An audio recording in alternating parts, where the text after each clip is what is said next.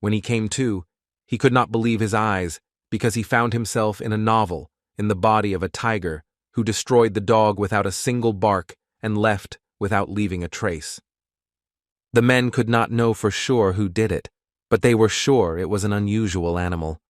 Suddenly, other warriors in the city called out to the men and told them that the noose and trap were in their original place.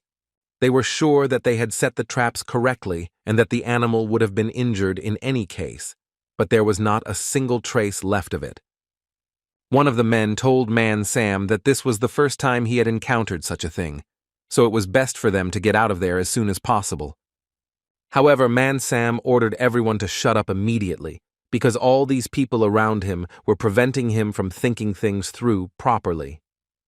After all, if his instincts were not deceiving him, then they were completely to the west, and if they did not hurry now, then this beast could attack them, so he decided that it was really better for them to leave this place.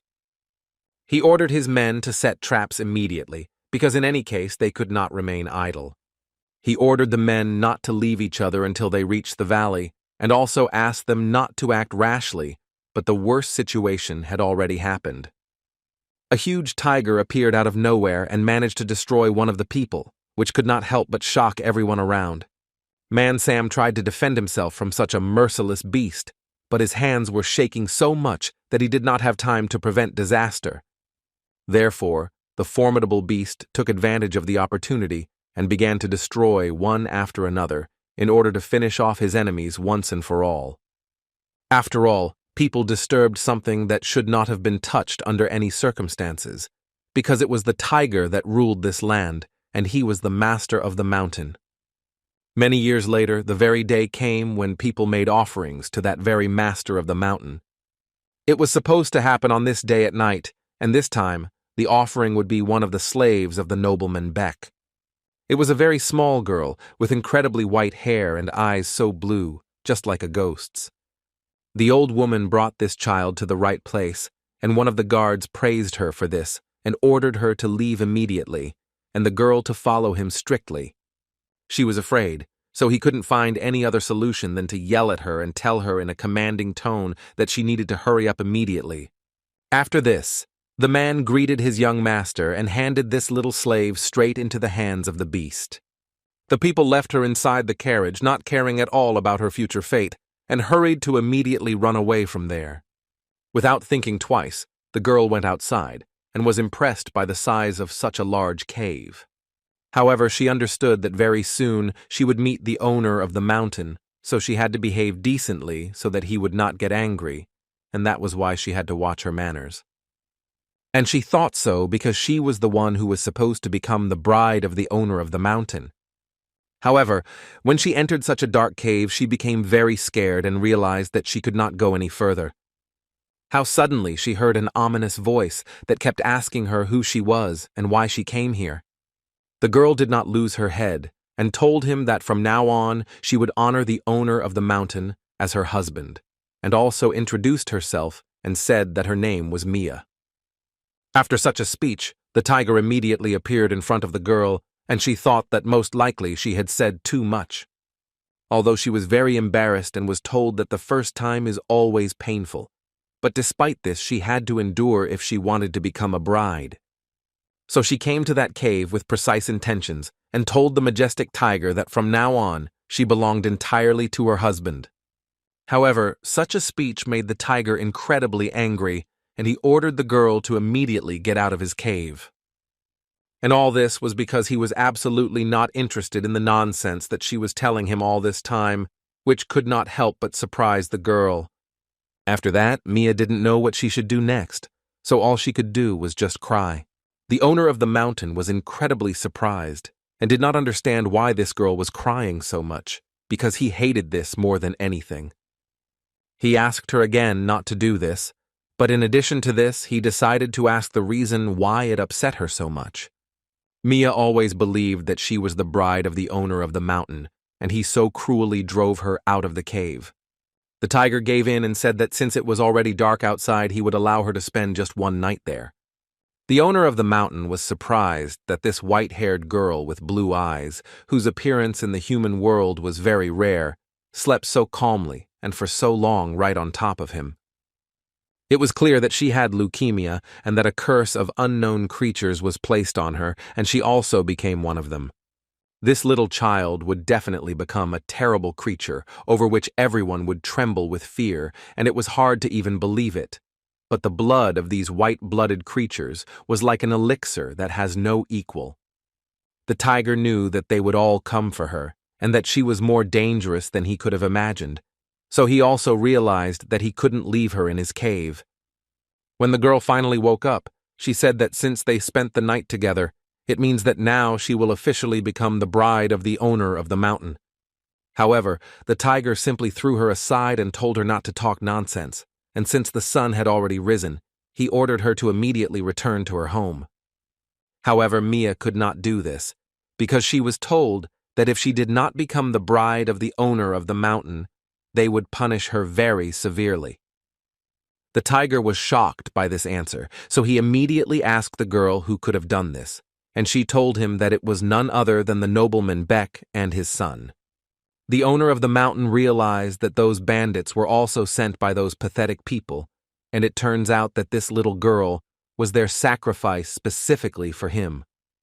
Mia, with an incredibly pitiful expression on her face, asked the tiger not to abandon her because she washed and ate absolutely everything very well, and in general she coped well with everything, so she asked him very strongly about this. He understood that if he sent her back to the village, she would definitely be kicked out from there, and there was also a possibility that her cohabitants would completely destroy the baby. He didn't know what the right thing to do was at that moment, but he realized that he could send this little girl to a completely different village. If he also gives her some useful medicinal herbs, then perhaps she will survive despite such a difficult situation. So after some time, he told the girl to follow him and hurried to give her such precious herbs that should help her to survive in this cruel world. The owner of the mountain said that he was giving her ginseng, and she should take it and go not to the village of Bayek, but to the village of Ongol. Mia kept saying that she couldn't do it because she was the mountain master's fiancée, but he just begged her to stop saying that because there was no way he could be her husband. He told her not to say unnecessary words and to do as he ordered, because if she sold it, she would be able to buy a small house, and there would still be some left over, but the girl did not stop saying that she didn't need anyone except the tiger himself. However, he did not back down from his position and told the girl to immediately stop saying all this, because it makes him very angry. He knew that he was the master of Mount Back, and was doomed to be there forever and alone. Still, the girl did not stop calling him husband, and told him that she could not go down, and besides this, she had absolutely no idea where this village was that he told her about. He wasn't busy, so he decided to carry the girl on his back and told her to climb right on top of him. She thought for quite a long time, but after the owner of the mountain said that he would not offer it a second time, the girl immediately began to climb it. She was absolutely delighted, because she was probably the first person to just sit on the neck of a ferocious tiger. She called him her husband again and told him full speed ahead, but this could not please the tiger, so he said to immediately stop calling him like that. After some time, they finally arrived at the appointed place, but the girl did not stop simply admiring the local historians around. The whole way she held on to the tiger's ears, but he again asked her not to pull them, because they were already hurting very badly. How unexpectedly Mia apologized to him and hugged her new friend tightly, which surprised him incredibly. However, he simply told her not to stick to him and to immediately go down and head to her new place of residence, which the girl hastened to do. And although the tiger was not very interested, she still managed to bore him, so he told her that he hoped that they would never see each other again. However, to his surprise, she suddenly grabbed his leg and with an angry look asked her husband where he was going. The owner of the mountain could not expect such a turn of events and asked the girl if she really didn't know what a sin it was to hold animals by the tail. She knew this, but she did it because she could not believe that the tiger could abandon his bride. She believed that they spent the night together and she became his bride, but the tiger thought that this little girl had gone completely crazy, since a tiger and a man could not get married under any circumstances. And although she didn't fully understand the meaning of spending the night together, she still believed that she had married him, so he had to bear full responsibility for her. He did not understand where this little girl could get so much strength from, but he repeated to her again that he had already found her ginseng and ordered her to sell it immediately and live happily ever after. However, she didn't want this, and believed that if he wasn't around, then she absolutely didn't need this useless herb, so she quickly threw it away. Most likely, the girl didn't even imagine how expensive this herb was, and he understood that this story wouldn't end so easily with her. He didn't want to do it, but he realized that he had to do it, so he suggested that she go and sell the ginseng in that village and come back to him, and thus pay for her dowry. She was quite naive, so she immediately believed it and said that she would do it very quickly and return to him immediately. He was incredibly pleased and told the girl not to rush anywhere and that he would wait for her right there. After some time, the girl found herself in a village and approached a local dealer and said that she had come to him to sell these herbs. However, Mia's gaze frightened the old man very much because he thought it was a ghost. He was curious about what this little girl wanted to offer him, and when he saw that she was offering him ginseng, he couldn't help but be surprised. He asked her where she had found such a valuable treasure, and she explained that her husband had given it to her and told her to sell it and pay for her dowry. The man realized that these roots looked to be about 300 years old, and this child clearly did not know their value and looked very stupid. So he thought that he could easily deceive her and decided to pay the girls just a couple of coins for him. She was incredibly happy that she would be able to sell her herbs so easily, because the sooner she got the money, the sooner she could return to her beloved tiger. At the same time, the man blamed himself for the fact that such thoughts could even arise in his head and that he was going to deceive a small child. Therefore, he said that he would not be able to buy such an expensive product from her and advised her to go to the house of the rich man Kim and be sure to tell him that it was real ginseng and that he confirmed it. At the same time, the owner of the mountain enjoyed the incomparable emotions when he alone rips meat from a bone, because the world is always like this. The blame lies with the one who was deceived, and one cannot be stupid, because this is already unforgivable for today's world, and if you think about it, then he was the one who suffered in this situation.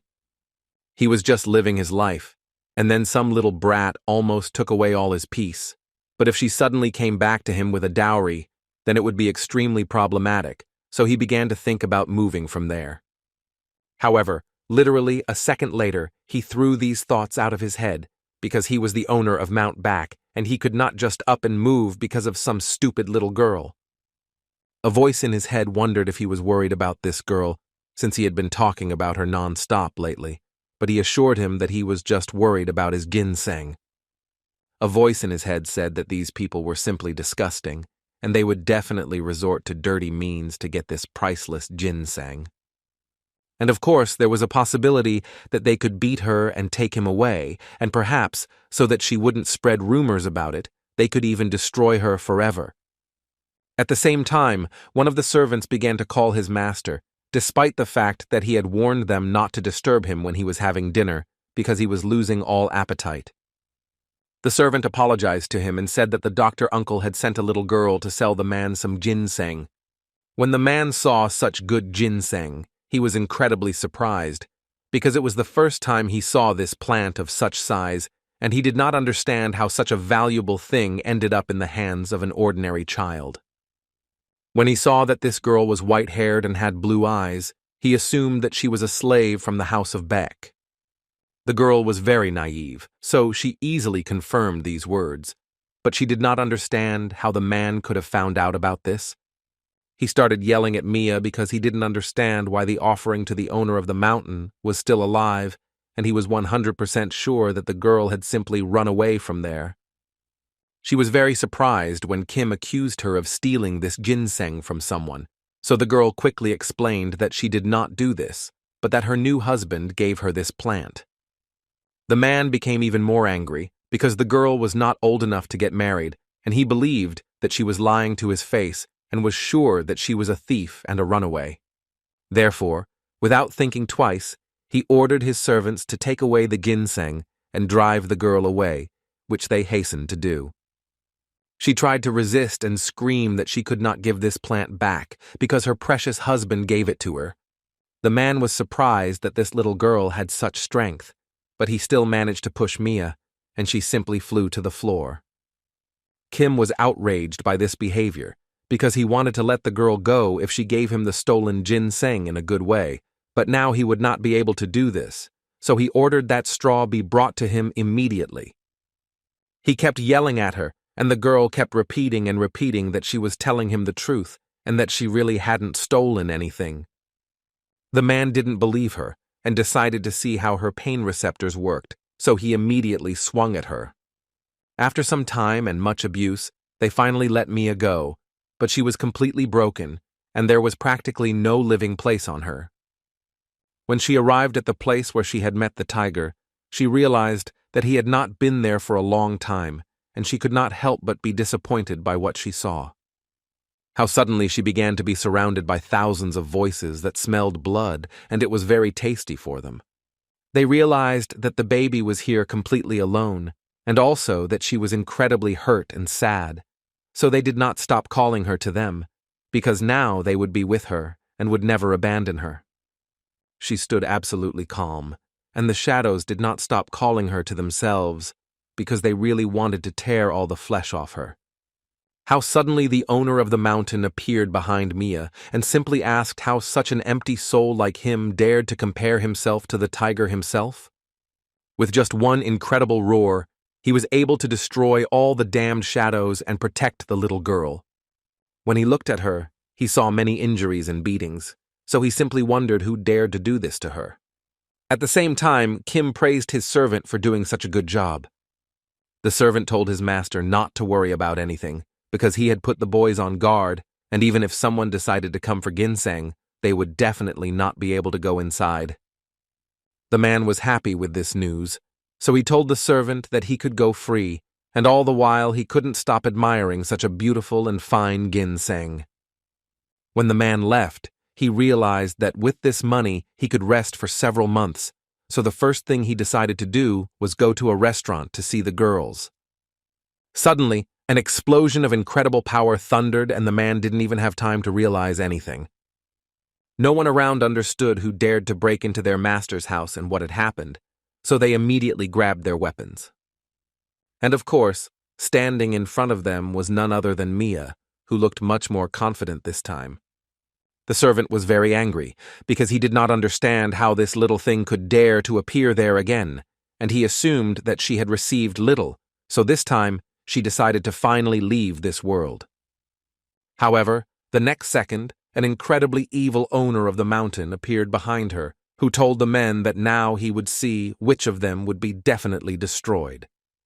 The master of this house heard that someone was making noise under his house at night and was incredibly outraged, so he decided to go out and punish all the naughty fools who were bothering him. However, when he went outside, he saw that most of his people had been destroyed, and the incredibly ominous aura around the huge tiger did not bode well. The owner of the mountain kept asking the men who dared to do this to this little girl, because it seemed like they had all gathered together and were all threatening her, and they were so pathetic that this was all they could do. He knew that all these people were worse than trash, so he decided to give them back everything they did to this girl, only 100 times worse. Suddenly, Mia stood in front of one of the men and asked the tiger to wait. To the mountain owner's surprise, the girl did not want him to harm anyone, so she suggested that he just take the ginseng and leave. The tiger could not resist such pitiful eyes, so he turned to the owner of the house and ordered him to bring ginseng here immediately. The man fell to his knees and told the owner of the mountain that all this time he had been watching him, so that nothing would happen to him, and was simply waiting for the owner to accept him. However, the tiger started yelling at Kim because everything he said was an obvious lie. The man begged and cried on his knees not to destroy him because it was clear that the tiger could tear off his dirty skin at any moment. The owner of the mountain said that he should be incredibly grateful to this little girl for saving him, but in return he should give him all his wealth, and if he kept even one speck of dust for himself, he should have known that it would come back to haunt him. The man agreed to everything, so he ordered all his assistants to be called and let all his riches be delivered to Mount Back from this very second. The man was in complete shock at what had just happened, and it was obvious that the little girl's husband she was talking about was none other than Songun. After some time, the tiger could not understand how this could happen to him, and that his quiet, cozy nest would turn into something like this. The girl found some wild raspberries, so she immediately offered the tiger to try them, because she thought they were incredibly tasty. Songun knew that he had moved her back, but nothing had changed, so he simply decided to retire and drink some water, but the girl immediately followed him. They walked for quite a long time, and the girl was already very tired, but after some time they finally arrived at the place, and she was again delighted that such beautiful places existed around her.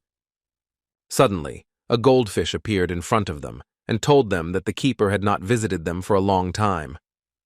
Fish said that as soon as Songun came to them, his life immediately improved, which couldn't help but make Mia laugh, because she never expected that someone like him would be able to talk. The tiger asked the fish to give him what he left with him, and so she decided to clarify whether he wanted to give it to his bride, but Songun asked him not to blab too much. The fish immediately carried out the order, and after that, the owner of the mountain asked the girl to try to open the box. When Mia did this, inside this box was a hairpin that was just incredibly beautiful to her. This thing was carved from a peach tree that was over 1,000 years old and has the ability to scare away evil spirits, so the tiger asked to always keep it with him. The girl could not believe that the tiger was giving her such a precious thing and could not contain her emotions, which was evident from the expression on her face. Songun was afraid that she was crying again, but Mia explained to him that this was the first time she had been given something for free. It was truly the first gift in her life, so she promised herself that she would cherish it forever. The next morning, Songun told the little girl that they were going on a long journey, so she should prepare herself, which the girl did immediately. After this, she asked her husband where they were going, but he told her that even if he told her, she still didn't know about the place, so he simply asked her to take as many valuables as she could. He didn't want to get involved in her fate, but a voice in his head asked him if he had to do that, because it was obvious that becoming the bride of the mountain's master himself was her destiny. But it was also obvious to him that the tiger was afraid to form a connection with other people. Songun believed that a person should have a human destiny, and it is very different from him, an animal, and besides, it is enough for him that this voice bothers him. Previously, the owner of the mountain hated the word fate, but now he often uses it. But this unknown person who talked to the tiger remained as grumpy as he was, despite the years that passed. Their mental dialogue was interrupted by Mia, who gathered everything she could and said that she was immediately ready to set out to meet new adventures. Soon after, guests came to visit Songun, but when they went inside the cave, they found that it was completely empty, although the woman said that this was where they needed to go. And although this was indeed the case, Songun was nowhere to be seen, and there was a possibility that he had run away because he was afraid of this beast. After all, if this were not so, then why is Songun not in his secret refuge at the moment? The panther was very glad that such a tiger had definitely run away, because she was afraid of someone like him. And although the girl suggested leaving there, the panther decided to stay here, because in that case, Songun would surely show up here someday. At the same time, far outside the cave, an old man and a little boy noticed a huge tiger. The old man was afraid for his child, so he told him to run away from there immediately as fast as he could. However, after that, on the neck of such a formidable beast, they noticed Mia, who was smiling so sweetly and tenderly at them. This greeting embarrassed the boy, because he certainly did not expect that he would not be afraid, but would admire such a picture. It was clear that the tiger would not cause any harm to this little girl, so the old man and his student decided to watch it. Late in the evening, Songun went out hunting and was very unhappy that he had to share his catch with someone, but he persuaded himself that he had to wait a little longer because there was only a little bit left to the village of Huajiang. Maya was impressed that Songgun got dinner so quickly, and she thought that among the tigers, he had the most excellent hunting skills. He thought that it was very simple, but he said out loud that it was really true, and as soon as she asked him for something, he would immediately get her the best food. He bit off her whole leg and told her to start eating immediately, but when the girl saw this piece of meat, she said that unfortunately she could not eat raw meat. He was quite shocked because it turned out that the girl was completely incapable of starting a fire on her own. All this time, an old man and a little boy were next to them, who noticed in time that these two needed help, so they offered to share fire with them. The girl was very grateful to them for this, so in turn she decided to share the meat with them. Songgun was as usual dissatisfied because he had to share food not only with this little girl, but also with two random passers-by, and he did not understand what she was doing near these people for so long because she only needed to bring fire to them. However, when he looked to the side, he saw that the boy had a smile from ear to ear from such a beautiful girl, which could not help but surprise the tiger. When Mia finally returned to Songgun, he couldn't hide his curiosity and asked what they had been talking about with this boy for so long. She said that he was her age, so they decided to be friends, and Mia also told the tiger that this boy's name was Han. Songgun noticed that the girl was very hungry, but even so, she told him that she would be happy to share this piece of meat with him. He didn't understand why she suggested this, because she herself was hungry, and he could hear her stomach growling from such a great distance.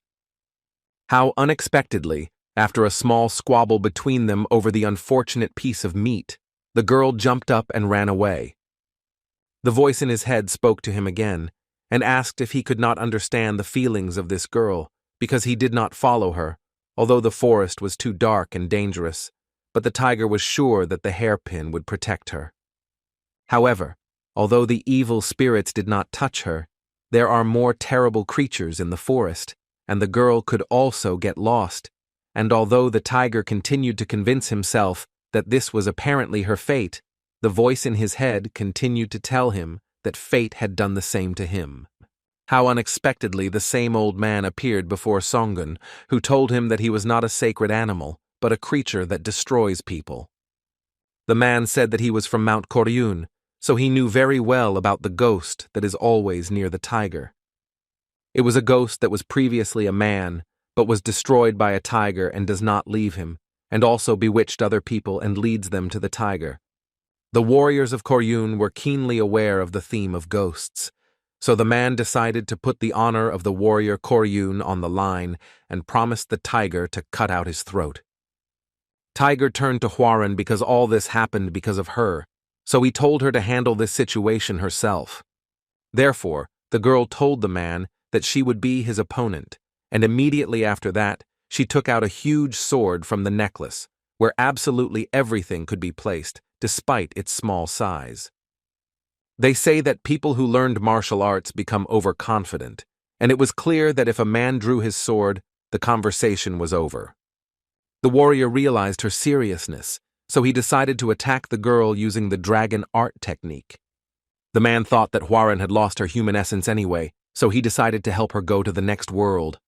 But the girl was a wonderful warrior, so she easily repelled his attack, and could not understand how he could treat his grandfather so rudely, but since he had already done so, she had to repay him with a worthy blow. The man was very surprised, as he could not expect that such a huge power could be hidden inside such a small girl. However, he did not stop giving up, and decided to use the dragon art again to attack his rival. But for obvious reasons, this could not affect the girl in any way, and the fact that her opponent decided to run away from her made Hwaran even more angry, so she dealt him an incredibly strong blow. The man was shocked because he couldn't believe that he could lose to some pathetic ghost. And in general, looking at her, it was difficult to believe that the girl really was him, because she looked quite alive and very strong. At the same time, the offended Mia calmly chewed her piece of meat, unaware of what was happening around her. The tiger approached her and tried to smooth things over by inviting her to sit by the fire, since it was very cold where the girl was. However, The situation that happened shortly before this really offended Mia, so she simply turned away and did not want to talk to the tiger. Songgun, without thinking twice, decided to leave, telling the girl to live happily, and although he was not very pleased, he would forget about her faster this way. However, such a speech immediately had an effect on the little girl, so she hurried after her husband. He was pleased because this trick actually worked on this child. Suddenly, the owner of the mountain stopped and became quite tense and asked Mia to be as quiet as possible.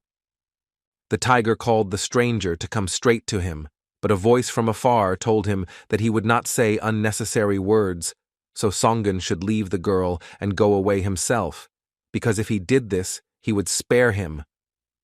Tiger realized that a black soul was speaking to him, and unfortunately, he and Mia were on his territory. He knew that this would definitely happen, but he didn't expect it to happen so quickly, and that someone would be able to take Mia away from him.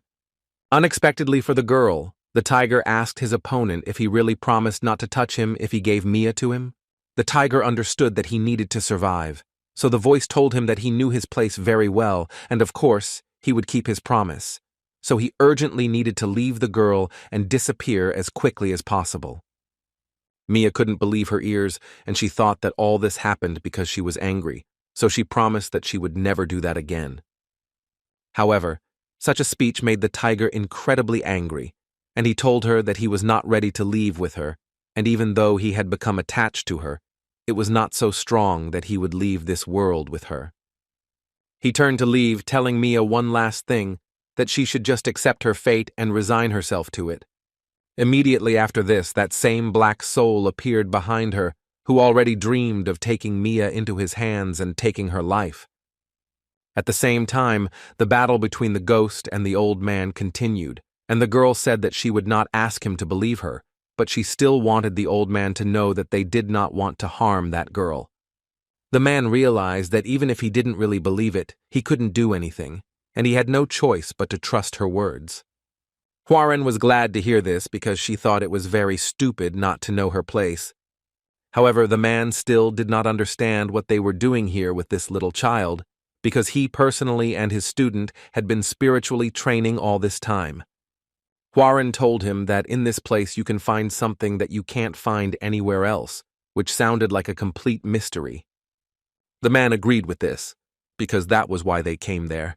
Let's believe the rumors that were going around. And all this was for the reason that since ancient times, a lot of people have been dying in these places. The girl was interested in this speech, so she asked the old man to continue and tell her as much as possible about what he knew and heard. He began his story and shared with Hwarin that all the people in this area were missing their limbs and their stomach skin was cut open, as if they wanted to find something there. How suddenly his story was interrupted by an unknown aura that could be seen from afar, so it was obvious that something had definitely happened. At this time, the dark soul was very happy that it met a girl with white blood, because such people were spoken of as if they had not existed for more than 200 years. Therefore, the monster was sure that there was no one luckier than him, because he met such a rare person. So without thinking twice, he began to stretch his dirty and dark paws towards her to take her with him. As he carried the girl on his back, all she could remember was her terrible past, and she realized that her life was doomed. In her childhood, all the boys around teased her, threw stones at her, because the girl was very pale and had white hair. They were afraid to look her in the eyes and wanted her to get away from the village as soon as possible. When the girl simply asked for something to eat, no one took her seriously, but only rejoiced at the opportunity to make fun of her. No one around understood how she dared to come here and beg for food, because everyone was sure that she was bringing bad luck to their village. All her life, the girl heard only one thing, that she was just a terrible monster and a beast that should simply disappear from this earth. Another cold evening, Mia, as always, just sat on the cold ground and did not know what to do next. How unexpectedly an unknown man approached her and invited her to go with him, which could not help but surprise the little girl. He gave her good clothes and a warm blanket, which could not but please her, but the people around were clearly unhappy and said that if she came near them, they would definitely destroy her. No one understood why the young master brought her there, but the girl diligently carried out all the dirty work that her elders entrusted to her. Everyone around her dumped the hardest work on her and said that if she didn't get everything done on time, she wouldn't get a drop of food. Mia understood that in order not to be kicked out, she needed to work harder because she didn't look like them. How unexpectedly the girl overheard a conversation between local girls who were talking about how one of them had been proposed to, and it was simply wonderful, because now she would really have a family. Mia decided to take a peek, and just at that moment, the girl was showing her friend an engagement ring, which was an incredibly beautiful color. Of course, the elders immediately noticed that Mia was distracted, even if only for a second, but for them it was a complete tragedy, and they did not miss the chance to scold her. Love, marriage, family, all this was beyond the control and unrealistic for a little girl whom no one took into account.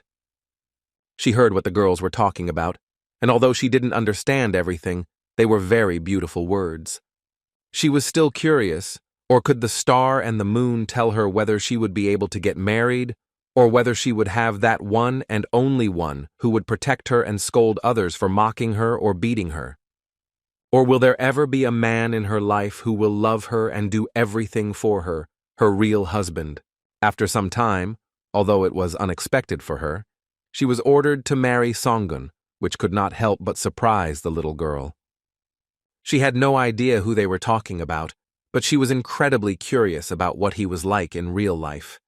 And even if he didn't have a sharp look, because she didn't demand some angel as her husband, the mere thought that she would also have a family and that now she wouldn't be alone could not help but make Mia happy. However, one of the girls told her that the baby was being given in marriage to a tiger, and it was not even clear when he would decide to eat her, his bride. We realized that this is how it was, because she was homeless and wandering the streets, and they took her into a house, dressed her in clean clothes, gave her a room, and all this was because in the end, she could not become a person. So the monster was incredibly happy that her blood and her body would be completely his, and it would be complete bliss, so he promised the girl that he would not abandon her, as the tiger did to her. He told the girl not to be sad and to be reborn again, so that he could repeat everything that he would do to her now.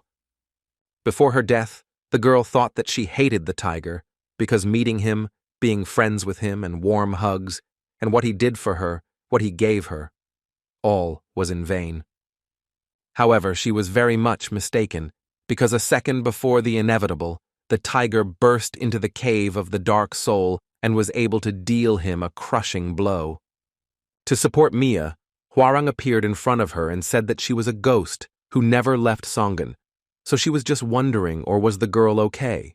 Mia was surprised and did not understand what was going on here at all, because she was sure that her husband hated her. Hwarang quickly explained that this monster was very strong, and it was probably a strategic move by Songun. After all, the tiger really valued Mia, despite the words he had said to her shortly before. Hwarang said to look at the owner of the mountain at the moment, and how he tried to protect her despite the fact that his enemy was many times stronger than him. She remembered the question she had asked the universe, and whether she would have that one person who would protect her from others for scolding her or hitting her, and it became obvious to her that Songun was indeed that person. She burst into tears of joy because she didn't even know this, and from now on, she decided for herself that she would listen to him more. Hwarang told Mia that they needed to leave there immediately because it was very dangerous, but the girl was very worried about her husband. The girl said that the tiger could not fight with full force because she could get hurt in this situation, so they definitely needed to get out of there. When Mia left that cave, Songun realized that he could finally fight at full strength, so he decided to deal an incredibly powerful blow to his opponent. However, even such a force of impact did not affect the monster, and although the tiger was pretty good, he still remained a pitiful animal, so the dark soul decided to tear out all his limbs and pull out all his insides. The dark soul turned into a furless rat, and his blood turned into poison, making him a very bloodthirsty creature. It seemed that the tiger did not take seriously the full power of this monster, and therefore he thought that he would not leave there alive. Songun tried to resist his opponent, but it was all useless, because such a pitiful creature like him was not against stopping the dark soul. The tiger knew that he would most likely not be able to escape from the rats made from his blood, so the monsters began to shout at him that such a death was the tiger's destiny. The rats attacked the tiger one after another, and he no longer knew what to do, because his body began to paralyze, and he clearly missed Hwaran next to him. Songun let his guard down because he was already in quite a bit of pain, and the main monster managed to catch up with him and deal him a very serious blow. The dark soul wanted his rival to die slowly and painfully, but the tiger knew that he needed to endure a little longer. Such zeal surprised the monster, because the owner of the mountain boldly went against him, but besides this, he struggled like a dog in water. So the monster decided that he would do the tiger honor and finish him off himself. However, the tiger had a different opinion and thought that the dirty rat was chatting too much and not doing what it should have done. Just as the dark soul was about to deliver the final blow, Hwaran arrived in time and slit his throat. She was very angry with the tiger because he was behaving very recklessly and could be gone at any second. However, even such a serious blow could not finish off this rat completely, and she was very outraged that someone dared to touch her precious body. The tiger knew he wouldn't get a second chance, so he decided to use the power of his furious fist to send this monster to hell. So he used an incredibly powerful tiger strike, which was eventually able to destroy the monster. After some time, Songun finally came out of the cave and thought that he really almost died during this battle, but he was very glad that everything turned out the right way. Hwaran said that in addition to this, they were able to obtain interesting things, and she was sure that they would be very useful to them in the future. Songun was worried about where Mia was at the moment, but Hwarang quickly told him that she took her to the old man and told her to go to Hwajiang village. She explained this by saying that if something really happened to the tiger, she would lose all her strength, and in that case, all these creatures would attack this little girl. This was the pure truth, and the tiger realized and understood this, so Hwaran suggested hurrying to the girl. But as soon as he left Mount Beck, such a misfortune immediately happened to him, and most likely, this would happen again more than once.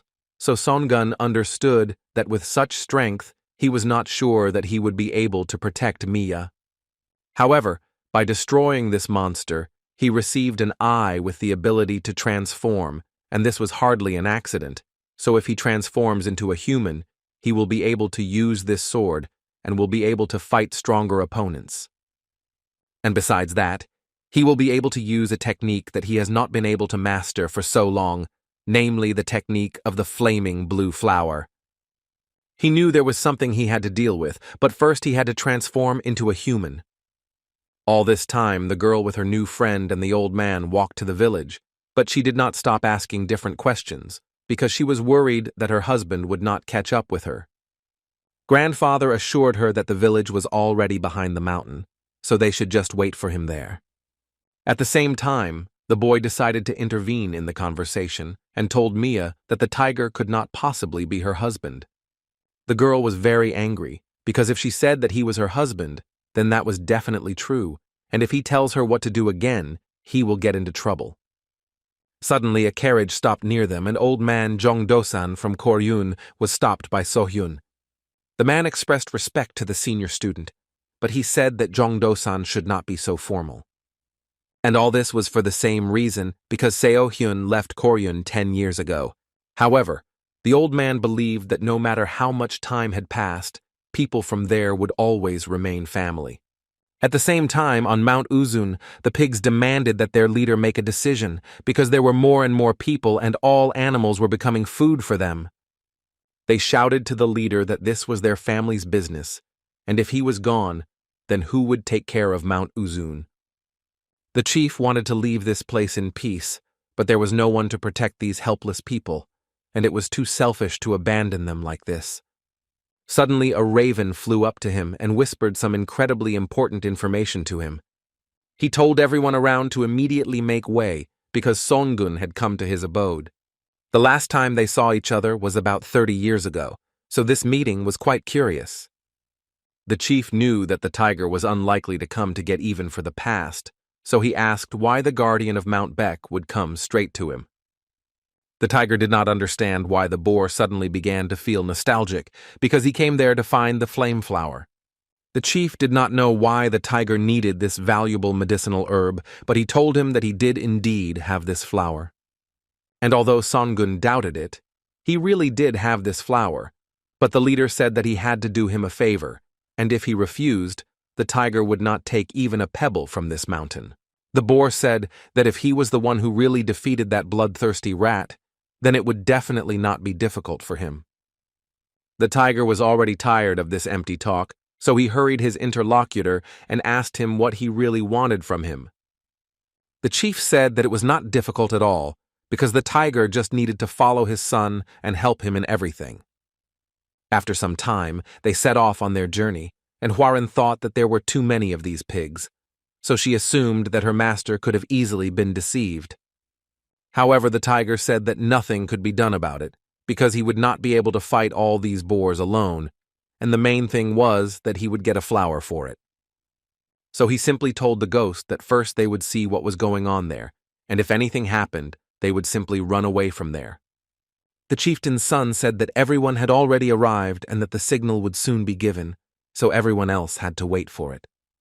The tiger turned to Udan's son, Uji, and asked him if it was time for him to tell him what this whole journey was for.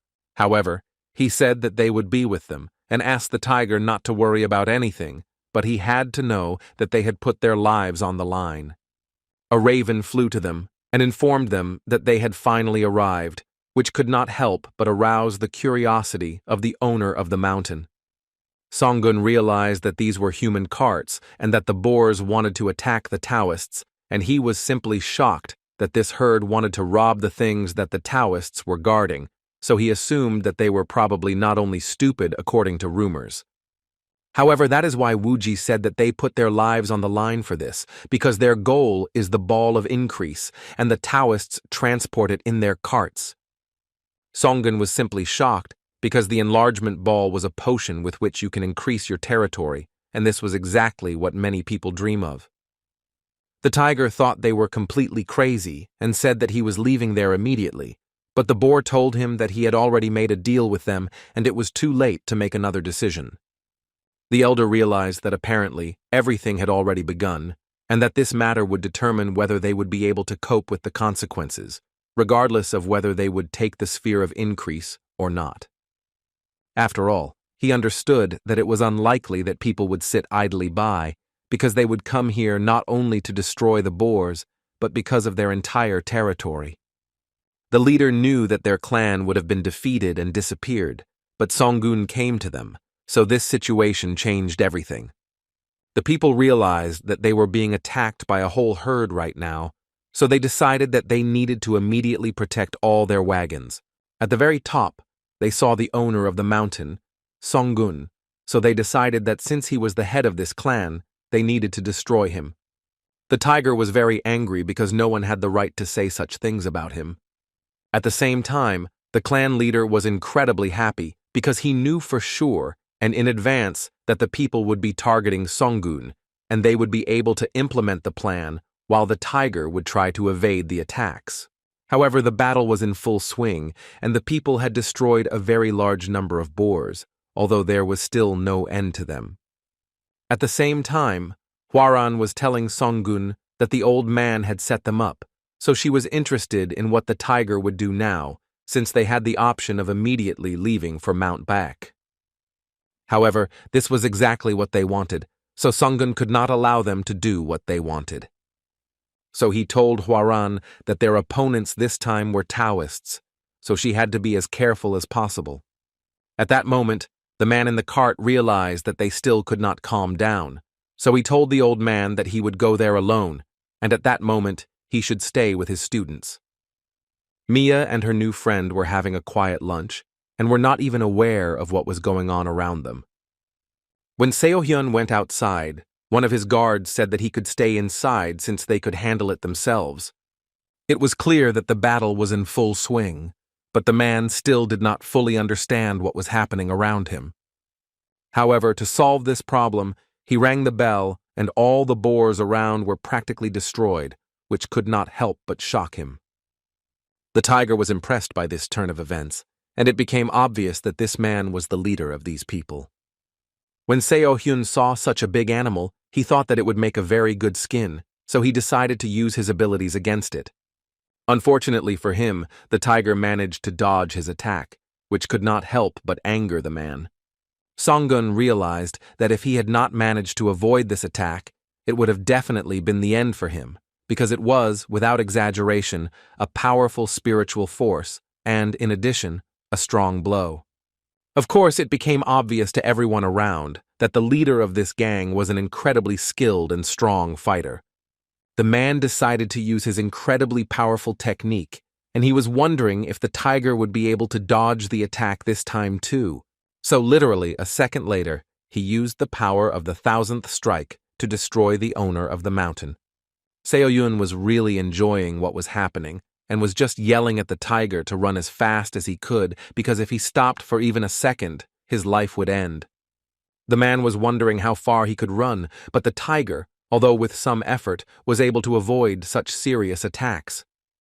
Seo-hyun thought that the tiger was an incredibly sneaky cat, so he didn't care about its skin anymore, so he decided to crush it whole. He used some incredibly powerful attack to crush the tiger, which was impressive.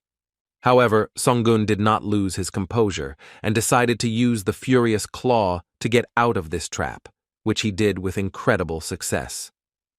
Everyone around was shocked because this time the tiger looked incredibly angry and ferocious. Seo-hyun's mouth dropped open in surprise because this animal managed to survive his strongest attack, so the man was slightly confused. He didn't understand how an animal like him could have such incredible and impressive strength. However, at that very moment, the owner of the mountain was thinking that he did not want to use this technique at all, but he understood that he had no other choice. At the same time, Hwaran found what the tiger asked for, but she was shocked that during all this time he managed to get so injured, so she asked him if he was okay. He did not give her a positive answer, and told her that his wounds were too serious and there was a chance that he might not survive. Hwaran knew that his strength was running out and he was now at rock bottom, and since they had gotten what they wanted, it was time for them to leave. The man realized that the girl had used the power of invisibility, and now he couldn't understand where they had disappeared to. At that moment, one of the warriors started running towards him and told him that they had huge problems because the ball had been stolen.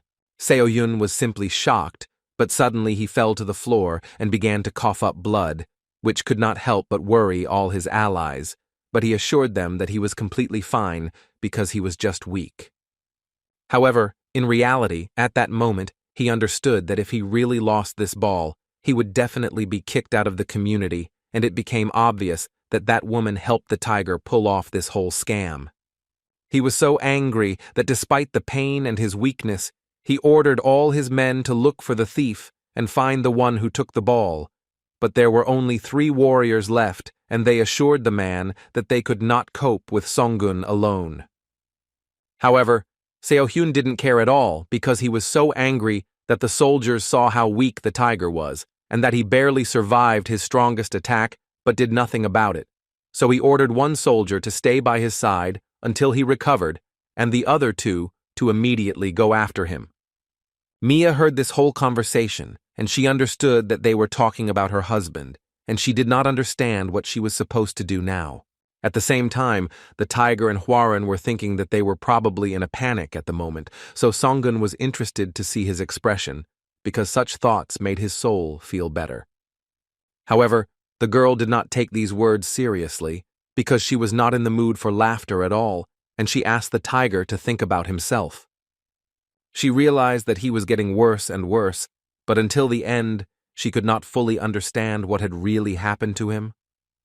Suddenly the tiger fell, and Hwaran realized that she urgently needed to get all the stakes out of it, otherwise this would definitely not end well. The girl was shocked because the coils had taken root in his body, but the tiger asked her to continue doing what she was doing, despite the fact that he was bleeding heavily. Songun understood that if he hesitated, these branches would suck all the blood out of him, and this was better than slowly and painfully leaving this world. The girl doubted this, but he assured her that he was really strong and he would definitely endure all this hellish pain. She knew it would be incredibly painful for him, but she had no other choice, so she began to do some very hard work. At the same time, 2 soldiers were looking for the tiger and came across his tracks, but even though he was badly wounded, they understood that they had to be extremely careful. One of them knew what his power was, so he was sure that the tiger was on the verge of life and destruction. And the ghost that was next to him used a power that was absolutely priceless, so he was sure that if they took this power away from her and returned the ball, they would receive an immediate promotion. At the same time, Hwaran finally finished and pulled all the branches out of the tiger, but he lost consciousness and there was a lot of blood, but she still decided to wake him up. How suddenly those same warriors appeared behind her who were very proud of themselves for having found her, and although they saw that the tiger was still breathing, they were sure that these were his last breaths. The girl immediately took up arms because she was going to protect her master no matter what. They found it very funny because they didn't value such a young girl at all. At this point, Seong-hyun had already managed to restore his strength to the 3rd level, which could not but please him. It was clear that they were attacked not even by bandits, but by some pathetic animals, so they found it funny. Seong-hyun understood that even though he had not yet fully recovered, he would still have his assistants with him, so the stone that was on Hwarang's neck could be easily taken away, and he was sure that it was incredibly priceless. He was sure that the strong tiger and the ghost that controlled that stone were something incredible, and if he managed to catch them, he would be the richest man in the world. After some time, he finally arrived at the place and saw that the tiger was lying right in front of him, completely alone and helpless. This could not help but please the man, because he was sure that in a little while his most terrible plan would come true. At the same time, the little boy began to panic because Mia had disappeared, although she said that she was just going to the toilet. But after that, he did not see her, so the old man began to worry that in the mountains everything was very dangerous for this girl. Mia tried her best to find her husband because she was sure that the warriors' conversation was about him, and although she did not know why they were fighting, she was sure that the tiger had come for her, so she had to repay him in kind. So-hyun was glad that the tiger died while pulling its branches out of itself, however it was obvious, but still very boring for the warrior. He realized that since the tiger was no longer alive, the ghost had also disappeared, so he simply decided to find their thing, but his attempts were unsuccessful. He realized that one of his warriors could have come to this place earlier and taken such an important thing, and this made Seo-hyun so angry that he simply cut off the tiger's head with one swing of his sword because he couldn't believe how that freak dared to take his thing. The man hurried to go in search of his soldiers, and at that time Mia came to that very field, and the picture that she saw before her eyes could not help but shock her. However, trying to remain as positive as possible, the girl thought that her husband was making fun of her again, but she was sure that this time he would not be able to deceive her. She simply sat down next to him and asked him not to make fun of her, and also told him that he should get up as soon as possible. However, no matter how many times she tried to put his head back on, she couldn't do it, and she began to realize that something really was wrong. After hundreds of attempts, she realized that everything that was happening was indeed true, so all she could do was cry because it seemed to her that this was the end. However, in reality, at this time, Hwaran was carrying a huge, heavy tiger on her back to hide it in a safe place. After some time, he finally woke up, but he couldn't understand at what point he managed to switch off. However, when he looked at Hwaran, he was incredibly surprised because her appearance did not indicate anything good. Not long before this, she fought with 2 warriors and they could not believe that some ghost had such power, and if this continued, they would definitely lose. She was ruthless and dealt incredibly powerful blows to her opponents because, no matter what, she was ready to protect the most precious thing she had. And at some point, her opponents realized that if they could destroy the tiger, she would disappear along with it. However, the girl was so loyal to her master that she simply offered her body so that he would not be hit.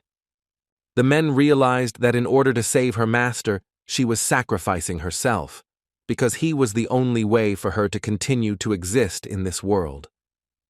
However, after this, the girl realized that she had been messing around with them for too long, so she decided for herself that it was time for them to finish, and although she knew that it would hurt Songun a little, she did it anyway.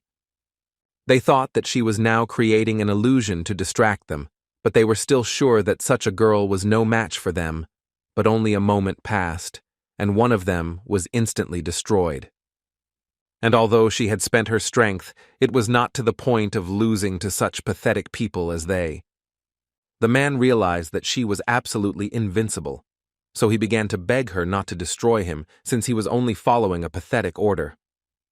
She was very angry that after everything he had done, he was begging for some pathetic mercy. He fell to his knees, began to apologize, and begged the girl to spare him, because if she left him alive, he would do whatever she wanted. The girl asked him if he had a talent for magic, to which fortunately the man gave a positive answer, which could not but please Hwaran.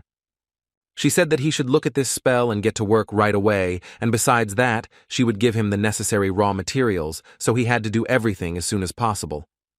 However, she warned him that whatever he did, he would have to eat himself, so he had to do everything absolutely clearly and carefully. So Hwaran gave him what he made to eat and turned him into a copy of the tiger, so she was able to pull off such a scam. Songun understood that she had suffered greatly because of him, for which he felt incredibly sorry. However, the girl said that when he lost consciousness, she gave him that ball, and apparently it is really effective, since he survived with such wounds, and all that was left for him was to absorb all its useful substances. She said that this was the last thing she could help him with, and admitted to him that she had been having a lot of fun all this time. Tiger said that she just needed to rest a little, so he didn't understand why she spoke as if she was saying goodbye to him. She was afraid to leave him alone, but she had no other choice, but she still managed to tell him those cherished last words. Songun was very sad, but he told her to come back as soon as possible because he would always wait for her. After some time, the chief was informed of what had happened when they tried to steal what they wanted. And he was very angry because despite this chaos, the tiger took and ran away with Do Bongwan's ball, and it was clear that the boar underestimated him, because it was clear that as soon as Songun regained his strength and healed his wounds, he would definitely come for his head.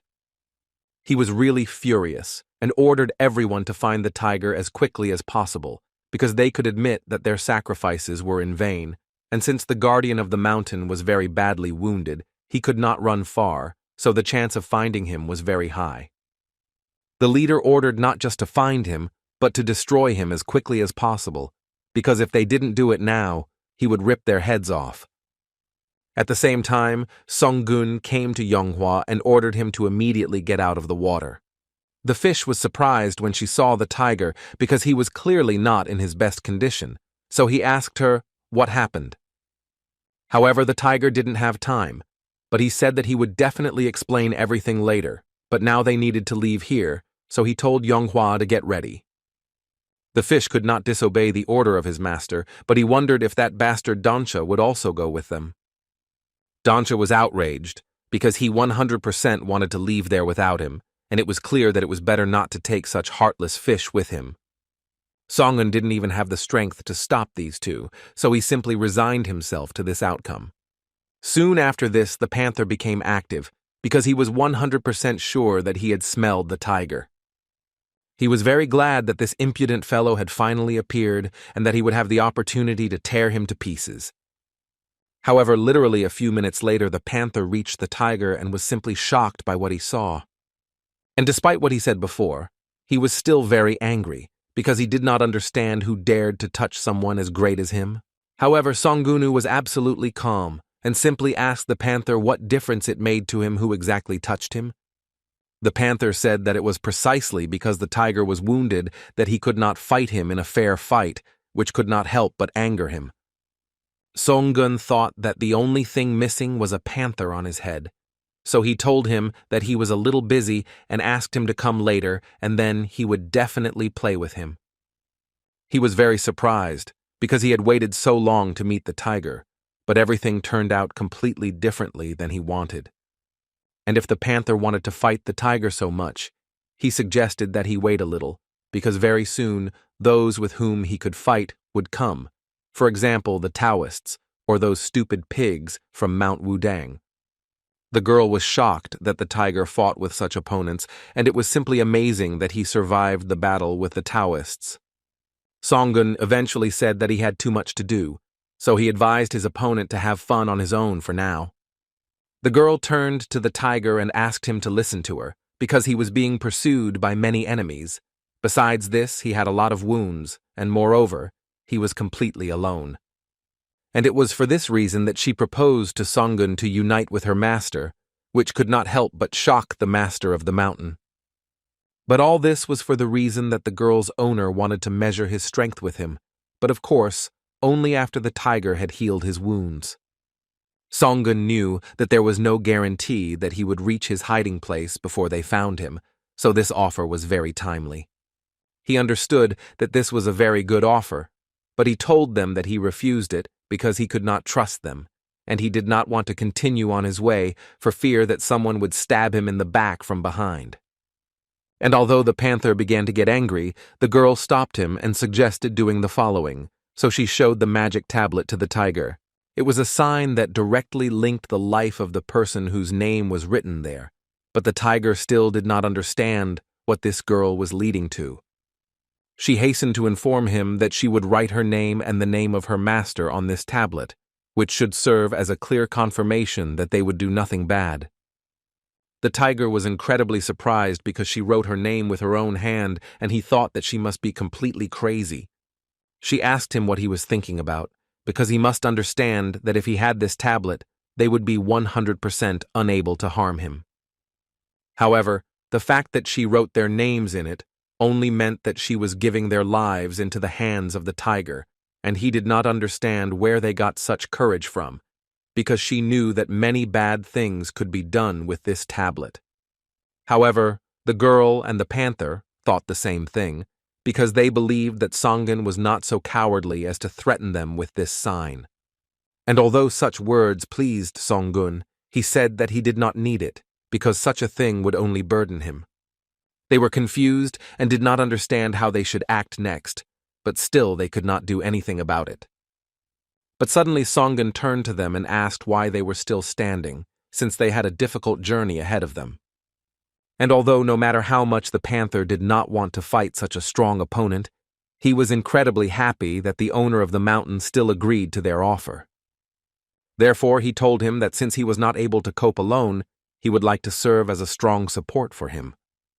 They walked without rest for several days, but the girl did not look tired at all, and the tiger watched her a lot, and she turned out to be a little higher level than he thought. How unexpectedly Songun turned to Hannah and asked her if she could teach him how to hide his spiritual power. It was not difficult for the girl to teach the tiger this, but she asked him what he could give her in return. He couldn't think of anything else to do but simply ask her in response what she wanted from him. She didn't even know what she was supposed to answer, but she noticed that he guessed a lot about her, and it was difficult to lure her with anything, unlike her owner, who was sleeping peacefully like a baby. The tiger realized that she had chosen her master and was accompanying him all her life, and it was unclear why, out of all of them, she had chosen this particular fool. Tiger was quite shocked when the girl asked him if he really had a Dobongwon ball. Songun didn't understand how she could know about this, but he assumed that she might know what was inside him. In fact, she was sitting and guessing, but apparently she hit the nail on the head because she had lived a very long life and had a very well-developed sense of smell for such things. She said that if he gave it to her, then in return the tiger would receive a sacred book, which was very ancient and in which powerful powers were hidden.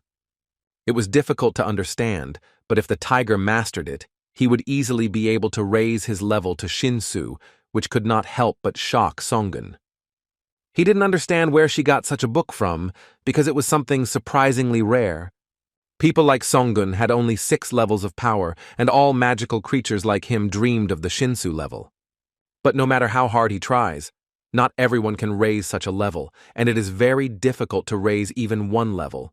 But if he suddenly manages to get this book, then he will be able to become many times stronger without even raising his level. The girl said that this book shows traces of the previous owner, and they clearly indicate that he was at the highest level, but he was not able to fully master it. Tiger decided to ask her if she would be satisfied with such an exchange, since she would lose a lot by giving this book to him. Hannah assured him that everything was absolutely fine, but she also wanted to ask him to be more friendly with her master. Songun was completely in agreement with this proposal, but he was surprised by the fact that he and the panther had the same levels, and she wanted him to help her. Suddenly, the girl perked up her hearing and told the tiger that the boars were already nearby, and since they had discussed everything, they should move forward as quickly as possible. He was worried that the girl would cope with everything alone, but the tiger probably had big plans since he was heading to that place, so she was ready to entrust her master to him. Therefore, without thinking twice, Songun woke up the panther and told him that they needed to move forward as quickly as possible, but he was unhappy because the guardian of the mountain interrupted his sweet sleep. He didn't understand why Hannah was standing still, so he called her again, but she told him that she would catch up with them soon, so he needed to move forward because he could definitely lose sight of Songun. The panther couldn't help but agree with this, but he told the girl that she should deal with everything as quickly as possible and come back to him as soon as possible. Not even half an hour had passed before a clan of boars had already appeared behind the seemingly fragile girl. The panther understood that with the help of the ball he could increase his level, but he did not understand why the tiger was giving him such an important thing.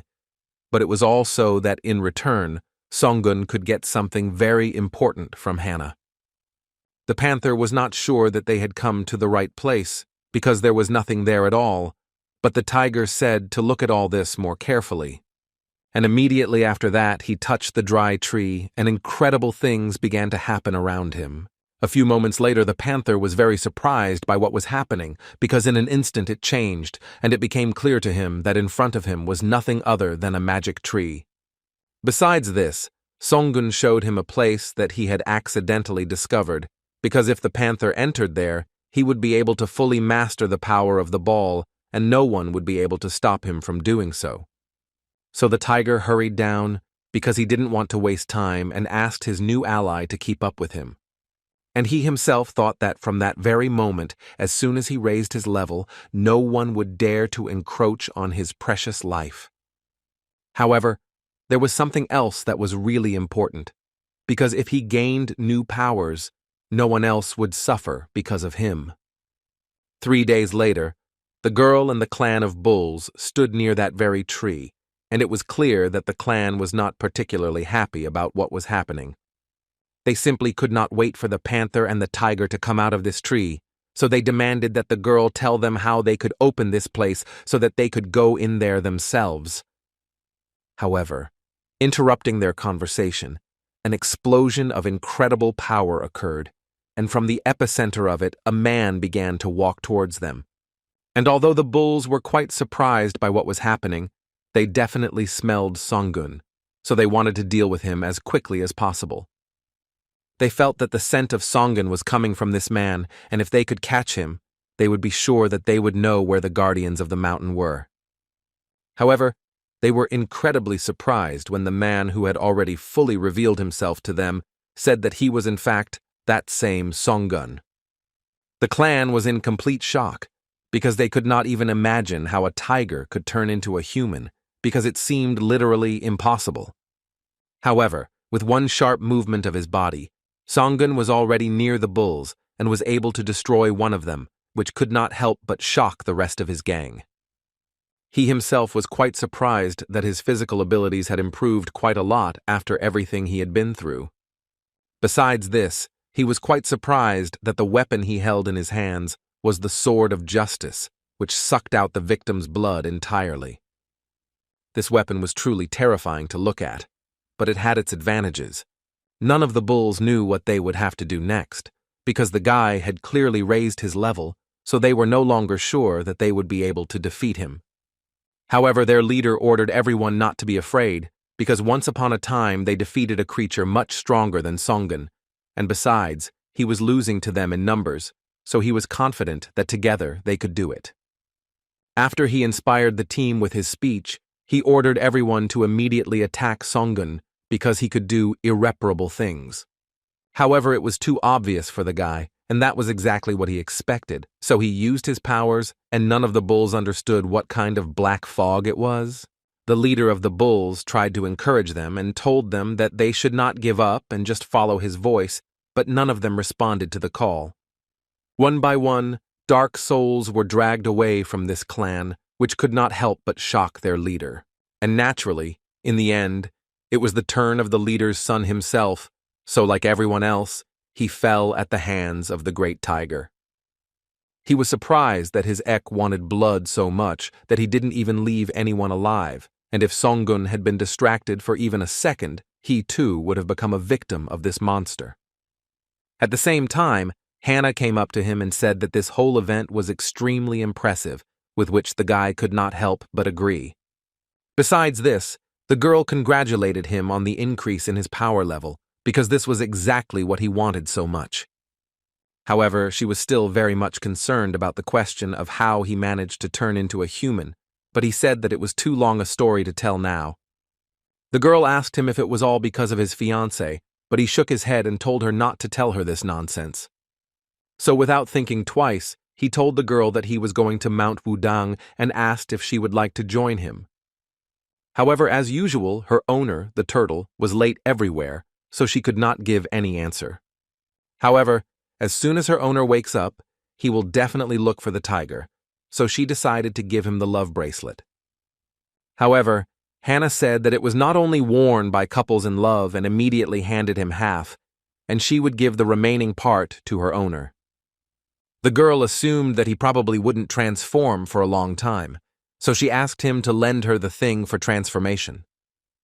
He was quite surprised and told her that he didn't think she would need it, but the girl was quite persistent, so he decided to give it to her. And immediately after that, he said that he was already leaving, and it was unknown when they would meet again, so he asked her to take care of herself. She didn't know it either, but Hannah was sure that they would definitely meet again, and she couldn't wait for it. At the same time, the red-haired boy didn't understand why the hell he had to take risks for him, but he came to where Songun lived.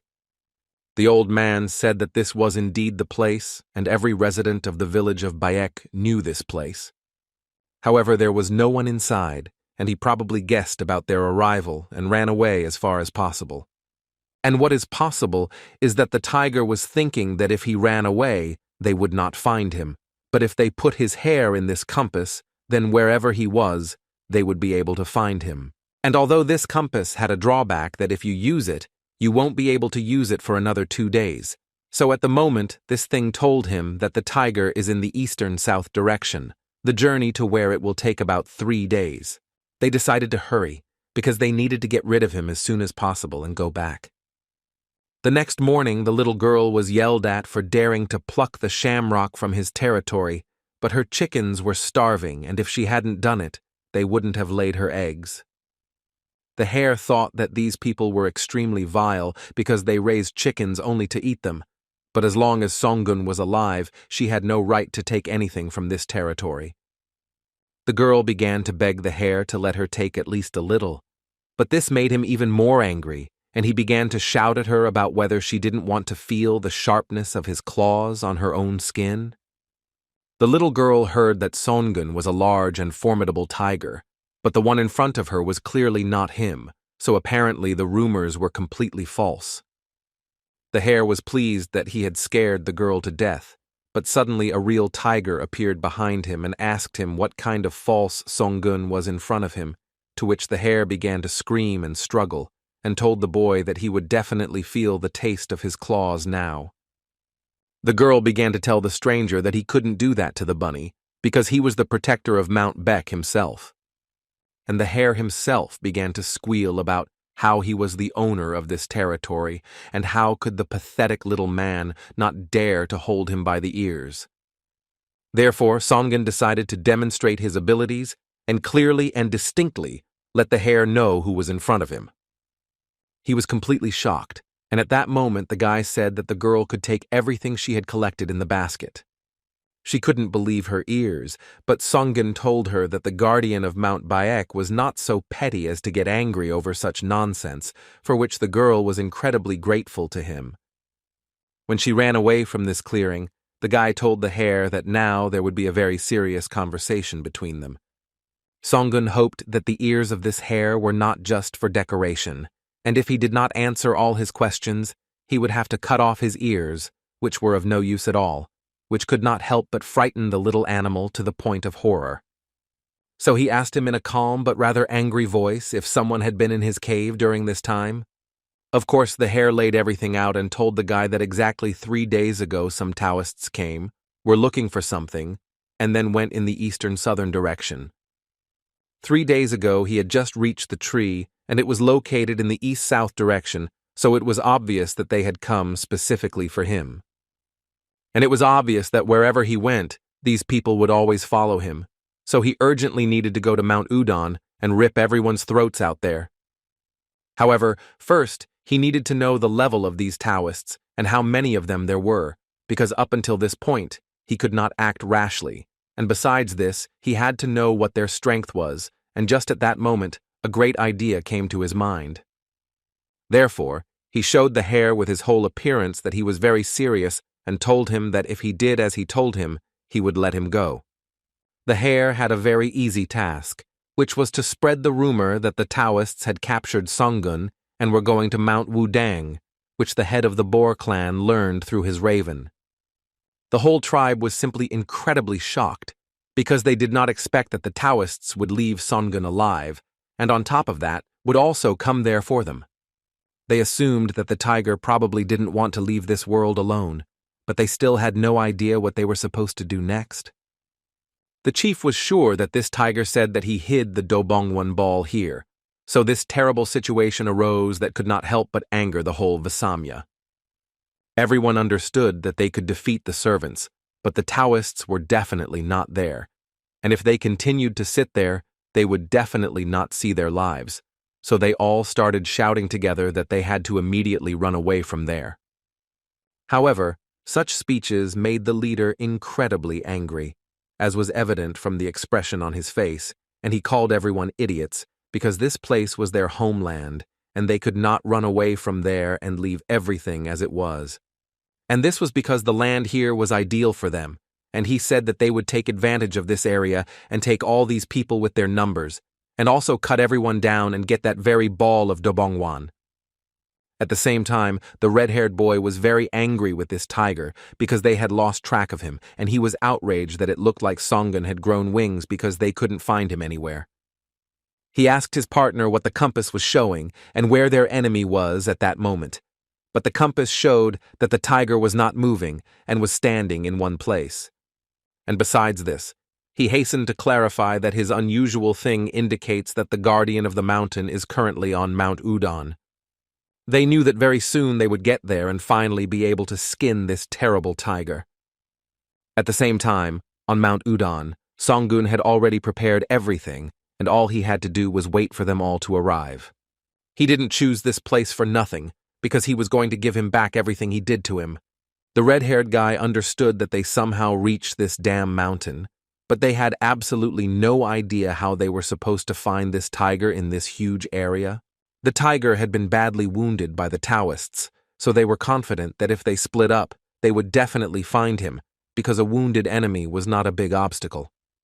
At that moment, Songun passed by them, and they called out to him, which surprised him incredibly. They asked him about a huge tiger that devours people, and that is why they came to catch it, and before it destroys anyone else, any information about its location will be incredibly important. Songun said that he doubted and did not believe his eyes when he saw the size of the tiger, but now he believed that he definitely saw it with his own eyes. He said it was hard for him to explain where he saw it, so he said it would be best if he led them straight to it. After some time, Songun told how even in a dense forest, animals make a path and that large and formidable animals often walk along this path. Therefore, if they follow it, they will definitely come to the place where he saw that same evil and huge tiger. At that time, Songun realized that he had underestimated the situation, because among these people there were 2 Taoists and 6 servants, but even if they had a high level of strength, there were still more boars in number, so he was very interested in what would happen next. He was really eager to see how the humans would get out of this difficult situation, and whether they would really be able to defeat such a large army of animals. Songun asked if these people knew anything about Mount Wudang, and the man told him that they knew very little. The guy said that wherever they go, there is always a story that has taken root in certain areas, and it is not for nothing that this mountain is called the Mountain of Dominance, because all creatures from people to animals who love to be the best in everything have gathered here. He also said that wild boars are now dominant on this mountain, and that is why their traces in the form of wool are everywhere here. The man found it funny that some wild boars dominated this territory, and he decided to ask his partner what he thought about this. His partner heard that their comrades had recently been attacked by wild boars, and if the tiger had lured them here on purpose, it would be a complete disaster. The red-haired guy didn't see any danger in this at all, and told his friend that they were simple animals, so it would be easy to deal with them. He told him to listen carefully because in this area you can't hear not even an animal, let alone an insect. However, suddenly, wild boars began running from all sides in huge numbers, which created the effect of surprise. However, most of them just ran past, which could not help but surprise people, but they managed to relax quite a lot at that moment. But this is exactly what the boars had planned, because one of the most important ones had already taken advantage of these moments and decided to destroy one of the soldiers. It was so unexpected and scary that no one around could believe what was happening, because the boar instantly destroyed Yugon. The red-haired boy realized that the boars had attacked them from behind, and they were too smart for animals, so he decided to give them the proper response and burn them to ashes. So he used his incredible abilities and managed to save one of the soldiers, for which he was incredibly grateful. Pen told him to pull himself together immediately, because if he was distracted, they would definitely destroy them all. The boars realized that these little men immediately began to use their abilities, as the leader had predicted. One of them decided to try to change the place, but Songun had a different opinion and told them that they should all cut their throats together. Frightened by the man, they revealed their presence, and one of the Taoists managed to destroy them with the help of his amazing abilities. At that moment, he realized that the boars were not as stupid as they thought, but he was sure that they had already managed to destroy them all. One of the soldiers told Kim that they had lost sight of that boy, but he thought that he had most likely been killed by the boars, so he said to forget about him and get on with destroying that herd. The other boars were outraged by what the others had done, because they had been ordered to retreat after the first attack, so they did not understand why they continued to come out of their hiding places. Of course, Songun got involved again and scared the boars to death, so they immediately gave themselves away. Songun understood that it was still difficult for animals to suppress their instincts, so he was ready to continue until they destroyed each other. One of the boars and the rest did not understand why they all did not follow the plan, because at this rate, everyone would definitely come to an end. Of course, the chief was incredibly angry at such a failure, because these stupid nobodies did not follow his plan and walked over all his words. And although he knew that they were all a little stupid, he clearly didn't think that they would be that stupid. When he arrived at the battlefield, he was incredibly surprised and scared because he didn't understand what was going on here, and the fact that there were only 10 of them left shocked him. Suddenly, one of the warriors told Kim that there was an incredibly huge boar in one of the directions. The man understood that by his appearance and behavior, he was the head of all these animals, and it was clear that they were going to act immediately. As expected, the chieftain begins to flutter when almost all of his subordinates have given up, but even those who survived look very tired. Therefore, Songun was incredibly interested in what the final outcome would be and how the leader would act in such a situation. He ordered all of his surviving subordinates to retreat immediately and attack them with all their might, and he would be with them, and together they would definitely protect Mount Wudang. Pen was glad that at this point their boss, whose size was quite impressive, finally came out. He knew that his current attacks wouldn't even scratch him, but he had another solution to this problem. So Pen decided to reveal his full potential and then put an end to today's battle. It didn't take more than a couple of minutes before he used the attack of a huge fire phoenix to defeat the boars once and for all. However, he knew that with such powers, he would definitely not defeat him because the man underestimated him, so he decided to take the man's life in exchange for those he took.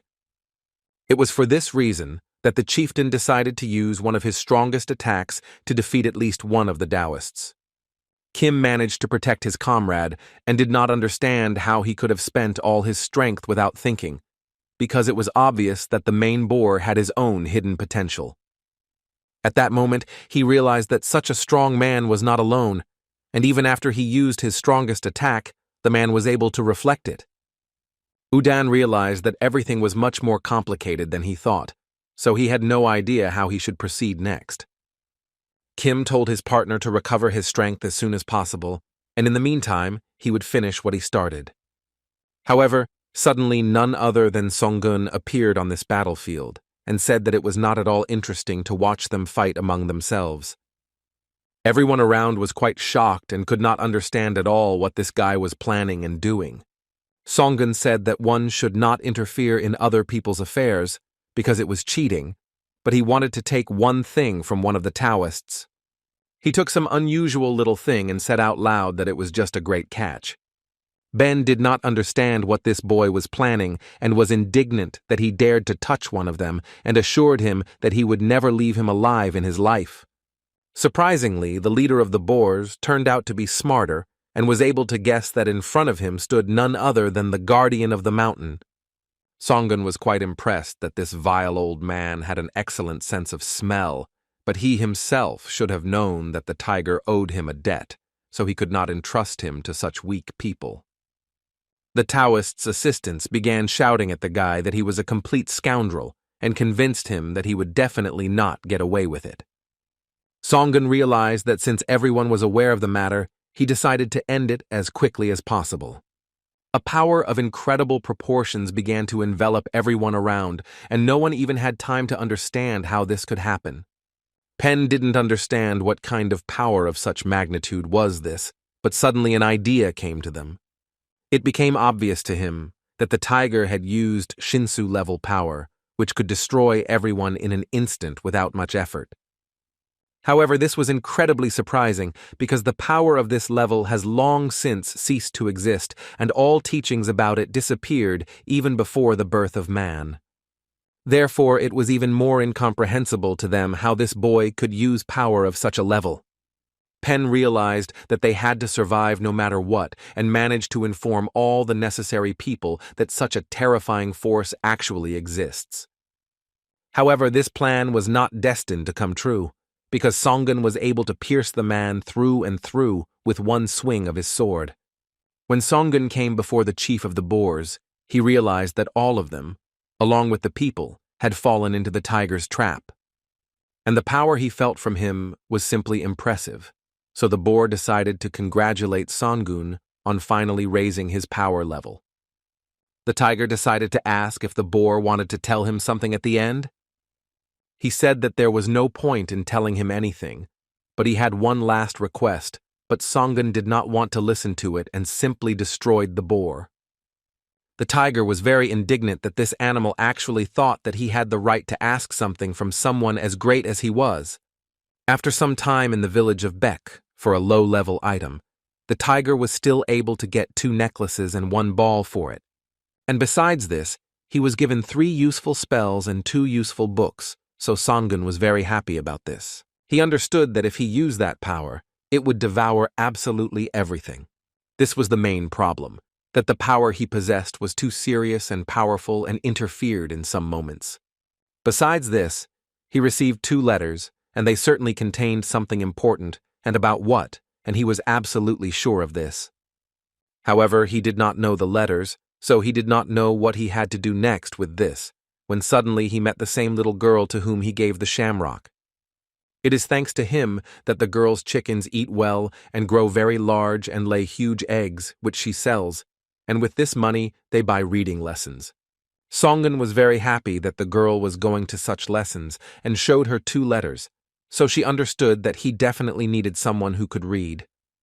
She read to him that the battle with the magical animals never ends, but becomes bigger and bigger, and the place by the Red Sea can turn into a war field against the magical creatures. And from the expression on Songun's face, it was clear that he was completely and utterly shocked.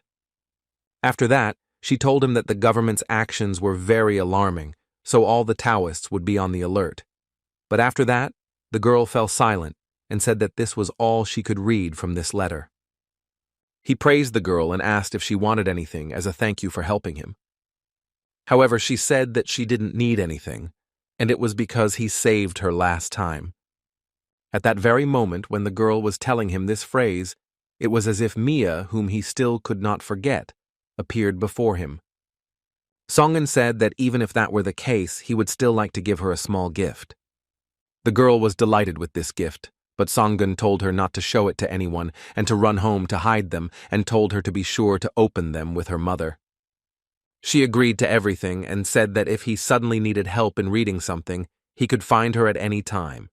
After some time, Songun thought that the Red Sea was to the west of him, and if a war really started, it would quickly reach his village. So he used a special spell to go inside the cave because he needed to do something with this information and make some decision as soon as possible. After all, if a great war begins between people and mythical creatures, then all the evil souls will raise chaos in this mortal world, and what everyone in this world so badly needed was nothing other than the power of Shinsu. And was it interesting, or did anyone suspect that there was something on Mount Baek that they thought had disappeared many centuries ago? Songun understood that before he couldn't even come close to this place, but at the moment the situation had completely changed. He was happy just thinking that the time had finally come when he was ready to completely and utterly absorb this power. And even though Songun had raised his strength level, he was still barely holding on, so he wasn't 100% sure if his body would be able to withstand all that power. However, he understood that he had no other choice, and he had to endure all this anyway. After all, the fact that he gets it will only be the beginning, and if he can't do it, he won't be able to go out into the world. So he gathered all his strength, and even if it meant his end, he decided it was better to leave there than to leave there as a loser. At one point he thought that he had finally managed to overcome this energy, but he did not even think that he could be wrong. After all, literally a second later, hellish pain pierced him, and he realized that the power of Shinsu was still resisting him. And although he understood that this power had been there since ancient times, he was not going to give up and simply told her to try to defeat him, because he would definitely help her adapt to his body. 4 years passed, and during this time 1,000 changes took place inside Songun's body. However, despite this, he was able to achieve absolute perfection, and was finally able to master this blue flame. And besides this, he moved from the level of Manhwa to the level of Yomryok, which could not but please the tiger. When he finally finished his business, he realized that he had a lot of things to do, but he didn't know where to start.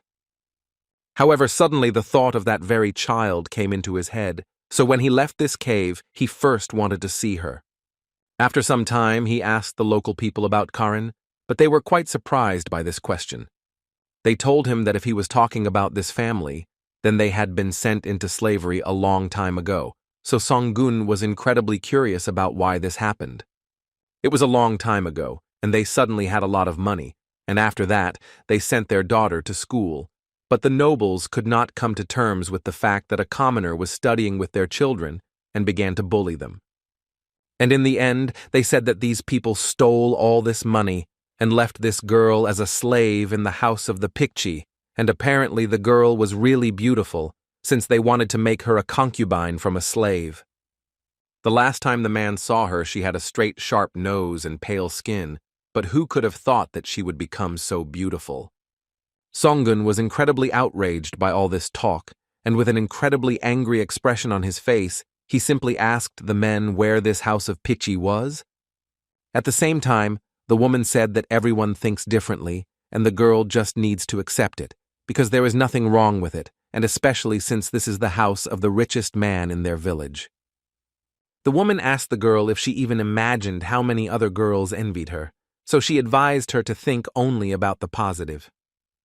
However, Karen could not do this, because such a fate clearly could not please her. Sometime later in the evening, the girl was very surprised because she heard a voice that was so familiar to her. She recognized him immediately, so Songun was quite happy with this turn of events. She said that she remembered very well that he had helped her 4 years ago, and Karen was also quite surprised that he had not changed at all during all this time. He told Karen that this time he came to her to learn writing from her. She was surprised and happy at the same time about this turn of events, but she said that in reality she did not have much time. After some time, she explained the basic things to him and told him that if he wrote it like this, the meaning of the sentence would change. However, suddenly, in the middle of her explanation, she closed the book and asked that their lesson end there, and told Songun that she was glad that he was able to learn something today.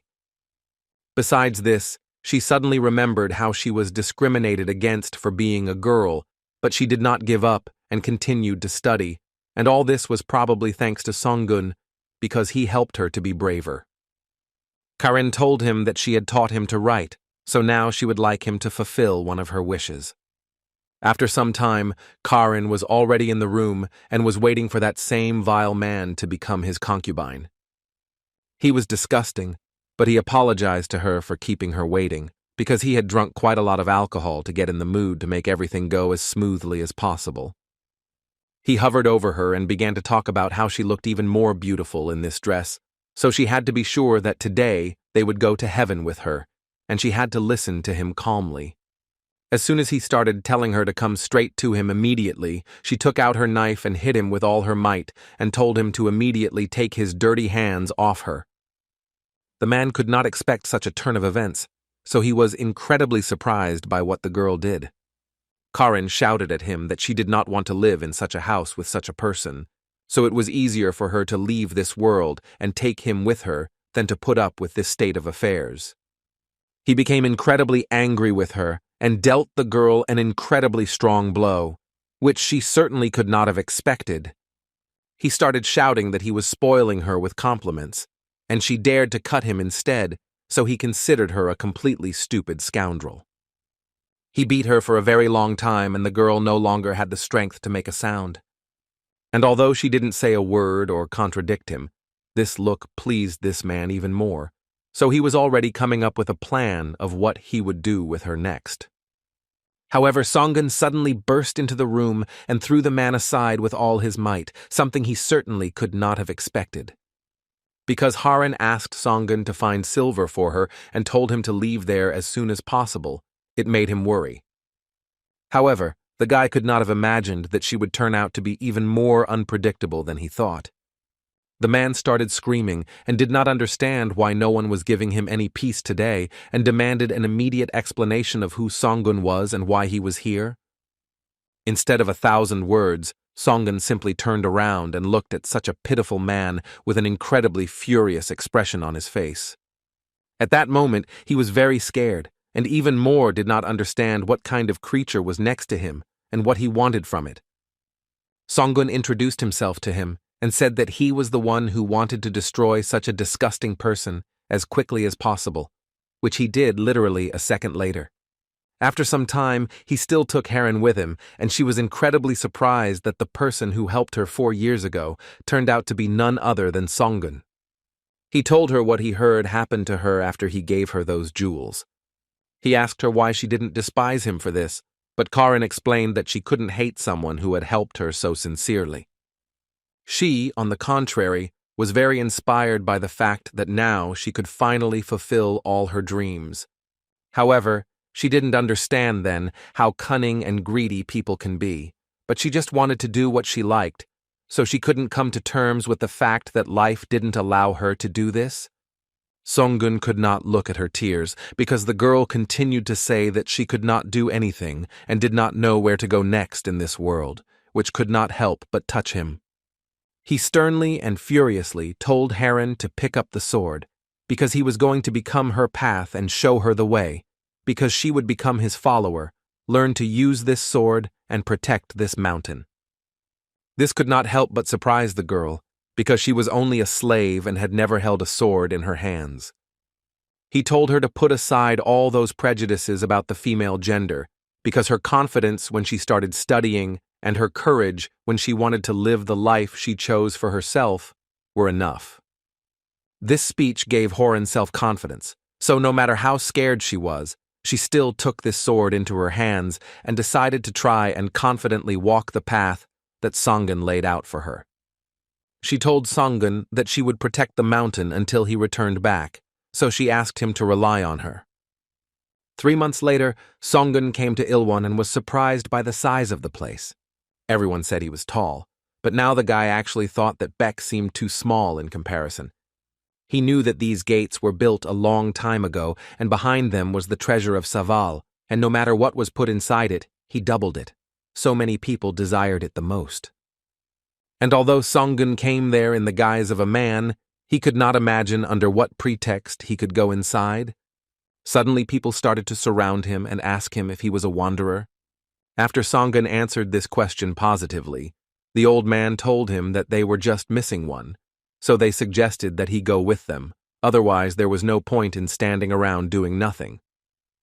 The guy agreed to this because he would not lose anything, and they set off on their way. Today was the day when once in 100 years the mountain opens, and it was a big event for them, and if they were lucky, they would be able to go inside it. They told him that if he stood there, he would be no better than a pebble at the door, and they also laughed at him for thinking that if he stood there, they themselves would open the door for him. They said that he looked smart, but in fact he knew nothing, which could not help but upset the tiger. However, another of them said that even though they were helping the land of Ilwon, they still had to enter through the back entrance instead of the main one, which couldn't help but upset them. Songun thought that these fools did not understand at all what would happen to them if they went inside, and it was possible to assume that they could defeat the weak pawns, but it was unclear what they were going to do next. However, he didn't care about this, because the most important thing for him was that these doors finally opened. After a couple of minutes, the old man used some strange seal to open these doors, and as soon as he did this, an unknown man behind the door told the old man that he was very late. The man couldn't help but agree with this, but they were still missing one more person, so they were late because they had been looking for him for a long time. The man waved his hand at this, said that it was absolutely unimportant, and asked everyone to follow him strictly. When they went inside, the man shouted that each squad had to remember their names, and the scale of this couldn't help but amaze them. The men were surprised that all these people were servants, and at the very beginning there were none other than Taoists.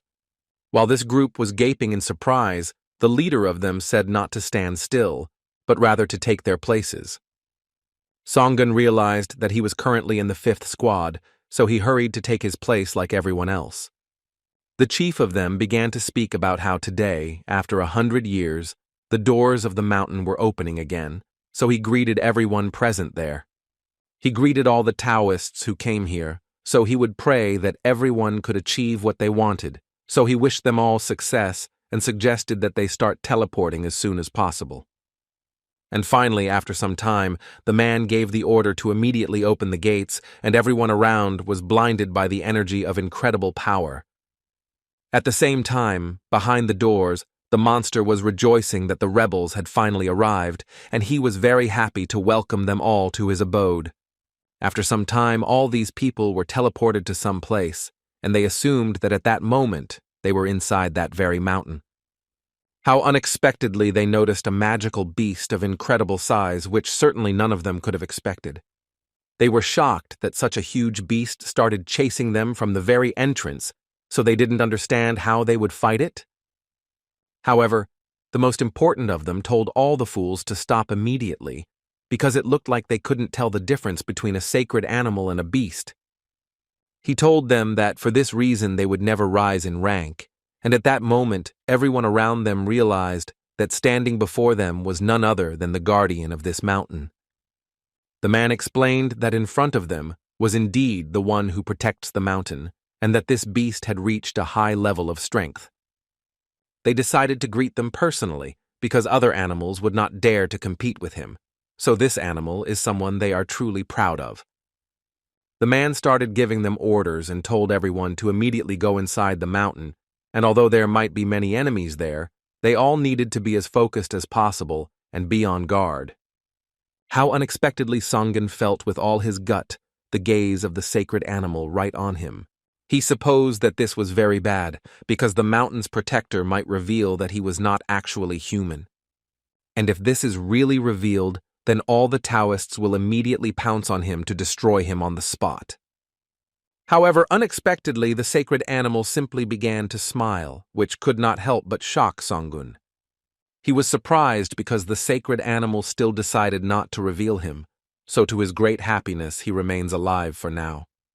One of the men turned to him and told Songun not to stand still, but to move forward as quickly as possible with everyone else, since everyone was already practically there.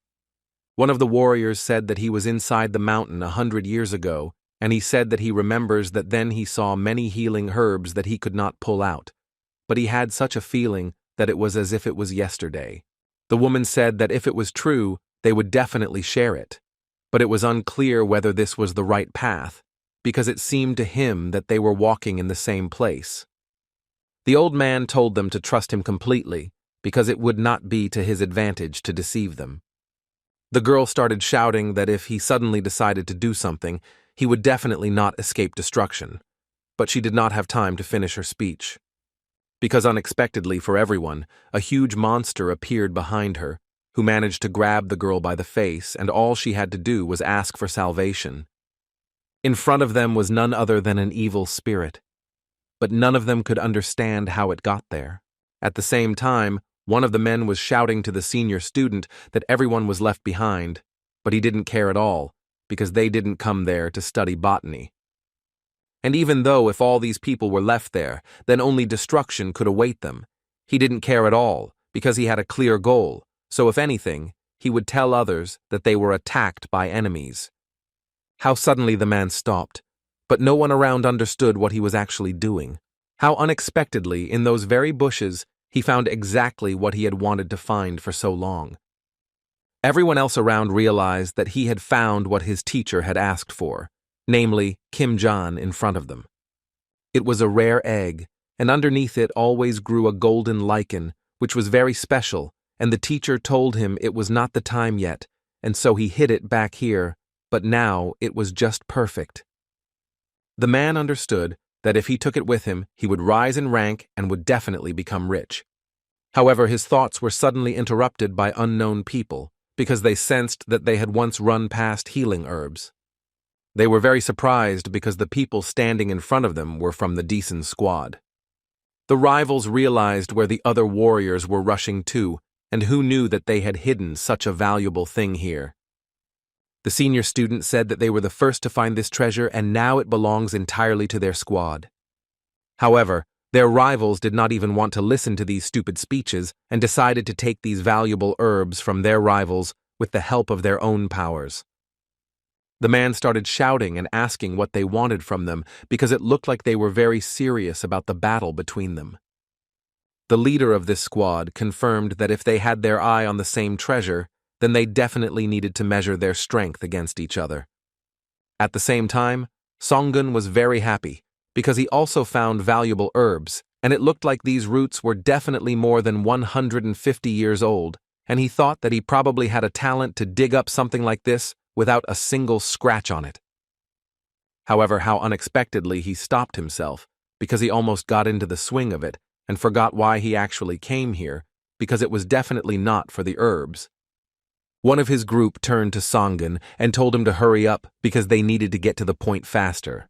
The Dark Soul had already destroyed one of the groups at this time, and he was clearly pleased that he had managed to do so.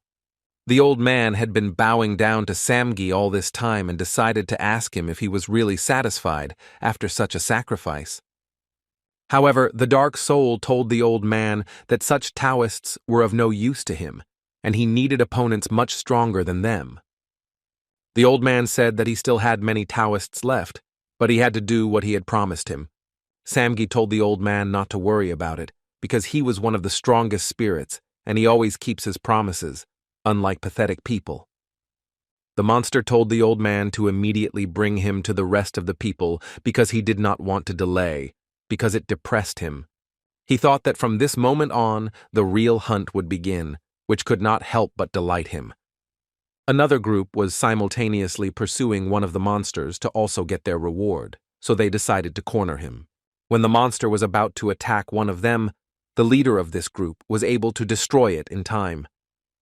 He said that they were all fools and had let their guard down because none of them should have thought that these monsters were weaker than humans. Another man from the group told the senior student that they had finished and had managed to deal with all the monsters. While they were discussing the price for which they would not be able to sell all of this, and were happy that there was a lot of such goodness there, a dark soul had already appeared behind them.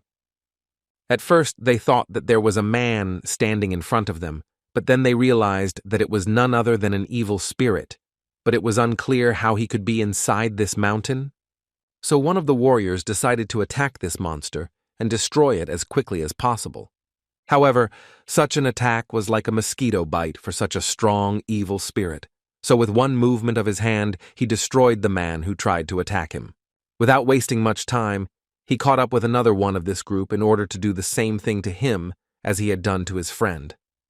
The dark soul was disappointed that these people had so little power, and it turned out that the rest did not have this, so he was very sorry, but he told them all that he would turn them into sand now. The rest of the group realized that they were facing a real monster, so they decided to run away from there as quickly as possible. However, Samgi did not like this turn of events, and he was quite angry that these pathetic little people dared to run away from him. Another group of warriors continued on their way, and the girl asked the senior student if he had managed to find something, because he was looking at something on the ground quite carefully.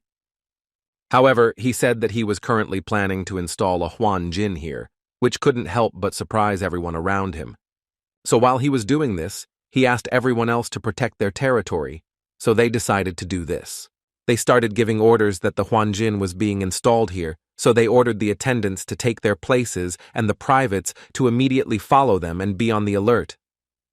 The people from Songun's team told him that they would be nearby and asked him not to worry, because he would be safe, so they advised him to continue collecting his medicinal herbs.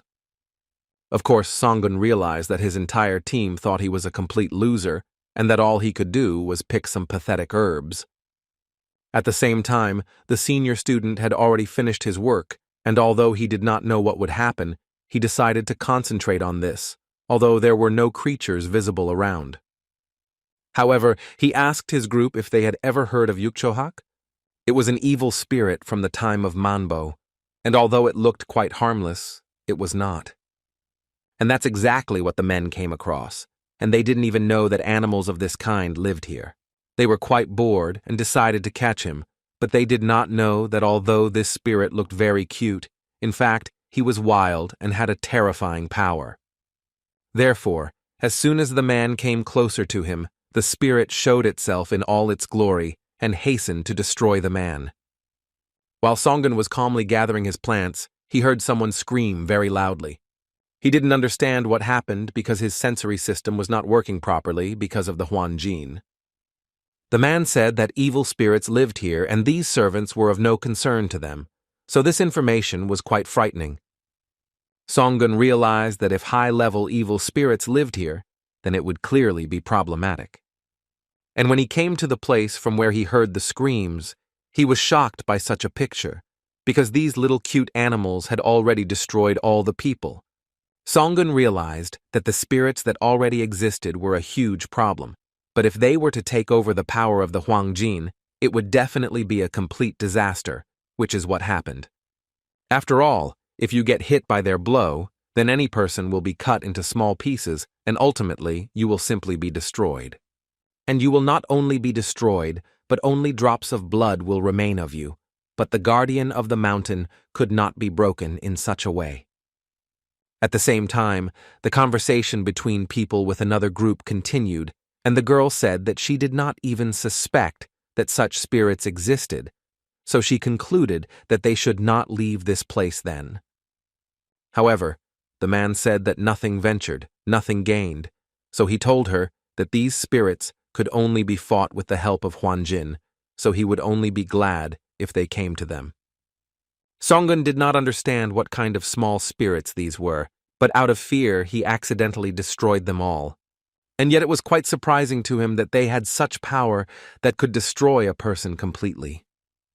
He realized that all the minions were dead, so he didn't know what to do because standing alone was definitely not an option, so he decided to just take all these spirits while no one was looking. However, unexpectedly for him, an unknown man appeared behind him, and he certainly did not look his best. Not long before, another team realized that this was the exact location where the Huangjin was placed, and they assumed that it was a Taoist from the Pingu squad. One of the opposing teams didn't know what to do, but their leader said that they would just go ahead. And although some minor obstacle appeared, nothing changed in a global sense, so he ordered his entire group to immediately move forward. And even if there was a chance that there would be a battle between the squads, they were confident that they would handle it just perfectly. At the same time, the old man asked the respected Samgi why he let these people escape. However, the monster did not lose his head and said that all this was for the reason that in this way they would all gather together, and this was a better way out than catching them one by one. The old man said that the Huanjin was created by people, and if they hid under it, then nothing would work out for him. But the monster assured him that he had thought of everything a long time ago. So after a few minutes he recognized his kids and ordered them to immediately go forward and find the Khan's cores. The dark spirit knew very well that soon what people thought was protecting them would become an ordinary cemetery for them. So the man said that in order to avoid danger, he immediately rushed to the Huanjin, but met an ordinary private who knew nothing. He told Songun that he was very unlucky today, but the tiger didn't understand why he felt as if he had sinned against them all. At that very moment, people from another detachment appeared and asked them what the big deal was that he barely hobbled here, because despite the fact that he ran away from them as fast as he could, nothing really changed. The man was shocked that his rivals had caught up with him so quickly and clearly didn't understand what else he could do. Songun realized that in front of him was a detachment of Desangs that were clearly ready for a serious battle. The man realized that the hour had apparently already struck, but as a representative of his squad, he would not run away and would accept this battle with dignity. He knew that the golden lichen was in this necklace, so he told everyone that if they wanted to take it, they could attack immediately. When Songun saw this golden lichen, he finally realized what was happening around him and what these people were fighting for. At that very moment, the man who had done the Huanjin suddenly felt that something definitely bad had happened and that this action did not bode well. Suddenly, a red and thick fog began to envelop them, and the senior disciple realized that something was clearly wrong with the Huanjin. The man realized that someone wanted to appropriate this Huanjin, and something bad had definitely happened to his servants. At the same time, his servants tried to cut the servants of the evil spirit, but no matter how much they tried, they could not do anything, and they did not understand what kind of creatures they were. And although the man who wanted to take the golden lichen realized that something bad was happening around, and someone was trying to enter the Huanjin, he decided to take that thing first, so he told his team to get ready and attack them all together on the signal. However, before they had time to do anything, the evil spirit appeared behind them, and was very glad that all the people had gathered in one place, because it would be easier for him to destroy them all. The commander of one of the groups decided to use his powers and try to destroy this monster, so he ordered everyone to immediately step aside. However, such an attack only pleased the evil spirit, because despite the fact that the man collected all the explosive spells and made a huge ball, it did not affect him in any way. The men were sure that with his powers he would definitely destroy such a creature, but such actions on the part of the people only pleased the spirit, because it was even more fun for him to destroy these vile people. Songun was simply shocked by what was happening, because he was all red, as if covered in blood, and those 2 horns on his head and 2 protective balls did not indicate anything good. And no matter how much people tried to resist this monster, and no matter how many times they tried to explode their biggest fireballs, they failed. Therefore, looking at this whole picture, Songun was 100% sure that in front of him stood one of the most powerful spirits, Samgi. The tiger became really scared, because he didn't have enough strength, and he was sure that he would die here like an ordinary dog, because he understood that he would not be able to get out from behind this dome in any way. Therefore, he had no other choice, and he knelt before such a spirit, and said that he was completely and fully ready to serve the great Samgi. Although Songun did not know what would happen, because this evil spirit had the same origin as him, he decided to try and did it, because he no longer saw any other way out. The dark spirit found this kid quite interesting, because he certainly didn't expect him to offer him such a thing. The man was simply outraged that Songun had done this, because even if he was afraid of this spirit, it was definitely not a choice to kneel before him. He believed that the guy was denying his human origin, and without any remorse, he dared to suggest such a thing. But this made the spirit very angry, so he decided to destroy this pathetic person right now. And after that, it became very funny to him that an animal that hid among people and pretended to be one of them was offering him such a thing. A war broke out between them and the people, and because of this, many Taoists left their places and fled, and the guy was unable to resist them. And the evil spirit realized that if they suddenly found out that he was not a human, it would definitely be the end for him, so he wondered, for what reason did the tiger come here? Songun knew that if he made a mistake even in one place, he would definitely be destroyed, so he simply told the truth and told the monster that he was looking for the treasure of Saval. This speech made the evil spirit laugh a lot, and he simply took out that very treasure as if from nowhere and showed it to the guy. However, even admitting that he was pretending to be a man and came here could be accepted. However, the fact that the tiger came here for this treasure indicated that he was a real psycho. However, despite this, Samgi offered the tiger to become his warrior, and instead, he would definitely pay him back with whatever he wanted. All this was because the state of the evil spirit left much to be desired, and although he devoured the strength of people, it was worth nothing, and he needed to return his former power as soon as possible, and immediately after that, the treasure would belong to the tiger. The monster thought that it would be better to have someone who was closer to him in origin next to him than an ordinary, pathetic person. Songun understood that it was simply not profitable for him to consider this proposal, because if he did not agree to it, he would simply die right there.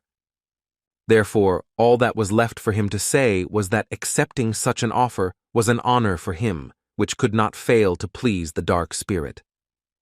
The old man thought that he didn't know that this guy was a spirit pretending to be a human, so this state of affairs surprised him quite a bit. Songun looked at the man with disdain, but the old man said not to do it like that, because everyone had their own circumstances. The old man said that he had been working 24 hours a day for 100 years to get to this moment, and if there was any hope that he could live a little longer, he would offer this spirit everything it needed.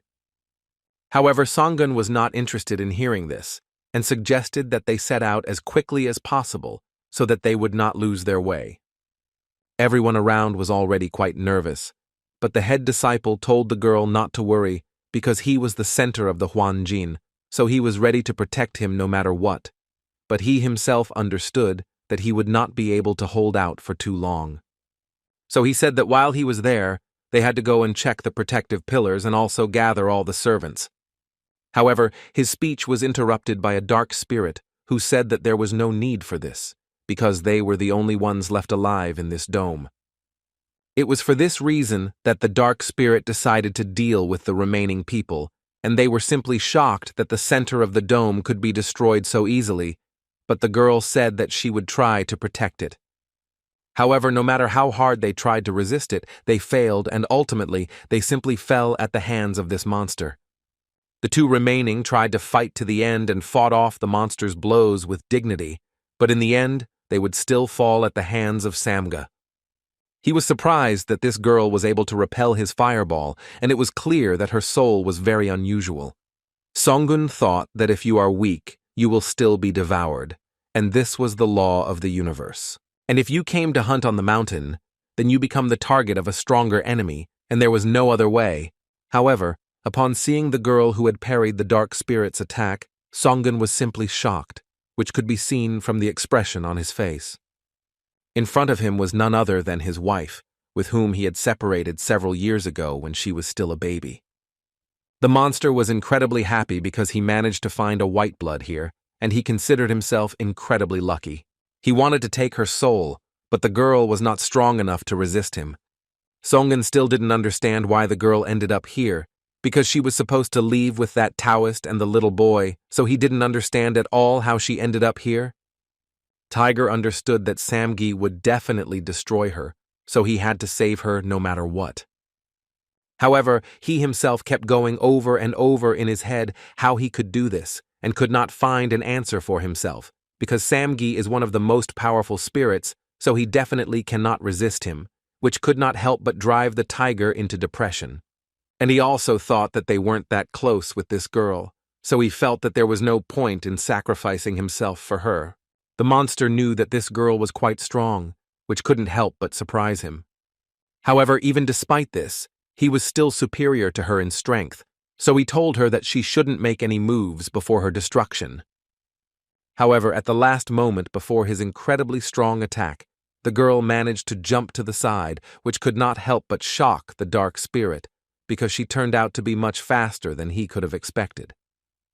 However, this situation amused him greatly, and it was beyond his expectations because the girl tasted like he had never tasted in his life. And besides, from the taste of her blood he began to feel a surge of strength, so despite everything he decided to destroy this girl. After all, he felt an incredible surge of power from just a few drops of this baby's blood, so he was sure that her blood would help raise his level of power. So he decided to swallow this girl whole, but he didn't have time to do it because Songun approached him with incredible speed and tried to resist this action.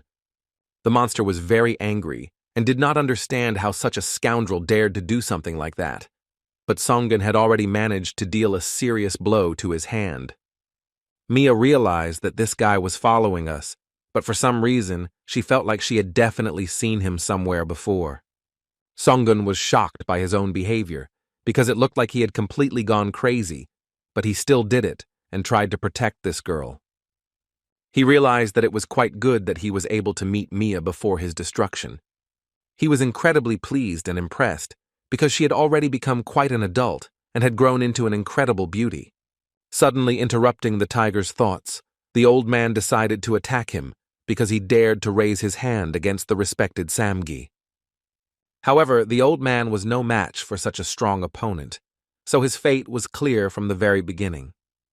After all, Songun didn't give a damn about this old man, and he had already begun to irritate him quite a lot, and as the old man said, everyone has their own circumstances. The dark spirit was incredibly angry, so he simply asked if Songun really realized what he had done now, since with these actions he had turned all of his brothers into his enemies. He was clearly aware of this, and, to be honest, he even regretted it a little, but nothing could be done about it, because his instincts had completely taken over him. The monster was sure that these instincts could only mean that this tiger would be destroyed here and now once and for all. Songun was very surprised that his opponent's sword passed through the barrier so easily, and it was clear that he would not be able to fight him easily. Samgi wanted to cut the tiger into small pieces at that moment because he had made him incredibly angry when he cut off his hand. However, the monster was incredibly surprised when Songun, albeit with incredible difficulty, managed to reflect his blow. Songun realized that his precious sword could not withstand one blow and broke and a little more, and this blow definitely got him. When the dark soul decided to strike again, Mia arrived in time and managed to prevent it. She realized that the tiger was not an ordinary private, but he would hardly cope alone, so she suggested that they act together. And Songun agreed with this 100% because no matter what, they had to survive. From that moment on, the confrontation began against such a monster, who was incredibly angry that these pathetic people dared to raise a sword against him, the great Samga. For this reason, he decided to show them all his power, because he was ready to do anything to ensure that these people left this world painfully and torturously. Mia and Songun were quite shocked because they still didn't expect this monster to be so fast. However, even despite this, Songun tried his best to resist this incredibly evil and powerful monster because he saw no other choice. Samgi was quite shocked because at one point he realized that the tiger's strength level was at the second level. Songun had 6 power balls in total, and his power level was just above 3, so he was quite strong compared to others. And while the dark soul was busy with his thoughts, Mia ran up to him and hurried to deliver her powerful blow. Songun didn't want to be left behind, so he followed his wife's example and wanted to strike the monster as well. But this angered him so much that he threw the two of them back with just his roar. Mia realized that this monster controlled not only fire, but also lava, which made it even more dangerous.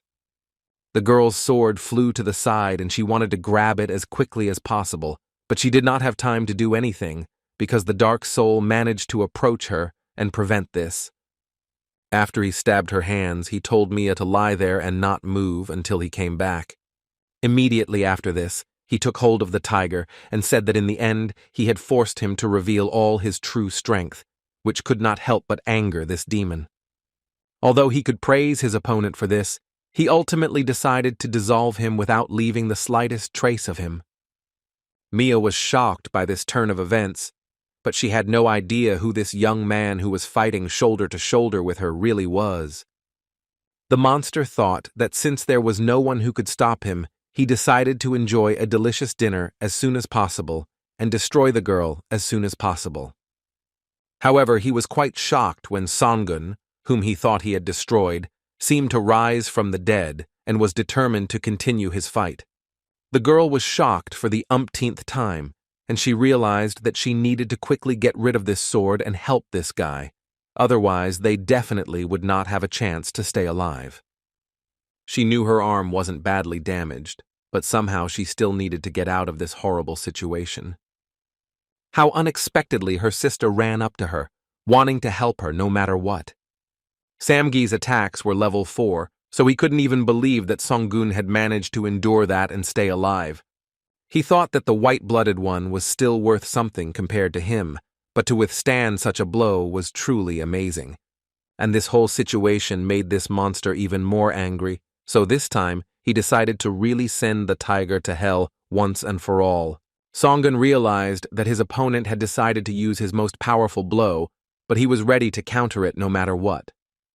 However, Mia suddenly appeared in front of him and said that she would use the glow to defeat their enemy. She decided to make a barrier out of her blood because it was the most reliable way to protect herself and her new friend, who had done the same for her a little earlier.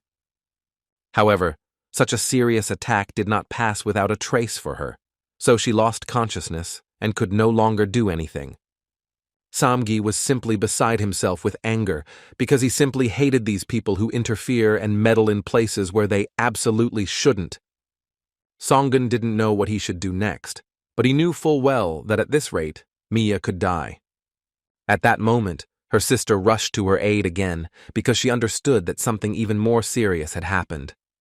She was shocked that the girl was radiating such heat, and she understood perfectly well that if she was not cooled down, she definitely might not survive. Besides this, the girl understood perfectly well that with her powers she would not be able to hold out for so long, so in order to save Mia from the heat, she needed to leave here as soon as possible, because this place was dangerous for her. Songun said that this was enough, and told the girl that for the time being he was leaving her sister in his precious hands. At that moment, he himself was determined to fight his opponent to the end and clearly emerge from this battle as the winner. The monster thought it looked very strange because he thought that the tiger also wanted to take possession of this girl, so he attacked him. However, the breath of the beast and the strong energy and the whole atmosphere around him indicated that this is how men react when their woman is touched. And in this assumption, Samgi was not mistaken, because literally a second later, the tiger decided to deal him an incredibly strong blow. However, it could not be said that he did it well, because the dark soul still managed to beat off one of his A in a way that could not help but shock everyone around. However, even despite this, Songun understood that there was practically no time left, because his body was practically falling apart, so he needed to fight with all his strength and tear this monster to pieces. Samgi didn't realize why his opponent was becoming stronger and stronger with each passing minute. So he decided to use his lava move again and wanted Songun to just dissolve in his boiling mixture because he was already incredibly annoyed by it. However, what was the monster's surprise when even such an attack did not destroy his opponent? Instead, a blue light appeared around him, which did not bode well for the enemy. In the end, Songun used blue flames, which the monster definitely didn't expect, so this attack was actually able to hurt him a lot. At this time, Mia was already coming to her senses, so her sister was happy about this turn of events, but the girl did not stop repeating that she urgently needed to help this guy, but her friend told her that he had already defeated the evil spirit long ago. However, even in spite of this, the girl continued to talk about how he was in complete danger, and her sister thought that, although she sometimes says strange things, but before this, she had never been wrong about anything. Songun knew that he had emerged victorious in this game, and he was incredibly happy that this battle was finally over. However, unexpectedly for him, Samgi said that the flame of Shinsu, which does not go out without completely destroying its enemy, cannot affect him, because the tiger has not yet reached such strength. Everyone around was incredibly shocked when the dark soul decided to show its true form and deal with its enemies once and for all. Songun didn't understand what was going on around him, but it was obvious that his opponent's power level had increased significantly. The monster knew that this move would use up all of his resources, but he simply could no longer afford to leave the tiger alive. However, despite such a serious blow, at the last moment, Songun managed to dodge, but he still managed to receive a serious wound. The enemy continued to strike him many times and was absolutely merciless, but somehow the tiger still managed to somehow dodge them. Samgi understood that his opponent was currently using his animal instincts, so he decided to use his most powerful blow and wanted to see if Songun could dodge it too. At that moment, the guy realized that this was probably his limit, because after all, he was fighting with one of the most powerful spirits. The monster understood that they had to finish this fight already, because this was already the limit of his capabilities, so he understood that he did not have time. He believed that a guy who somehow managed to increase his powers despite his origins did not deserve to live, so he decided to help him disappear before he became a burden to great spirits like him. However, at the last moment, before Samgi was about to strike his opponent, Mia's sister suddenly came up to him from behind and thrust the tiger sword straight into the evil spirit's back. At that moment, Songun realized that this was his last chance, so he firmly decided for himself that he must show all his strength. The monster thought that his opponent would not be able to defeat him with such tricks, but Songun saw no other way out. After all, he still hoped that he could destroy his opponent with a strike of blue lightning. At the same moment, another unknown person, who was watching from the side, saw this glow and realized that Samgi was no longer alive. At that moment, two people were standing guard, and they were very bored, but one of them said that they needed to be patient a little longer, and everyone should return soon, so they should just stand quietly at their post. How unexpectedly in the distance they saw a man, but they did not understand who was in front of him, but they assumed that it could be a Taoist from another detachment, but it was unclear why he was absolutely alone. The man ran towards them and shouted that an evil spirit had appeared and destroyed absolutely everyone in their squad, but the men told him to calm down as quickly as possible and tell them everything in order. He said that this spirit destroyed everyone literally at the same time, but he somehow managed to escape from there. They realized that the man was not himself, so one of them asked the older student what he thought, because the man's story seemed absolutely ridiculous. However, it was already really late, but the other detachments did not return, and he, as the leader, could not leave this situation without attention.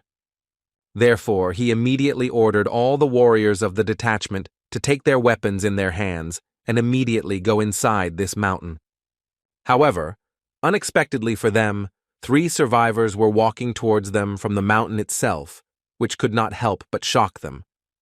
And they realized that these were warriors from the Bingu detachment, so the man asked them as soon as possible, or did they also suffer at the hands of the evil spirit?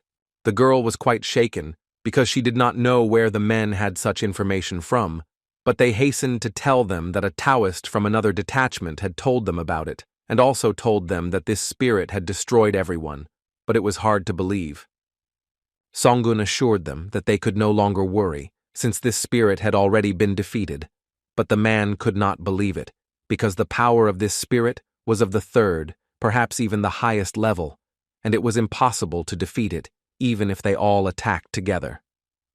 The girl hastened to say that all their troops had suffered, but the spirit had still been defeated, and her sister had also suffered because of it. The man said to put this girl here immediately, and ordered the doctors to give her first aid as quickly as possible. The doctors said that they wouldn't be able to do it here, so she urgently needed to be taken to the central building. How suddenly, behind Songun's back, the same sacred beast appeared, who asked him whether it was he who destroyed Samgi. Songun responded by asking whether it was he who had led him inside the mountain, because the whole situation looked extremely strange. The spirit told him that he was caught by people and locked here for several centuries, and in order for him to live here peacefully, he had to bring him a sign of release. It was a board that makes a holy, powerful spirit obey, and if the spirit itself writes its own name of its own blood, it obeys the owner of this thing. But because of the tiger, everything went wrong. Songun had been wondering all this time how the 2 4th levels could be inside this mountain, but now it was all clear to him, so he asked the sacred beast, or did he now want to destroy it? However, he had no need to do this, and since the tiger had destroyed the great Samgi, he had to do what this evil spirit did not have time to do.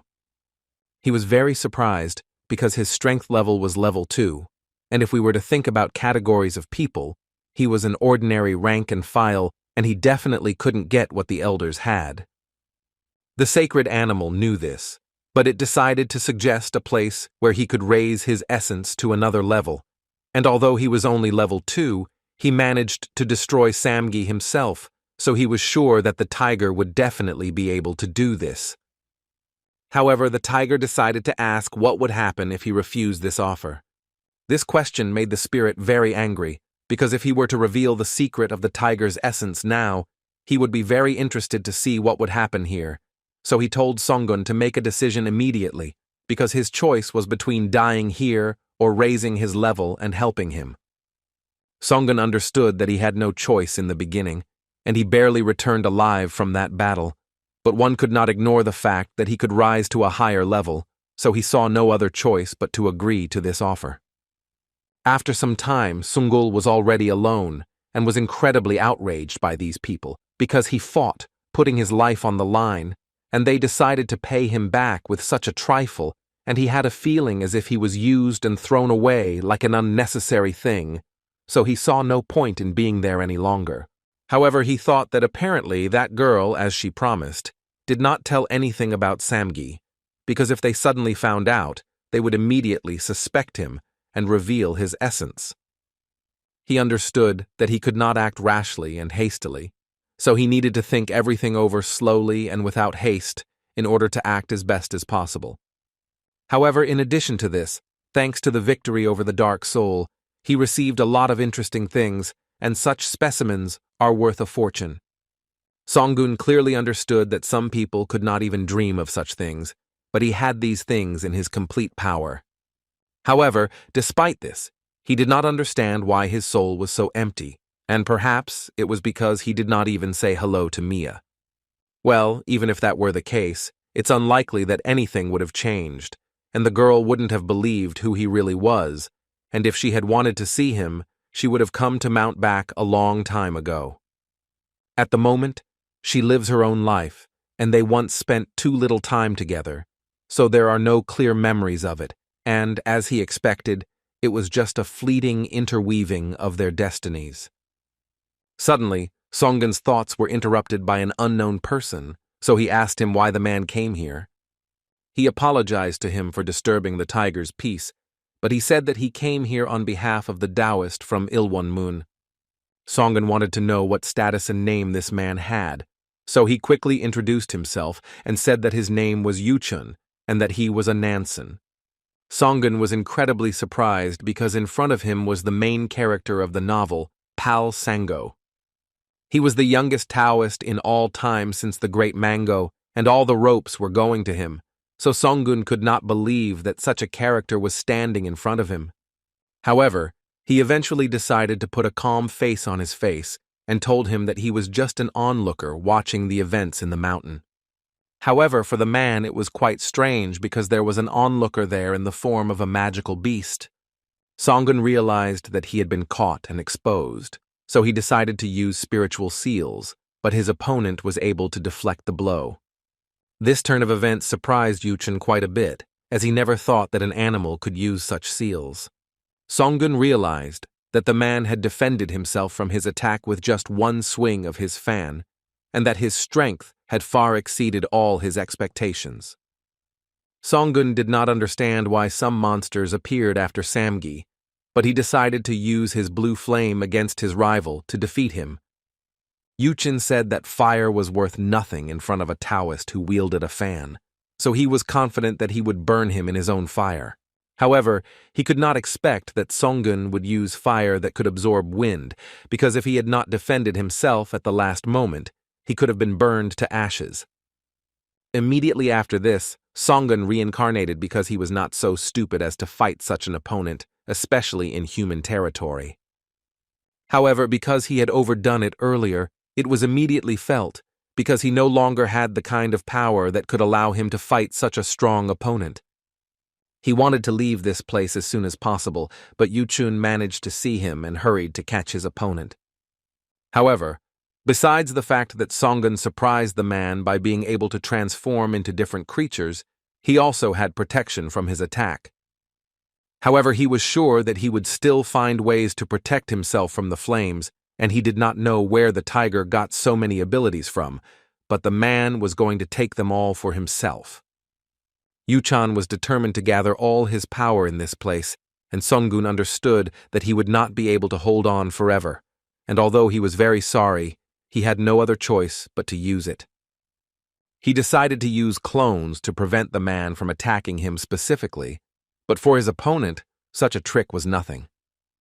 He was confident that with his eyes he would quickly find the real Songun and easily deal with him.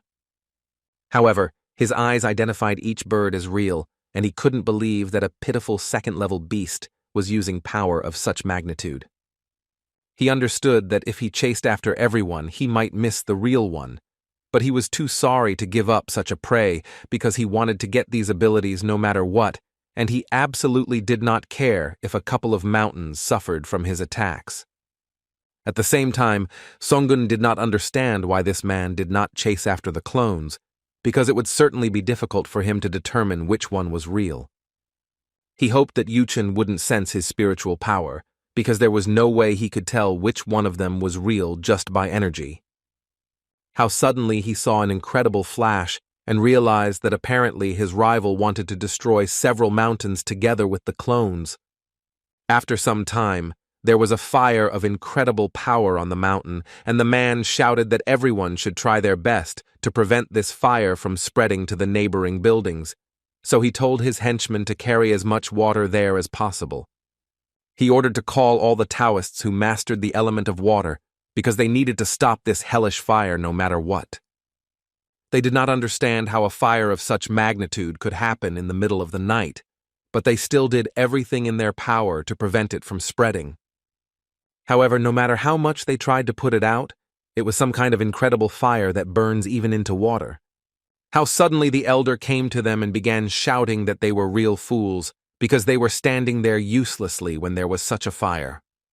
However, the man hastened to explain that the fire in front of them was unusual, because no matter how much water they carried, it would not go out. Elder Aman shouted that no one could feel the energy that comes from fire, and was outraged that Taoists could not even feel such elementary things. He started shouting at his charges and told them to bring the Boninsul immediately, and told them not to spare it, and to use it to put out the fire as quickly as possible. He thought that in front of him was a gathering of talentless fools who did not see such obvious things, and he felt very sorry that such a rabble as they called themselves, the Taoists of Ilwanmun. As he watched his men put out the fire, he saw an explosion of incredible power, so he still had to figure out what was really going on there. At that moment, Songgun was thrown to the side and he realized that his opponent was completely crazy, because he had knocked down several mountains by the roots. Huge rocks started flying at him, but he knew that if he used his strength, his opponent would immediately catch him, so he had to hold out with just his physical strength. How unexpectedly some woman came to his aid, but he could not even imagine who was in front of him. As soon as he wanted to ask who it was, the woman covered his mouth with her hand and ordered him to shut up immediately. At the same time, Songgun's opponent was incredibly outraged that he could not sense his enemy's energy, so he assumed that he could simply run away.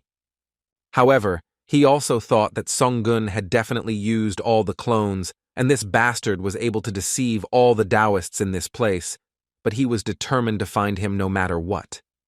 He wanted to see how Songgun would try to hide until he used up all his strength, and if the man saw even one of his hairs, he wanted to assure the tiger that nothing would be left of him.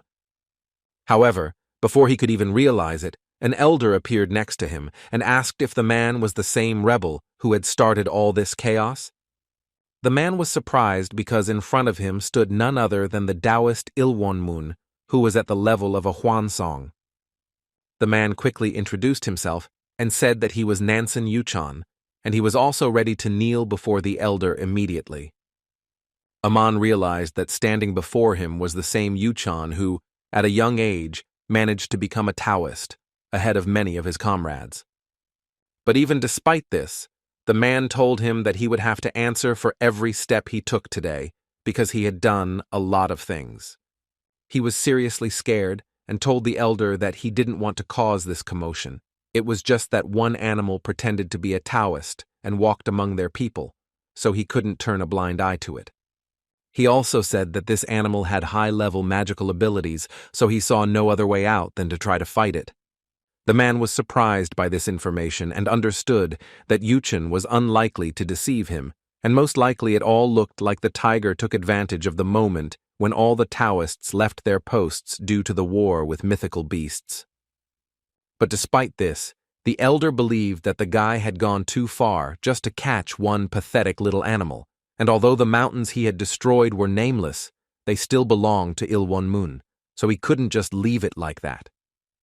He continued to justify himself and said that this beast had extraordinary strength and that physically and magically it was stronger than all the beasts he knew. How suddenly he thought that even if he captured the beast with the help of the elder, he would not allow it to obtain all of its abilities because he would need to get permission to do so. And the likelihood that Yuchen would be denied this increased several times, so he couldn't allow himself to watch his powers being taken away by someone else. The elder decided to check with the man, or did he think that he was saying some wrong words? Yuchen thought that he couldn't give these abilities to others, so he asked for forgiveness for his reckless, stupid act, because it didn't lead to anything, and they would definitely catch that evil spirit in the future, so he asked him not to be angry. Aman was pleased with this answer, because everything should have been like this from the very beginning, because he considered this act absolutely wrong. The guy thought that this old man wanted to assert himself at his expense, and for now he was ready to bend his neck, but this would not happen in the future, and he would definitely return everything to him in full. The old man was outraged that the guy had done so much, and the animal had disappeared without a trace, so he decided to discuss his speech a little later in the main hall, because besides that, he would like to hear how he ended up in this city. Yuchun couldn't help but agree with the old man's words because he had no other choice, but he thought that even though the tiger would get away with it today, he would definitely come back and take everything he had from him. After some time, Songgun managed to get out of this battle, and he thanked the girl for saving him, because thanks to her, he survived, and now he understood that once again he would be indebted to her. In front of him was none other than Hannah, who had come to his aid in time, and if she hadn't appeared, that lunatic would have definitely cut the tiger's throat. Songgun realized that he would not be able to win this fight because the difference in power between them was simply unrealistic. How unexpectedly, behind Hannah's back appeared that same Black Panther, who was outraged by the fact that every time they met, the tiger was constantly walking around beaten, because if it weren't for them, this time he would definitely be dead. Songgun was quite impressed because he clearly didn't expect the Black Panther to be human, and a girl at that. Hannah tried to calm her mistress down and asked her to pull herself together, but the girl was very angry because the sand had gotten into her ears and was itching very badly because the human body was too uncomfortable. Songgun opened his mouth in surprise because he could not believe that the Black Panther would be a girl, and such an attractive one at that. She said that it was too obvious, and the panther was quite surprised that Songgun didn't figure it out, and she also started scolding him for leaving the sacred tree first without even waiting for her, so she thought that he was absolutely heartless. She said that such a battle with the enemy was karma for him, for leaving her alone, so from now on she told him not to dare leave without warning her. Songgun simply silently agreed with everything because he still could not believe his eyes, which could not help but embarrass him. How suddenly the tiger realized that the panther found him with the help of a bracelet for lovers, so he decided to ask as soon as possible, or can they take it off now? Hannah said that they could do it, so Songgun demanded that they fulfill his request immediately, right now.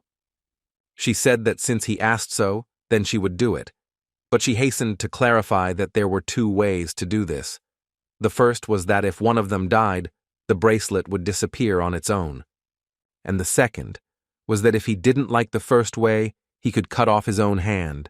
So she asked him with an incredibly furious expression on her face. Which way would he choose? At that moment, Songgun thought that the bracelet was quite nice, so he decided to leave everything as is and told Hannah that he was wearing it not out of desperation, but because he himself decided so. After some time, Songgun's body was slowly recovering, but his spiritual power had not yet returned to its previous state.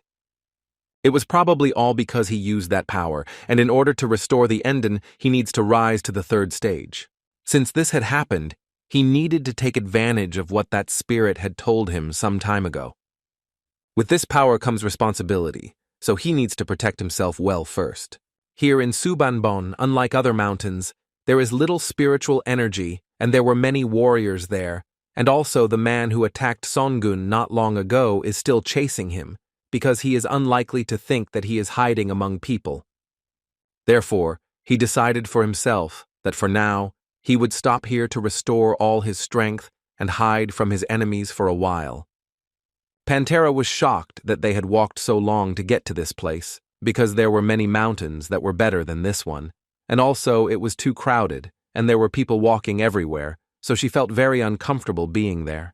However, this made Songgun very angry, because she had been nagging him for an hour now, so much so that his ears were already bleeding, and yet she herself had agreed to go with him, so he considered such discontent absolutely unnecessary. After some time, the panther and her assistant resigned themselves to the outcome of things and slept peacefully, waiting for a new day. Songgun thought that the clouds had covered the moon and its power had not yet been fully absorbed, but he still needed to prepare in advance. The power of Savile was simply incredible, and it was difficult to believe that this item actually had any magical properties. He understood that among all the things he possessed, this was the most precious thing, and if he absorbed it now, he would possibly gain power that surpassed the third level. Songgun still understood that for now his power would be enough for him, and he decided to put the golden lichen inside this jewel and see what would happen next. And if something goes wrong, it means it doesn't belong to him, because he got it by accident anyway. Finally, the tiger waited for the full moon and the whole sky was filled with moonlight, so he could begin to absorb this power. Under the cold moonlight, the treasure of Savile showed its power, which was happening before the boy's eyes at that moment. Songun was shocked, because after some time, a second golden lichen appeared, and it was obvious that everything that was said about this treasure was true. So without thinking twice, Songun decided to absorb one of the golden lichens and was truly shocked by the power that began to overwhelm him. And he was very happy, because with this he was able to achieve an increase in his spiritual strength, which can clearly help him in the future. He thought that this should be enough, and decided to finally let his friends out after a long time. He asked the fish if they were too cramped inside the necklace, so they hastened to assure him that they were completely comfortable and were happy to see the tiger. He asked them to stay there for now, and in the meantime, he told them to take 1 dobongwon each and master it completely. The fish were very shocked and told Songun that they could not take it, since he must have gone through a lot to get it. Songun said to listen to him carefully, because they will go through hellish pain and become Manhwa to walk with him as God both, so they must become stronger and not contradict his words. He asked them not to say another word because if they were sincere, then even a fish could become a dragon. Realizing the seriousness of their master, they agreed to this and told him that they would gratefully accept his gift. After this, he released another assistant from the necklace, who was incredibly happy and cheerful, as usual. He told him that he had to stay in this place temporarily, and therefore he would also be the one looking after these herbs. He also handed him some ginseng, but the root couldn't stand the smell because he hated it. Tiger said he wouldn't force him, but the other guys at Manhwa level have already eaten him and are preparing to level up to Enhwa. Therefore, since he wants to remain at the first level, he may not accept it, but at that moment, he realized that he would definitely eat the hated ginseng in order to be on the same level as the others. From the expression on Jagun's face, it was clear that he was pleased, because his assistants, together with him, would be able to become much stronger. He decided to take care of the remaining things as well, such as the magic seals and various weapons, and in principle there was nothing that complicated, but there were some problems with the sword, because those marks from the battle with strong enemies left scratches on it because it had been through a lot. Songun knew that he could not use the sword until it was repaired, and he also did not know what to do with the second golden lichen. After all, he had already drunk the elixir, and the effect would certainly not be the same if he grew it. He would be able to get Geumjangsa, but the problem was that he did not know how to let this egg hatch. How suddenly he noticed the movement of one of Samga's monsters and couldn't understand what this bastard was going to do. However, he suddenly realized that this monster was not attacking him, but they began to fight among themselves. Songun wanted to stop them, but Hannah told him that they should just watch it, since the centipede had been known since the age of Manbo. Songun was very surprised that this centipede had a name, but his name was indeed Tamhwa, and he wandered the earth and swallowed everything he saw. In addition, he devoured the powers of others and changed his appearance, becoming stronger, and no one is able to determine the limit of their power. Also, this insect changes depending on how it is grown, so the girl suggested that the guy try to grow it. The centipede, which grew stronger day by day, was a powerful weapon, and when he ate it, Songun began to despair, but in reality, it was an incredible stroke of luck. He asked Hannah if she could fix his sword, which he had then drawn. Hannah said she could do it, but she needed a few things to make it happen. Songun was very happy and told her that he would get everything he needed, so he decided to go down to the human village and look for these things there. How suddenly a panther who had just woken up called him and asked him where he was going. The tiger told her that he was going to the human village on business, so he invited the girl to go with him. She was clearly surprised by such a proposal, but since he begged her so much and could not do it without her, she decided to do him a favor and go with him. At the same time, Hannah turned to the sword, because he dared to deceive others by hiding himself, but he definitely couldn't deceive her, so she used her powers and told him to show himself immediately. How unexpectedly, Literally, a few seconds later, none other than Samgi appeared from this sword. He was very angry because he did not understand how the girl dared to behave like that in front of him. She didn't understand what happened to him during this time because he was one of the strongest spirits, and in the end, there was practically nothing left of him. He was outraged that such a pathetic creature like her dared to criticize him because she deserved the most severe punishment, but if she pretended that she did not see him, then he promised her that he would definitely forgive her. He started talking about how he would help her in many ways and provide her with everything, but unexpectedly for him, the girl attacked him and hit him. He was just shocked and didn't understand what this girl was doing, but it looked like she intended to destroy him. She apologized to him, but the owner of this sword was about to become the fiancé of its owner soon, so she couldn't let something like this demon interfere with their future. He tried to stop her and begged her to talk to him, and instead he would tell her about the Pajanmagek technique. It was a technique that had been passed down from generation to generation, but the girl was disappointed that his life was so cheap. Samgi started shouting that she would give this technique to her, but even if he told her where it was, without him, she definitely wouldn't be able to get it. However, she knew that even on the verge of destruction, he dared to lie to her, because it was transmitted by the strongest spirit. But since he was defeated, this technique was probably devalued. Therefore, she saw no reason to leave him alive, since he was of no use to her. However, she still felt sorry to lose what he offered, so she decided to cut off a small part of his soul and slowly find out everything, and she would use the rest for good deeds. Dark Soul couldn't believe that the girl was capable of cutting off a soul, because it was obvious that her level was simply incredibly powerful.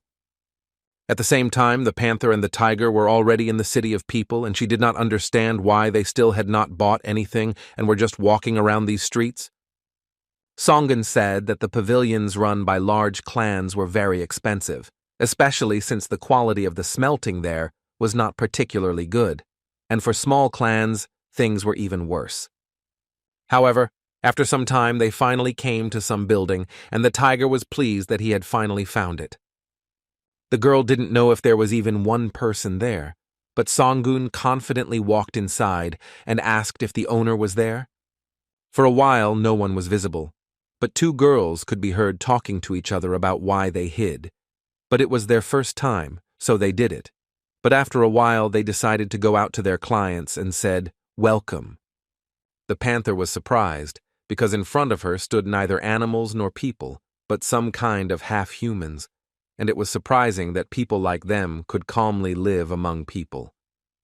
Songun did not waste time showing the girls the spirits, and told them what he wanted to make out of this Hwangjapai.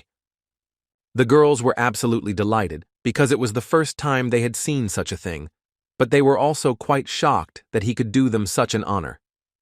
The tiger asked the girls how much their work would cost, so one of them didn't lose her composure and said that the whole thing would cost 500 precious stones. Songun was quite shocked, but in principle a good Hwangjapai should really cost about that much. The panther realized that the tiger did not have that many stones, so she offered to lend them to him for a while. However, in reality, she decided to play a joke on her friend and took out only 3 stones from her pocket and told him that she had picked them up on the way. The two girls who were supposed to do the job were Kim and In, and their origins were written in deep history, although the influence was small, but after several hundred years they will be spoken about on every corner. However, at the moment they are just little girls, just like Mia was once in the past, who has now practically shown all of herself. So he didn't think twice and gave the girls 500 valuable stones, which they were quite shocked about because they expected him to actually do it. However, for such a price, he had a request for them, which was that he would also like to participate in this process.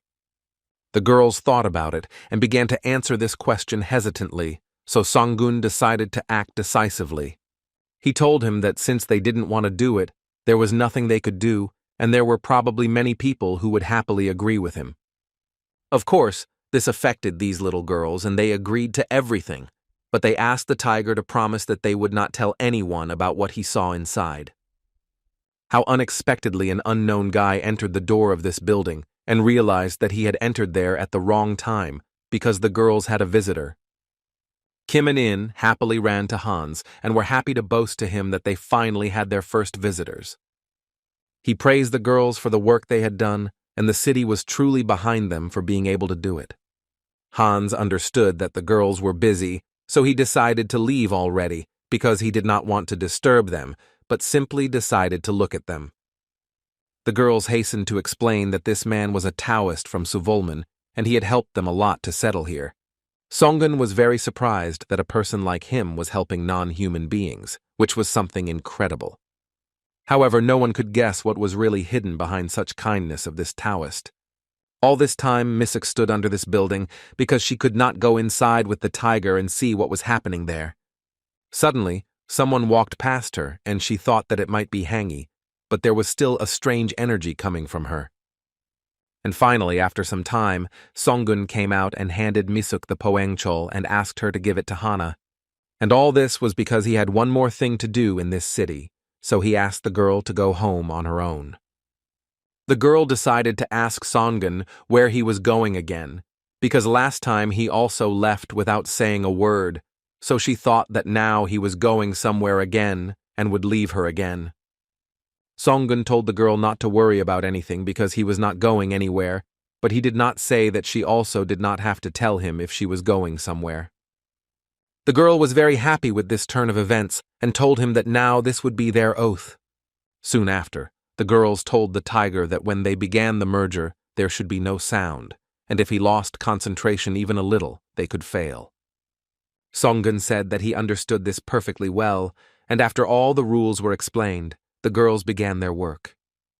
And everything that happened there was simply incredible, because the girls used disappearance and unity, and they are inextricably linked to each other, like her existence and not being. Tiger knew that this was clearly different from a normal fusion, and that it would all be impossible if they did not learn the secrets of heaven and earth, and that this was not something that could be learned, because this knowledge had to be possessed. Songun was a little doubtful that he would be able to do this in such a miserable place without special tools for fusion, but it was obvious that the girls were incredibly strong. After some time, the girls actually managed to do it, and they said that everything was ready, and now the tiger just had to give this thing a name. Tiger thought that since this thing was shaped like a wheel, he decided to call it Koryun, which was a pretty good name for it. He thanked the girls for the work they had done and told them that they were simply incredibly strong, so next time he would definitely contact them again. They were incredibly happy to hear such praise and told him that they would do everything in their power to help him. After some time, Hannah asked her mistress to stop twitching her legs because she was looking at her and was also starting to get nervous, but the panther could not calm down because so much time had passed and Songun was not yet near her. However, Hannah did not stop assuring her mistress that if he said that he would, then he would definitely keep his word. Not even a few seconds had passed before Songun appeared on the horizon, so the panther ran towards him as fast as he could. And now it was finally time to show Songun the work that Hannah had done while he was away. He realized that when they combined the souls of the three demons, a new weapon was formed. The girl didn't know if it was because of the three demon souls or the souls he absorbed after that, but after the fusion, a new weapon was born. Songun realized that all this time, until now, this demon had been secretly waiting for him on this island, and if it weren't for Hannah, then perhaps he definitely wouldn't have survived, and his head was simply spinning just from the thought of it. There were still so many things in this world that were unbelievable to exist, and he had almost reached the second level, and he would have to be even more careful in the future. However, even despite this, he should be glad that he received another powerful weapon, and, in addition, his centipede became even stronger. And this animal not only became stronger, but also managed to become very attached to its new owner, which could not help but touch him. Immediately after that, he informed everyone that he was going to Chongog, and he didn't know exactly how long it would take. Misuk began to get very angry, because she had waited for him for so long, he was going somewhere again, so she considered him a complete egoist. However, the tiger just wanted to talk about this, because this time he did not know what danger could cut him and how long it would take, so he asked the girls if they were ready to go on this journey with him. The girls were impressed by this question, but Misuk did not understand what had suddenly come over the tiger and why he was suggesting this so suddenly. He did not understand what the girl was saying and told her that if she did not want to go with him, then she could say so and not do it. But she began to insist that she did not say such a thing and she would definitely go with him. At the same time, the girls saw that some visitor was coming to them and they were already happy that they would have a new job. However, it was none other than Hansu who entered inside, but the girls did not understand what brought him there. However, after some time, he told them about Cheonadong, which is now under the control of their Solwonmun.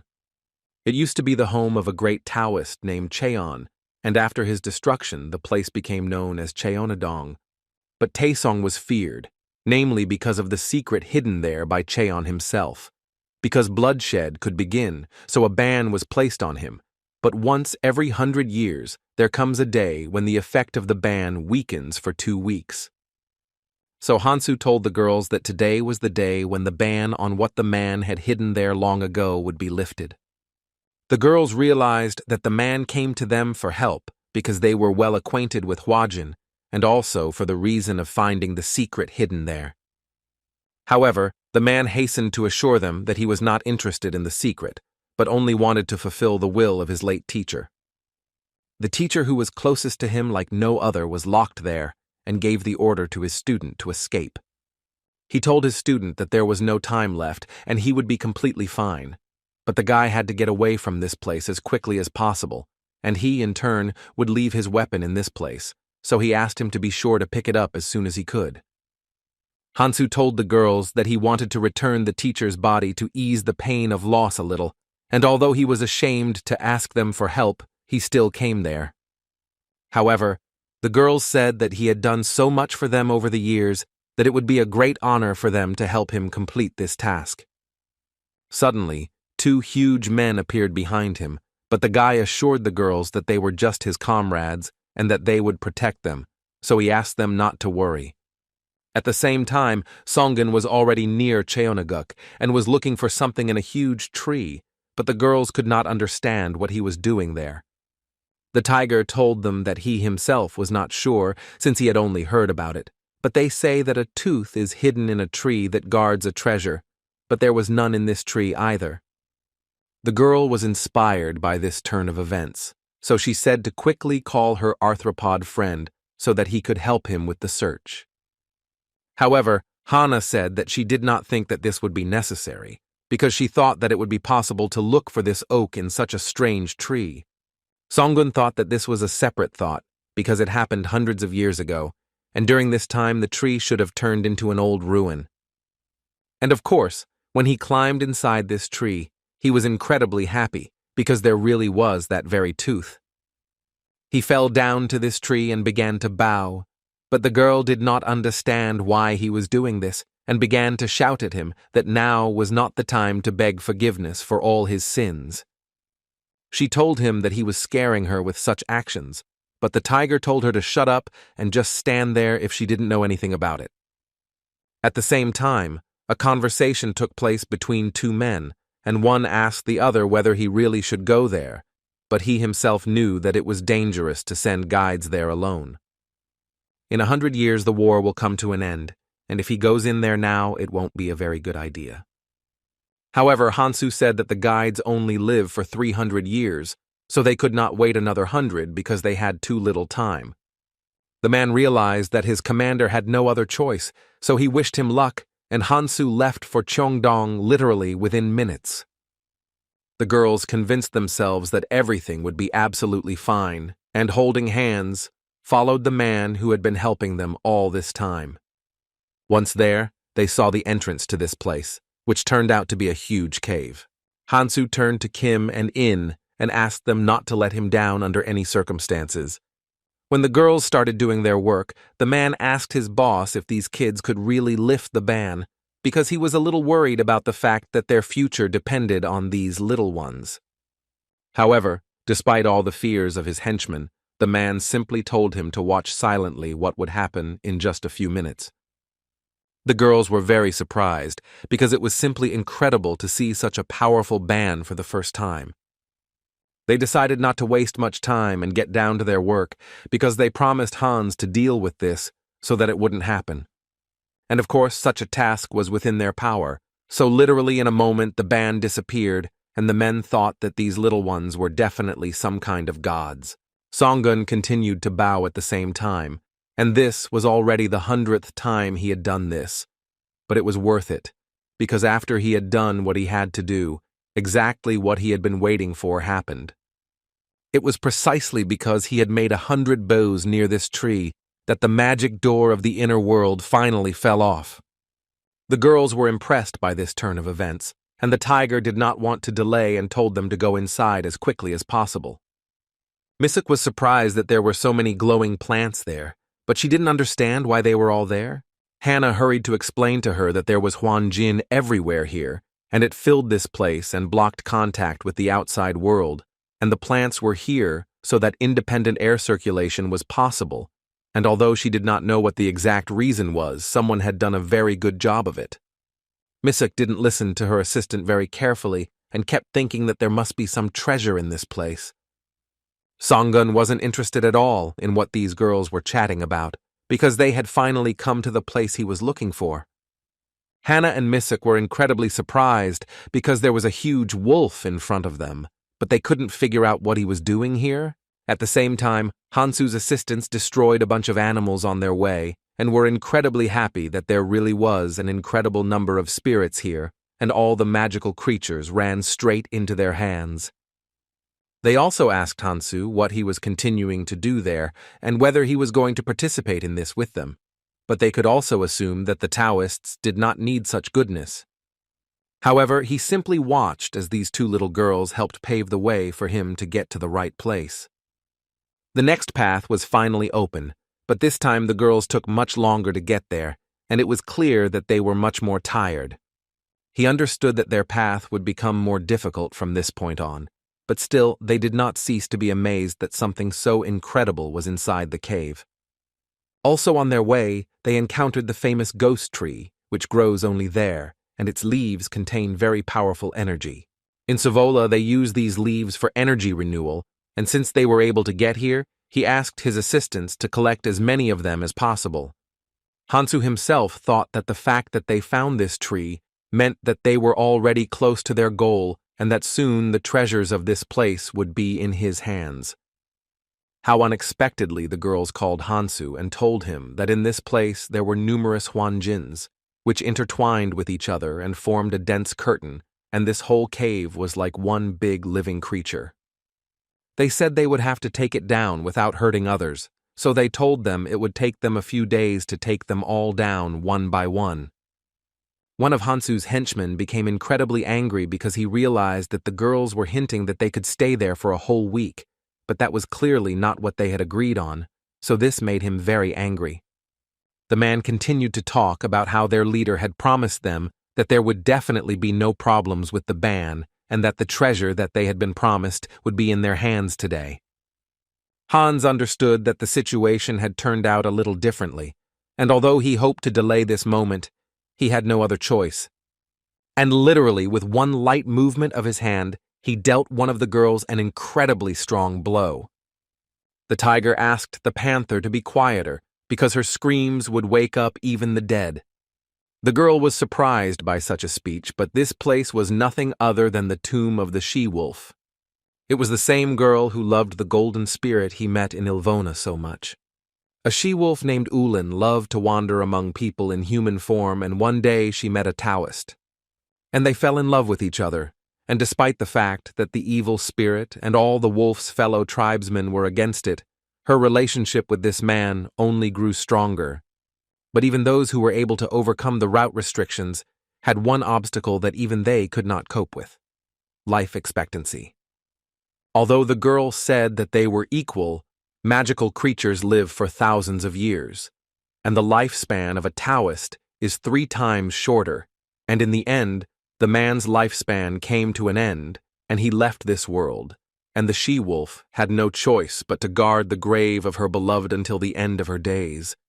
The golden spirit, who did not want the girl to die, offered to prolong her life, but she refused. She said that she had already experienced the kind of love that happens once and for all, and further life simply had no meaning for her. She decided to return to her homeland and merge with nature, because she felt that she had finally realized the most important thing in her life, so she hoped that the golden spirit would one day meet such a person. Soon, Ulan died, and the last thing the golden spirit could do for her was to build a tomb for her peaceful, eternal sleep. And this was nothing other than the actions of Golubets, because in order to build the tomb, he spent too much of his spiritual power. Because of this, he was captured by the Taoists of Ilwan. Masuk was simply impressed to hear such an incredible love story.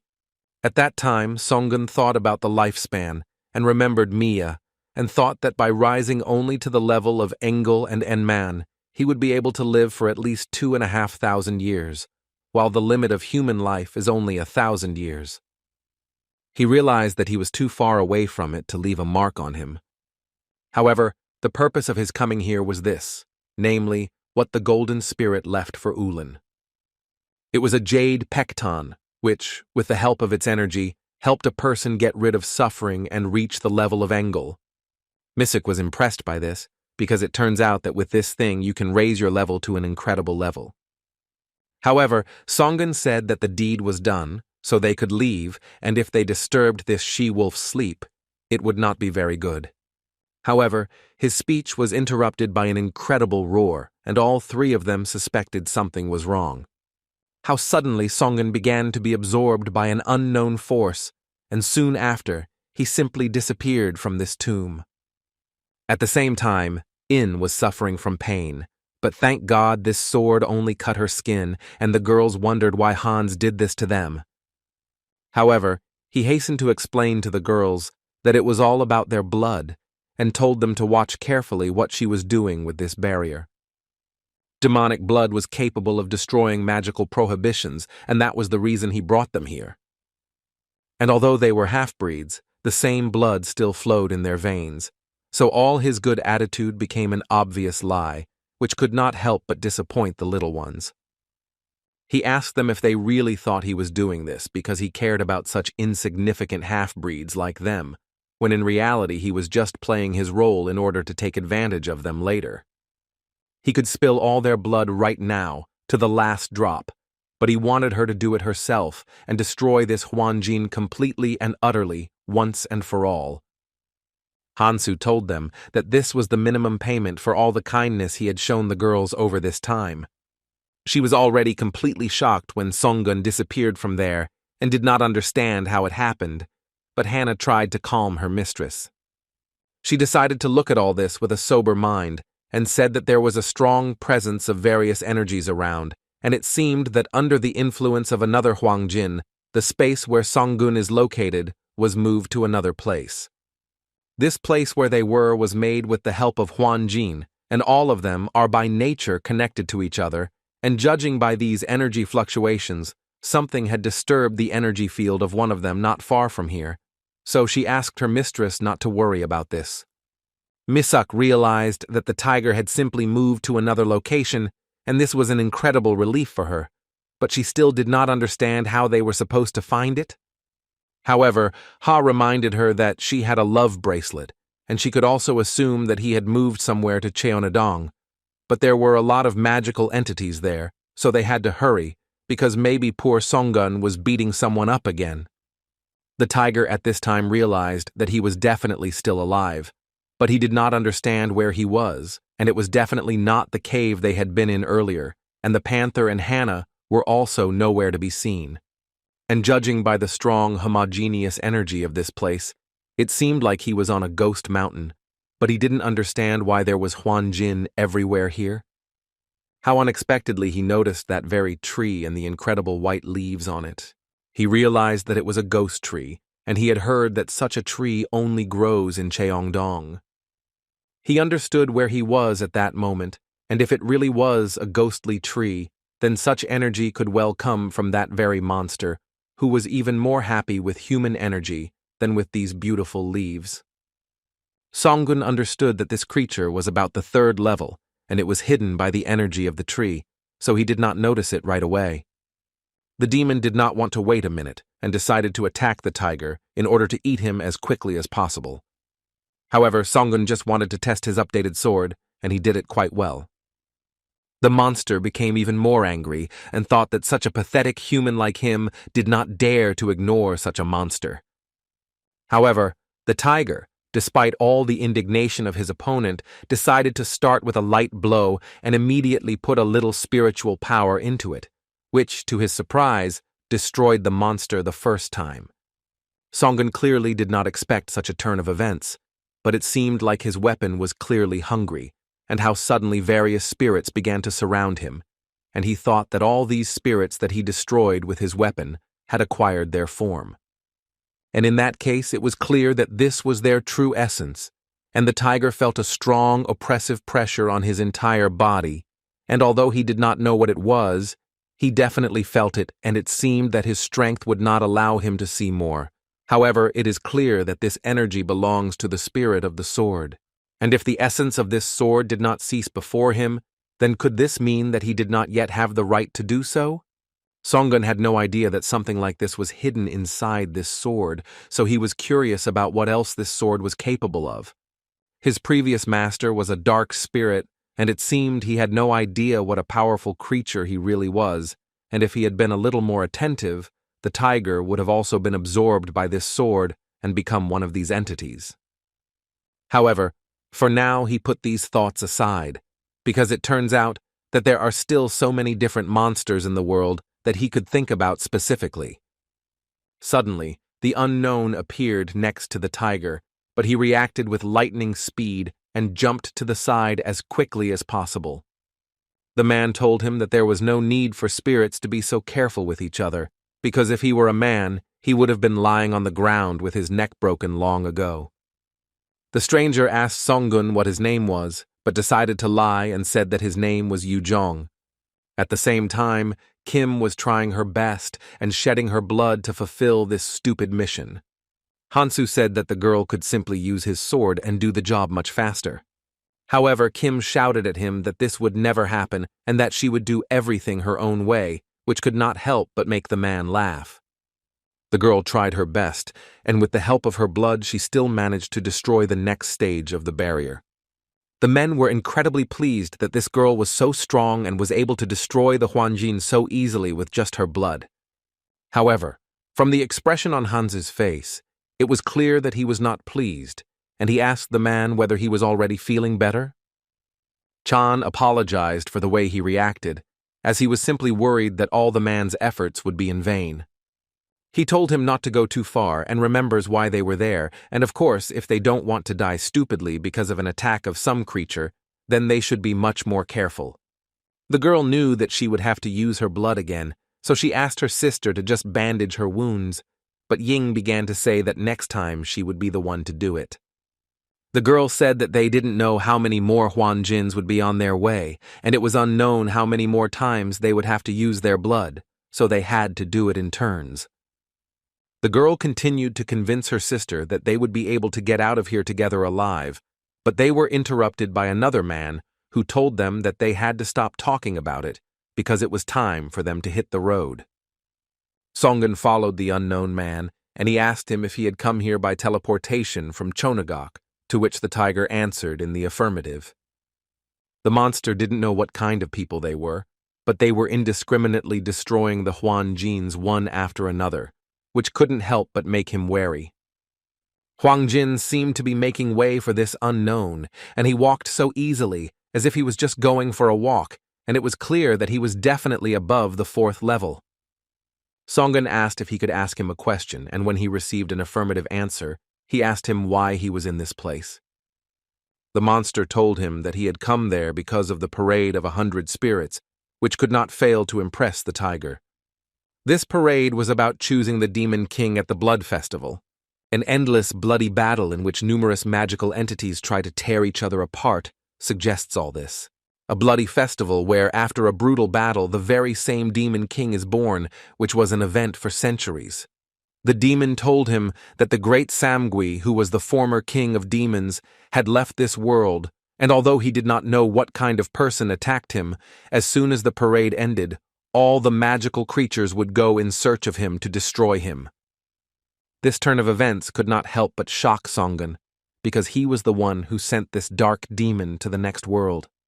The girls at this time had already opened the last seal, but they were already on their last legs, because this whole situation was incredibly difficult for them. Hans was incredibly happy about this turn of events, because this was the very place, and the teacher definitely had to leave some clue for him. How unexpectedly he saw the herb that the teacher used as a magic tool, so he assumed that this was the clue for him. How unexpectedly, after he took hold of this flower, the very teacher who had been here for a long time appeared in front of him. Hansu said that he fulfilled his last wish and came here to take his treasures. Judging by the guy's expression, one could assume that he was simply beside himself with happiness, because he finally got what he had been striving for so long. Songun was simply shocked that it had already become known that Samgi had left this world. But there were only a few does there, and he certainly could not comprehend how this could happen in just a couple of days. He decided to inquire about the monster, or if anything was known about the man who had killed the great demon.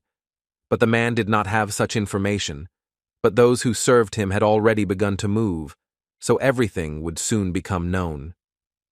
Tiger realized that the demon did not yet know that it was he who committed such a crime, when suddenly the man turned to him, but Songun did not understand what was happening. However, he simply told the guy that the people who brought him to this place were right there. Hansu had already shown his friend the great treasure of his teacher, and all three of them were incredibly happy about it. The man told them that he would keep the brush and the bottle, and they could take the rest of the treasures for themselves. Hansu had already taken the Churin drink, which had incredible power against poisons, and the brush that the master always carried with him, so he had everything he was looking for. However, at that moment, that same demon appeared and told the three of them that they were real scoundrels, because they had fought their way through so desperately that they had brought the Huanjin to such a state. They immediately became active and started shouting to each other that since this demon was alone, they needed to be on guard. The demon found this situation funny, and after he began to show his power, the Taoist immediately fell at his feet. He introduced himself and said that he had come here and brought what this demon had asked him for. Songun realized that this guy had been playing his own game from the very beginning and didn't care about anyone else. Hansu told Tom that he had that very drink in his hands, and it would be incredibly useful to the demon during the parade of 100 spirits. The demon decided to ask if it was really Churin, because he had no idea that the man would be able to find him, and Hansu was saying that now he had to take care of him as he had promised. The men were shocked and could not believe their eyes because it looked like the Taoist was in cahoots with this demon. And this was so, because why would this man go to such a dangerous place if not for this? And the man was actually planned to be used as a bill in case of danger. They were just shocked and started yelling at him that he was a complete freak and told him that he definitely couldn't remain a Taoist after everything he had done. However, Hansu asked not to worry about this because he no longer planned to remain human anyway. He no longer wanted to lead a miserable human life and count the years he had lived in fear, so he too decided to become a demon who lived for thousands of years. So he turned to Gimkin and asked him, as they had agreed, to turn him into a monster. The man began to fulfill his promise, and Hansu was incredibly happy that he was reborn, and now he would become a monster and would be able to live for thousands of years. However, in reality, Gimkin did not turn him into any kind of monster, and all this was just an illusion for the man. After all, in reality, people were so limited in their dreams, and it was generally incomprehensible how they had the courage to call him the spirit, some kind of pathetic demon. Gimkin decided to leave the guy here to rot in his fantasies, but he still had to deal with the rest of the foxes. How suddenly the man summoned his spider helpers, and it became clear that he was using Hwange, which meant that this spirit was higher than the 4th level. The men tried to defend themselves to the last, but no matter how many of these spiders they destroyed, their numbers did not decrease, and eventually their spirit overcame them. Songun understood that they had no chance of salvation, but suddenly he noticed those same girls who had recently helped him do such an important thing. Of course, when those horrible spiders wanted to attack the girls and destroy them, Songun came to their aid and tried to protect them. The girls were so happy that they couldn't hold back their tears because they thought that this was really the end for them. Jimkin could not understand what this tiger was doing, but he hastened to explain to him that he knew these girls and they were not people. However, the spirit said that then they would have to be destroyed even more, because these traitors who serve people should not exist in this world. However, the tiger continued to insist that the girls were not doing this of their own free will and asked to at least just look at them. The spirit said that being used by humans was a real shame, so he still couldn't leave them alive. How unexpectedly at the end he seemed to come to his senses and said that it was all very interesting, and that after all his student had found him like that. Songun realized that now he had a completely different energy, but his body remained the same, and it felt like he was a completely different creature. The spirit said that the deceased took the body of the youth, and he should be ashamed of it, so he used his abilities against him. However, the old man in the body of a young man repelled such a strong attack of the spirit with incredible ease for obvious reasons. After all, if there was a way to return to life again, who would refuse such an opportunity?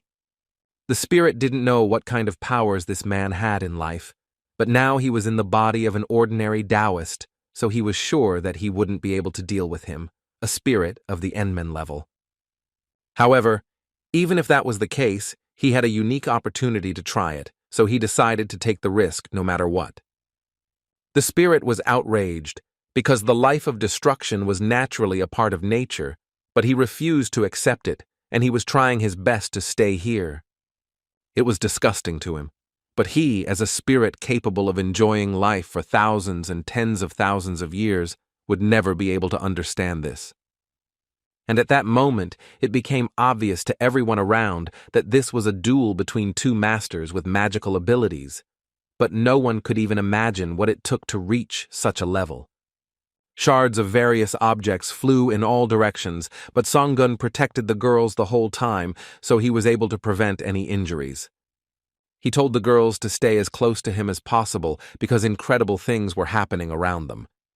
Jimkin was quite shocked, because the man was able to control powerful spells with just simple gestures, but since he couldn't fly, it meant he hadn't yet reached the limit of his physical capabilities. And this meant that before he could destroy this body and release his true power, the spirit needed to summon all of his spiritual power and use a powerful spell to put an end to this. The old man realized that the spirit had discovered his weak spot, so he decided to respond to such an attack with dignity. It was a confrontation between two incredible forces, and it was unclear who would ultimately win this battle.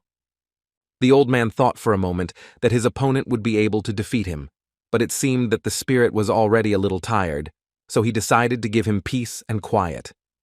Hwanga Gumkina, covering his body from all sides, disappeared, and if this continues, then after the spirit, this man will definitely pounce on them. So Songun understood that they had only one chance to survive this, so he decided to act. His opponent is a monster capable of defeating an Enmen-level spirit, and he can turn it into a pile of ash with one wave of his hand.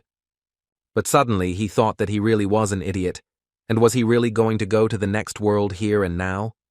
Instead of dying stupidly, he decided for himself to fight to the last. However, he was quickly defeated, because the old man, with a slight movement of his hand, threw the tiger aside. He was shocked that such a pathetic humanoid trash decided to attack him, so he decided to take a closer look at it. But in reality, Songun did this in order to distract the man of the battle, and at that moment the spirit decided to deliver his incredibly powerful blow. The old man certainly couldn't have expected such a turn of events, and he couldn't believe that he would actually be destroyed, and he had only just received this new body. He wanted to somehow free his hand to strike back, but the spirit would not allow this under any circumstances. The spirit said that nothing could save him in this situation, and he was sorry that he alone had to enjoy how he was trying his best to survive. This old man had to endure the hardships of numerous destructions for 1,000 years to reach the level of Daesong, and who could have known that his life would end in such a miserable end? Jimkin breathed a sigh of relief, because this skirmish could have ended badly if the tiger had not helped him, so the spirit praised him for his good work. And after that, he told Songgun that this old man was the mentor of the Taoist Hansu, which could not help but shock the guy. And this man went so far as to prolong his own life by stealing the body of his student, and he was obsessed with the thirst for life like a madman. After this, the tiger decided to look at those same two treasures, and there lay a protective vase and a binding bracelet. He didn't know what was in that bottle, so he decided to ask Hannah about it a little later. Songgun knew that, as they say, karma will definitely find you for all the things you have done. This man used others for his own selfish purposes, trying to remove his own greed, and in the end he met such a tragic end. The spirit said that it seemed that nothing was threatening him anymore, and although he could not have foreseen this, in the end, everything was resolved as successfully as possible. He also told the girls not to be afraid of him, because since Songgun helped him, he was not going to touch them with a finger anymore. And since they were finished here, it was time for him to return to attend to the parade of the 100 spirits, and upon his return he intended to recommend the tiger to the demon king he served, so he asked to follow him. Songgun realized that the spirit wanted him to become the ghost warrior of the spirit Munchak, and this is an incredibly tempting offer for any spirit. However, now was not the time, and he thanked the spirit for the offer, but he had only recently reached the level of Enshua, so he thought that he lacked the skills to be honored like that. Jimkin knew that the guy's abilities were far beyond many, and with such skills, there was no need to worry that they would not be enough. However, the guy continued to say that now he has a business that needs to be completed together with his comrades, so he cannot accept such an offer. But all these speeches made the spirit very angry, and he told Songgun that when he gives him an order, he just has to follow it, so he ordered the guy to follow him immediately. The guy had no other choice, so he just listened to the spirit and went on his journey with him. And he himself was thinking that now the war with the Taoists was in full swing, and it was likely that he would simply become an expendable material that would be carried from place to place. He was really only at the level of a Yeonhwa, so he would hardly be able to contribute much, so he didn't understand why this spirit was so obsessed with this. How suddenly he remembered that he first encountered Gimkim when the spirits of his destroyed creatures came out, and in that case, he could see the spirit of Samgi. There was a possibility that this spirit knew that it was he who destroyed Samgi, and they were heading straight to his lair right now, so the tiger thought that he needed to get out of here urgently. But he didn't know how to do it, because it was unlikely that he would be able to defeat Gimkin, since he had defeated Samgi with the help of Mia, and now everything was different. And he understood that he was responsible not only for himself, but for the twins, who also needed to be protected and delivered safe and sound to his home. He tried to think and run through different plans and methods in his head to get rid of Jimkin. How unexpectedly Ying turned to him mentally, who understood that judging by the expression on the guy's face, they were in a very difficult situation. He confirmed her fears and told the girls that right now they were going to the base to the spirit of this place. The girl said that thanks to their abilities, they are able to see things that are unknown to others, and in addition, Kim is sensitive to changes in energy flows, and she saw traces of those dissolved in them. After this, the little girl asked Songgun about the fact that he had been with the escorts all this time, which surprised the guy quite a lot. She explained that when they were trying to destroy the Huanjin, she felt a strong energy, and it was as if she felt that she needed to find something and realized that there was someone else inside this Huanjin. Songgun realized that it could only be Hannah and the panther, and they were there because they were looking for him. He asked the girls to hold on tightly to him, and, pushing off sharply from the carpet, he hurried to run away. The spirit didn't understand what this guy was doing because he ordered him to stay put. He didn't run very far and stopped and asked the girls to stay closely behind him. Of course, the spirit easily caught up with him and told this scoundrel that he either wanted to die right here or had lost his mind. However, the tiger, with an innocent expression on his face, said that he could not leave his comrades and go with him, so he would just wait for them here. Jimkin told the guy that although he was quite smart, he still couldn't understand that he just needed to follow him if he valued his life. When the spirit tried to deliver its incredible blow towards the guy, he released his centipede, which easily dealt with this attack. Songun also told the spirit that even if he succeeded in wounding him, he would definitely not get out of there alive. Gumkin realized that his opponent was using Huanjin, but he was not ready to tolerate these tricks and decided to destroy them with his illusions. However, to his surprise, his illusions had no effect, and it must have been that the boy was able to reflect them since he used the power of the treasures along with his Manhwa level abilities. The spirit decided to use the deep vision of the ghost and saw the girls who were hindering him. This situation made him incredibly angry, and he thought that he should have destroyed these two little ones from the very beginning. He knew that it was impossible to escape from such an attack unharmed, but suddenly he saw the energy that belonged to Lord Samgi. Songun was able to deal the spirit a strong blow, and after that it could no longer remain in the human body. The guy knew that this was not enough, so he decided to cut his throat, but he did not have time to do it. The spirit transformed into his true form and told the guy that he was a real idiot, because after what he did, he would have to deal with his true form.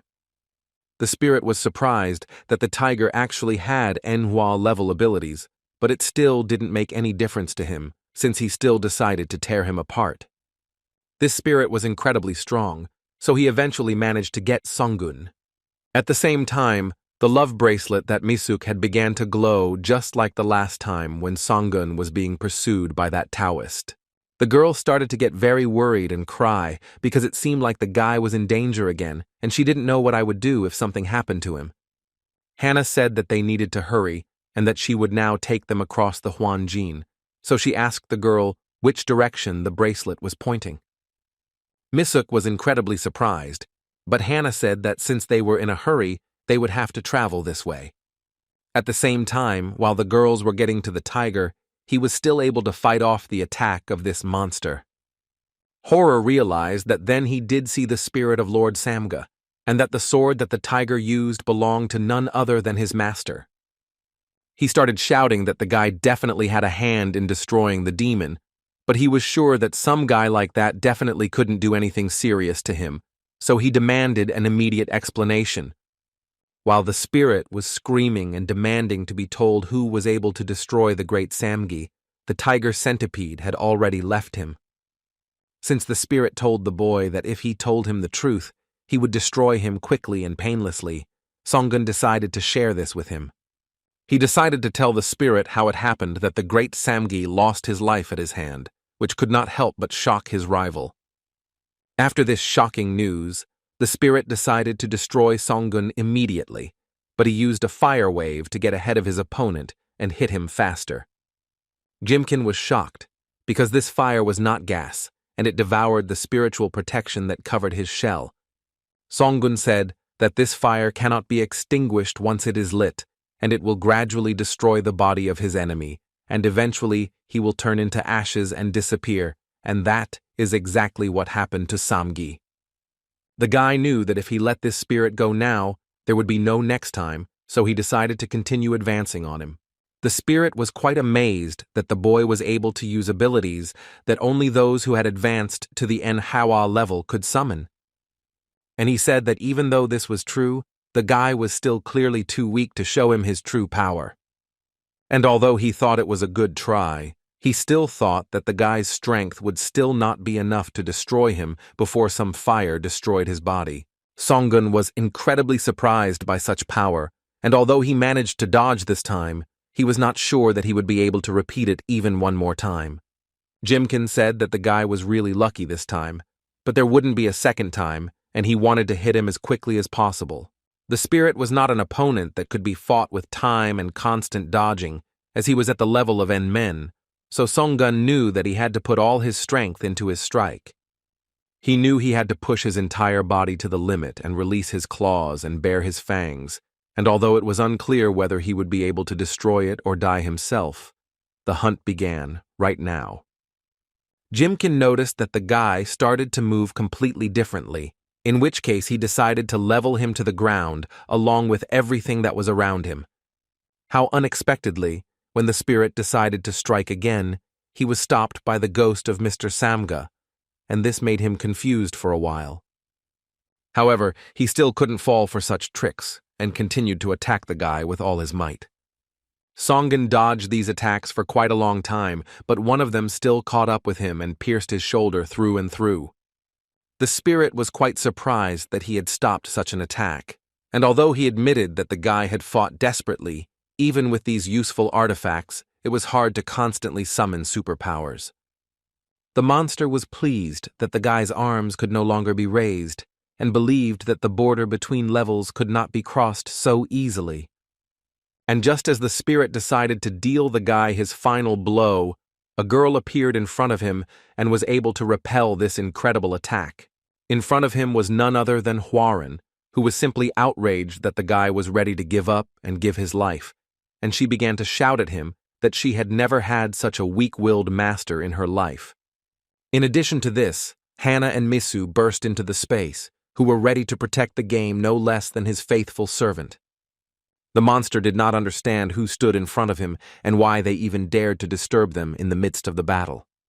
However, Hana told him that she would have to destroy him for bringing her mistress to such a terrible state. At that moment, the spirit realized that he needed to leave there urgently because he was sure that he could not cope with all of them. He asked them to stop because he did not understand why they needed to destroy him and began to beg them to let him go. Hana told the spirit that in the future, this man would become her mistress's husband, and it was unforgivable what he had allowed himself to do to him. Immediately after this, the girl decided not to waste time on empty talk and struck him with scarlet thunder. She then used a rain of enchanted blades to destroy the spirit once and for all. Songun was shocked and realized that these girls were really scary, and immediately after that, he simply passed out. After some time, everyone around the tiger was waiting for him to finally come to his senses, because he made the girls very worried about him. When he opened his eyes, he was quite shocked, because they all started asking him questions, or did he recognize them and how did he feel at all? They begged him to say something and try to call one of their names, because they needed to check if he could move at all. However, Songun was unable to say anything, and the girls were very worried when he lost consciousness again, but they did not assume that he was in emotional shock. After some time, the guy finally came to his senses, and although he had very serious wounds, he was alive. Although he resorted to the help of artifacts, if the twins had not helped him, he would have died long ago after such a brutal battle. And if Jimkin had not been distracted by his attack and had still hit the target, he would have definitely not been alive. If Hwaran hadn't shown up in time, if Hana hadn't been able to find him, the outcome would have been clear. He used his powers to the maximum, summoned spirits, and even used artifacts, but in the face of overwhelming force, he was completely useless. In the end, he was never able to overcome the boundary between the two levels, which could not help but upset him. How suddenly his thoughts were interrupted by Hwaran, who had been looking for the guy for quite a long time. She asked Songun to tell her what he was thinking about now because she believed that there was no need to keep everything to himself, and the best way out was to share his emotions with someone close to him. He told her that when he leveled up and got those artifacts, he felt like he could do anything, but looking at the people he met during all that time, he realized how insignificant he really was. It was surprising to him that he had even managed to live to this moment, because he had become so Czeslavny during this time. Well, now that he has realized his true nature, he will no longer risk his life so recklessly, but will simply go to Mount Peksan. How unexpectedly Hwaran became very angry and asked her master if he really thought that he was special, because it was complete bragging. She told him that he was just one of the spirits of the Manhwa level, and his opponents were a being 2 levels higher than him, and it was no wonder that he couldn't resist him. The girl told him that the fact that he managed to come out alive from a battle with such an opponent was already worthy of praise because he did the impossible, which could not help but surprise the tiger. Although he was going to return to Mount Peksan, the girl decided to clarify whether he would take Mia with him, because at the last moment, all his thoughts were only about her. This made Songun very embarrassed, and he began to tell the girl that this never happened. Hwarin said that she had never allowed herself to mention it until now, but she just felt what the guy felt. This is why relationships are such a strange thing, because once you connect with someone, it is impossible to break that connection or give it up. The era of war that Songun spoke of is coming soon, and he will clearly need a lot of strength to protect this girl. However, even after such a speech, the guy said that all this was not for Mia, because at the very beginning, he received a physical incarnation to become a Shinsu. The girl, of course, did not believe her master, but he believed her that he would not stop until he achieved his goals, so he asked her not to complain and to follow him. After some time, the girls approached Songun and told him that they were leaving because they had always been wanderers, and it was time for them to go their own way because they could no longer disturb the tiger. The guy was still worried about the girls, so he asked them if they had somewhere to go. The girls said that there was no specific place, but they were ready to go anywhere where there were no people. For them, meeting the tiger was very special because he was so kind to them and never asked for anything in return, so they told him that they would never forget him. When the girls started leaving him, the first thing that appeared before his eyes was the image of Mia, who in the past had also left him. So he ran after the girls and asked them to wait a little longer because he had something for them. He handed them the Dobon Hawan balls, but the girls couldn't believe that she was giving them such a valuable thing for free. However, this was all he could do for them, and in the end, there was no one to protect them except themselves, so he understood that this would greatly help the girls in the future. They live in a world where the weak, whether humans or spirits, are used and destroyed, so he asked the girls to become stronger and survive no matter what.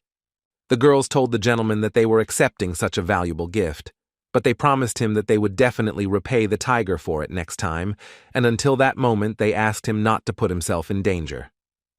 Songun was glad that the girls accepted the balls and told them in parting that he would definitely be careful no matter what. After some time, Songun became very scared and did not understand why Hannah brought this horror straight to him. However, for the girl it was of no value, but for the tiger it could be useful, because Gimkin's eye has unique powers and can definitely be useful, and his legs are covered with magical protection, so they can be used to make an excellent weapon. Songun knew very well what these paws were capable of, and it was thanks to them that he was so badly battered in the battle with the spirit. In addition, she divided the drink Churenchu, which helps with poisoning, in half between him and the hostess, but this should be more than enough. How unexpectedly, while she wanted to continue her speech, an unknown object began to fly at her. Songun gave her nothing less than Okchupektan because he survived this battle precisely because of them. Now he was going to engage in spiritual training that would allow him to advance to the Engel level, so he would definitely be busy for a while. Hannah knew they would have to say goodbye for a short time, and she told Songun that she would look after everything until he returned. He thanked the girl and hurried to start his training as soon as possible in order to become stronger and finally be able to protect all those who were so dear to him. He knew that if he absorbed this ball, he would be able to rise to the Engel level, so he decided to start doing this immediately.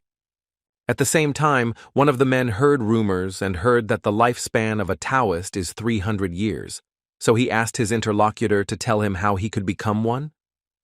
He continued and asked to at least share with him the secret of how he could prolong his life, and he decided to present the jewelry to the man as a sign of his gratitude.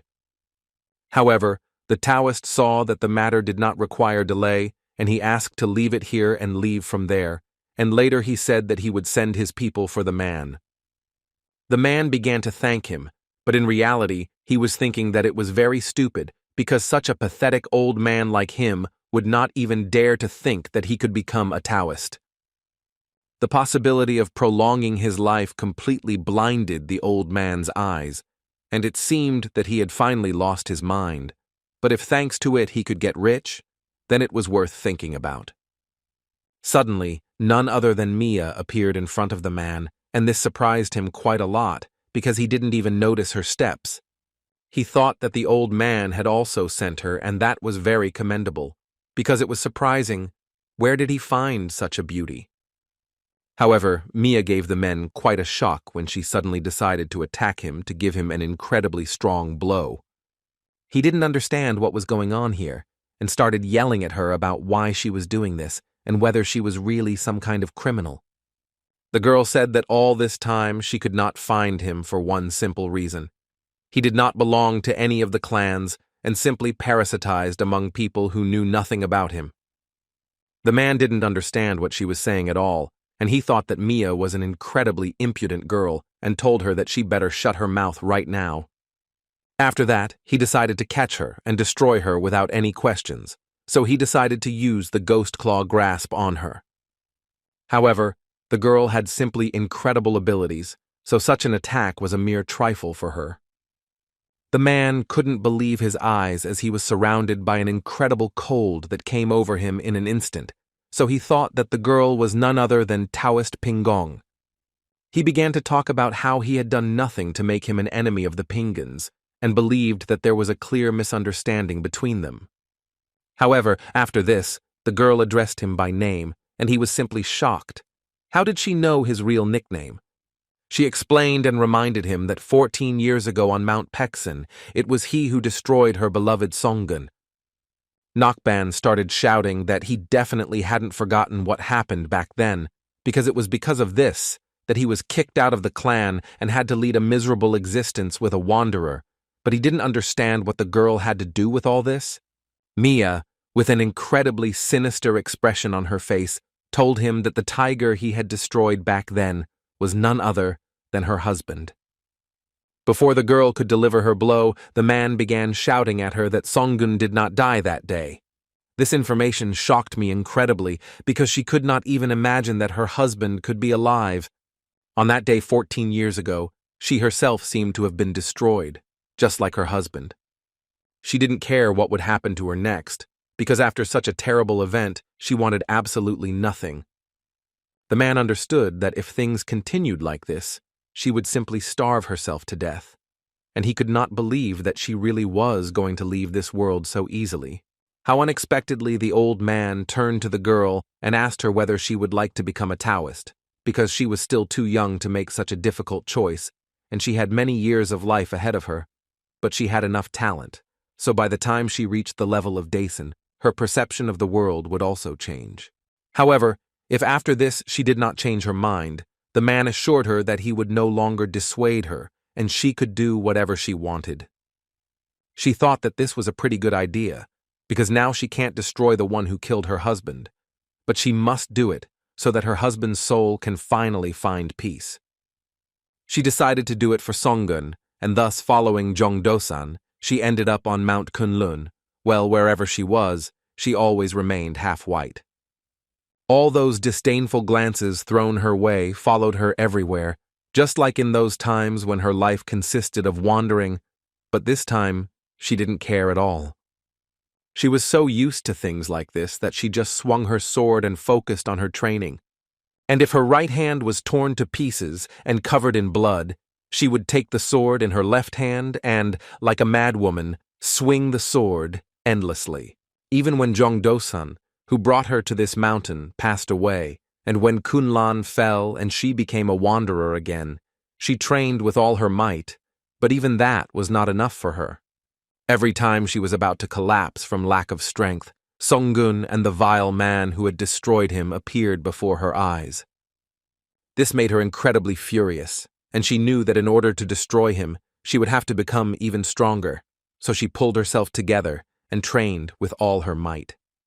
How suddenly the unknown appeared in front of her and told her that it seemed like someone here had reached a dead end, and even if she had talent, her inner energy was incredibly strong. Developing it alone was too difficult. He knew that Mia was a child of special blood, and he decided to help her in order to gain the power that she so desperately dreamed of. Thus, she made a deal, the collateral for which was her own body, and the person she met turned out to be one of the members of the Pingong clan. From then on, she became a Taoist and managed to raise her level to Dosan.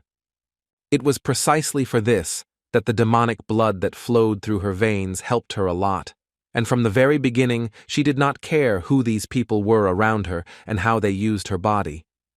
She just needed enough power to destroy Nakban, because if she did that, it would be the end of everything. And at that moment she was telling the man that if he continued to talk this nonsense, then she would not destroy him just like that. But he began to scream and say that he too had been deceived, because one of the disguised shamans was with them.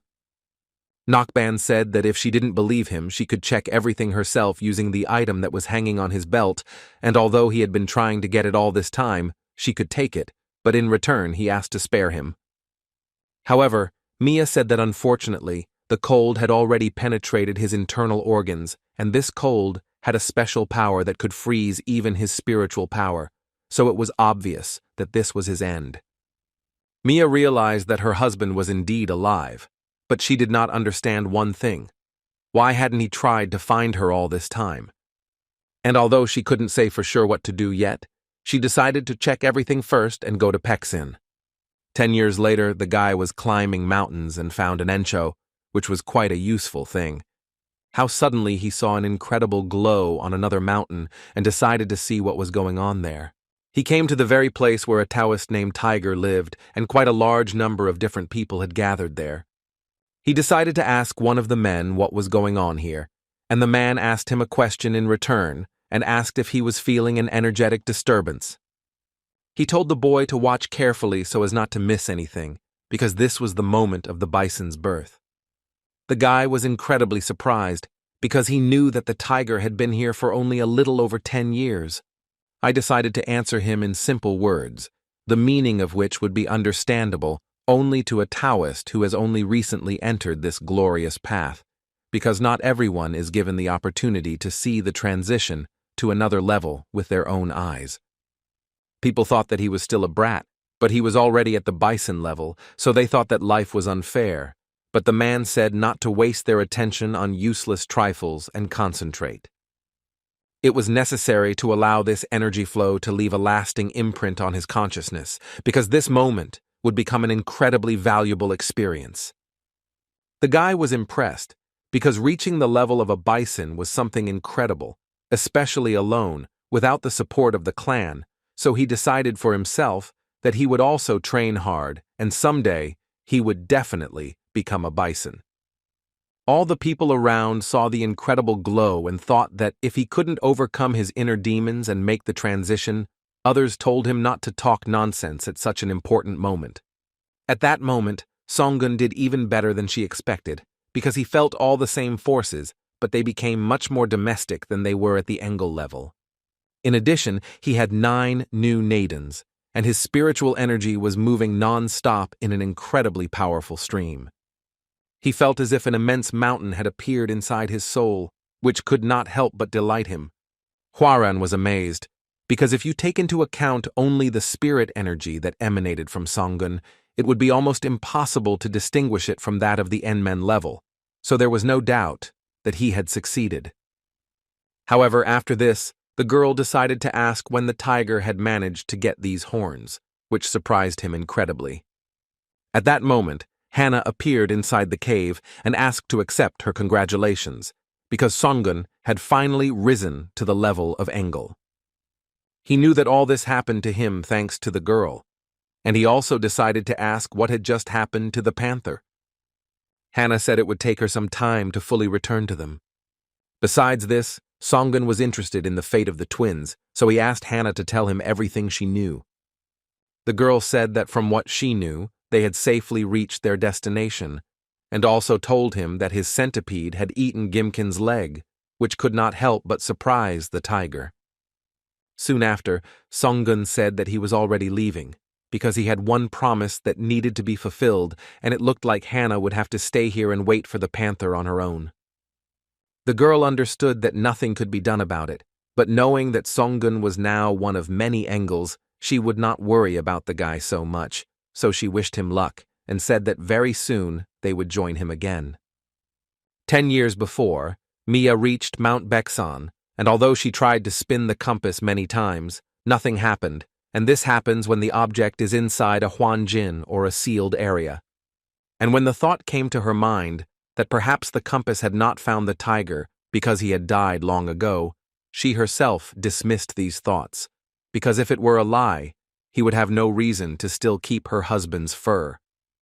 She knew she had to go, and once she got there, she would finally be able to find out the whole truth.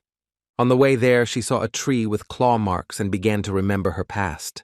She asked her husband why he was always scratching the trees with his claws. So he told her that if he left a mark in such a high place, then those who were not fit to be his rivals would simply not turn their noses up at him. How unexpectedly the girl grabbed him by the tail, although he had already asked her many times not to do this, but she was so tired and therefore decided to do it. But all this was because she was bending over all the time where she shouldn't have. There were many memories in her head, but she decided to focus on the present and finally reached the cave where she and her husband had previously lived. Mia realized that nothing had changed in this place, but she herself had changed a lot during all this time. The girl stood there for a long time, unable to decide whether to go in, but eventually she exhaled and decided to stop hesitating and finally find out what had really happened. When she came closer, she felt that there was someone there, but it was definitely not her husband, and she was very angry that someone so boldly dared to enter this sacred place, so she ordered the unknown person to immediately come out to her. She was incredibly angry and started screaming about who dared to desecrate Songun's home with their hot presence. Someone started walking towards her and asked a counter question, or would she have shown such hostility regardless of who she met there? The girl said that this was the home of Songun, who owned Mount Baeksan, so she was outraged at how someone outside could get here. When Karin came out into the light, she was surprised that Mia knew her master personally. The girl said that he put a sword in her hands for the first time, and also entrusted her with looking after this place, and since Mia knew that this place belonged to a tiger, it means that she is personally acquainted with Mr. Songun. However, Karin told her that she could not let her inside without knowing who she really was. I couldn't believe that this girl's master was really Songun, but she decided to ask how long he had been her master. Karin said that he had been her master for about 10 years, but now he was not here, so she asked the girl to return a little later. She also clarified that if she tried to go inside against her will, she would have to use force. But suddenly, Karin interrupted her speech and simply fell silent. And all this was because the girl who stood in front of her began to cry incredibly hard, which could not help but surprise her. Mia couldn't come to her senses because she couldn't believe that all this was true and that her beloved husband was really alive. Somewhere on the other side of the country, one of Songun's former enemies was fighting monsters. The main ones were quite surprised by the fact that he destroyed everyone, so they assumed that this was the same Chilson, which is considered the best weapon, and also said that it is like an insatiable monster devouring the spiritual energy of its owner. They found it funny to watch this guy because he was panting like a dog in the heat. They had been waiting for this for so long, and finally, they would be able to tear this man apart, which could not but please them. However, this guy was really strong, so these monsters couldn't win that easily. But after some time, one of the monsters managed to get closer to his opponent and told him that it seemed he was no longer as agile as before. The guy tried to use a defensive artifact as his opponents began to hit him with blows that could lead to an unfortunate end. However, somehow he managed to put up some time, but constantly dodging such strong blows exhausts him. The monster said that if he tried to fight them with his spiritual power almost completely spent, it would only make him suffer longer. They told their opponent to stop resisting and just let them finish him off. The boy thought that he still wouldn't use it, but he had no other choice, so he summoned the 1,000-limit sword, which was created from the spirit's internal energy. And of course he thought that monsters like them were completely worthy of falling to such a noble weapon, so he told them to know that in this way he was doing them a big favor.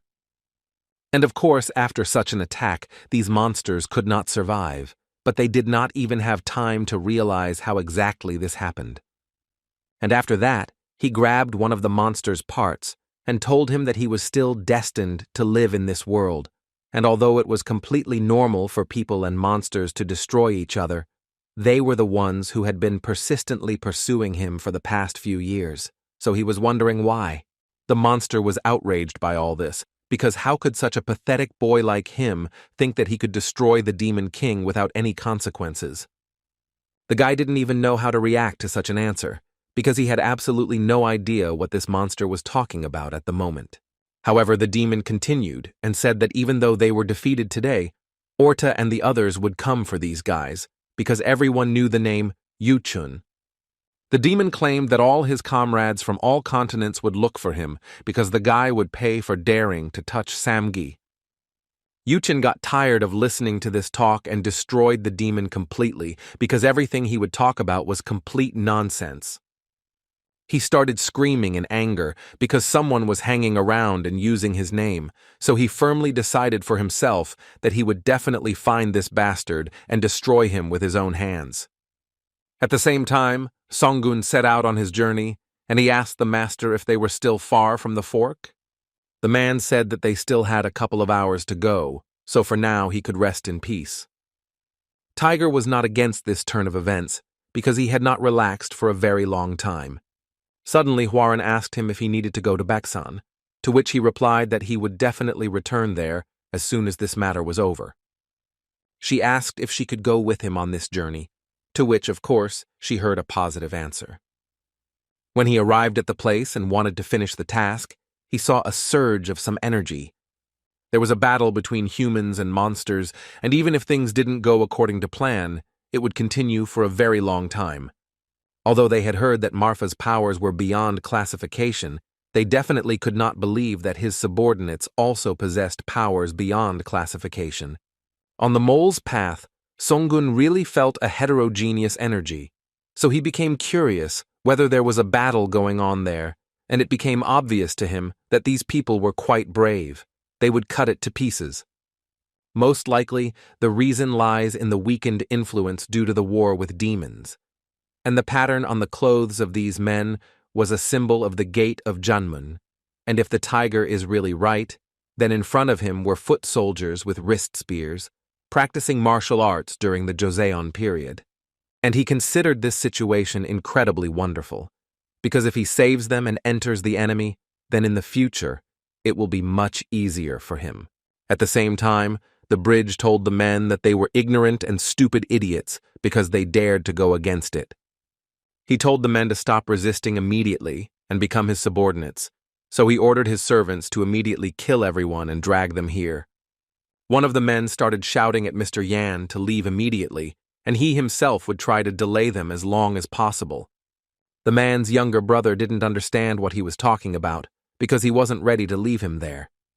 So the man said that this was something that the elders had to deal with, so he told them to quickly run away and tell the others about this terrible situation. Only the man wanted to protect himself from these terrible monsters. Songgun Op got ahead of him and fixed it faster. The main monster was simply shocked because he did not understand who could deal with his assistants so quickly. Songgun, without thinking twice, said that he was a tiger and that he could not pass by when he saw that these people were confronted by Marf, so he wanted to help them.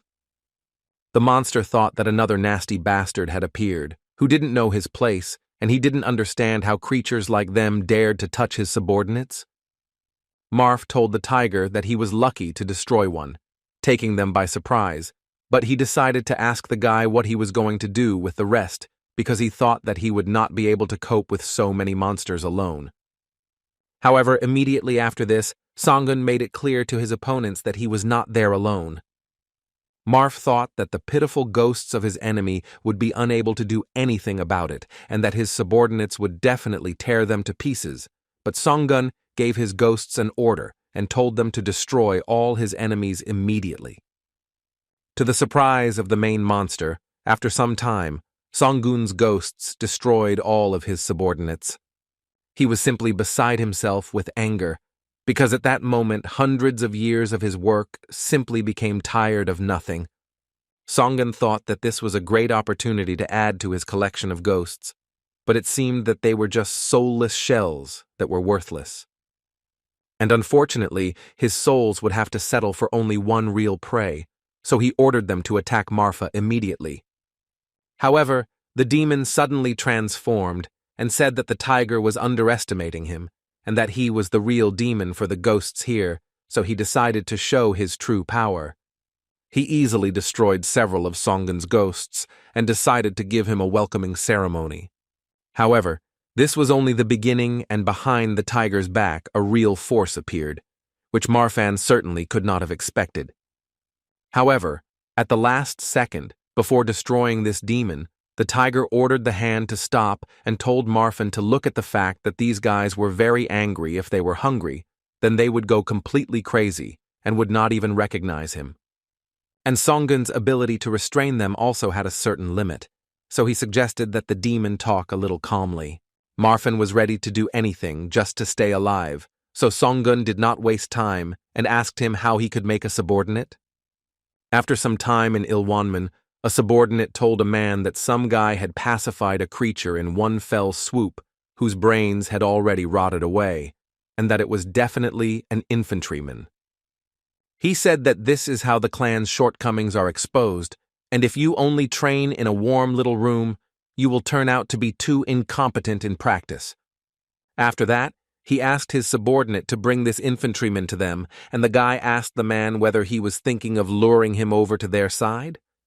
Well, it is clear that if a tasty fish got into the net, he cannot just let it go, so he asked the guy to listen carefully to all his wishes and make sure that the guy could not easily brush off their demands. At the same time, Songun was finally lying on a soft bed, something he had not had for a long time. Hwaran told him that everything was just beginning, and the guy couldn't help but agree with this. He also didn't know how he could get the Liberation Board without arousing suspicion. At that moment, someone knocked on the door and apologized for the disturbance, but it was urgent, so the guy went inside. He introduced himself and said that his name was Pepun, and he had come to express his gratitude instead of the elder. But the tiger said that it was not worth doing this, because as a person who was walking on the same path as them, he of course had to help. The guy said that the elder had urgent business now, so he sent him, and if Songun needed anything while he was there, he should definitely tell him about it. After thinking for a while, the guy said that he heard that there was a guardian who protected Mount Yen, so he wondered if he could at least see him once. Songun said that frankly speaking this is a common thing known out loud. If nothing can be done about it, then it's okay. However, after this, Pepun laughed and said that this guardian is the pride of their clan, so of course he can show it to them. Since there were so many people who wanted to watch, circles for moving around were installed everywhere, and one of them was located here.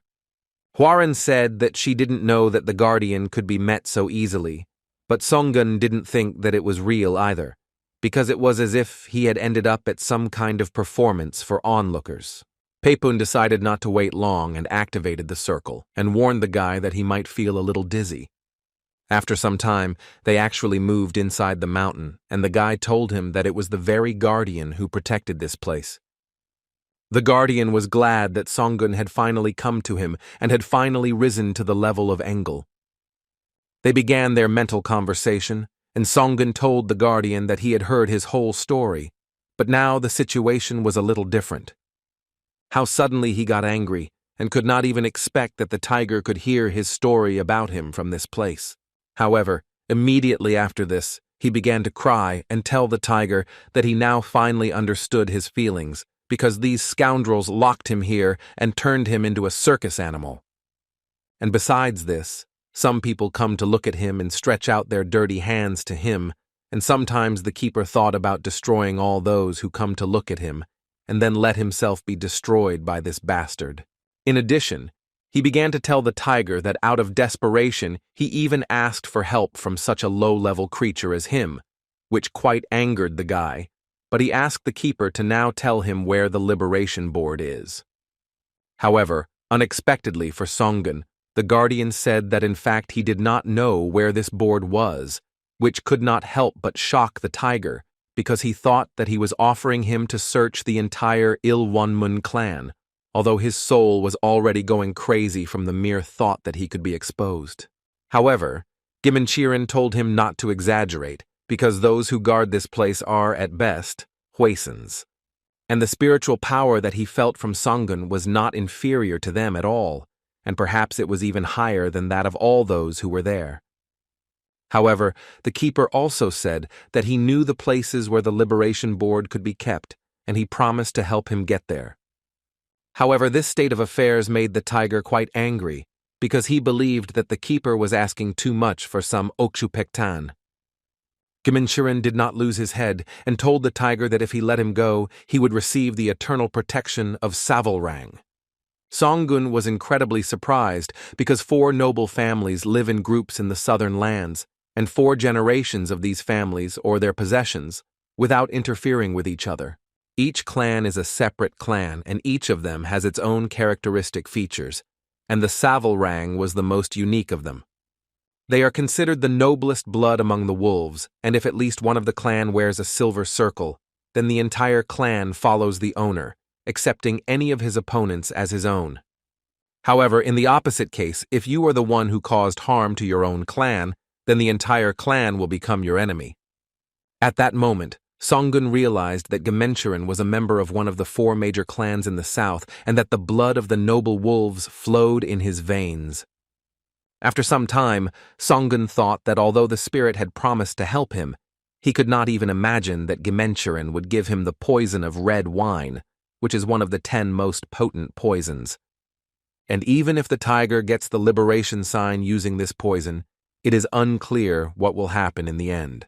Not long before this, the mountain's defender said that the guy had to do one more job for him first. He said that there was a special ban on his heart, and even if he were to break free from the shackles thanks to the liberation tablet, his heart would instantly break into pieces. For this reason, he asked the tiger to find an unlocked stone that could dispel this ban. He warned the tiger that it would not be easy to find, since it was a stone that broke all taboos, and Songun generally agreed with this, since this thing was not some ordinary stone block. Hwaran understood that the matter was slowly becoming more complicated, but Songun was sure that it was worth it, because if he summoned this spirit, he would be able to obtain heavenly longevity. Until now, he could only level up with internal ki and spiritual power, but starting from the next level of dimension is completely different. It was like creating another life, because with just one small mistake, he could succumb to the inner demon and become a howling tree beast. And the heavenly longevity was a special technique of the SSS-Rank clan that allowed one to prevent the transformation into a howling wood beast. Occasionally, you can see trees that look like animals, and these are the bodies of spirits that could not overcome the Enmen level and turned into trees. Harin was surprised because she did not expect that there was a technique that allowed her to increase her level by trying on a beast with the power of prehistoric gods in a vessel. But Songun decided to also tell her that in addition to this, as a bonus, he would receive the protection of SSS-Rank. The next morning, the guy was a little surprised and decided to ask Songun again if he really meant the unlocking stone. The guy became very indignant after a second, because did his interlocutor really think of the unlocking stone as some kind of trinket, and he was sure that the infantryman definitely could not be given such a valuable thing, after absorbing which it would not be a pity to leave this life. Songun thought that Pepun's thoughts were easy to read on his face, because he looked at him as if he were an ignorant idiot. The guy said that unfortunately there were no unlock stones left in their clan, and to tell the truth, this item was incredibly difficult to find. Songun asked this just in case, but everything happened exactly as he thought, and the guy couldn't help him in any way, when suddenly Pepun told him that he knew a place where he could very well be. He couldn't say for sure that the tiger would be able to search for him, but maybe he would be really lucky, so he was ready to accompany him there. Finally, they arrived at that very place, and the boy told Songun that this was a place called Bukan, which was one of the cities of this place. The tiger had no idea that something like this was happening here and with her, but that is why it is called a secret market. This building is a pavilion called Yurinwan, and it is run by a sect called Cheonjamun, and they hold secret auctions inside it, and sometimes rare items that are very hard to find appear there. If there is a product that you like, then either an equal exchange takes place, or it is bought for precious stones. How unexpectedly, when they entered this building, the security stopped them, and they said that this was not a place where outsiders could enter. However, Pupin did not lose his composure and showed the guards his sign, so they calmly let them inside. Inside, the exchange continued, and someone offered 500 valuable stones. But after some time, this lot was outbid, and another person took this product for 510 valuable stones. The boy explained to Songun that this was Biringwan, where only the bison could go, which could not help but impress him. The next precious thing was the Thunder Earth's chi core. If one of them absorbed the majestic beast's chi core, they would be able to obtain its spiritual power. Everyone was very impressed by this statement, so anyone present in this room wanted to buy it. And after that, they were offered that whoever gets this core, they will be able to smelt a weapon from it that will throw lightning. Everyone started shouting and offering incredibly high amounts, and eventually the lot was taken for 2,000 precious stones. Songun was outraged, because giving 2 pieces for some core of internal energy was really expensive, and he only had 3,000 valuable stones with him. The man who was organizing the event said that now a truly great treasure would be presented to their attention, namely an amulet that was used in the Manbo era, but is now considered lost. And this was nothing more than a piece of Chukji art, which was considered a truly valuable treasure. However, people did not take this seriously and started shouting that it was just a piece of paper and that nothing could be done with it, so they thought that the man was just making fun of them. The man began to justify himself and say that there was also symbolism, that this was a remnant of a skill that had now disappeared, and perhaps they would find the key to the art of Chukji here. Pupin was also sure that no idiot would buy this thing, when suddenly Songun offered 500 precious stones for it.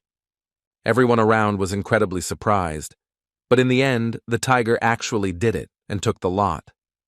These warriors were truly amazed that some fool would offer such a sum of money for a piece of paper, but it was clear that Songun did not do this for nothing. The man continued his offer, and in continuation of the bidding, he would like to present to their attention the next lot, namely, one of the 7 divine trees.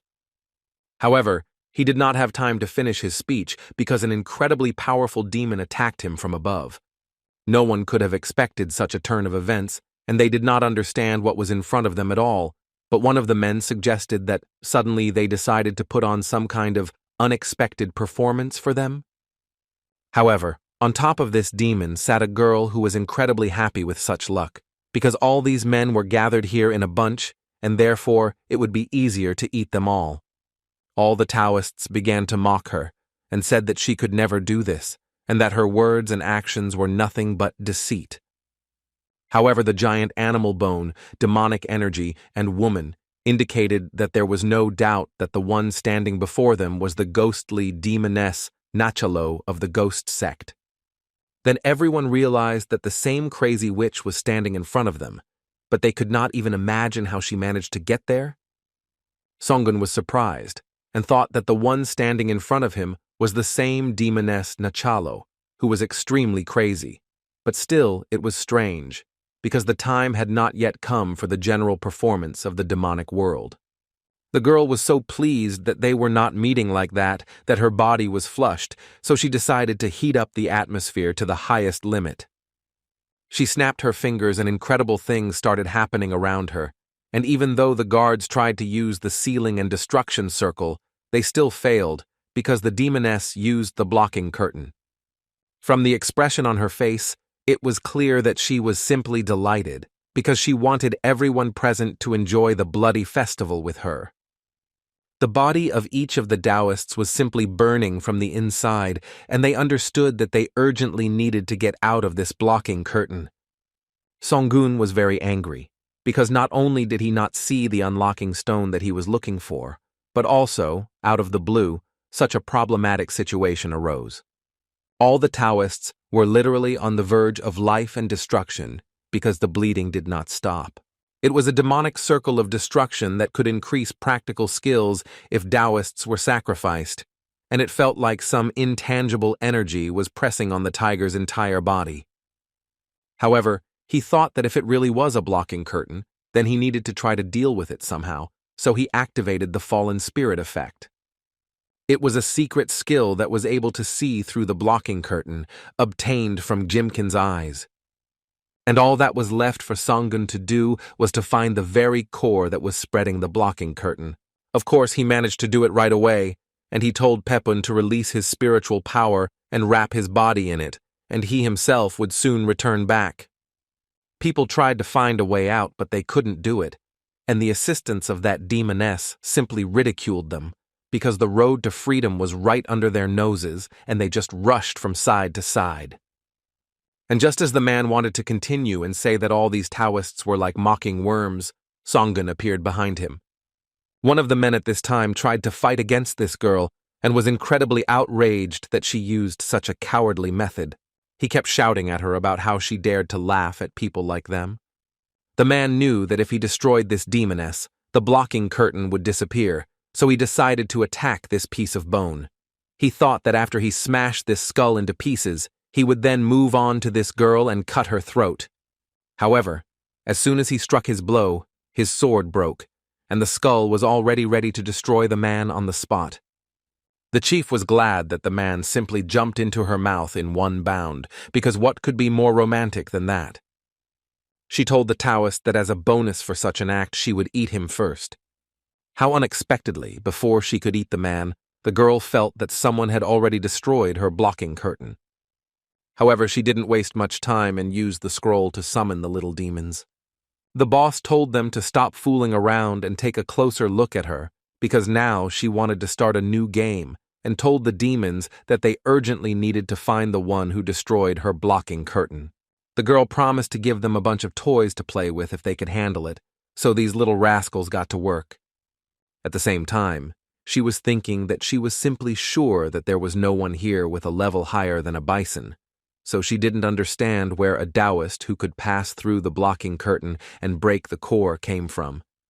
She couldn't understand who had done this, but after some time she finally noticed Song-gun, who clearly gave her a new incentive. No one around can understand what kind of idiot he was and why he behaves as if nothing happened inside the demonic circle. The men realized that their enemy was approaching, but they did not have time to do anything about it, because the tiger destroyed them with lightning speed. Without a doubt, the worlds of demons and gods are completely opposite to each other, and the guy would not be able to move around as if nothing had happened in a place where so much demonic energy had accumulated. However, this was only if he had not implanted anti-demonic energy into his body beforehand. The ghost tree he had obtained in Cheonendong, although it purified spiritual energy, Song-gun could not even imagine that thanks to it, demonic energy would not affect him in any way. It was the right decision when, just in case, he made a ghost sword out of it and implanted it into his body. Song-gun had only destroyed 2 demonic circles, and he knew he needed to deal with the remaining ones quickly, and escape from there as quickly as possible. While he was looking for his next target, he noticed the Thunder Earth Dragon Chi core he had seen at the auction. When the guy came closer, he noticed the man who had bought it earlier, and it was clear that even on the verge of life, all that could burn was that this thing was only his. Song-gun was astonished by such obsession and assumed that the man had lost his mind due to demonic energy.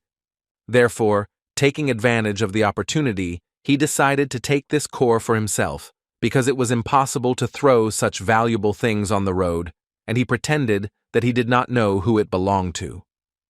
Continuing to search for a way out of this place, Song-gun suddenly felt that he could no longer move. And after that, strange green sand appeared and his body began to be completely covered with it. But the tiger cannot understand why this is happening. But besides this, strange arrows made of bones suddenly started flying at him from all over, which could not help but surprise Song-gun. And after that he saw evil spirits called Samchokwidonyo, but in appearance they were ordinary children. However, 1,099-day-old infants were collected and recreated into one body, namely this undead, and since it contains thousands of lives, it was stronger than most other such creatures. Songun was curious as to why it had to be babies, so Hwarang told him that the purer the vessel, the deeper and stronger the demonic energy could be contained.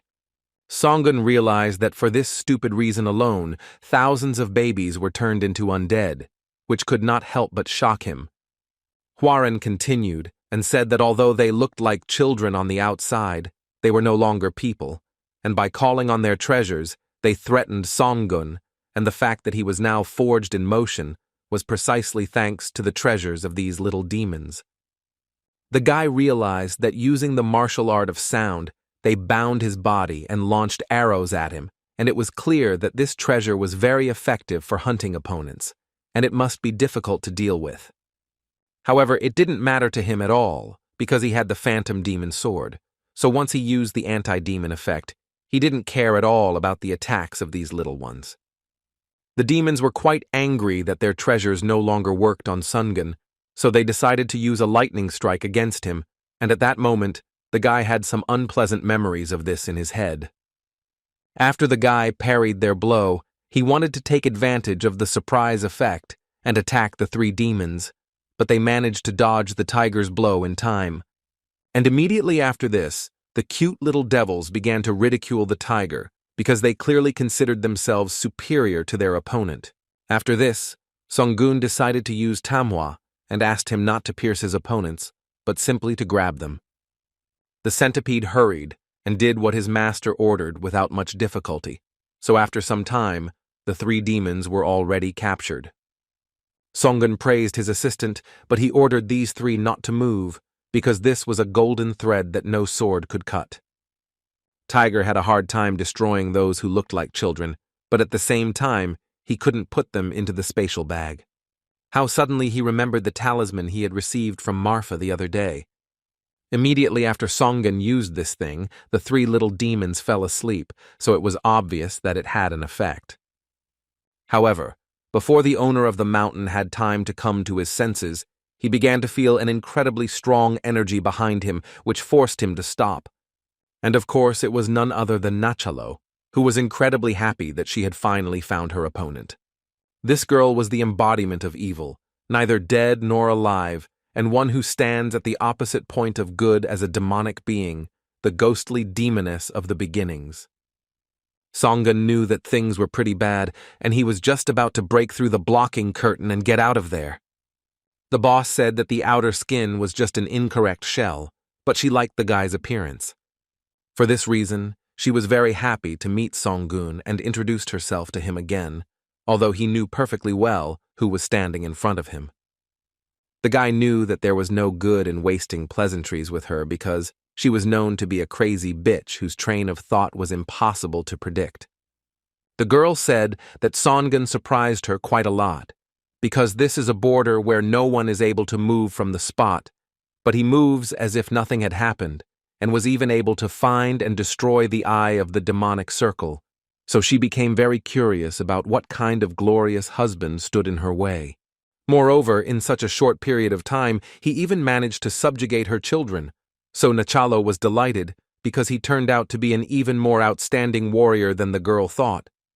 Songun felt uneasy and decided to run away from there as quickly as possible, because this woman's obsession goes beyond pathology, but rather resembles a natural disaster, and no one knows what, where, how, and when this chief will do.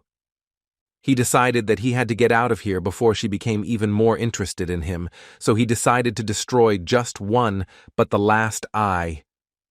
However, Songun failed to do this, and the chief told him that it was very bad when a man ignores a woman's greeting, and in such an ugly way. She thought that her skull had dealt the guy an incredible blow, but she was very much mistaken. Songun didn't want to face her, but in the end, he had no other choice, because he had to survive no matter what. And in any case, what will be, so he decided to fight her, since she wanted it so much. This whole situation made Nachalo laugh out loud, because she couldn't even imagine that he would turn out to be such a hot husband. She was simply delighted and told the tiger that he too should be attentive to this girl. And immediately after that, her skull transformed into an incredibly huge bull, and Nachalo asked if Songgun was now satisfied with everything. Because from this moment on, the two of them will begin to play an incredibly hot game with their opponent.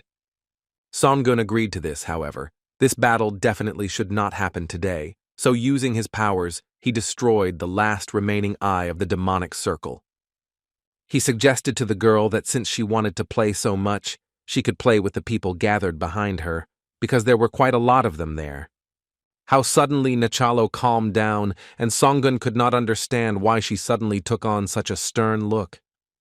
The girl said that she had played well with one warrior today, so she really wanted to know his name. However, Songgun wasn't crazy to share his real name with her, because he knew very well what she was going to do to him in the future. Suddenly, one of the warriors appeared behind him and said that he had destroyed the demonic circle, and also called him by the false name of Taiho, because that was how the tiger had introduced himself to them earlier. More and more people appeared behind him, shouting to Master Taiho that they would help him defeat this witch, because they were ready to return to the girl 3 times the pain that they had to endure. Nachi remembered Taiho's name, but there were too many obstacles that could interfere with her heart-to-heart talk with the guy. And although this time they would have to part like this, everything was okay, because the girl told Songgun that they would definitely meet again. And all this was because she remembered his face and name very well, and until that moment, they would say goodbye to Taiho for a short time. After some time, no one could understand how this could happen, and now in every faction there was a terrible commotion, and everyone in this room was of the opinion that immediate action must be taken before the noise intensified. Cheon Chang Moon realized that they seemed to have a good center of attraction, and that was the moment when everyone suffered greatly from the war with the monsters. He asked the men who was responsible for Birangwan, and one of the crowd said that it was he. During the investigation, it turned out that there was someone inside who had secretly conspired with the ghostly sect, and at the moment they were looking for that very traitor. The boy was told that the infantrymen had stopped that demoness, and rumors even began to circulate that a new water dragon had appeared in the world of immortal Taoism, which had not yet risen to heaven and was hiding in the water. Everyone is looking at that infantryman with great interest, and everyone wants to get him, but everyone knows that swallowing him will give you indigestion, so Cheon Chang Moon thought that they just need to use the guy to deal with the hype. So he decided to ask what kind of object this young man was looking for. When the boy learned of this, he sent Pepun to tell him this, because if it were not for Songgun, their sect would have suffered huge losses, and since he said that he was looking for the unlocking stone, they decided to prepare it for the boy. Songgun was incredibly happy with such a valuable thing, so he asked about the price, but the guy told him that they were giving him the unlock stone for free. Tiger was quite surprised, but Pepin told him that it would be enough for him if he fulfilled just one of their requests, namely, to become an invited elder of the sect.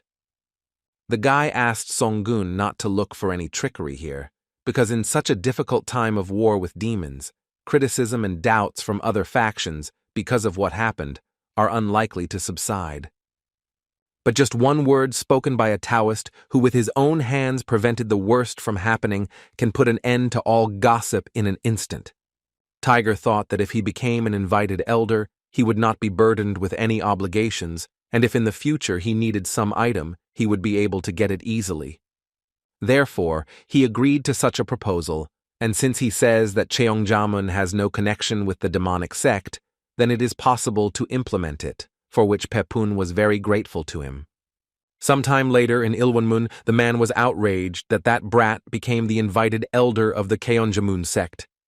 They made a similar offer to the one who was a guest in their sect, and it was clearly some kind of calculation, because in the blink of an eye, they turned their gaze to that infantryman, and all the sects rushed to accept him into their ranks. But there was one question, or did that infantryman really repel that devil's attack single-handedly? The guy confirmed this because in the blocking curtain, filled to the brim with demonic energy, He found and destroyed all the cores, and if it weren't for Taoist Teho, then everyone who was there that day would have died. Not only he saw this, but also all the Taoists who were there, so it was clear to everyone that if it weren't for that guy, all the men would have become one big bloody mess. The man realized that Songun was not a simple fish, but a real shark, so he said that such a person was very much needed by their sect, and since such a situation had already arisen, they should act proactively. Pepun decided to ask, if suddenly Taoist Taiho would refuse until the very end, then he could be left alone. However, such a question made the chief very angry, and he asked his subordinate, or did he suddenly develop sympathy for Songun because he was his life? The guy shook his head and said that it was because he was just trying to save his own skin first and foremost. The man clarified that all this was being done in the name of their Ilwonmun sect, so he ordered that this Songun be brought to him immediately. At the same time, Songun had all the preparations completed, and although others were talking about why he was buying these useless pieces of paper, this did not apply to him, who had the remaining missing parts. Until now, they were just scraps of paper, but by putting them together, he will restore a relic from the Manbo era. Since this is the art of Chukji, it will require a huge amount of spiritual power, and if it is lacking, it can be replenished by melting the core of the Thunder Earth Dragon. After some time and much effort, Songun finally managed to do this, and with the help of this talisman, he will be able to use the art of Chukji in the future. How unexpectedly Pepun came to him, who told the boy that their supreme elder wanted to see him, so he would be received as an honored guest. Songun was surprised by this news, but he had no choice but to simply follow the boy and see the elder immediately. Suddenly, Pepun turned to Taiho and told him to listen to him, so the tiger thought that something had happened, but the guide changed his mind at the last moment and did not tell him anything, which made Songun quite wary. A few minutes later, he met the elder, who was very happy to meet Taiho face to face, so he introduced himself and said that his name was Michael, and he was the one in charge of the entire Ilwonmun.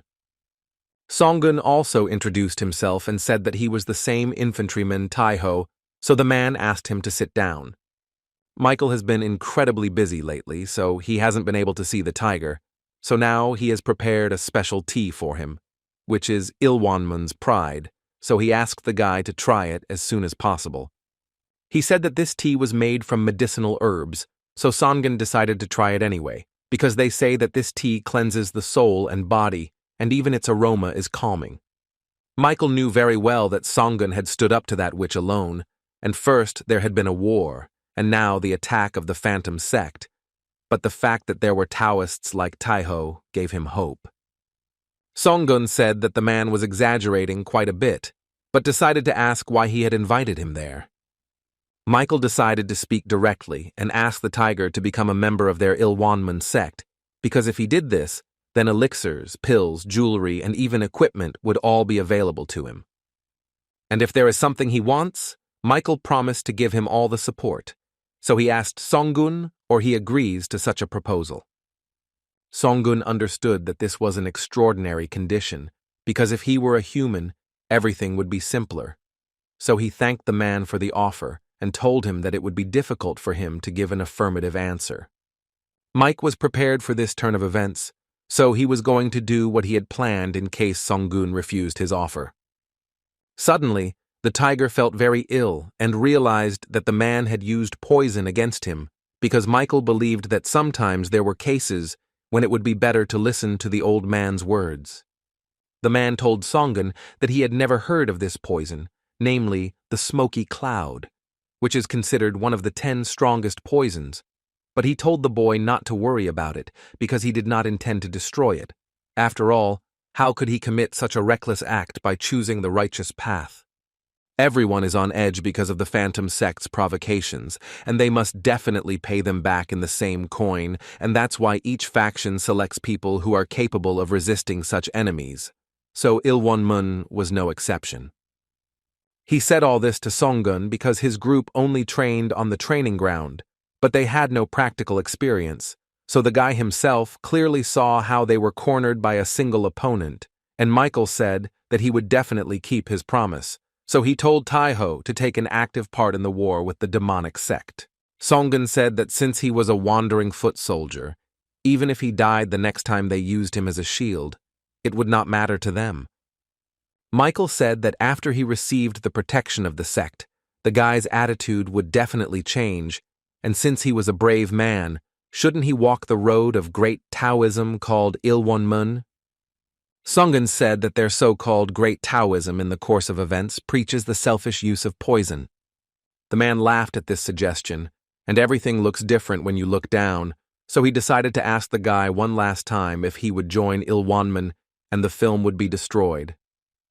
He told the tiger to choose immediately, and although he was a capable boy, his Tao level was only a bison, so if he left this world like this, Michael would only feel a little regret. As unexpectedly for the man, Songun began to laugh very loudly at such words, but Michael could not understand why he was behaving like this. But literally a moment later, the man began to cough up blood, and he could not understand exactly what kind of trick Songun had managed to use. The tiger said that it was poison in the poison and asked the man not to worry, because the poison of red wine did not destroy everything, unless a sorcerer suddenly activated it. The man couldn't believe that Songun had the poison of red wine, but he decided to remind him that he had poisoned him too. However, the tiger said that for him, who had reached the level of an invincible body which no poison in the world could penetrate, such a trifle meant nothing. Michael was shocked that the bison had an invincible body, because even he had not yet reached such a level. Songun continued and told the man that if he wanted to live, he had only one way to survive in this situation. He told Michael that he must surrender to him the liberation tablet of the guardian of Gimenchiren, who protects Mount Yen. The tiger said that if he could make a guardian of his own, he would destroy the poison of the red wine in his body, but if the man refused, it would be the end of him. Michael was willing to do anything to survive, so he said that the liberation board would belong to Songun. But he thought to himself that although he bowed his head to him, he later wanted to see who would have the last laugh. The man did not linger and with the help of the talisman opened the way for Songun. As they were going down, Hwaran told her master that the board had been right in front of him all this time and he had no idea about it. However, Songun asked her not to say that who would have thought that an elder would sit on the storage of the Ilwonmun sect, since it was something like keeping valuable things in the most visible place. And Hwaran also told him that she could not even imagine that the tiger would have to use the poison that Gimenchiren gave him, but perhaps the keeper had time to find out what a vile face was hidden behind the name of the so-called Great Sect, or maybe he was trapped in the same way as Songun is now. Finally, they came to that very place, and Songun was quite surprised that so many artifacts were actually kept in that place. Corinne asked her master to pay attention to a useful artifact, namely a small tower, which was the place of 6 spirits, one of the artifacts of the 10th generation.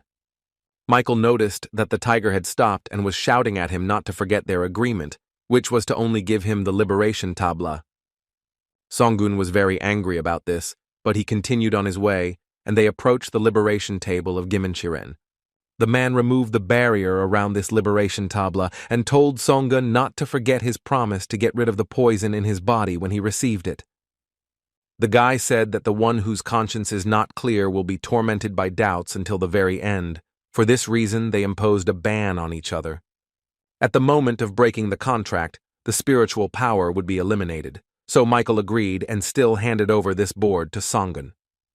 When the thing was already in the tiger's hands, Michael simply begged him to remove this poison from his body. However, Songun decided to conduct a final check before fulfilling his promise and clarified whether after this, Gimenchiren would belong entirely to him. When the man answered yes to this question, Songun told the poison of the red wine to make the man's body cry out loud. The man was shocked by this turn of events, but at the end he began to tell his opponent that he would lose all his spiritual strength and become a useless, empty shell. But the tiger felt as if nothing had happened, because his goal was to take Gimenchiren, so he knew perfectly well that another ban had been placed on him. If he believed in this liberation board and left the Ilwonmun sect's domain, The ban would be triggered at that very moment, and his heart would be torn apart, and the inner core of key energy would turn into a simple stone. So Songun said that it was Michael who was the one who banned it, but from the expression on his face, it was clear that he didn't know about it. But even if the man didn't know anything, nothing could be done, because his fate had already been decided. Gimenchiren was very happy that Songun had finally come to him to fulfill his promise. The mountain defender was simply delighted because the tiger brought him that very damned liberation board. And finally, after so many years, Gimenchiren left his so-called prison. This 1,000 years was not a living time that he spent in this place, but at last he regained his freedom, which could not but delight the spirit. However, Songun was shocked by what this spirit was doing, because apparently it was not enough for him to sneak out of the mountain. He also decided to notify everyone about it. However, it didn't matter to him because the moment the liberation board was destroyed, they should have felt it.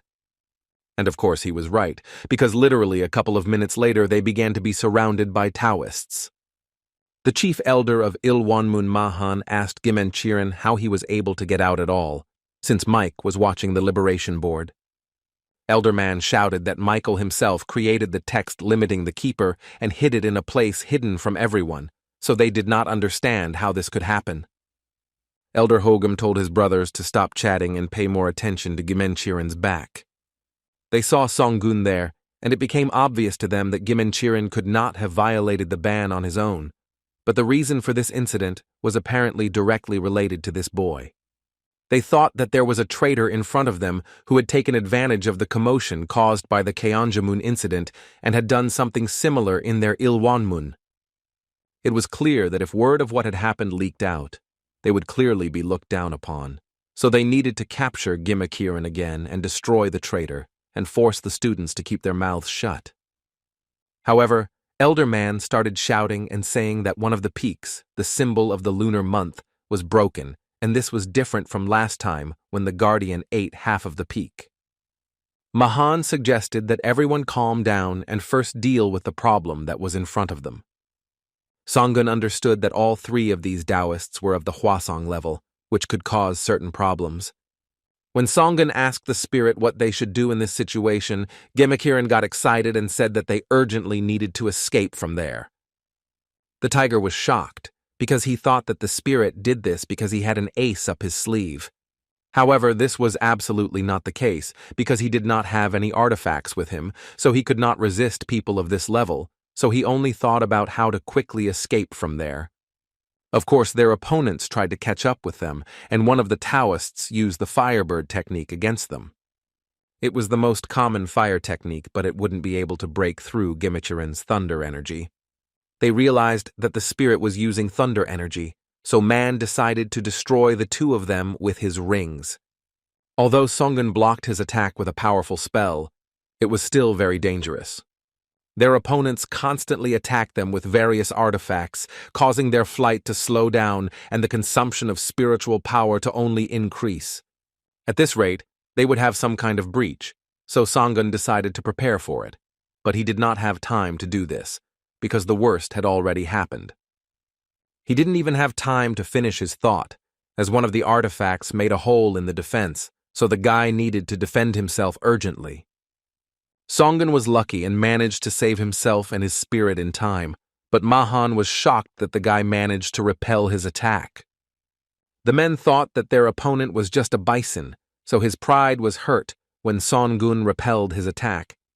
Tiger was going to help Gimenchiren, but if things continued like this, his arms would soon fall off. The spirit said that it was only a short distance to the southern land of Gosan, so they had to hold out until they crossed the border. Gosan was the main territory of the fourth noble family, so Songun was ready to hold back his enemies with all his might, and he asked Gimenchiren to concentrate all his spiritual energy on escaping. The elders continued to strike Songun and the spirit with incredibly strong blows, but the boy managed to fight off each of them. Mahan didn't like this situation, and he didn't understand why they couldn't finish off one small bug of the bison level, which didn't have any artifacts. They were already outside of Ilwanmun's territory, and at this rate they might lose the spirit, So Mahan suggested Manu and Hogum to open the wings of the divine dragon Daru. Although it was revenge for the Supreme Elder, the men did not want to destroy them, but Mahan said that Gosan was already around the corner, and if they let them escape without catching them, then the prestige of their Ilwon would fall to the bottom, so they needed to destroy them for sure to prevent the worst. Songun didn't understand what was happening and why they suddenly stopped attacking them, but then suddenly a flash occurred, and a huge divine dragon began chasing after them.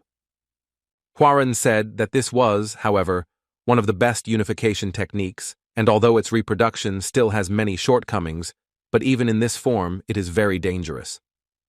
Songun knew that they were already approaching, and he felt the pressure of spiritual power as great as the size of the dragon. He tried to use his techniques against this dragon, but they did not cause any damage to it, so the situation became more and more heated. When the divine dragon had almost swallowed them up, Gaimakirin used the thunder meteor technique to somehow prevent the worst from happening. Songun was delighted and told the guardian that this technique was simply amazing. However, now Gaimakirin somehow dodged it, but next time it would be difficult to repeat it, because his spiritual strength was almost exhausted. In his mind, he thought that it was so stupid to die here after he was freed, especially when the land of Gosan was already right under their noses. However, Songun told him that he would try to block the dragon's attacks, which greatly surprised Gaimakirin. The tiger began to use a huge number of artifacts, which impressed everyone around, including the elders. And immediately after that, he decided to use the blue fire of the Dark Phoenix, so everything around burst into incredible flames. Elderman began shouting to his elder brother that this was the same blue flame that had burned the top of the main mountain last time. The men realized that Songun's level was much higher than theirs, because it was hard to even imagine how one could control so many artifacts at once. The blue flame-burning spiritual power and many artifacts clearly indicated that the guy did not look like an ordinary person. Mahan told everyone to immediately concentrate, and no matter what their opponent did, all his tricks were absolutely useless in front of the divine dragon Dara, so he ordered him to absorb both of them. The men realized that their opponent was simply crazy, and that at this rate all the artifacts would simply explode, because in front of them was simply incredible power, and they could not stand it any longer. Mahan told them to hold on a little longer, but immediately after that, an explosion of incredible power thundered because Songun ordered the blue fire of the Dark Phoenix to burn even stronger. After using such powers, Songun simply passed out, and Hwarang tried to reach out to him so that he would come to his senses, because if he continued to fall like this, it would end very badly for him, and she couldn't materialize right now. However, Gaimakirin managed to transform into a human and grab him, and he also thought that the tiger was really amazing, and although he lost consciousness due to the exhaustion of all his spiritual powers, he really worked hard. Somewhere far from the tiger, Mia remembered all the events that happened to her in the past. It seemed to her that she had seen that old sword somewhere a long time ago, when she was little. Songun was next to her with the same weapon that the monster used when he wanted to destroy the girl. The guy was standing right in front of her, and she couldn't even recognize him. But she asked herself one question: why did the tiger pretend not to know her? However, he has not changed at all, but remains the same as he was then. The moment she is attacked or humiliated, Songun blocks her and fights back, because he is ready to do anything for her. The thought made her feel warmer, and she was happy that she had such a wonderful husband. Songun finally came to his senses, and next to him, as always, was Hwaran, who was very worried about her master. The girl told him that he was safe in the land of Gosan, or more precisely, in the territory of Savolrang. Songun had rashly thought that he had become stronger, but he had stepped on the same rake again. But nevertheless, lying like this in Hwarang's arms wasn't so bad. Hwaran said that the guy used to always run into her arms first, and every time at such moments she stroked his head, and Songun began to purr and his mood improved. Besides this, he followed her like a little tail, even when she went to take a bath. But Songgun was very embarrassed by this and decided to go outside and get some fresh air. They found themselves on the street, and there were a bunch of wolves who were living peacefully in the form of people and enjoying their lives. Songgun had heard that they lived together without interacting with the outside world, but he could not imagine that the atmosphere here was so peaceful, and it felt as if they had entered another world that was radically different from the human one. How suddenly Hwarang disappeared, and Songgun didn't understand why she disappeared so suddenly. But the girl said that she was just one single spear, so she didn't see the point in showing her appearance. Songgun did not understand what Hwarang was talking about, but he did not have time to find out, because the wolves from the pack came to him, having already heard that the hermit had come to his senses. The wolf greeted Songgun and said that his name was Oxo, and that he was the father of Gaimachiren. So the boy realized that the head of the SSS-Rank clan was standing in front of him. After some time, Oxo said that his son told him everything, and the thought of using the skill in such a situation was something because some crazy person in the world has such a countless number of artifacts as valuable as his life. And the guy was able to blow them up at the same time, and all the blocking circles were demolished in one fell swoop, and probably Songgun was the first hermit in 1,000 years to commit such a crazy act. However, Songgun did not understand why Gaimachiren was not with them, but his father explained that he had started preparing for the next level and had almost no time for it in Ilwon-mun. The tiger understood this situation, and after all, even the spirit animals were not able to live forever. Oxo thought that this guy was worthy of praise, and he also heard that Songgun was only 100 years old now, but he did not see any self-confidence or conceit about what he had achieved, because Songgun was very collected and reasonable, and the more the head of the clan looked at him, the more he liked the guy. The wolf chief was told that Songgun would not accept anything as thanks for saving his son, so he offered the tiger to take the best treasure he had, namely his daughter, which made the boy choke. Songgun began to say that everything was fine and the leader should not give such a valuable gift to him. And after that, the guy said that in fact there is one thing that he wants to get, namely, heavenly longevity. Oxo didn't know where Songgun heard about this, but entering the spirit world meant creating another life, and if he couldn't achieve awakening at the same time, there was a high chance that he would be consumed by the inner demon and die. The man heard that the tiger was just approaching 100 years of age, and for his age the guy's level was already unsurpassed, so he did not understand why the guy was in such a hurry. Songgun was grateful for his words, but as Oxo himself could see, the guy was only at the Engel level, and no matter how risky this undertaking was, he needed to try it. Oxo said that although this was a shameful moment in the clan's history, there was no point in hiding anything from Songgun, so he said that in fact, two things were needed to achieve heavenly longevity, and their location was currently unknown, so now it was simply impossible to fulfill the guy's request. Songgun was very surprised that they lost these things, and yet he blew up his most valuable artifacts for this. Oxo said that one thing is in Gosan territory, but they need to walk there a little. The guy was surprised that the man actually knew where this thing was, but he didn't understand why they still didn't have it. But the clans are so different from each other that when they meet, they immediately start fighting, and for this reason it is strictly forbidden to invade the territories of other clans, so they cannot set out to search. Just as a brush and black ink are a pair, the Wolfstar brush and Bloodwater are also two halves of a whole, and if one is found, the other will be found.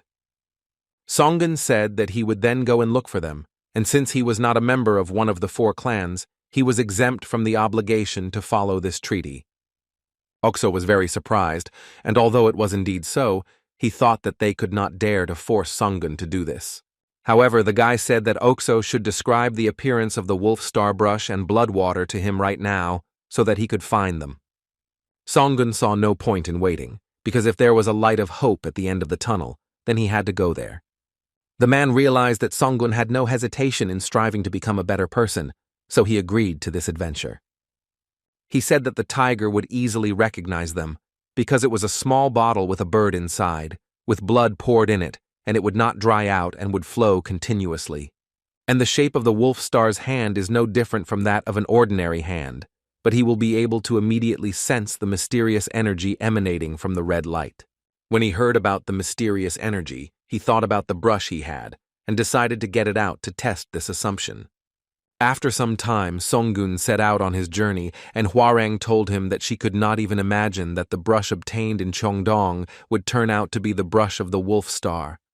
However, Songgun had to suffer because of this all day long, because Oxo could not even think that the hermit had a brush, which was a relic of their clan, so he decided to have a great time and considered this fate to be beyond all written and unwritten laws, because it was the will of heaven itself. Oxo kept saying that everything was leading to Songgun and his daughter tying the knot. Songgun hated having unnecessary headaches, but now he decided that it was time for him to get in shape. How unexpectedly, Gimenchisu appeared behind him and told him that she would accompany him this time. Not long before, Oxo was saying that since Songgun was so stubbornly refusing to be engaged to his daughter, there was nothing he could do.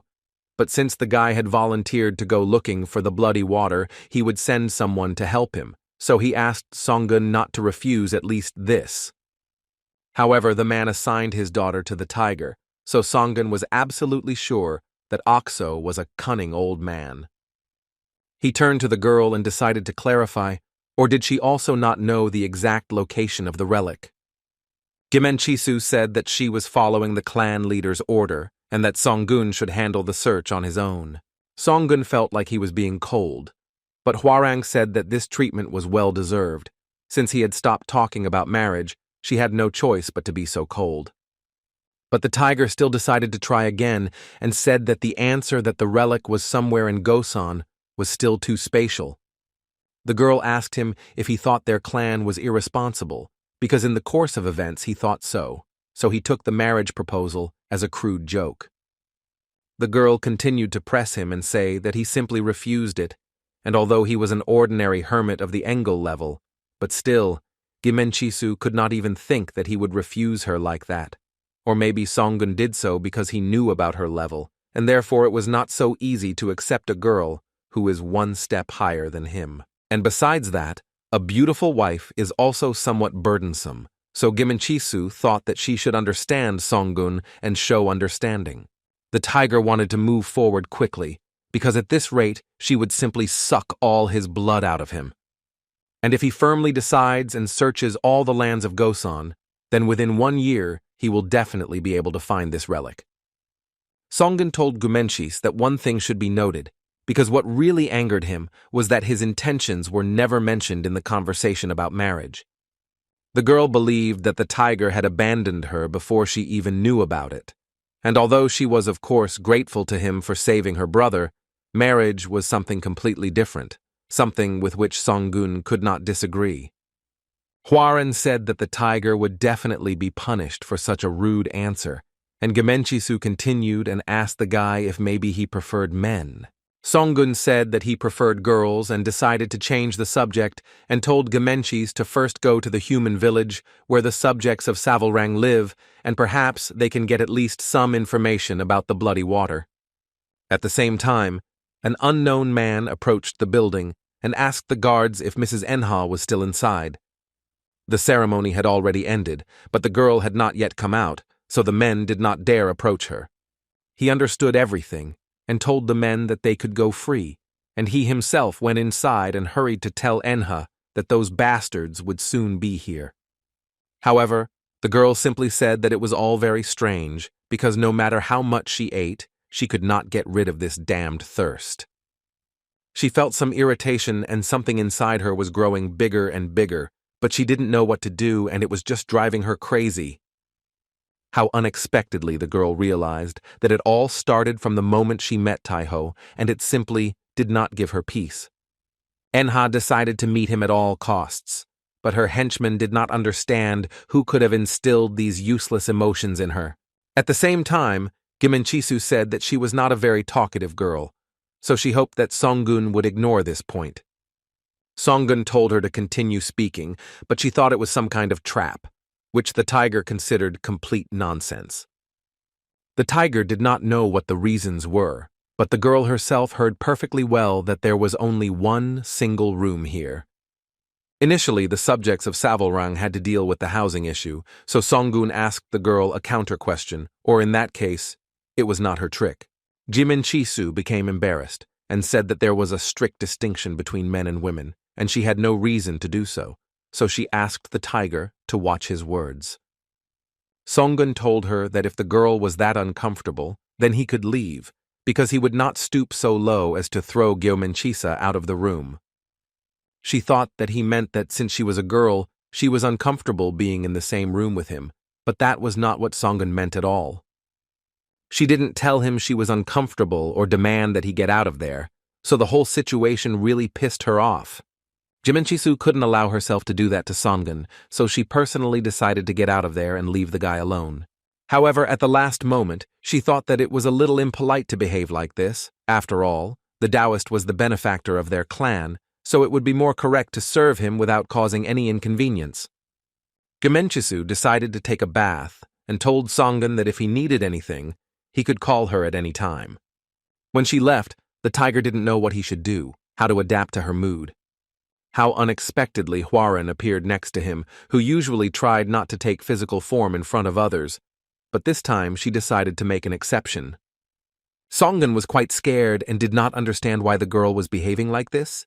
At first, Hwaran thought that Gumengchisu was simply heartbroken because Songgun refused his marriage proposal, but after observing everything, she came to the conclusion that this was not the case at all. Hwaran pointed to the blanket and said that the girl had said that she would serve him in this room, but she had only prepared one single sleeping place. And that means she's going to sleep under that blanket with the tiger. Songgun didn't understand what was going on and asked his assistant if she was suggesting that all three of them sleep under this blanket. Hwaran said that as Songgun's loyal servant, she could not calmly watch the suspicious actions of some unknown woman towards him. But the tiger did not want to listen to her and simply decided to go away from this room. Hwaran followed him, and it was incredibly quiet, and they were interested, or was this village always like this?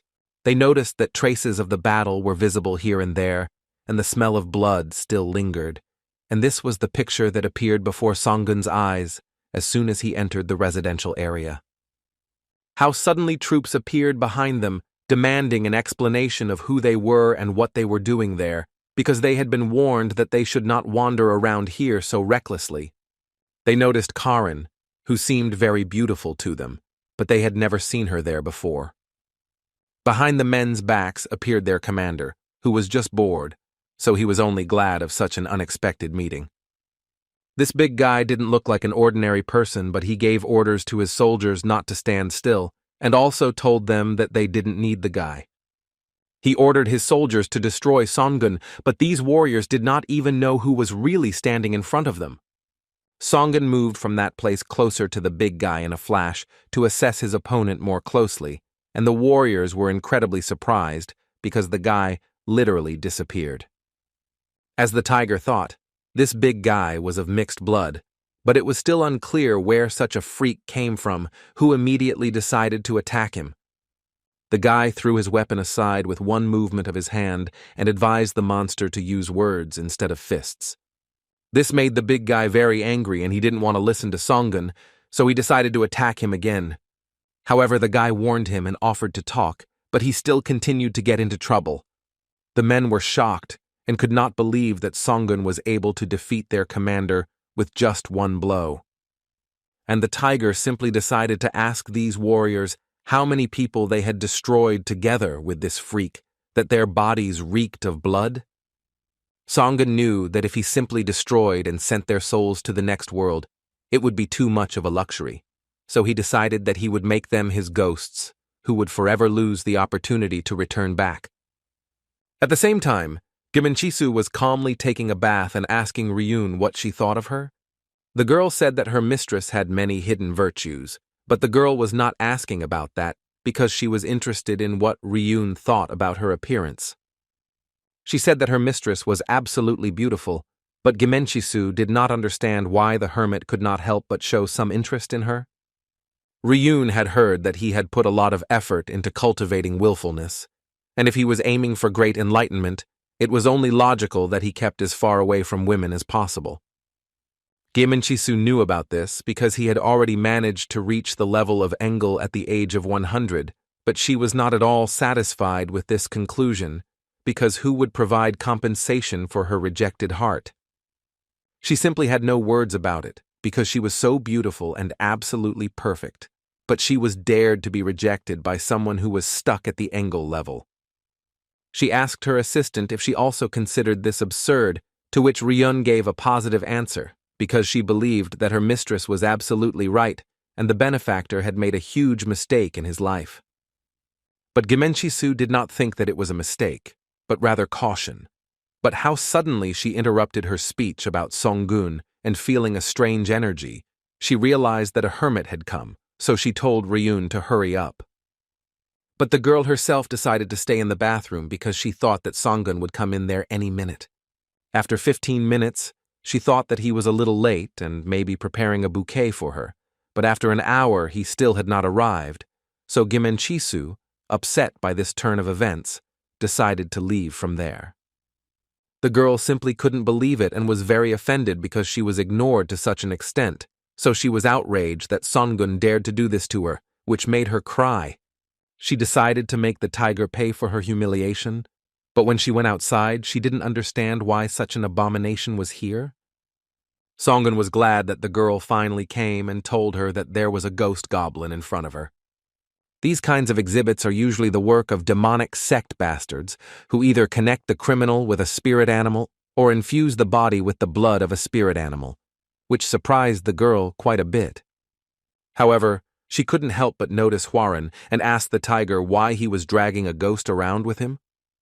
Songgun said that Hwarang has been his guardian since ancient times, so they are always together. This made Gimenchisu laugh a lot, because she couldn't even imagine that Songgun would have such preferences, and the reason why he rejected the marriage proposal with her was because he enjoyed having fun with a ghost. Songgun literally flared up from such a speech, because he could not tolerate when someone slandered people so close to him. Gimenchisu told him that he would hardly be able to cope with an opponent like her, but the tiger could tear anyone to pieces when it came to protecting her native Hwaran. However, Hwaran hurried towards him, and Gimenchisu was incredibly surprised, because the force pressing from all sides disappeared in an instant. The girl told Songgun that she was to blame for this situation, but the tiger did not consider her guilty of anything. Hwaran said that the very existence of a soul bitten by a tiger was unpleasant to look at, so it was no surprise that Gimenchisu reacted in such a way. According to legend, the spirits of those who are slaves to the tiger become his slaves and always remain with him, and she cannot go anywhere, and also unquestioningly obeys the tiger, and when he goes in search of food, he takes the initiative in the search, and this soul is released only if the beast eats another person. So Gimenchisu thought that in fact the hermit is a criminal. Gimenchisu interrupted their conversation and asked Songgun if he hadn't become too soft in front of her, because if he was someone who had only reached the level of an Engel, then how could he possibly resist the she-wolf? Songgun was ready to raise at least one town to smithereens, but that would be enough to destroy the good name of their clan forever, but Hwarang tried to calm him down. The boy suspected what kind of life Gimenchisu lived as the princess of Savolrang, and he could tolerate rudeness towards himself, but if she showed disrespect to his guardian again, he warned them that they should be prepared for the consequences. Gimenchisu's assistant thought this was complete impudence, and perhaps Songgun should be called a madman, but this self-confidence was truly impressive. Gimenchisu agreed to this, which greatly surprised Ryun, because she did not expect such an answer from her mistress, because Songgun had only just reached the level of Engel, and although the girl herself was also surprised by this spiritual power, she still did not expect to hear agreement from the princess on this matter. The girl told her assistant about the artifacts that were around the tiger, but she herself did not have such an arsenal. Even Gimenchisu was not able to carry such a huge number of artifacts, and those that were hovering around the guy were not a single whole, but each of them was an original entity, transformed into a sphere. The girl said that to begin with, He single-handedly freed her older brother from the Taoist prison, which in itself is unimaginable. Therefore, the girl thought to herself that the one who would become her life partner should have at least this level. Songun thought that on the day Hwarang became his soul bitten by a tiger, he didn't even know that something like this would happen one day. A ghost is a creature that denies destruction and lives in eternal torment, and in addition, attracts people and draws them into the mouth of a tiger. And a soul bitten by a tiger, even being a living creature, will always be viewed only in a negative light. Hwarang asked Songun where he was going and told him that she was not at all hurt by Gumenchisu's words. But the tiger was very angry because he was a very calculating person and therefore tried to find a way to get rid of Savalrang's pursuit after he destroyed their princess with his own hands. He began to simply shake, because if he had managed to save the girl 100 years ago, everything would have been different. Hwarang tried to calm him down, because in that case, she would have died long ago, even if she had survived then. And after that, she decided to ask Songun if he regretted making her his soul bitten by a tiger. Songun said that he did not regret anything, and for the girl this was the most important thing, because she was incredibly grateful to him for this, because in this way, she could always be close to him. At the same time, Mia was looking for her husband with the help of a magic compass, but she could not understand where he was moving so quickly. How suddenly she felt someone else's energy, and the unknown person told her that there was no need for such vigilance, because he was just passing by. Mia told the girl that if she wanted to pass by, then she should do so, but Enha said that such meetings are fateful, and instead of being rude to her, why doesn't the girl just share a light conversation with her, since it seems like they are on the same path? However, Mia didn't understand why she should do this, so she didn't want to get involved with anyone new. Enha asked the girl if the Gosan Taoists always behaved like this, since she considered her a complete rude woman. Mia said that she was not him, and the girl believed that she was not obliged to account for her actions to the stranger. The witch said that she was probably mistaken, but decided to ask why the Taoist was heading towards Gosan, and told Mia that she had been quite rude. Mia thought this woman was somehow strange, but she needed to quickly catch up with her husband. Enha said that she was going in the same direction as the girl to find a man, so she thought that they were really on the same path. The witch said that, in addition to this, she would drop in on her subordinates who lived there and check if everything was okay with them. Mia thought that the girl must have missed this man a lot, because when she spoke about him, this feeling could be seen in her facial expression, in her gaze, in her manner of speech. But if she was wrong, she decided to apologize in advance. Enha realized at that moment what feeling had been haunting her all this time, so she felt an incredible relief. The girl asked Mia if she could talk to her a little more, because the breakup was not intentional, so she did not know what emotions she was experiencing. Even with Mia, it was the same not so long ago, and she realized her feelings only after she lost her husband, so she could understand the girl like no one else. For this reason, she suggested to the girl that they slowly move forward together and talk about it. Songun at this time was near the monster, who had already woken up, and the guy told him that if he answered all his questions, then his destruction would be easy. Apparently, the ghost goblin didn't want to say anything, so the tiger decided to deal with him with incredible cruelty. Hwarang told her master that there was nothing good in him being angry for no reason, but the tiger, using his abilities, decided to look into the past of the man who was connected to this beast, and saw a very strange picture. Immediately after that, he turned around and decided to ask Gumenchisu's assistant a question, but the girl clearly did not expect Songun to sense her. She pretended that she was just passing by, but the tiger asked the girl about the key to the location of the bloody water. Ryun didn't want to answer this question, and said to wake up the princess and decide this together with her. How unexpectedly the girl felt incredible pressure, but she did not understand where Songun got such strength from, because he was on the same level as her. The tiger explained to her that his words were not a request, so he ordered her to immediately answer all his questions. The girl said that she didn't really know anything about it, but she had some suspicions, so she told him that Hansen was the most likely place for it. Hwaran told her master that this place was the center of Gosan and it was an inviolable land because it was the border between the 4 clans. But people entered this gap and a village appeared there, and it is one of the few places where clans and people naturally coexist. After the girl told Songun at least some information, he stopped pressuring her and she fell down without strength. Rune heard that the boy was eager to obtain heavenly longevity, so she advised him that he shouldn't act like that towards their princess.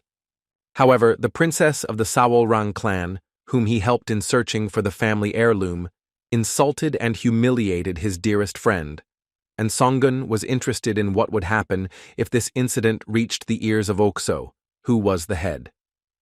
Suddenly, Gimenchisu herself appeared next to them and told the tiger that in that case she should simply apologize. Rune couldn't believe her ears because the princess with such great pride had never asked anyone for forgiveness. However, the girl said that she was rude to Savalrang's benefactor and his friend, and in the end, she did something she shouldn't have done as the daughter of the head.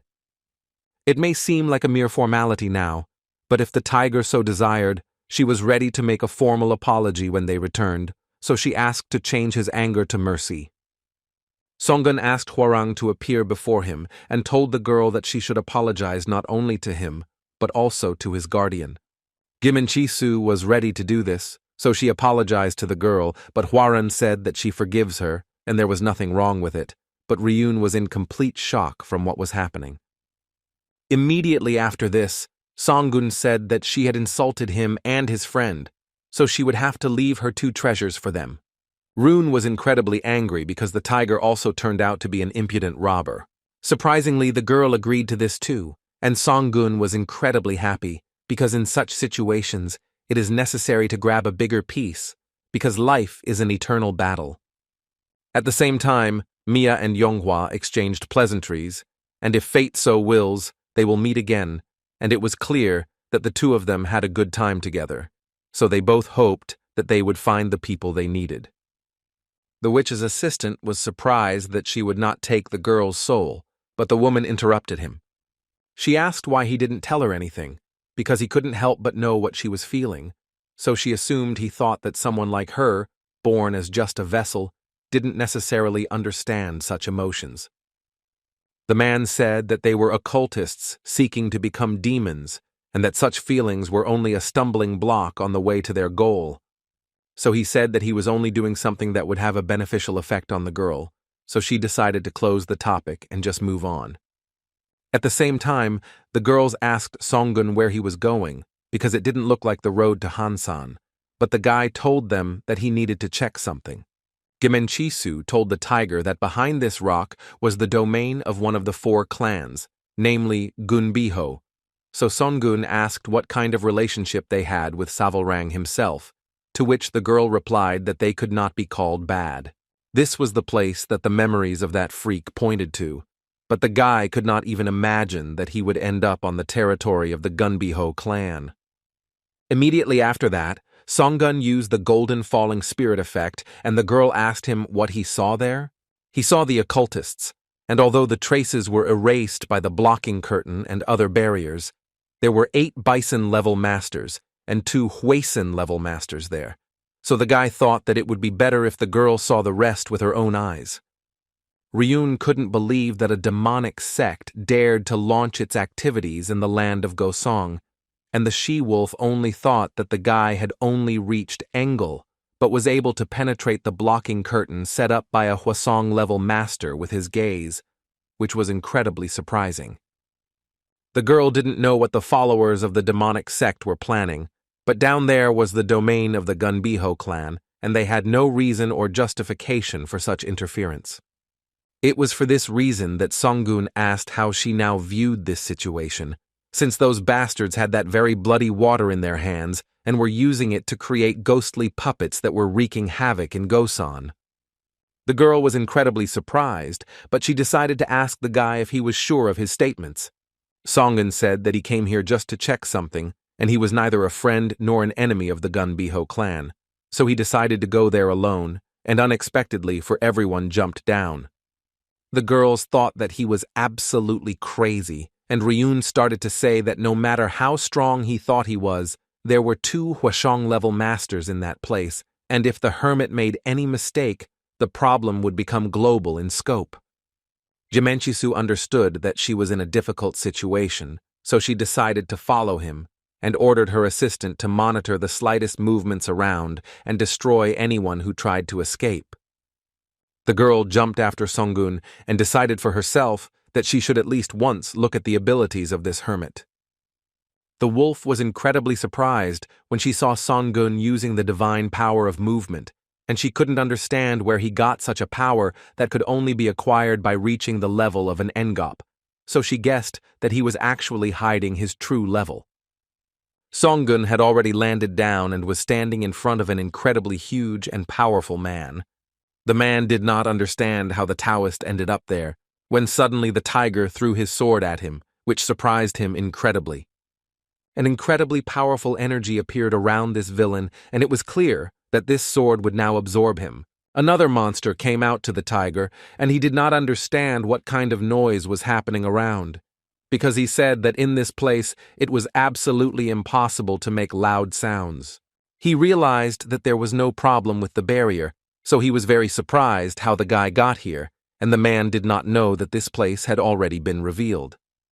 Songun realized that he was facing an opponent who was at the Hwashong level, so he was more prepared for battle than ever.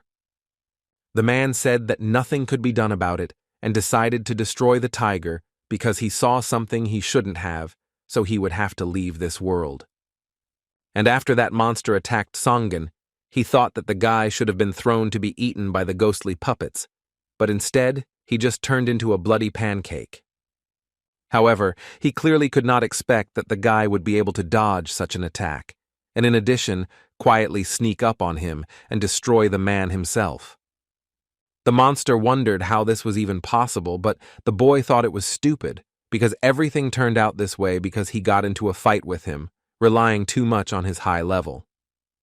And when your life depends on the battle, then you should use artifacts from the very beginning, and the result of the man was his arrogance. He handed his sword to the monster and commanded his weapon to absorb another creature and add it to their collection. And indeed, they say that if you reach the level of Enmian Hwasen, you can breathe new life into the core of internal energy, but this was the first time the tiger had personally witnessed such a phenomenon. Of course, all the other men gathered at this noise and thought that some puppet had gone berserk again, but they clearly did not expect to see a Taoist in front of them. Songun quickly counted them and realized that there were only 7 men there, so his collection would already be 9 ghosts, which could not but please him. These occultists started laughing at the guy and thought that he was some stupid fire butterfly that wanted to burn right there. However, when the guy made his strike, no one around understood where such a strong man came from and how he managed to do it. When they saw the gap in his defense, one of them decided to attack Songun, but he clearly didn't expect someone to pierce him from behind. Songun's spirits worked great, and very quickly dealt with all the enemies who were there. The guy's sword was very insatiable, but unexpectedly for the tiger himself, some unknown person dealt him a rather strong blow. The man considered his subordinates to be ordinary idiots, because it turned out that they were all defeated by one single guy. The tiger realized that in front of him was a person at the mid-level of Hwasen, and perhaps he had already almost reached his peak. The monster said that very soon there would be a completed single copy of the supreme poison, so he urgently needed to deal with this chaos. Hwaran told her master to beware of that hand because it was a shield, and once a body part is transplanted, it cannot remain in perfect shape forever, but the destructive power is retained by the artifact. And immediately after that, the monster ordered Callums to tear to shreds all those stupid people who invaded their territory. The monster knew that the claws and teeth of this lion could tear even steel, so he decided to throw some insignificant ghost as food as the last victim for the owner of the highest poison. When he decided to deliver his incredible blow to the guy, Songun simply disappeared right before his eyes. And the guy himself summoned a relic of the Manbo era and, finding himself behind his opponent, dealt him an incredibly powerful blow.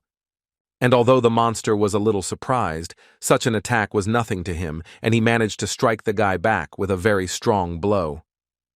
Songgun's excellent attack failed to penetrate his bone armor, and it seemed like the tiger thought that he only had one shield implanted in his body, but he still managed to surprise him because the man didn't think that he would use spatial movement.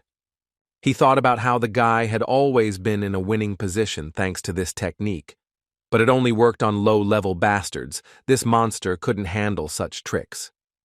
Songgun thought that he had made an overconfident attack, but he told his opponent out loud that his overconfidence was pouring out of all the cracks. The monster said that it was a protective plate implanted in his body, blocking everything like impregnable fortresses, and the tiger's toothpick in the form of a sword was absolutely nothing to him. Songgun said that it was just wonderful, because he just wanted to test the power of the Six Spirits Tower. The monster was incredibly surprised and did not understand where the guy got such a thing, or rather a 10th-generation artifact. He ordered Callums to return to him immediately, but Songgun was not happy with this turn of events. Songgun was unable to use his sword properly because he was busy summoning the Six Spirits Tower, but now his weapon was truly angry, so it was ready to destroy this lion. The monster told his henchman that he should quickly dodge the attack, but he understood that the lion could not get out from under it, even despite his speed, and the monster could not understand how this guy managed to chase him. This monster realized that since he himself could not dodge this attack, he would meet this blow head-on. However, the monster eventually realized that it would not be able to withstand this attack, so literally a moment later, it was destroyed. Songgun was very pleased because his opponent had simply turned into a flattened pancake. However, the shield was intact, and it turns out that his attack did not affect anything except the target itself. Immediately after this, the boy told Gemenchis to come out of her hiding place because she had already seen everything, and the girl was quite surprised that the tiger knew all this time that she was watching him. The girl hid like some kind of rat, but since she was here, the guy suggested that she check out what those freaks were up to in this place. The she-wolf thought that he had casually entered into a confrontation with those who had a higher level than the boy, and besides, in the end, a relic from the 10th era was definitely used. And although she suspected that Songgun had some kind of ace up his sleeve, she could not even imagine that the guy possessed such incredible strength. So from that moment on, he became even more interesting to her. The nature of the supreme poison was a curse and evil witchcraft, and from all sorts of poisonous animals are placed in a closed space and forced to eat each other. The last one who survives devours all types of poison, and a sorcerer with the most evil poison is born. Obviously, this was exactly how it happened, and Songgun and his partner finally saw it with their own eyes. The guy didn't think that the poison of madness was being created here, where people were the guinea pigs, because it all looked incredibly crazy. And that blood flowing down was flowing from a bottle of bloody water, and although it was so, it was just a fragment, not a real artifact, and the girl could not imagine that bloody water would be used in this way. In addition to the fact that ghostly puppets were created with the help of bloody water, there was also the poison of madness, and none of those present understood what this demonic sect had planned. How unexpectedly, in the midst of this bloody mess, Songgun and Gemenchisu noticed a girl who begged to be destroyed right now. She prayed for it with all her might, but it all seemed very strange, because usually in such situations people go crazy, as the brain is destroyed by the poison. Songgun asked his partner to wait, because the girl still had some humanity left, so he thought that they could still save her, but the she-wolf said that she had never heard of such a case. The girl spoke about how her family and friends died, or rather, she absorbed them, but she did it because she had no other choice, because she could only watch as her hands tore them apart one by one. As such a creature, the girl no longer wanted to live, because life had lost all meaning for her, and she had to exist because she had no way to leave this world, and only destruction could free her from this pain. It was hard for Songgun to watch this, so he told the girl that he would fulfill her will and send her to the next world, for which the girl was incredibly grateful to him. The tiger was incredibly angry at these occultists and at the demonic sect itself, because these beasts did simply terrible things. Suddenly, someone from afar asked who dared to make such a noise in the territory of Gubinho, and the guys saw the swift wings and strong body of a tiger. Songun realized who was in front of him, but it was strange that they showed up only when everything was already over, so he still had to figure out whether it was a coincidence or something else. Gimenchisu introduced herself and said that she was the third child of Okso from Savalrang, and told the man not to misunderstand them because they were not trying to invade their territory. The man asked who was next to the girl, so the she-wolf said that this man was Savalrang's benefactor. In front of them was Yanchanji of Gunbiho, and he decided not to ask them any more questions about the intrusion into their territory, but told them that they should tell the truth from beginning to end about what happened here. But after that he added and said that they would not tell this here, because the winged guards of Gunbiho would take them to the heavenly abode. After some time, they were already on Mount Kumgang at the top of Birobong, and the man told them that this is where the entrance to the heavenly abode is located. He asked Songun and the she-wolf to keep the spiritual tablet that they had recently received, because it is not only the key to entering the heavenly abode, but also protects against many prohibitions. And immediately after that, Yanchanji asked them to follow him so that they could finally reach the place they needed. Songun was surprised that the engraving created an individual space, and that it was different from moving in space using the power of an amulet.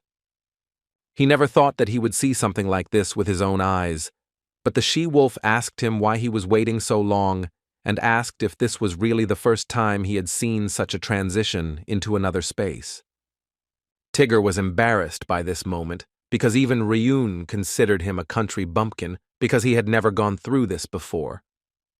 But after some time they arrived at the heavenly abode, and there are many rumors about it. However, Songun was still here for the first time. There are noble beasts here that you can't see even in the famous Yongsan, and there was also the energy of heaven and earth that you could feel to the fullest, which was incredibly amazing. The man said that he was going to see the elders, so he asked the guys to wait a little, but if they had any questions, they could ask the local guide. The local guide was a little girl who looked at the tiger with great curiosity. The guy asked her if he looked unusual, but the girl apologized for her tactlessness, but guests come here so rarely that she accidentally got distracted by his gaze. But after that, the girl decided to ask Songun, or was he a tiger? And the guy was surprised by this question and did not understand how she found out about it. She explained that she had a very good charm and he really did smell like a tiger, and she also asked why they had visited them. Songun explained that they were chasing a group of occultists and ended up here, and it was somehow connected to the disappearances of Taoists and their subjects that had been happening more often lately, and perhaps it took many test subjects to create the ultimate poison, which is why it happened. The girl said that she could not imagine that such a vile plan would be implemented on the lands of Gunbiho, and the she-wolf at that very moment told the tiger that she did not know that the hermit was so talkative. Songun realized that he had answered all her questions humbly, and this made him very angry, because he realized that the girl had influenced him with her own strength. He decided to use the golden artifact of the fallen spirit, but even with it, he couldn't see anything. Ryun didn't understand what the hermit was doing at the moment, but the guy simply told the girl to reveal her true nature. The girl pretended that she did not understand what her interlocutor was talking about, which alarmed him even more. So he decided to use the third eye and the destruction of illusionary magic to reveal the truth about this place. The girl was simply delighted because Songun was able to do this before her eyes. He was only an Engel level, but he managed to destroy such an illusion, and so it became obvious to her that his spiritual level was already far beyond Enman.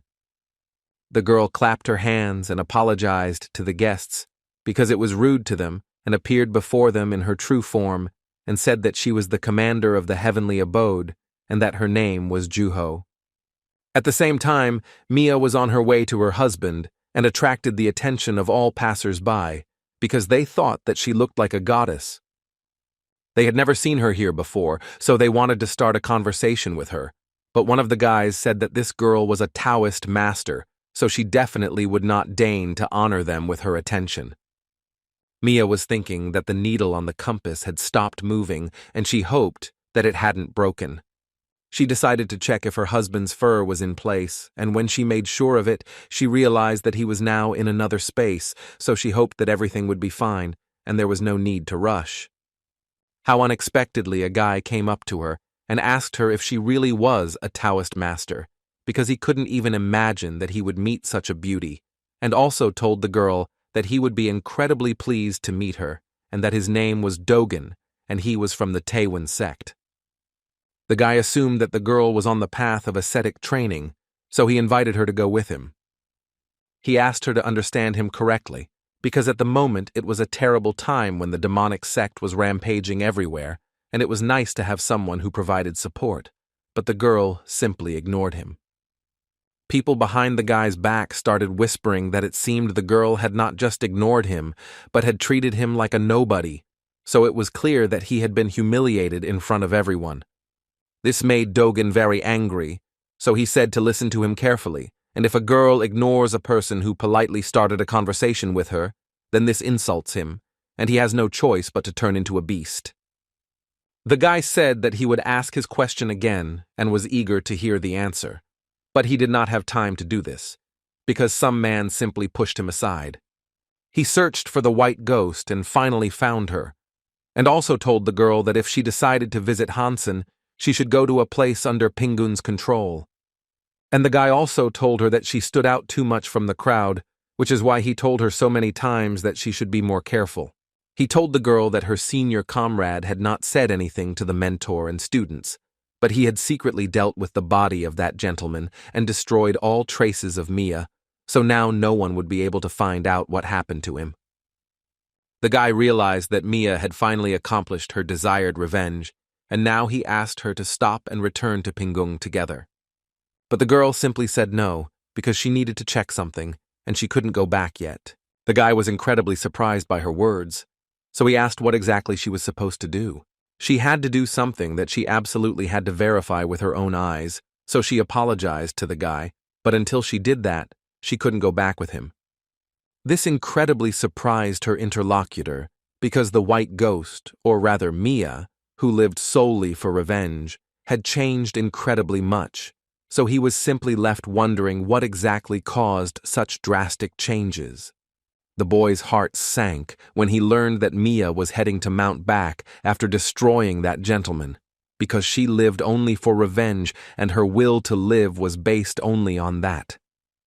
He didn't know what the changes that had happened to her would lead to, but apparently everything wasn't that bad. So he told her that she had 4 days and no more, and after that, she had to return urgently. At the same time, Song-gun talked to his new acquaintance and told her that although they were strangers, using hypnosis was too much. And was this really how guests were greeted in the Gunbiho clan? Yuho asked them to relax, as she just wanted to find out what exactly brought them there, as she knew that the demonic sect was plotting something in her territory. However, the 4 clans of Gosan have no right to interfere in each other's affairs if the clan is able to deal with the problem itself, so the girl wondered if this rule had ceased to apply in Savalrang. Gimenchisu from Savalrang greeted the commander from Gunbiho and confirmed that, as Juho said, the 4 clans do not interfere in each other's affairs, but for her, the wish of the one who became the benefactor of their hometown came first. The girl expected something like this and was quite surprised that after so many years, they had a benefactor. Now, having become the benefactor of this place, the guy will be able to obtain the main treasure of the clan, the most desired for those who are at the Engel level, namely heavenly longevity. But now, having set off on the trail of the lost brush of the Wolf Star and Bloody Water, they accidentally stumbled upon occultists from the demonic sect and raised a stir in the domain of Yuho. Because of the oath, Savalrang only provides support, and the hermit, who is not bound by the oath, wanders here and there, trying to return the Wolf Star brush and Bloodwater, and it was clear that that little one was incredibly lucky. Song was incredibly surprised that the girl called the clan leader a baby, so he just wondered to himself, how old was she really? Juho said that they won't impose any restrictions until the boys find the Bloody Water. The girl specified that she would allow them all to move freely around the territory of Gunbiho, for which Gimenchisu was very grateful to her. However, Songun did not understand why she suddenly became so kind, because some time ago she was extremely vigilant and even used hypnosis. He thought that there was definitely something wrong here, and in order to find the blood water, they had no choice but to face the occultists, so it was unclear what benefit Juho would get from all of this. How unexpectedly Songun just started laughing and said about the fifth ghostly king of the deep sea demons, and ordered the girl to throw off her disguise. This made her quite angry, and an incredibly powerful energy began to surround them. The girl locked Ryun and Gimenchisa in the so-called dome, from where the girls could not get out, which scared them quite a lot. And Yuho herself was simply burning with anger and kept asking the tiger to what extent he was informed. In total, there are 5 major powers in Gosan and the domain of 4-digit clans located in the north, south, east, and west. And there was a force that united them, namely the mask, which did not have a specific name, but since it is a constant attribute carved from wood, the name was fixed naturally. Their leader Huaman, the lord of the immortal lands, has reached the highest level, and it is known that the 4 noble families have taken an oath of peaceful coexistence. But in reality, it was a humiliating pact, concluded unilaterally in the face of the overwhelming power of Huaman. Everyone immediately knelt before the mask, but everyone was looking for an opportunity to ever break the oath, and Gunbiho also sharpened his sword to develop a strength that could withstand Huaman's might. And the basis for this was precisely the ghostly king of the demons of the deep sea. Juho was incredibly angry and kept asking the guy to what extent he was informed and how he even found out about it and who else he told this story to, and also warned him that it was better for him to answer without hesitation, because if he hesitated even for a second, there would be no trace of him left. Songun simply showed his love bracelet and asked the girl if she was really threatening him.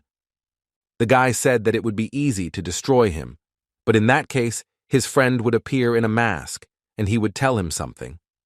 Namely, in order to break the long-standing oath, Gunbiho has formed an alliance with the demon king of the deep sea and is going to use the magic of the demon sect.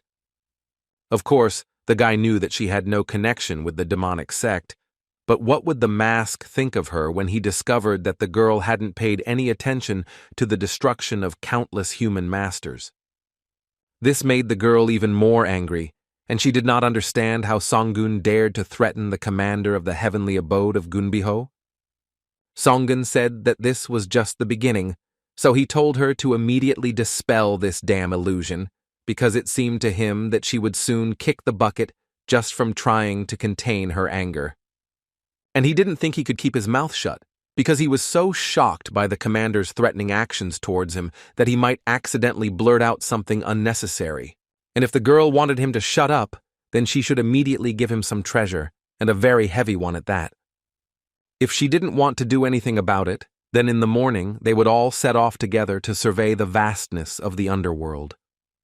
The girl understood that she had to restrain herself, and that she could endure this, because her long-awaited cherished desire would soon come true, and in her 3,000-year life she was facing such humiliation for the first time, and it was clear to her that she was absolutely disgraced and angry. However, even despite this, she removed the barrier and let Songun go along with his friends. Immediately after this, the same man appeared behind her and asked his mistress if she was okay. But even if Yuho wasn't okay, there was nothing she could do about it, and she needed to give Songun what he demanded. The man did not understand how the guy even found out about all this, because the secret was known only to a few, and he was also afraid that Songun would get his hands on the treasures and give them away. However, if he were such a person, their prestige among the 4 noble families would sooner or later collapse, and they would no longer be able to feel safe. Everything had been fine for 2,000 years, so the girl couldn't let their efforts go to waste, so she ordered her ward to gather all the elders immediately. After some time in the guest house, Songun didn't understand what Hwarang was doing, but her master's cheeks were so cute that she definitely wouldn't be able to sleep if she didn't pinch them at least once. She asked him if he even understood that he had recently escaped participation in the underworld, and how could he remain so calm after the madness he had committed. She didn't stop scolding him and just kept asking if he thought she would let him get away with this now, when suddenly they fell to the floor together. Was Songun just asking, or was the girl going to pounce on him and scold him to the fullest? This speech made Hwaran very embarrassed, because she couldn't even imagine that such a thing would happen. Immediately after this, Songun told her that he would go for a walk and that she should cool down during this time, and if next time she attacked him again, then he would calmly endure everything. After some time, Songun thought that without a doubt, just as Hwarang said, he had done a crazy thing because he had threatened an entire clan, and although it had happened unexpectedly, as long as he knew their secret, they would have no choice but to offer him what he wanted. How unexpectedly during his walk he saw Gimenchisa and just thought that she was clearly not someone he wanted to run into. The girl turned to him and said that she didn't understand something, so she asked if the tiger was going to be at odds with Gunbiho. Songun began to deny this, since there was no benefit to him if a lonely hermit like him became an enemy of one of the 4 noble families. However, the girl still did not understand why he had shown such rudeness towards the commander of the heavenly abode. Perhaps from the outside it all looked exactly like that, but Songun simply asked the girl, or were they in such a relationship to discuss such nuances? This angered the she-wolf, and perhaps, as the tiger said, they were not close enough to chat with each other, but now they were acting together to achieve one goal, and since the guy was the benefactor of Savalrang, and she was the daughter of the head of the clan, it was her responsibility to help him. Songun did not understand why she suddenly became so angry and told her that she was right, but his actions did not cause any harm to her personally, so he asked her to stop being so indignant. Jimenchisu started yelling at Songun that he was annoyed with her from the last time, but if she apologized then he should accept it, so she assumed that he was so petty that he would remember her mistake for the rest of his life. She continued and told him that he thought he would gain some benefit from the gossip about a possible marriage, but Songun didn't understand why this was said at all, and didn't understand how much longer the girl was going to pester him with talk about the marriage proposal. The girl was very angry that the tiger told her that she was bothering him, because no one had dared to say such a thing to the 3rd princess of Savalrang before. Songun continued to ask the girl whether, if she were in his place, she would be able to marry someone she had never seen before the wedding, and shouldn't his opinion be taken into account in this matter as well? This made Gimenchisa even more angry, and she simply called Songun a pathetic dog's brat. The guy told her that in this situation she was the only dog. This simply enraged the girl, and she transformed into her real form and decided to attack Songun to teach him a lesson. She managed to hit the tiger, but he also transformed into his true form and also decided to show her what would happen if she disturbed a beast like him. Songun started running towards her and telling her that if she regretted her actions, it was too late to do anything, but the girl stopped him with one of her paws and asked if he was also going to show her. She became even more angry and did not understand how the tiger dared to climb up to her when he was the size of a pea. Juho noticed all this commotion and asked her guards what was going on there. Tiger told her that when they arrived here, the people from Savalrang were already fighting each other, so they took up an observation position at first. However, it looked more and more like a one-sided beating than a fight. The sacred animals wondered if they should stop them at least now, but the man told them not to do this and to leave these people alone so that they could deal with it themselves. Not long after that, Songun thought that everyone from the Gunbiho clan was worthless because they put him in such a dungeon because of a small squabble, and he was also outraged that there was not a single living place on him.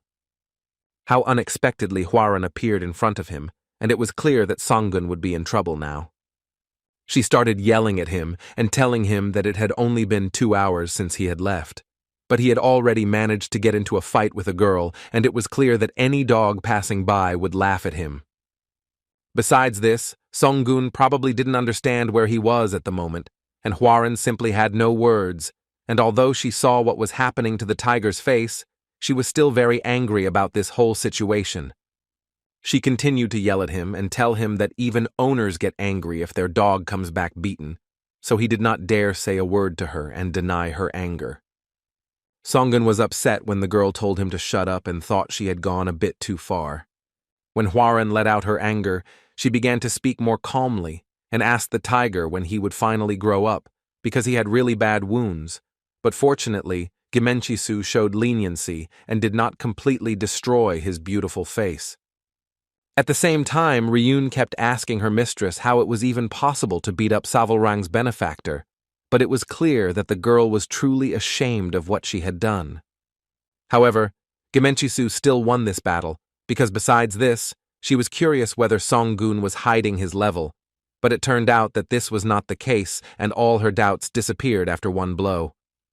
She was a little bitter that such a lucky hand had to beat Engel, but even if it was him, nothing would change. Ryun said that it was commendable, but how did it happen that the girl was still hurt in this battle? The girl said that it happened because the tiger hit her with its horn. Gimenchisu also said that she remembered her father's words when he said that the founder of Gunbiho also had horns, and perhaps this somehow related to Songun. However, Ryun said that it didn't make any sense, because the hermit wasn't a member of the clan and didn't have wings, and although they were also tigers, the Gunbiho bloodline was special, and an idiot like Songun could never have family ties with them. The girl was surprised that her assistant thought so, but Ryun continued to assert this, and asked her mistress to remember all the things he had done. She was incredibly angry because this crazy and truly crazy bastard spoke out against the commander of the heavenly abode and almost even dragged them into his showdown. Therefore, there is no doubt that his brain melted when he moved to a higher level, and this was definitely the case, because otherwise there was no way to explain his reckless act. At the same time, the elders were saying that they couldn't turn a blind eye to Songun's actions, because he was well aware of their great cause, and among them, only they knew about this plan, and although the guy was Savalrang's benefactor, if they wanted to solve the problem that had arisen, they should get rid of him. However, one of the men began to say that the guy was the same tiger as they were, and perhaps they should lure him over to their side. But another elder began to say that he was just a tiger, and not at all Gunbiho with wings on his back. Therefore, this beast crawling on the ground was completely different from them. The man continued to claim that Songun had horns on his forehead that were the same as his ancestors. The ancestor Gunbiho had 2 horns and 2 pairs of wings and rose to the level of a divine beast, becoming a true legend. The other elders began to argue that this guy could not be compared to the ancestor, but the man reminded them that with the passage of time and the change of generations, the blood connection thins, and the horns disappeared, and only 1 pair of wings remained, and he also reminded them that they themselves once wandered in search of a tiger with horns. However, there was no guarantee that by accepting Songun into the clan, the descendants who had a blood connection with him would develop horns, but it was still worth doing and seeing what would happen next. The girl thought that Gunbiho, whose horns and 1 pair of wings had disappeared, and the clan, which was gradually falling into decline, was already something, so it upset her. However, at the same time, before the big events, a tiger with horns appeared in front of her, and she assumed that perhaps this was fate, but she still did not know what she should do next. Somewhere in another part of the country, Enha had already come to her minions, and they greeted their princess, because it was a great honor for them to see her in person. The witch's assistant told her that this was King Gan, who ruled Hansen, and he was also a loyal servant of the ghostly demonic sect. The girl said that it was commendable, and informed the man that from now on she expected the same devotion from him. The man was incredibly happy that she spoke to him, and he was simply shaking from the overwhelming feelings. A little later, the man praised the girl for her excellent work, because for a believer, words from a princess were the best blessing. But the witch said that it was enough to talk about it, and she was simply interested in how their affairs were going. The man said that everything was going smoothly, and they would need about 2 more weeks and 108 sufferings, which pleased Enk, because with the help of this sacrifice, they would gradually establish a connection with the destroyer of this world. Songun, meanwhile, was very happy that all his wounds had healed in just 1 day, because the body of the divine animal was truly different from the usual one. How unexpectedly Juho came to him, and the guy realized that they had finally made a decision. They discussed their problems, and in the end she came and showed the guy the precious treasures and various elixirs that he mentioned earlier, so these gifts will be the answer from their side. From the expression on Songgun's face, one could tell that he was very happy that everything had turned out this way and that the girl had presented him with gifts. Yuho also added and said that she gives him another answer, personally from her. This birthstone is engraved with the inscription of the divine heavenly horns created by the founder of this unique skill, Gunbiho, which was only passed down to the commander of the heavenly abode. However, Songgun did not quite understand why he would give this thing to him, a person who was not a member of the Gunbiho clan. Tiger talked about being a mediator, so she asked him if he would be able to return to Gunbiho after completing his mission. Songgun was confused by the fact that he had to come here again to those who had specially created a closed space in order to avoid contact with strangers, which confused him a little. But he still decided to tell the girl that as soon as he had a free minute, he would do just that and come to them again.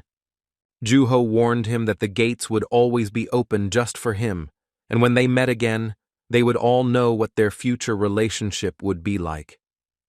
Whether this result will be good or bad will only be shown by the future, because fate had its own will for everything. Songgun found himself outside and realized that he was again near the entrance to the heavenly abode. Ryun and Gimenchisu finally waited for the hermit, and the guy realized that the girls had come out of there first. The guy looked at the she-wolf and did not understand what kind of appearance she had, because just recently she had beaten him like some kind of dog, but apparently she still has a so-called conscience. However, at that very moment, Hwaran mentally yelled at him, so the guy said that, as the girl said, they still had a very long way to go, so he suggested that Gimenchu pretend that there was no fight between them. The girl was silent for a moment, and the tiger thought that she did not want to do this, but Gimenchisu was ready to follow his will, so she agreed to it. Immediately after this, Songgun suggested going in search of bloody water and visiting Hansen. After all, if you believe the record of the Lord of the Deep Demons that he read, then the goal of the ghostly sect is to open the barrier, and this place is precisely Hansan. Songgun didn't know when it would happen, but the barrier would be broken, and chaos would soon ensue due to the war between the Mask, the Demon Sect, and the 4 noble clans. Now he had the opportunity to find the Bloodwater before the barrier was destroyed, so they needed to hurry and do it. Enha found out that all her 6s who guarded that place were destroyed, and the supreme poison was completely burned, so she was interested in who exactly did this to them. The monster told her that it was a boy who looked to be about 20 years old, and who was hanging out with Savalrang, and that he was also surrounded by an aura of blue flame. When the girl heard that it was he who was surrounded by this flame, she was incredibly surprised, because she immediately understood who they were talking about. The monster continued and said that they were informed that members of the Gunbiho clan had arrived at the scene and taken them away. Enha was simply delighted, because it was definitely him, the one she so passionately wanted to find. Her ward told her that if Savalrang was there, then without a doubt they were looking for the blood water that was in their hands, and because one of the vessels of the supreme poison was destroyed, there was a problem opening the gate. The witch told the man to continue using the remaining 107 vessels, but what interested him was that now it was about the safety of the right hand of the head of the sect. But if that was all it was, then she didn't care at all, because in any case it lived in a body that was incapable of either self-destructing or living normally, so she didn't care at all.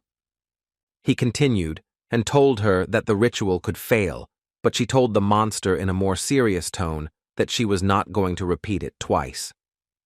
After all, the most important and necessary thing for her was to cool down her hot body, so she ordered her servant to do everything else himself. Enha definitely didn't forget about Teho, but she was glad that he decided to remind her of himself, and the girl also wondered why he kindled such a fire in her heart. She wanted to feel the heat of his blue flame so much that she longed to squeeze Taiho's insides in her hands and taste his blood. How unexpectedly ahead of her, she noticed Mia, with whom they had been traveling just recently. The witch was glad of such a meeting, although she could not even imagine that they would run into each other here, but the girl still asked her interlocutor if she had managed to find the one she was looking for. Mia said it was pretty hard since he was the one who left no trace, but she managed to find a clue again, so everything was absolutely fine. Mia asked in response how things were going with the witch, and judging by her expression and smile, she could assume that everything went very well. The girl said that they still haven't met each other, but she thinks that after some time, he himself will come to her, so she just interrupts in impatient anticipation. When Mia heard that her boyfriend would come to her himself, it made her feel envious, but Enha still decided to ask her what kind of person he was, for whom she had gone on such a long journey, so she asked her to tell her about him. Mia said that at the beginning he tried his best to get rid of her, ignored her, and was cold, but everywhere you could feel the warmth coming from his heart. He was the only one who stood up for her, with hot and red eyes surrounded by blue flames, and he also rushed to protect her from a strong opponent armed with a huge sword, which greatly impressed the girl. The witch decided to clarify and asked to name him, so Mia happily informed her that the person she was looking for was called Taiho. Enha was simply delighted with the information she heard, so all her evil aura just burst out. At the same time, Songgun decided to check the artifacts he received from Gunbiho, and the girl handed him an incense burner, an elixir, and something else.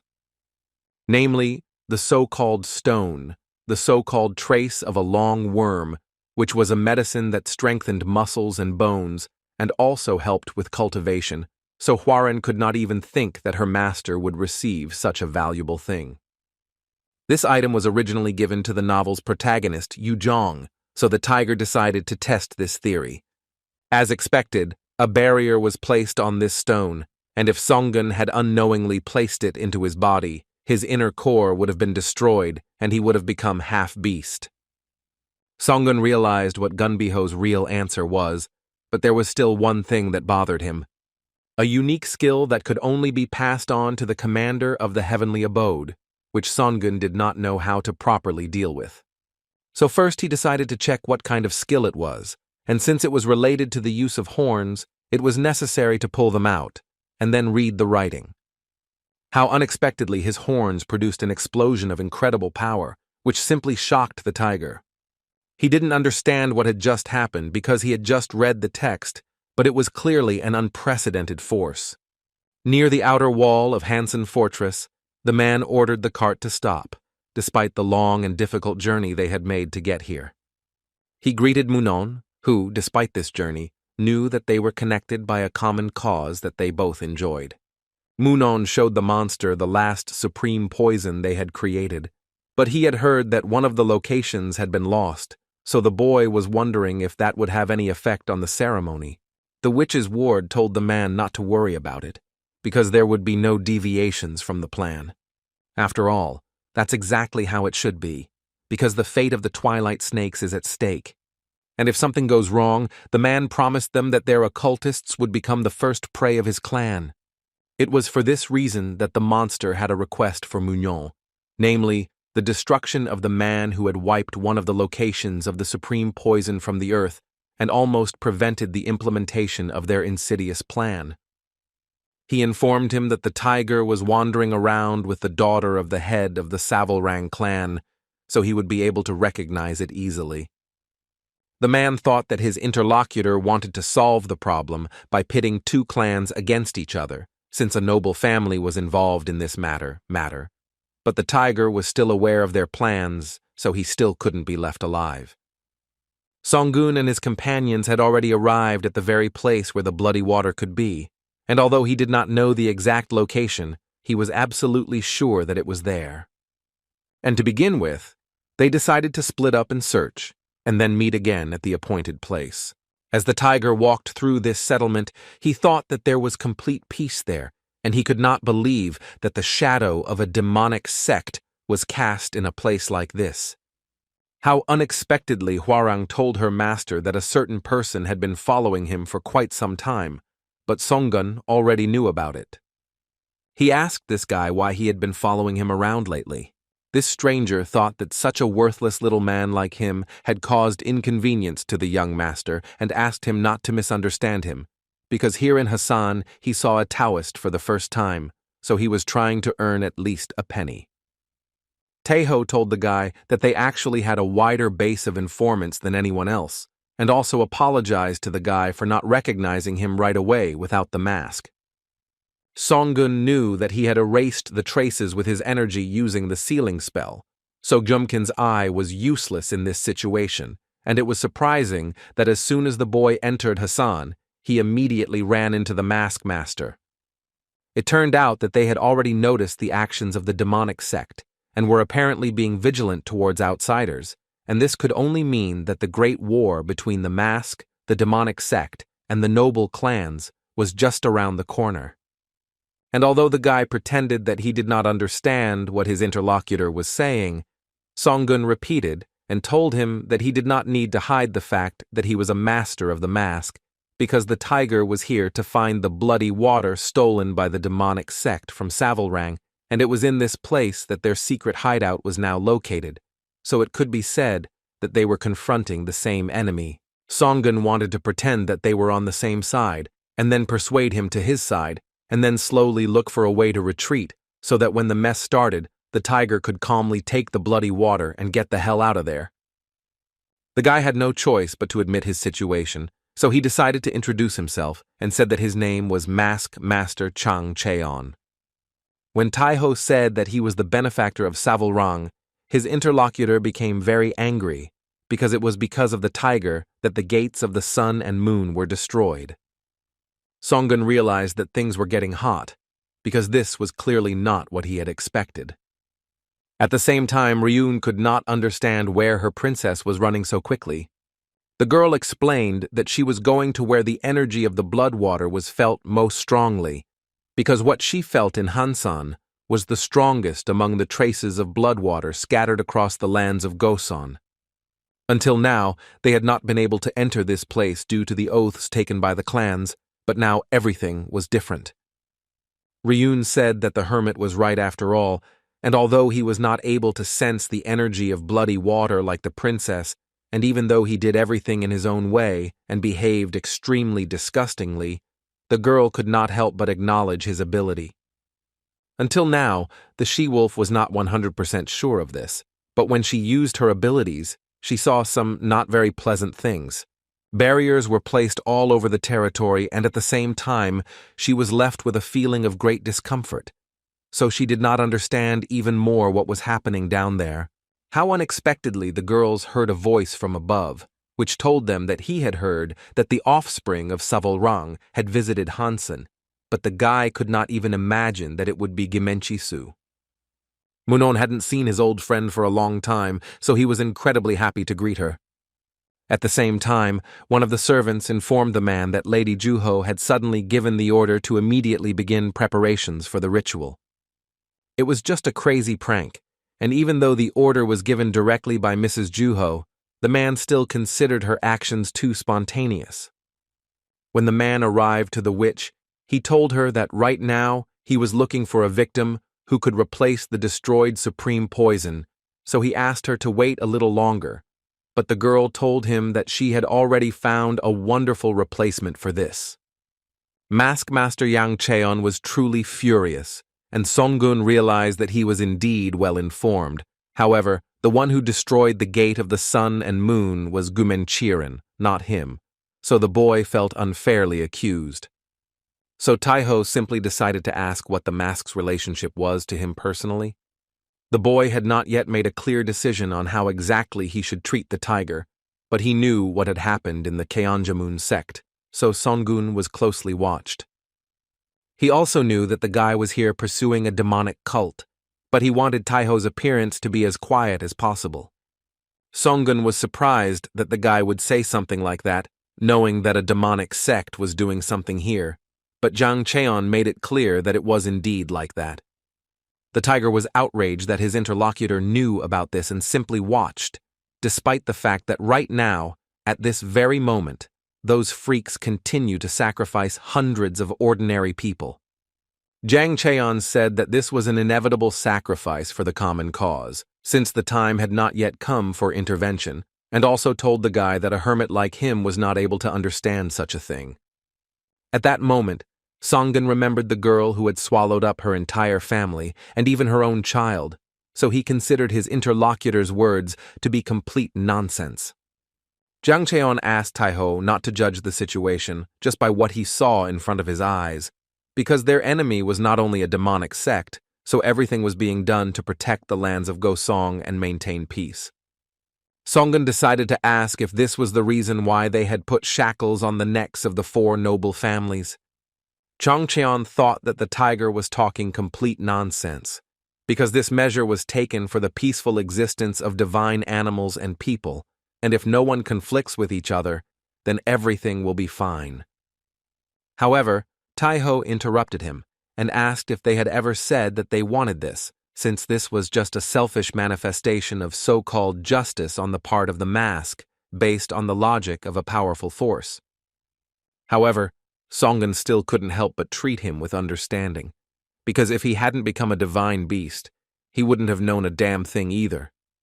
But in the end, Taiho told the guy that all he does is suppress everyone with his powers, and he himself declared it peace. And besides this, what can the master of the mask know at all, because he is just a scarecrow that unquestioningly follows his leader? Jang Cheon was very angry about this, but he didn't have time to do anything because some kind of storm arose around them. Rune came to them and told the hermit to immediately head towards the royal palace. Songun decided not to hesitate and teleported to the girl, and then told her to grab his hand and hurry to get to the right place as quickly as possible. At the same time, Gimenchisu was simply shocked that Chimusa had formed an alliance with a demonic sect. However, the man told her that they were simply providing each other with a little support on mutually beneficial terms. The girl still didn't understand why they decided to do such a terrible thing and get involved in this whole adventure. For Munon, the answer was obvious, because it was all in order to turn into nothing the oath given by the clans. And besides this absorption, everything that comes to their hands will be an additional bonus, and although the guy would not like to create a conflict with SSS-Rank, he could no longer remain silently on the sidelines. For this reason, he told the girl that the best way out for her would be to simply surrender herself into his hands. Gimenchisu thought that the guy had gone crazy, and she was sure that the mask would not ignore the fact that he had gotten mixed up with a demonic sect. But the guy said that SSS-Rank would never understand them, the people who were bent over in 3 deaths on the territory allocated to them. He shouted that all this was being done to prevent the extinction of their clan, so Munon saw no other way out of this situation. However, in the eyes of the girl, the situation looks as if the guy is personally trying to destroy his clan, because such actions are clearly not forgiven. But because their clan was driven to the backyards of the already small Gosan, even now there are cases of fighting between the inhabitants of their clan, so it will almost self-destruct in 1,000 years in captivity, and that damned oath was to blame for everything. That's why, boy, you wanted at all costs to tear this damn contract to shreds and get back your long-awaited freedom. The girl tried to influence him and told him to come to his senses, because his opponent was the best fighter in the lands of the immortals, and Munon, who was called the wisest, could not decide on such a stupid act. But that was precisely why he had prepared something special to confront his opponent, and that was why he asked the girl if she too was eager to see his arrogant face distort. Immediately after this, he offered the Wolf Princess to join them, since this way they could avoid this battle. However, the girl was not going to engage in self-destruction with them, so she decided to join this fight. Munon was upset by Gimenchis's answer because he was just planning to capture her, but she left him no other choice, so the guy decided to destroy her completely. The girl realized that he had set up an ambush for her, but it didn't matter that he would take her life, because the most important question was how he was going to deal with her entire clan, which always takes revenge for the destruction of its own. However, this is exactly what Munon wanted, because when the angry members of the SSS-Rank clan rushed to Hassan, great chaos will begin, at the epicenter of which they, Chimusa, the demonic sect, and the mask, will find themselves. He continued, and said that it would be nice if this madness never ended, so he ordered another of his servants to destroy the girl, which he tried to do a moment later. Munon wanted to ask what Sawolrang's meat tasted like, but Songun was also curious about what snake tasted like. Of course, when the tiger appeared there, Munon ordered the warriors guarding the camp to immediately go on the attack and use total destruction on their enemy. But Songun used his incredible sword and ordered it to devour everyone around him. Munin didn't understand what the hell was going on around him, and besides that, he felt a creepy and unusual energy, but he was still outraged that the guy decided to show such dirty tricks in front of someone like him. He tried to hit his opponent with an incredibly strong blow and thought that he could use it to get the guy. He wanted to grab and devour Songun, but the guy easily repelled this attack, and if he were from the mask, he would not have practiced using such dark energy. Rune rushed to help her princess, but the girl asked her not to worry because fortunately she was completely fine. Songun had no idea that one of the noble families, namely Chimusa, had made an alliance with a demonic sect, which was complete madness. Munon realized that in front of him stood the one who had destroyed the location of the supreme poison and prevented the ritual from being performed, and in addition, had harmed his fellows. So the guy was determined to cut the tiger into pieces and swallow it whole. Taiho understood that Engel's level was his limit, so one could conclude that this fight would not be easy. At the same time, Enha mocked Mia as best she could and ordered her to immediately tell about everything she had done with her beloved until now. She demanded an answer from her on how the girl dared to take what belonged to her and what exactly she was doing with this guy. Mia said that she was the wife of the owner of the mountain, and that 14 years ago she was married to Songun from Mount Baek, and everyone in that place recognized him as her husband. The girl had recently continued to repeat the same thing, so the witch could extract the truth from her as much as she wanted, but the girl's existence came to an end. But suddenly, the servant interrupted his mistress and said that they had an invasion. Enha was incredibly angry and ordered her servants to simply destroy these violators and not distract her from incredibly important matters. However, the servant said that an uninvited guest had come to them, and it was the one who had destroyed the location of the supreme poison, which delighted the witch to the point of madness. She kept repeating that she was right after all, and after that, she told the girl that she didn't need to say a word anymore, because she would personally find out everything from her beloved, and Mia would be here watching how he would completely become hers, and then simply leave this world. Yang Cheon watched what was happening and saw the Chimus clan there, and he did not understand why they were in Hansan, but it was obvious to him that they were somehow connected to this matter. And besides that, depending on the circumstances, one of the 4 great noble cities could definitely be destroyed today. Songun was at this moment in the midst of a battle with his opponent, but so far neither of them had managed to gain the upper hand. Both guys were currently able to dodge each other's attacks, but the incredible power emanating from them was felt by everyone around them. Songun was thinking about how he needed to get rid of this thorn he was fighting, when suddenly his opponent was able to get him. Manon thought that now the tiger would really be finished, because he was in his chains. He warned Taiho that resistance was absolutely useless, because the more the guy moved, the more the vice would squeeze him.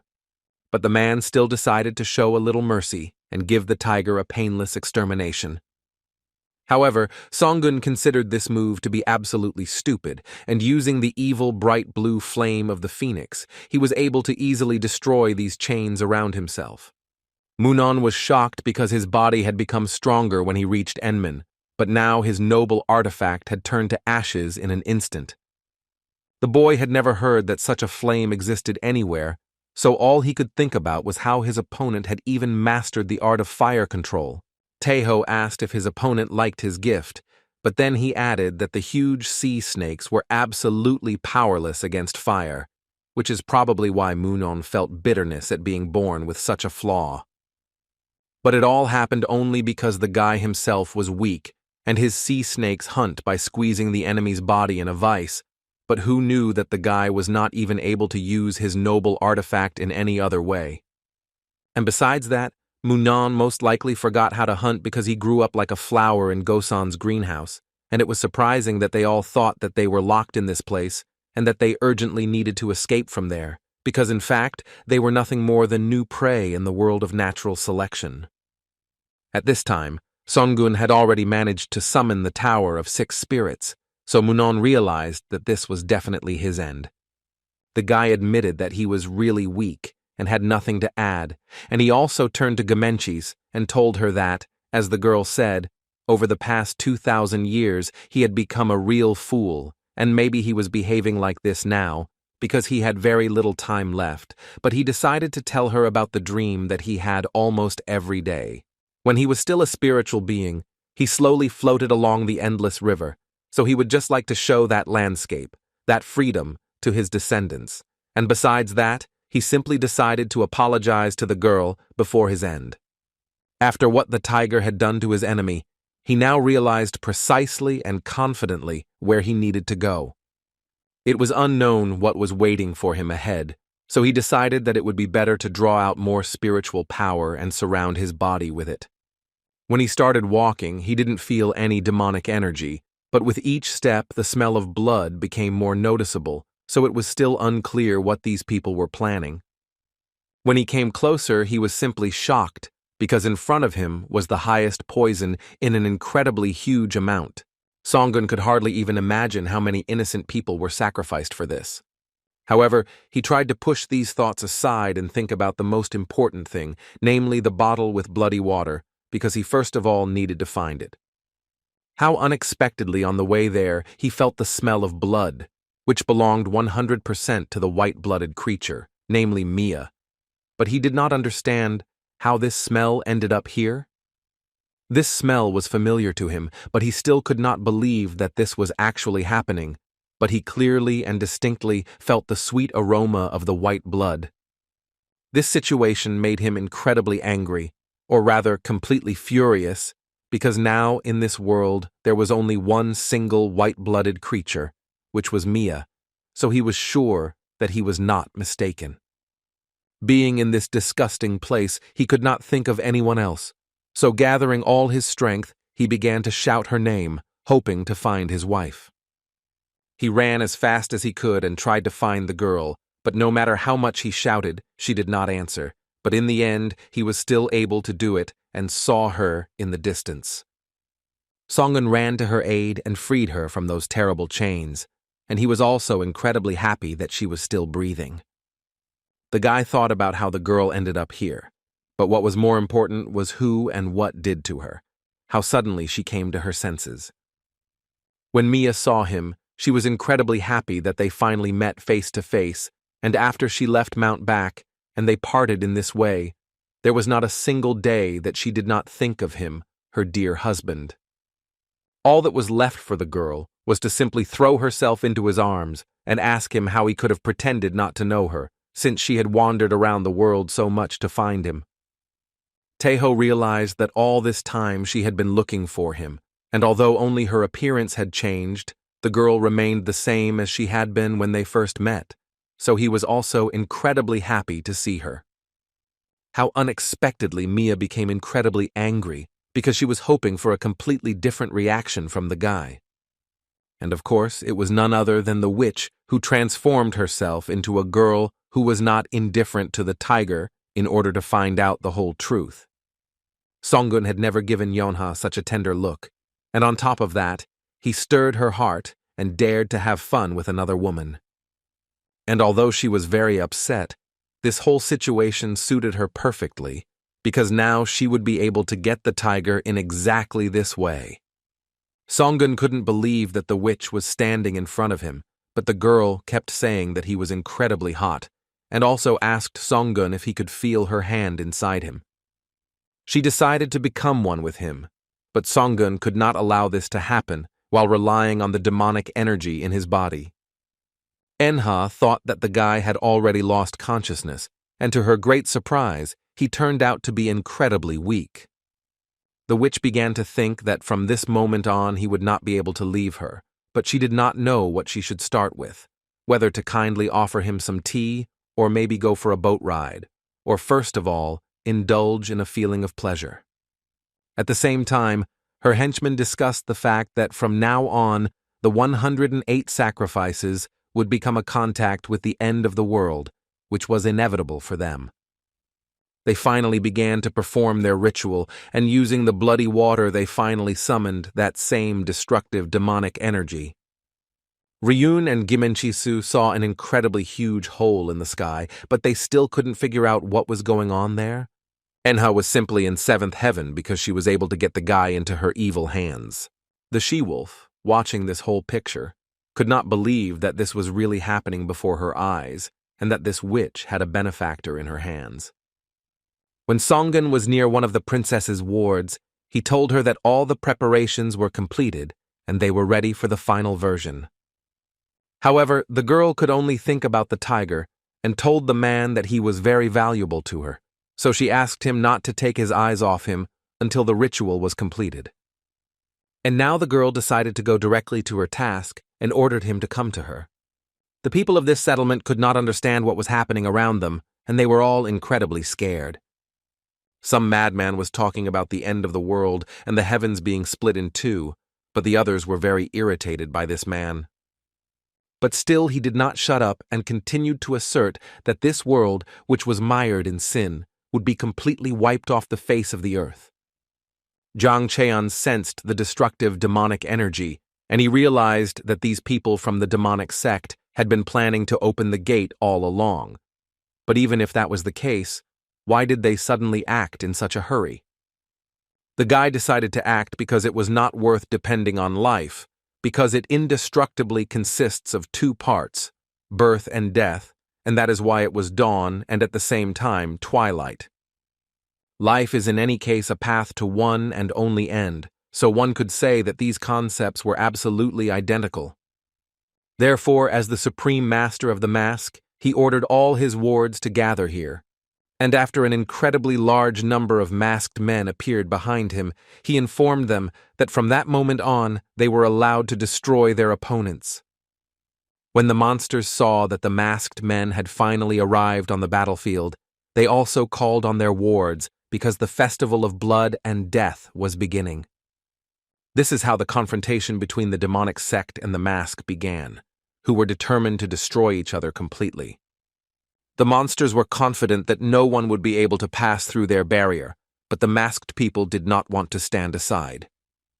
Each of their opponents was a creature whose body had been defiled by merging with demonic energy, and even if they were able to suppress them, the loss on their side would still be enormous. And even more so, besides this, there was also that woman who absorbs destructive and demonic energy, making this battle even more serious. However, Zhang Cheon understood that he didn't have time to think, because he needed to strike at the leader as soon as possible. He began to rapidly approach the princess, but the monsters were ready to hold the line and decided to block his path no matter what. And yet the guy failed to reach this woman because someone dealt him an incredibly strong blow. The people from Chimus appeared on the battlefield and informed the masked men that they would not be able to come even a millimeter closer to that place. The man asked Zhang Cheon if he was the only supreme mask master here, because unfortunately Chimus would have to make do with what he had, and the rest could be slowly taken out one by one. The guy considered him a complete bastard and did not understand how he dared to ignore their agreement. However, the man considered this agreement to be complete nonsense, because it was concluded only at the discretion of the people in masks, so it was time to finally terminate it. Taking advantage of this situation, the sea serpents decided to destroy all the masked people and gain the long-awaited freedom. Songun finally came to his senses at this time, and it was all thanks to the ghostly sword and the demonic energy that was in his body.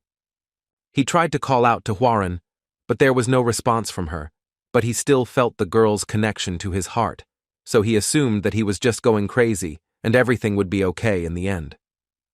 Taeho also thought about how much he had screwed up, because he definitely shouldn't have reacted like that to Mia's appearance. but he still didn't understand how the demoness Nachalo found out about the girl, because only the two of them knew about it. How suddenly Songun realized that the smell of blood was not coming from the fake imitating the original, but from the real Mia who was actually there. Taeho understood that he needed to find the girl at all costs, but before that, he needed to assess the situation around him. He looked back and saw that the mask, the demonic sect, and Chimusa were engaged in an incredibly fierce battle, so it was obvious that the gate had been opened in the end. In addition, he saw a demon who was absorbing this incredible energy, as well as a bottle of bloody water. He thanked her for this, because he had walked so much looking for this thing, but now the girl presented it to him right on a plate, and since no one was paying any attention to him now, this was his chance. He destroyed the barrier near him and hurried to take the cup, because this was the most ideal moment for this. The monster was simply shocked, because he did not expect that the guy would do this and take such a precious thing.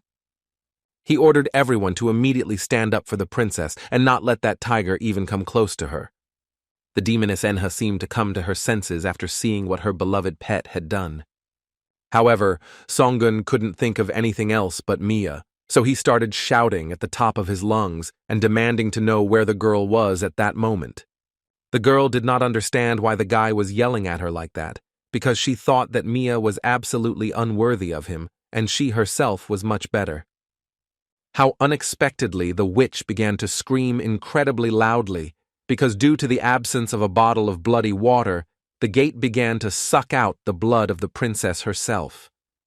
Songun did not stop shouting and demanded an answer immediately because he was interested in what exactly happened to Mia.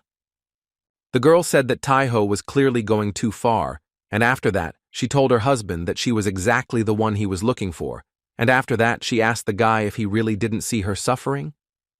However, suddenly, an explosion of incredible power occurred below, and no one from the demonic sect understood what was happening and how all the vessels of the highest poison were destroyed in one fell swoop. There was an incredible amount of energy below, and when the tiger looked down, he saw none other than Mia. Not long before, she thought about how she had barely managed to meet her husband again, and now, because of her, he could die. Because if it weren't for her, nothing like this would have happened to the guy. She began to think that it was she who was to blame for everything, because from the very beginning, the girl was born with a curse on her body, and in general, her very existence was wrong. Mia cursed all those who despised and neglected her, and she also cursed all living things, down to the leaves and grass, as well as the sky, which does not allow even a fleeting hope. But the most terrible thing was that in the heat of this rage, the girl cursed herself. At the same time, the sea beasts from Chimisu were convincing the masked people that there was no point in their movements from side to side because they really believed themselves to be stronger. The sea serpent convinced his opponent that everyone here would die today, but suddenly, their battle stopped. All around them, they could smell the incredibly sweet aroma that was coming from the woman below. They decided to pounce on her and eat her, and besides that, they even quarreled among themselves about who would do this to her. The sea snakes wanted to make her their food, and the monsters didn't understand what they were doing instead of resisting the mask, and it looked like the whole herd had just gone crazy. Taeho also felt that the smell of her blood had become even more intense, and it was such a magnificent aroma that even he found it difficult to control himself. However, besides this, Taeho began to get incredibly worried, because he saw that the maddened members of the Chimas clan were rushing towards Mia at incredible speed. The guy wanted to rush to her aid, but literally a moment later it became obvious to everyone around that the girl absolutely did not need it. Everyone around was just incredibly shocked that Mia froze all her opponents in the blink of an eye, and she definitely used a rapid flame that chills even the soul. The girl used the so-called power of the demon blood white bloods, and if she continues to use her power like this, she will lose her human essence forever. Songun knew that he had to stop this no matter what, so he decided to use the blue fire of the Dark Phoenix. He ran towards her as fast as he could and literally begged the girl to stop and come to her senses. He screamed and asked the girl to look at him immediately, because before this curse swallowed her up, she had to stop. Songun kept telling her that the more she used this power, the more it would absorb. But the girl didn't want to hear anything and continued to be absolutely crazy. Jang Cheon didn't understand who this woman was, who had destroyed almost the entire clan in one fell swoop, and why this hermit named Taeho didn't do anything against her. His charges continued to ask their master what his orders would be, but he simply told them to take up an observation position. Mia burned the tiger with an all-consuming snow-white icy flame, so the cold spread throughout his entire body. And the more persistently he tried to stop the girl, the more furious she became. But Taeho did not understand how this could even happen. Even now, the curse continued to consume her, so the guy didn't even imagine what he should do in this situation and how he should act to save Mia. At some point, Taeho thought that it was already impossible to reverse this process, because he was already late at the moment when the curse began to spread. He couldn't believe that the only choice he had was to destroy Mia with his own hands. Taeho thought that it would be better to destroy the girl with his own hands than for her to exist miserably in this world, becoming a disaster for everyone. But suddenly a tear fell on the guy's cheek, and he realized that the girl was actually suffering a lot. She was still tossing and turning, and Songun realized at that moment that he was just a complete fool. After all he had to do was hug the girl as tightly as possible. He transformed into a tiger and grabbed her, and began to tell Mia that from now on everything would be fine, because she no longer had to torment herself. After he called her his dear Mia, the girl came to her senses and simply began to cry incredibly hard. She grew so big, but her habit of crying out loud did not go away, which could not help but amuse the tiger. Enha, who had been watching them all this time, couldn't believe her eyes, because she considered Taeho only hers and couldn't allow some pathetic girl to touch him. At that moment, Taeho had some kind of bad feeling, even though he had the bottle of bloody water, and Mia was also completely fine and saved. When he told her that they urgently needed to get out of there, he noticed that the girl had lost consciousness. How unexpectedly, Ryun and Giminchisu arrived to them with the help of the transfer table, who were wondering if Taeho was okay. The guy told them that he was okay, and they arrived just in time because they needed to get out of there as soon as possible. The demoness Nachalo experienced incredibly excruciating pain and did not understand where the hermit was going, abandoning her to her fate. After all, she was very close to him, and all she could think about was that he shouldn't leave her here completely alone. At the same time, the she-wolf asked Songun if he knew this fair-blooded girl. Taeho said that although the meeting was short, she was an incredibly dear person to him. This girl who destroyed everything in her path was a white-blooded demon, and if the princess had not held Ryun back, she would have been absorbed along with the Chimus clan. Even now, Ryun was attracted by the incredibly fragrant smell that came from Mia, and it was difficult for her to suppress her thirst, because right in front of her was a wonderful medicine, better than which you cannot find in the whole world, but Songun calls her a dear person, which could not help but surprise everyone around. Suddenly, an energy of incredible power began to approach them, so the guy warned everyone and told them to immediately dodge it. This force almost swallowed them up, but the tiger managed to envelop them in a protective ball of energy and time. To his great happiness, everyone was safe and sound, but they didn't understand what was going on around them. The demoness, who was on the verge of life destruction, was very angry because Taeho just took and abandoned her, despite the fact that the girl was in incredible despair. She decided for herself that they should leave this world together, because in any case, this body in which she was would not be able to exist, and if she had been given this vessel at birth, and if it was destined to disappear, then she had to do something last. If, with her last breath, she had the opportunity to touch the tiger's hand, and even if it was the last time, she was basically quite happy with it, because such greed was forgivable, so she decided to head to her husband. She destroyed everything that was in her path, and asked no one to interfere with this, because anyone who gets in her way to her husband, she will swallow him up and not even choke. At the same time, one of the master's protégés asked him If now that Chimusa had been destroyed, didn't they have a chance to deal with the occultists once and for all? So why did he just calmly watch and do nothing in this situation? However, the guy pointed out the vibration of destructive demonic energy, and it was clear that this place was like a powder keg filled to the brim with gunpowder, and if you rush and stumble, the occultists will scatter in all directions, and Hansen will become a land of destruction. Although it was at this moment that Jang Cheon thought that he couldn't leave things as they were, so since he didn't know what he should do next, he decided to immediately report to the leader and resolve this situation later. But how suddenly he noticed a huge core in front of him, but he did not understand what exactly was happening in it and why the lightning stopped flashing. However, a moment later this ball completely burst, and from it appeared a demonic destroyer maiden who seemed to have descended to them from heaven.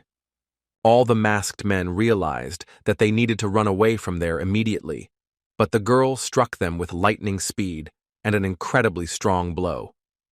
At that moment, Yang Cheon finally realized that they were unable to do absolutely anything, since a creature had been born that should not exist in the human world.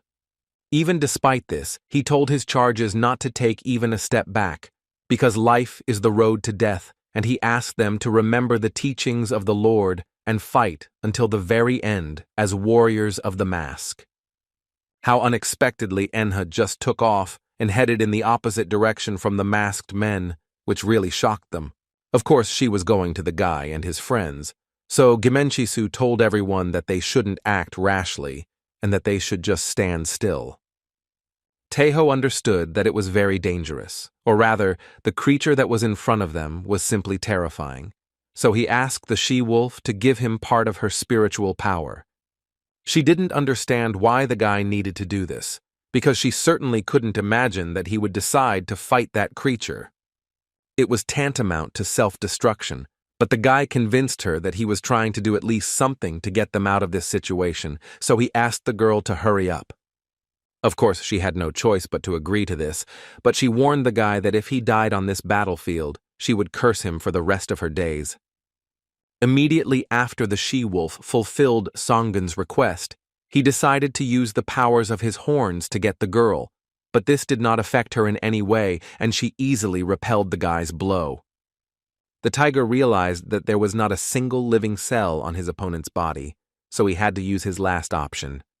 He decided to use the Tower of Six Spirits, because the combination of his and Gimenchisu's spiritual powers made it even bigger, so there was at least some chance of winning. He decided to buy them at least a little more time, but the witch simply took and destroyed this tower with one movement of her hand. This shocked the tiger, and he didn't even notice how fragments of his own artifact were flying at him. But the she-wolf managed to do it in time and saved the guy from such a stupid injury and the subsequent attack of their opponent. Besides this, the girl understood that her end had definitely come, and her last words were a request for the guy to survive this battle no matter what. Taeho was incredibly shocked and couldn't believe his eyes because everything happened in just a split second. However, immediately after that, he thought that the girl could still survive, because she had an Enmen level that would grant her another life. However, this condition could only be fulfilled if the wolf's head remained whole and unharmed. But suddenly the witch just took and destroyed this part of the girl, which completely shocked Taeho and Ryun. Ryun simply lost her temper and promised to destroy the witch for what she did to her princess, so having transformed into a she-wolf, she hastened to do it. Songun knew that in this case he couldn't give in to his emotions, but Ryun did it and paid with her life. But after that, Taeho himself simply lost his temper, because there was no need to destroy his friends. He decided to use the advanced demonic destruction technique because he simply had no other choice in this situation. Not long before this, Karin found information in the memories from a piece of Samga's soul about the technique that was passed down from generation to generation.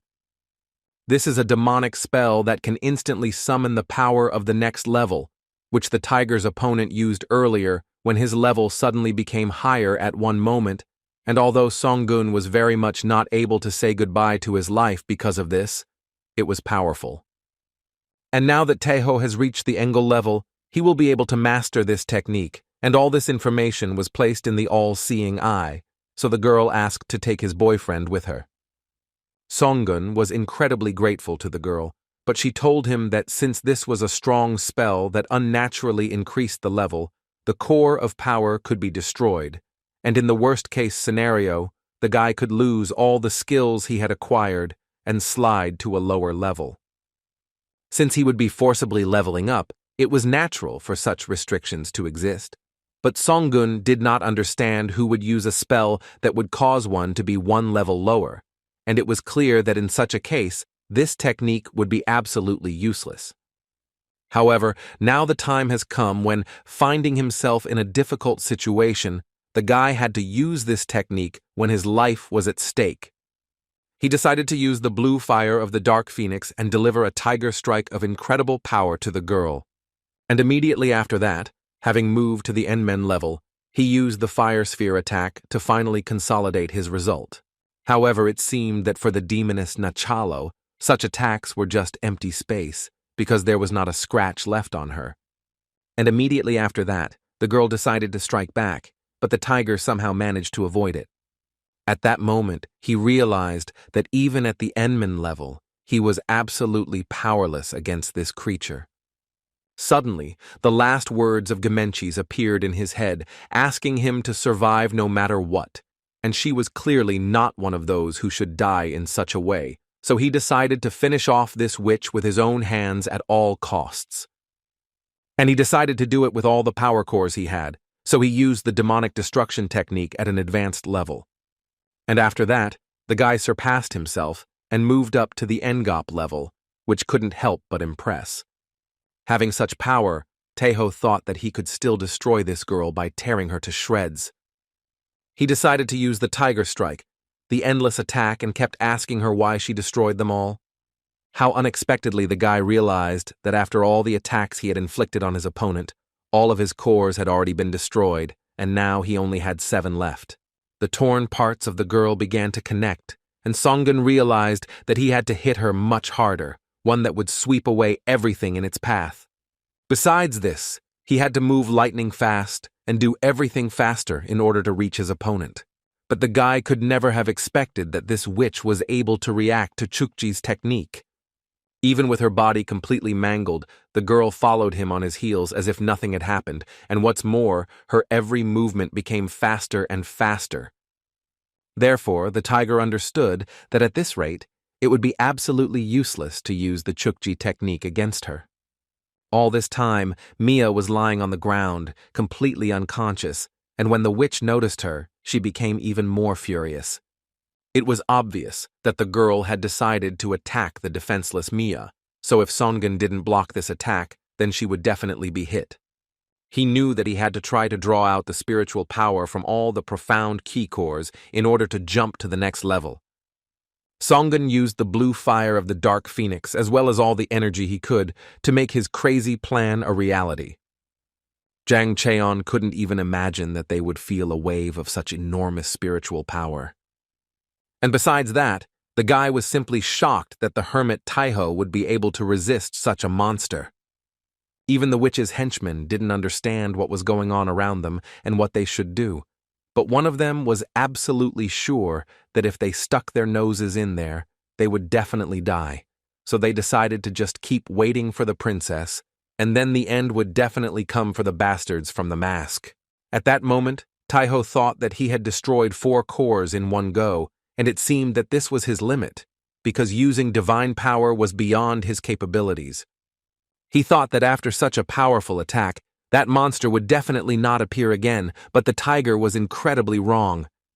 When this witch appeared there, she decided to use her powers as she had planned before against Mia. Taeho could do practically nothing at that moment, because his body simply did not move.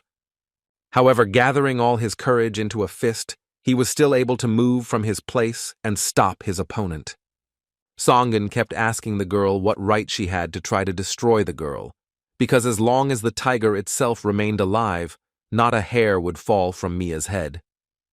And although Taeho himself was unable to destroy the girl until the very end, this thing worked differently, because an eternal poisonous flame was sealed inside it. And it was for this reason that Taiho decided to leave this world with the monster, and before the very end of his life, he apologized to Mia, but he thought that she must definitely live on. After all, he didn't abandon her at all, but he simply had to send the girl away because Konryun's embrace was safer than his. Even so, the tiger never forgot about her, and he could not even express how his heart rejoiced when he saw her matured form as Taoist Pingong. Songun believed that he was quite satisfied with this arrangement, right up until the moment when he found himself on the threshold of another world. And then he realized that the place Mia occupied in his heart was not so small. It was for this reason that he went to look for the girl, following her tracks. Namely, Taiho went to the ruins of Konryun and then went to Pingun to meet Mia. He didn't make any long-term plans. He just wanted to say at least hello to her, and even though their reunion was marked by such bloody events, all this was unimportant. He was grateful to Mia for remaining the same as she had been 14 years ago. That's why he decided to save her at any cost, even at the cost of his own life. But suddenly the guy realized that the blue fire of the dark phoenix began to protect him from the poisonous flame. Enha was suffering from hellish pain, and this sight was truly terrifying, so it was difficult to even imagine how terrible this poison was. Songun thought that with his help, that monster would now definitely leave this world. But unexpectedly for the guy, this creature was able to move even in this state. The girl crawled towards the tiger with her last strength, and he thought about whether it would all end right now. Literally, a moment later, the girl managed to get to him, and she was incredibly happy that she was finally able to touch him, and also wondered if he knew that he was the first person who touched her hand. Taiho didn't understand what this girl was talking about, as he suddenly remembered the moment when he knocked her to the ground, so he assumed that most likely the girl meant exactly this. But now there will be no trace of bitter sediment left on her soul, even if such a death is prepared for her for it. How suddenly a man appeared behind her who believed that all this was extremely unacceptable. After all she had done, the girl could not count on an easy exit from this world, so he assured her that such a thing would never happen. Taiho realized that the Mask Lord, the one who administers justice on the eternal earth, the celestial Huangman, had finally arrived here. This time the occultists had created something truly strange, and what was not mixed in there, because even in front of him stood a rare thing that was neither alive nor dead. He told her that death was life for her, so he decided to make her live forever. She did not want this, and begged with her last strength that it would be better if she were destroyed than to live forever on this terrible earth. However, the man didn't care at all about her words, and he did what he thought was necessary, while Songun was thinking about whether it really all ended so simply. He simply could not believe it, because if the man had appeared a little earlier, the she-wolf would have been alive. Huangmen asked the animal that was pretending to be human, or if he was now calm, but Songun simply told him that he was late. It was strange for the man to hear this, because he had the feeling that this guy was accusing him of something. Taiho already simply said that in this battle many lives were taken, and among these people were his loved ones. The man watched the tiger's steps, and it was clear that he was afraid to stir up this world, and he had already seen something similar a couple of times, namely, a level destroyer with the ability to go against the law of ranks. The scale of the bloody wind he raised was not so small, so the man thought that it would be better to pump out all the roots, but thanks to the fact that the guy blocked the monster's path, his followers were safe. The celestial Huangman continued and told the guy that now he would just let him go, but there were several conditions for this, and the first of them was that although he did not know how the eternal poisonous flame that had been sealed in Koryun a long time ago ended up in his hands, the guy had to find it and seal it back. The second condition was that from that moment on, the tiger was forbidden to enter Gosan's land. And the third and most unexpected thing for Taiho was that Huangman ordered his woman, Mia, to be pierced with a sword. Songun was incredibly outraged by this and did not understand what kind of nonsense this old man was talking. However, the man told him that he didn't need to do this right now, because when the time came, the guy himself would understand the meaning of his words. At that very moment, Zhang Cheon arrived there and was incredibly happy to greet his leader. Huang Man greeted the guy in response and asked him how things were going on the battlefield. The Master of the Mask told him that now they, together with other Masters of the Mask who had arrived, were clearing out the remnants of the occultists, and that soon they would be finished off once and for all. The man could not even think that they would open the gates of destruction, and moreover, it could not even occur to Huang Man that representatives of 4 clans would be drawn into this matter, and that just a little more, and they would be faced with an irreversible situation. Immediately after this, the Celestial decided to praise the guy and tell him that they had stood firm and brave all this time. However, Zhang Cheon couldn't agree with this, and immediately after that, he asked the leader what they should do next with the tiger and his girlfriend. Taiho has made a great contribution to this matter, so he will have to do the work assigned to him by the man, which is why it is worth simply observing him at first. And besides this, the Celestial and his henchmen still had their own unresolved problems, so he first suggested dealing with them. At the same time, a completely different battle was taking place, and the masked man was saying that the ghostly king of the deep-sea demons was indeed on a completely different level, and had reached all the way here and pierced the dense encirclement ring. However, the guy was simply asking his opponent where his younger sister was now. The masked man taunted him and said that his sister was right there. And although the man was a little irritated by this, the venerable Huang Man ordered not to destroy this girl, and his opponent knew very well that the Celestial never does anything for no reason. But he could not even imagine that today there would be such a big catch, because the Ghost King himself came into his hands. Yuho didn't understand how her brother ended up there and why he came here at all, so she ordered him to leave immediately. The guy said that he lost his entire clan, and besides that, even the only thing he had left was taken, so he definitely couldn't leave there. The masked man mocked the ghostly demon king of the deep sea, but it was still quite courageous of him. Songen was in some other world and met Gemenchisa, which made him laugh. And although the girl did not understand why he was laughing, he explained to her that she had been an annoying, irritating, and stubborn girl all this time, but he was still incredibly happy about their meeting. The girl decided to ask whether the tiger remembered the words she had said to him at the end, and when he answered affirmatively to this question, she continued and asked why he then, like a moth, rushed into the very heat. The guy was surprised that even here she continued to focus on something like this. But under her intense gaze, he gave in and told the girl that he himself had no idea why he did it. But if he hadn't done it, he would have definitely broken down. Knowing the character of the benefactor, Gimenchisu wanted to give him a final parting word, so she knew that the tiger did this precisely because of her.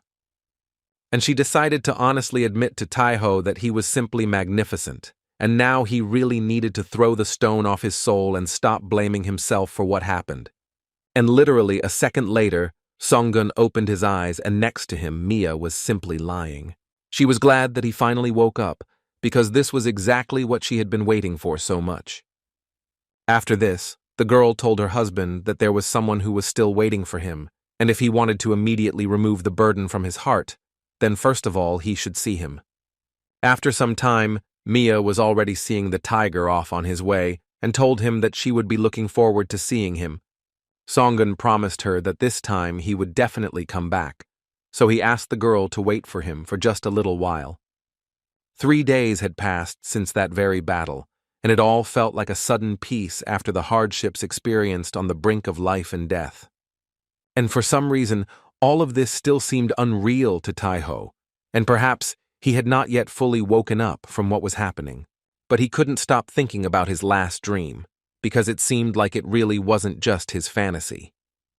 He arrived at the appointed place, and there none other than Father Gimenchisu was waiting for him. Oxo told him that after cremating the body, their clan buries the ashes under a tree called red wax, and this plant absorbs the ashes, grows, and in the future begins to bear fruit.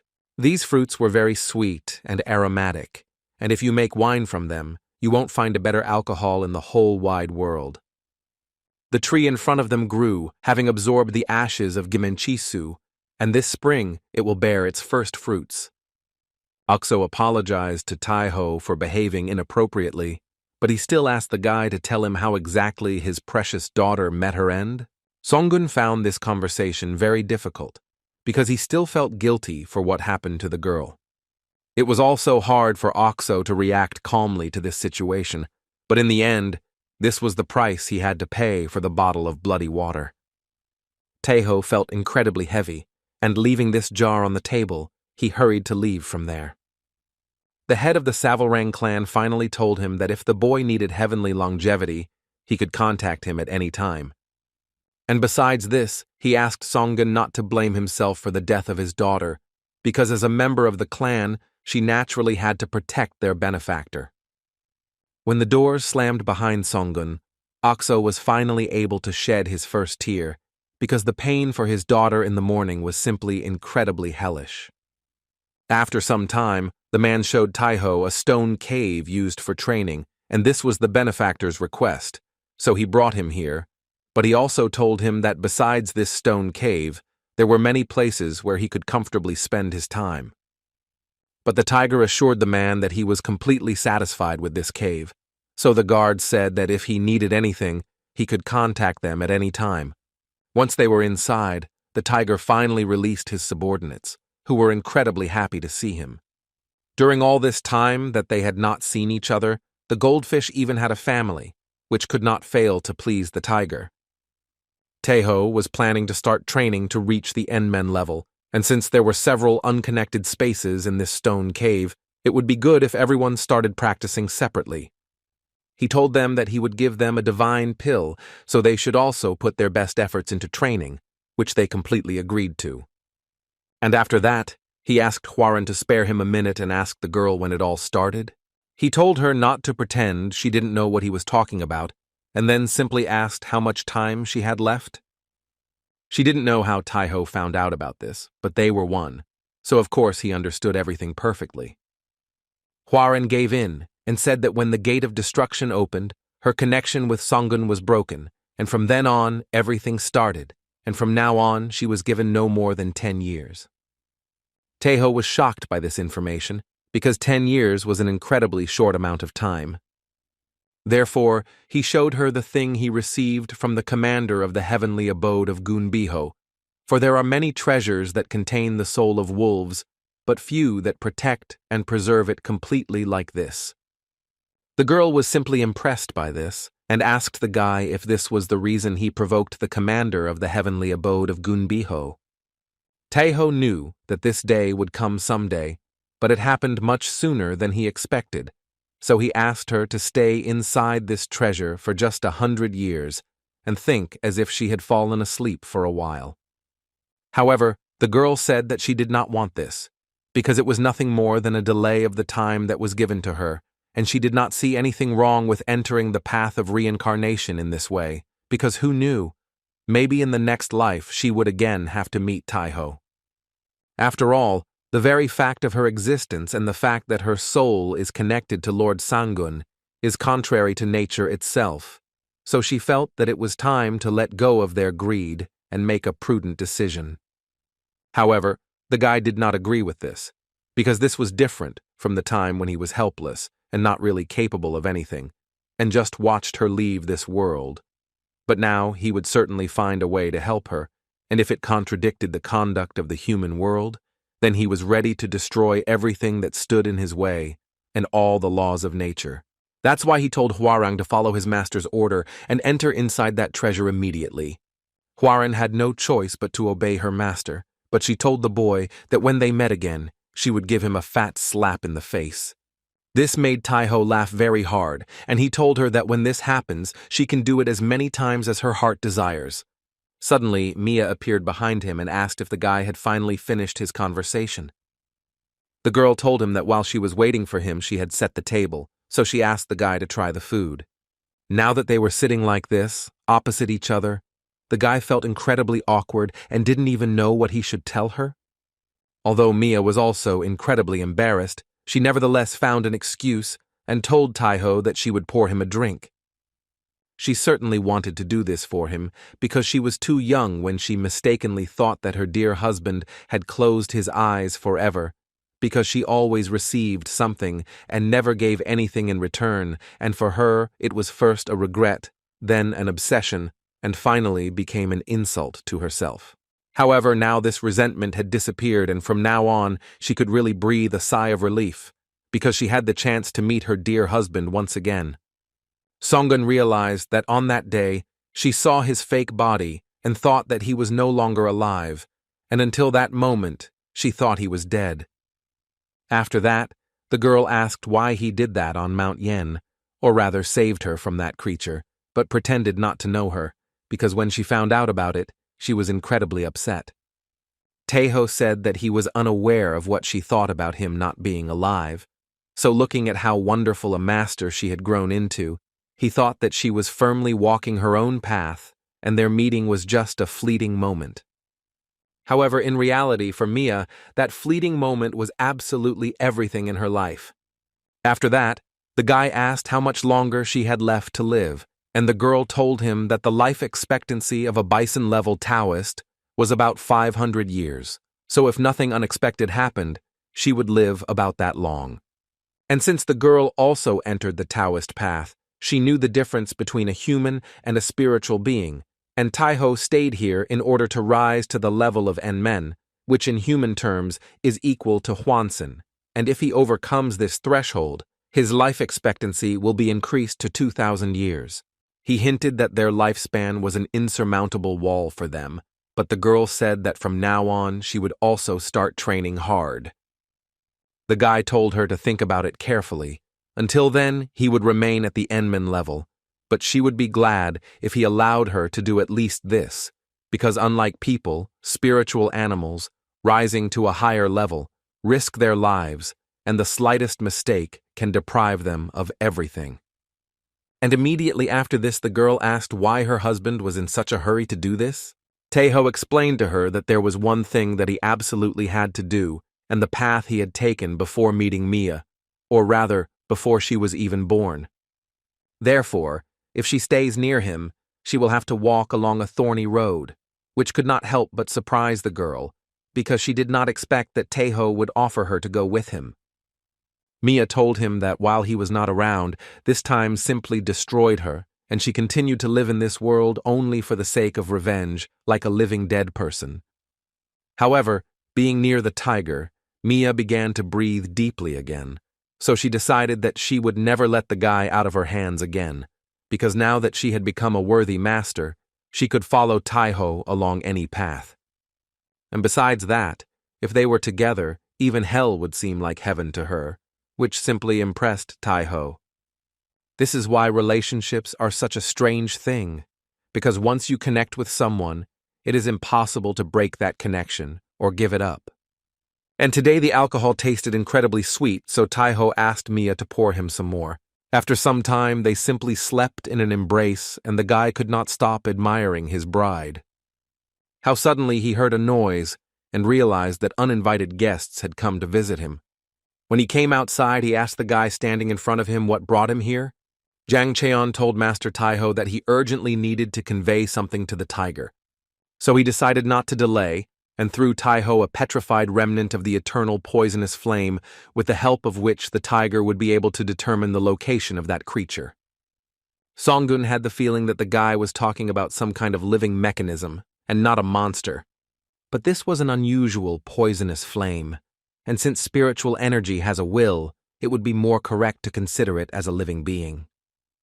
It was strange that fire had a will, and it seemed that the task set before the tiger turned out to be more difficult than he had even imagined.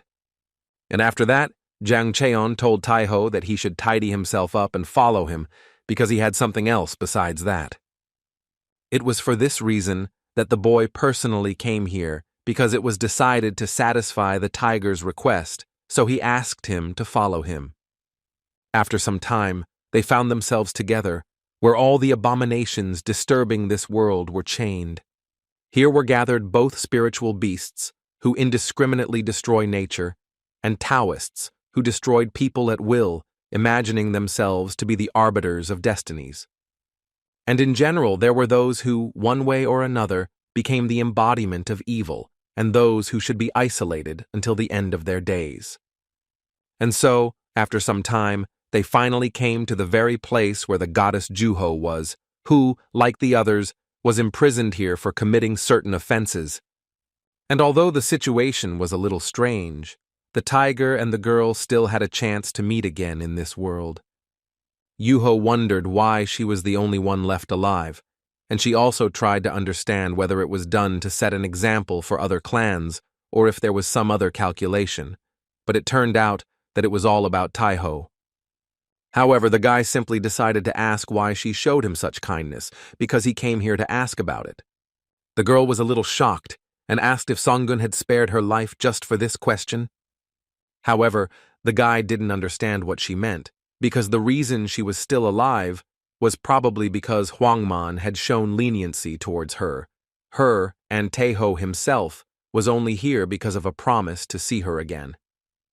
The girl did not know what to say to this, but decided to tell him that in ancient times their ancestors had 2 pairs of wings and a pair of horns, but with the change of generations, the 2 pairs of wings became a pair, and the strong horns simply disappeared. This was indeed true, because all the members of the Gunbiho clan that Taiho managed to see did not have horns. It was for this reason that Juho gave Songun a birthstone with the inscription of divine heavenly horns engraved on it. Because of all the tigers that she had seen in her lifetime, the tiger was the only one with horns. He decided to ask, or did she decide to give him a stone imprinted with the trail of a long worm with a barrier installed on it so that his body would be torn to pieces? Juho did not make excuses in this situation, and although she was the commander of the heavenly abode, she could not ignore the opinion of the elders.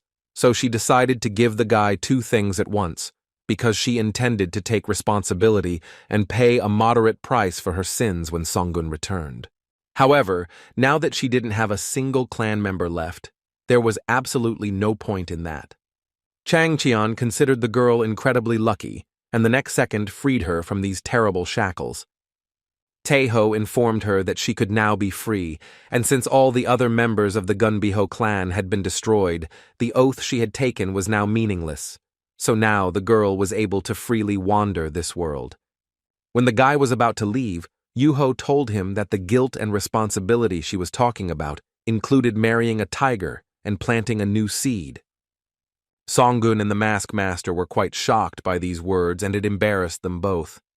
But the girl still hasn't given up on this idea, because there are also many other secret arts and hidden relics created by their ancestors, so she asked to take her with her, taking all this as a kind of devotee.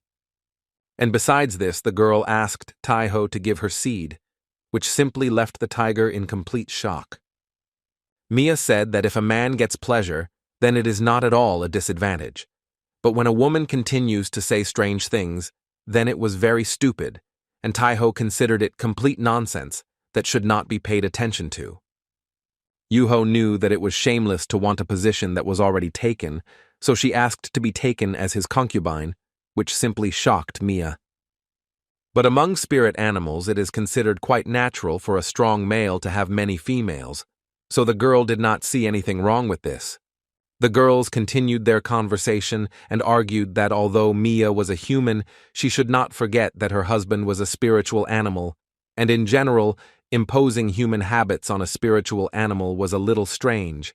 But Songun simply could not listen to this. At the same time, Hannah was asking her mistress if it was true that she would be okay after this.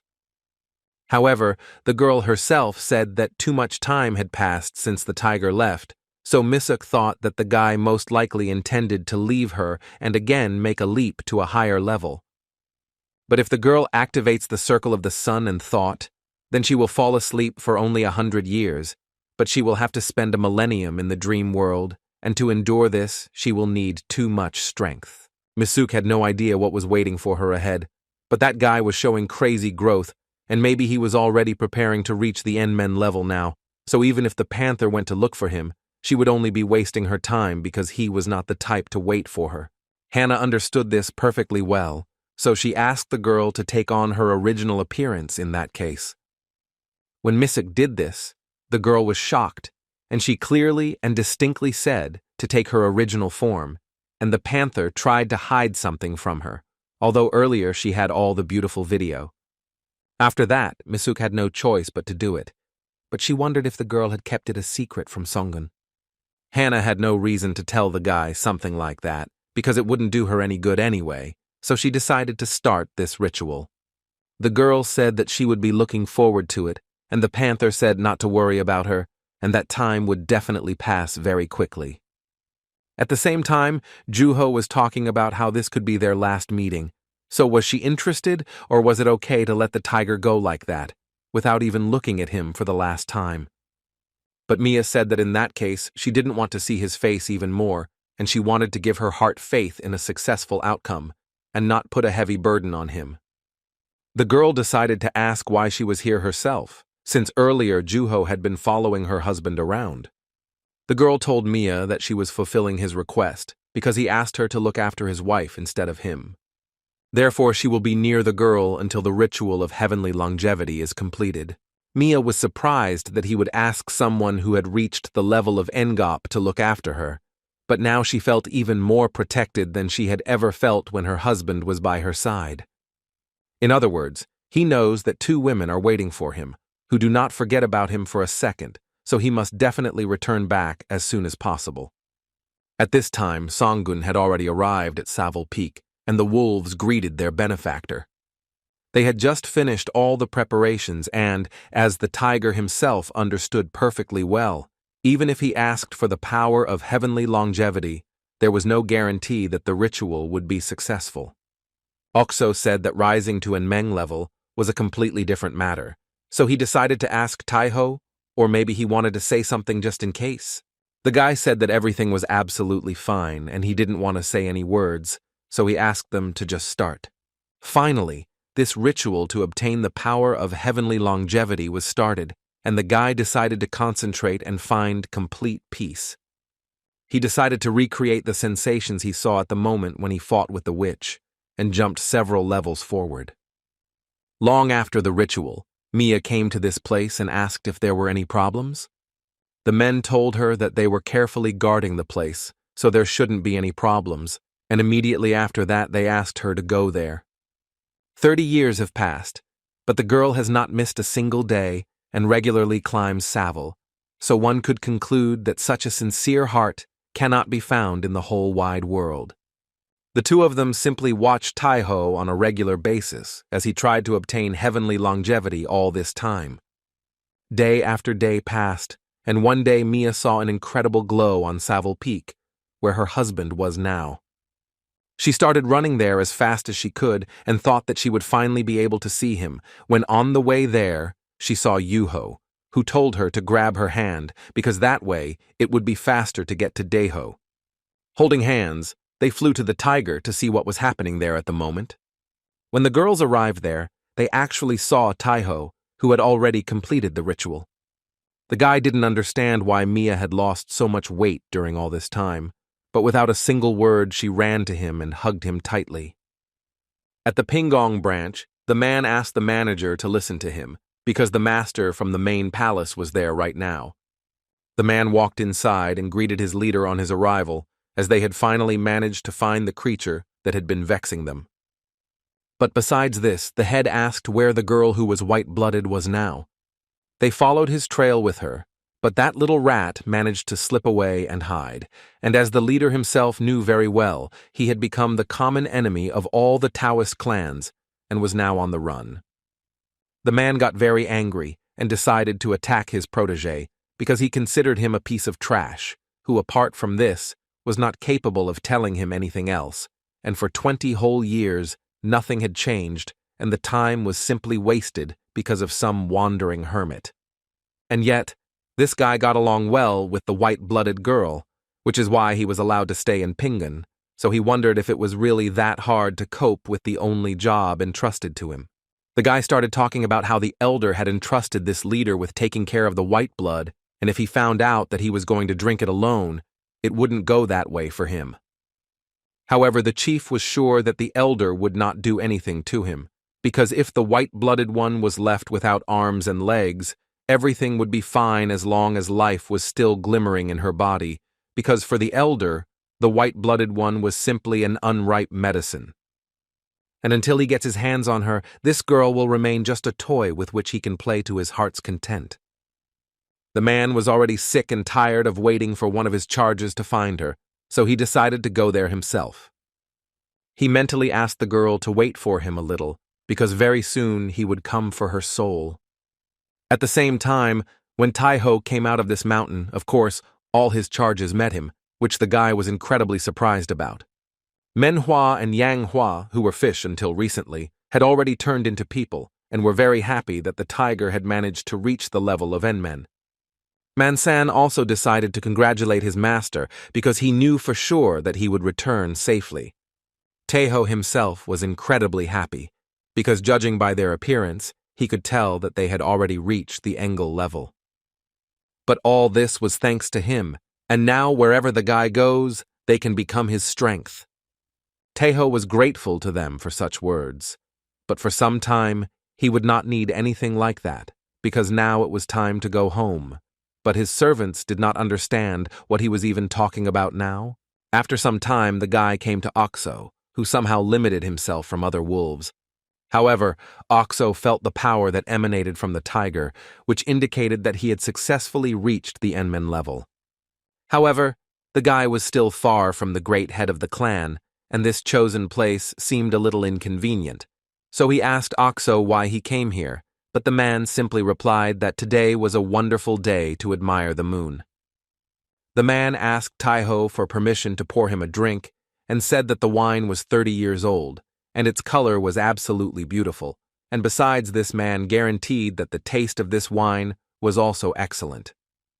Songgun realized that this wine was made from the very tree where Gumenchisu's ashes were scattered, and although he was incredibly sad, he still drank it down to the bottom. Immediately after they tasted this incredibly tasty but also very sad wine, Oxo asked the tiger if he was now going to leave. He really had to leave, because the guy also had an agreement with Huaman that he couldn't break, but he really was a hermit who wandered around the world, led by the wind and clouds. The wolf could not help but agree with Taiho, and yet the ways of fate are inscrutable, and perhaps they will still meet in this life. After a while, Manson was simply delighted with the flying carriage, because at such a speed they would reach Mount Back in the blink of an eye. Manhwa thought that they had left their home because of the pigs from Mount Udong, so he never thought that it would take them so long to get home. Songgun himself did not believe in this, because he was returning to his home only after 40 years. However, they all still had a question for the man who followed them, because they did not understand why the guy did this. However, Zhang Cheon did this not because he was eager to follow them, but because the leader ordered him to do so. Tiger thought that the guy had absolutely nothing to do, since he decided to arrange surveillance of such an insignificant hermit as Taiho. The boy asked the tiger not to act as if he knew everything about people like them, because no one could measure the deep meaning of the leader's will. Although he followed them, Yuho asked the guy not to get into her field of vision, because at some point she might break loose and simply destroy him. But Taiho also had doubts about the goddess, because he also did not understand why the girl followed them, but she simply asked what kind of place it was where they were going. It didn't seem like it was a special place like the famous Mount Yong, but it was very quiet, and so it was an ideal place to be alone and put your thoughts in order. But Mia also clarified that this was the very place where she met her beloved husband. And although it was hard for Juho to see this couple in love, the girl said that she was looking forward to finally seeing this place.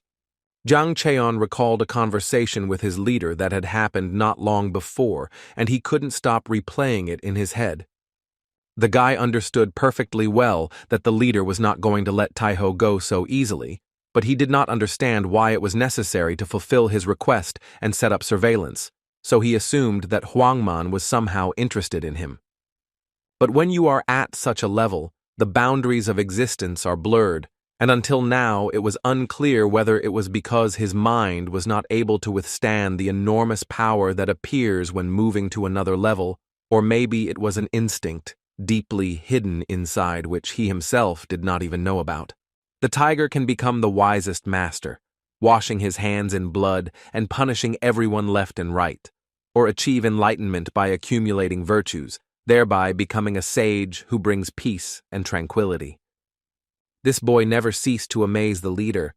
Although he was a spiritual beast on the outside, he was much more humane than anyone else. The boy thought that the level of the tiger and the leader were somehow related, but that was definitely not possible, because the boy was just one of the many spiritual beasts. That is why he should be watched even more closely, and he also hastened to clarify that he should watch, not spy. And Huangmen chose Jiang Cheon for this task because he was able to look at the situation with an unbiased eye. After some time, they finally arrived at that very place, but Yuho was very surprised because not long before, Taiho said that Mount Baek was a very quiet place. Mansan couldn't believe what he was seeing before his eyes, but he knew for sure that they were in the right place. Mia assumed that something had definitely happened here over such a long period of time. Songgun was incredibly upset and angry, because despite the fact that he had marked his territory, it was inhabited by someone, and by appropriating the mountain, someone was trying to provoke him. So he was very curious about who this brave man was who dared to challenge him, the master of Mount Baek. Unlike the so-called everyday life, the spiritual energy of Mount Baek is amazing, and it is surprising that such a rich spiritual energy of the mountain has not yet become widely known. It was a place that anyone would want to own, so as soon as the owner left, someone took over the territory. 40 years ago, on that day, Taiho absorbed the blue fire of the dark phoenix that was absorbing the spiritual energy of Mount Baek. And it turns out that it was right now that he saw the very true appearance of his mountain back. 40 years had passed, so it was not surprising that during this time some new section could appear on the map. But one nuance worried him to the extreme, namely, Karin. He instructed the girl to look after Mount Baek so that she would have a reason to live on, because at that time there was a very ordinary mountain in this place. But now everything was different, and Songgun could only hope that the worst did not happen to her. So first of all, he said that they needed to find out who was the master of the White Sea, so he hurried to do it. At the same time, some monsters forced people to move, and if they wanted to avoid being eaten alive, they had to work faster. Manhwa and Yanghua were simply shocked that there were spiritual beasts in front of them, because they thought that a new sect had settled here. But it turned out that the mountains were captured by their kind, and they were mocking the people who were the inhabitants of the village. Suddenly, one of the animals noticed Songgun and his company and asked them why they just froze, because they urgently needed to work. But Taiho did not waste much time and went to this beast and told him to immediately answer the question about the girl, namely Harin, who previously guarded this mountain. The animal didn't know where this girl was, because he was one of the last to come here, so he simply controlled the human slaves. The tiger, hearing this answer, immediately tore the monster to pieces, because this was unacceptable for him. Immediately after this, one of the spirits began to beat the drum and talk about a sudden invasion, so he ordered an urgent gathering of all the spirit beasts of the White Sea. One of the animals was even a little upset that there were such a small number of opponents in front of them. Taiho told the girls that no one should interfere in this battle, and he would deal with everything alone. Immediately after this, he told the spirits that he would ask them only one question, namely, where is the girl Harin now, who guarded Mount Baek? But the monster said that this was the first time they had seen such a crazy bastard, because after invading the territory of the White Sea, they didn't understand what kind of nonsense he was talking about. Immediately after this, he ordered his buddies to immediately seize these worthless bugs so that they could join the ranks of slaves. Songgun said that this was their biggest mistake, because they should have answered his question, otherwise he himself would go looking for the girl. At the same time, the main one finally felt a spiritual energy that was hot and impossible to forget, so it was clear that Taiho had finally appeared next to him. Taiho was so angry that he almost destroyed all the monsters that were there. The remaining survivors of them thought that he was completely crazy, and the guy was not someone they could handle.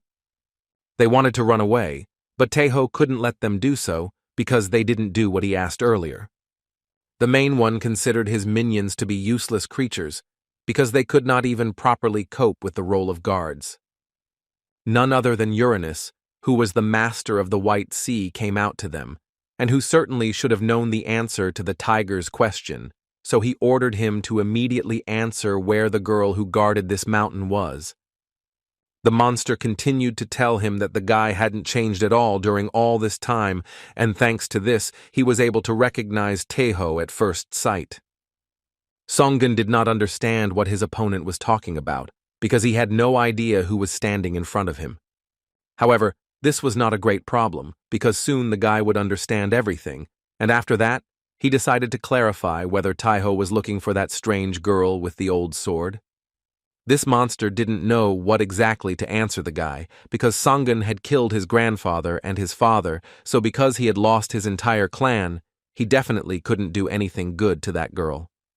At that moment, the guy realized that in front of him was the last descendant of Mount Wudang, Uranus. It was clear that this monster had built artifacts into its body, but even Yuho couldn't figure out how many things it had managed to stuff into itself. Everyone around felt this incredible obsession, which grew into some kind of madness. Taeho was able to easily return from his opponent's first attack, as he was even faster than before. Uranus decided to show him another of his powers, because for the past years he had lived cherishing the thought of destroying the tiger, and even he himself had given up his own body. The guy was sure that at this rate, Mount Back would definitely be leveled with the ground. Therefore, using the unfolded double space, the technique of movement, he decided to move to another dimension in such a difficult situation. His opponent was surprised that the tiger had mastered spatial change, so he assumed that during his absence, Taeho had already managed to reach the level of Enmen. Songun thought that he had burned all the stupid pigs to the ground, but it turns out that one of them managed to escape, to his greatest regret. But still, he didn't care about it now, because he was only interested in the answer to his question, where is Karin now? Uranus told the tiger not to get too cocky about tearing off his one and only artifact, because there were still countless other artifacts left in his body. But he still decided to say that the girl who was looking for Taeho was still alive, and since she was connected to him, he could not give her an easy destruction. He also specified that this bitch was hidden somewhere on the mountain, so he told the guy to try to find her. Taeho said that if his opponent continues to evade the answer, he will personally loosen his tongue. The monster realized that this was all an illusion, and the real enemy was elsewhere, so he rushed to attack him. Among his countless artifacts, there was one that was able to dispel this illusion, so he was confident that he could not be fooled by such tricks, and that Songun, who created this entire illusory world, would fall by his hand. Uranus was sure that there would be no trace of Taeho left, because he was not going to stop until he sucked all his blood. Songun considered it a complete wretchedness, because no matter how powerful the transplanted artifact was, it had a certain limit. And it was clear that for the tiger's level, such attacks were simply nothing. Uranus was truly impressed by such a huge power, because he was someone who could easily deal with people who were of the Enmen level, but none of his opponents had such power. So the only question this boar could ask himself was, who the hell was Taeho really? Yuho, who was watching all these actions, said that if Mr. Songun was fighting, then there was nothing to worry about.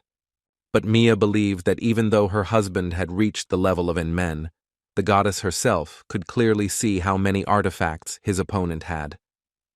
But if an ordinary warrior of the Enmen level had entered the battle, then it would have played some role, but Taeho was completely different. How suddenly the thought came to the girl's mind that if she recalled the previous battle, she did not think that even she, being at a higher level, could easily defeat the guy. Therefore, it was easy to conclude that the owner of Mount Baek was a real monster. Taeho was handling this battle perfectly, and at this rate he could soon rip out all the artifacts that had been transplanted into his opponent's body. The sight of Uranus made the boy feel despondent, and yet he had only torn out his artifacts by the roots. It was very foolish to rely entirely on artifacts instead of increasing his own strength, so Songun decided to ask his opponent where Harin was now. At the same time, a huge number of people gathered around and they asked Mia if they were all companions of Mr. Songun. When Mia answered this question positively, they were incredibly happy that they were not mistaken about this, because just as Haran said, Mr. Songun really came to save them. When the girl heard that all these people knew Karin, she decided to ask them where this girl was at the moment. The people of that village said that Haran sacrificed his body in their place, and she told them that they should believe until the very end that Mr. Taiho would come to their aid, so they simply started begging Mia to rescue her from the clutches of that monster. Uranus decided to show Taiho the very girl he was looking for, because he placed her in his body next to an artifact that would grind her flesh into powder. And although the boar understood that he would leave this world without being able to avenge the death of his clan with his own hands, at least this damned girl would go to hell with him. Is this why Uranus was so curious, or maybe the tiger will now feel what it is like to lose someone dear to him? How suddenly everything around stopped and the tiger's opponent was shocked by what just happened. But if he had been a little bit late, Taiho would have been too late, but he was still incredibly angry that Uranus had forced him to use the demonic destruction technique of leveling up, freezing spiritual power, and standby mode in vain.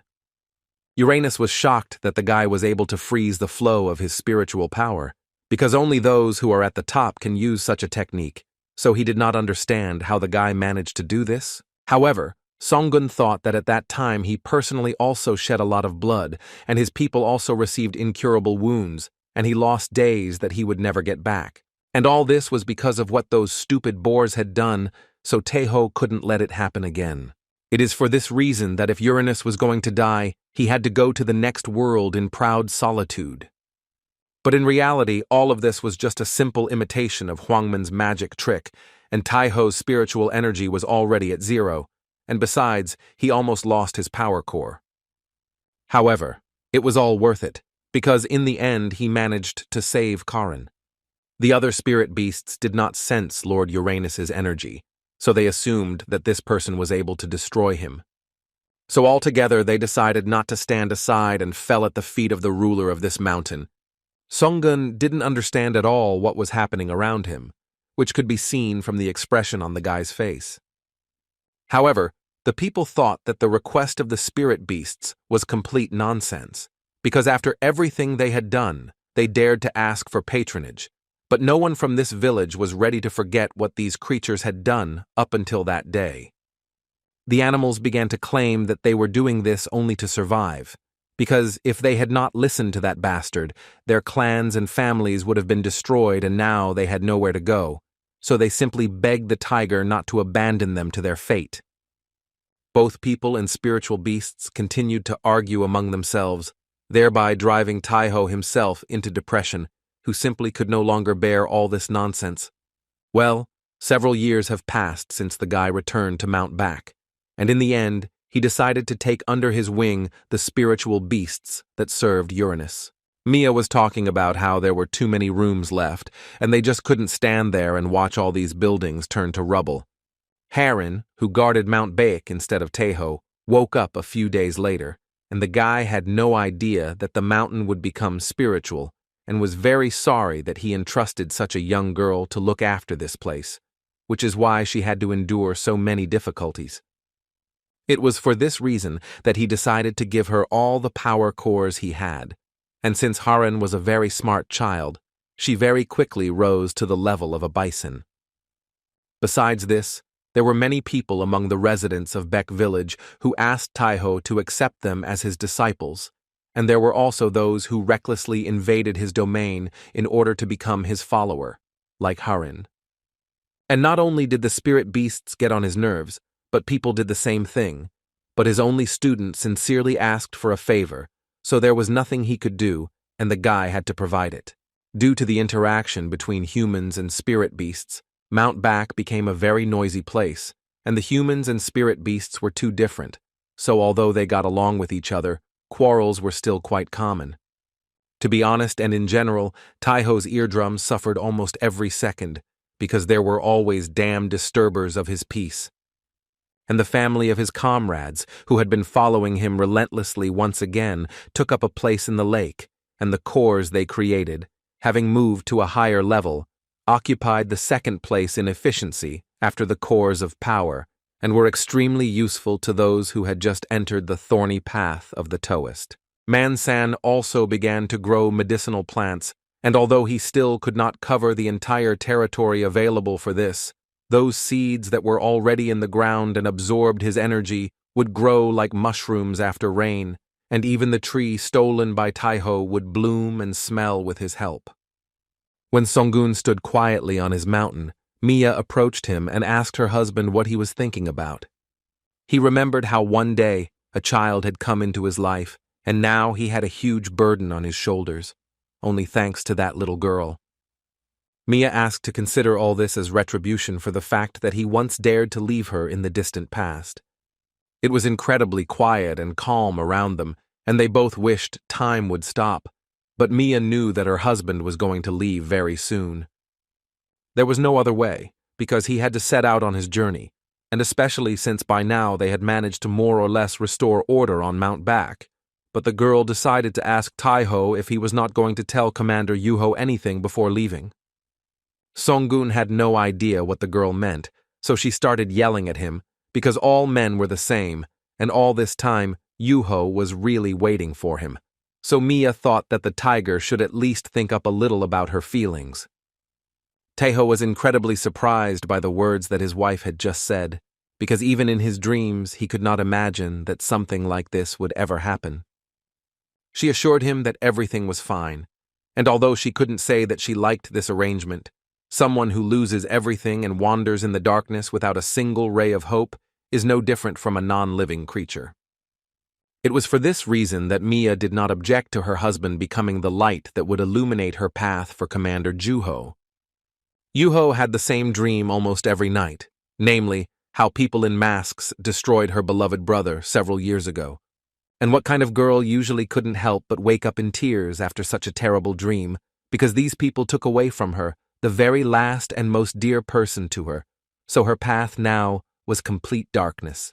Songun was already thinking about the fact that Mia herself had said that she would never allow anything like that, and he clearly didn't expect that the girl herself would push him to take this step, so he wondered if they had gotten along so well with each other during his absence.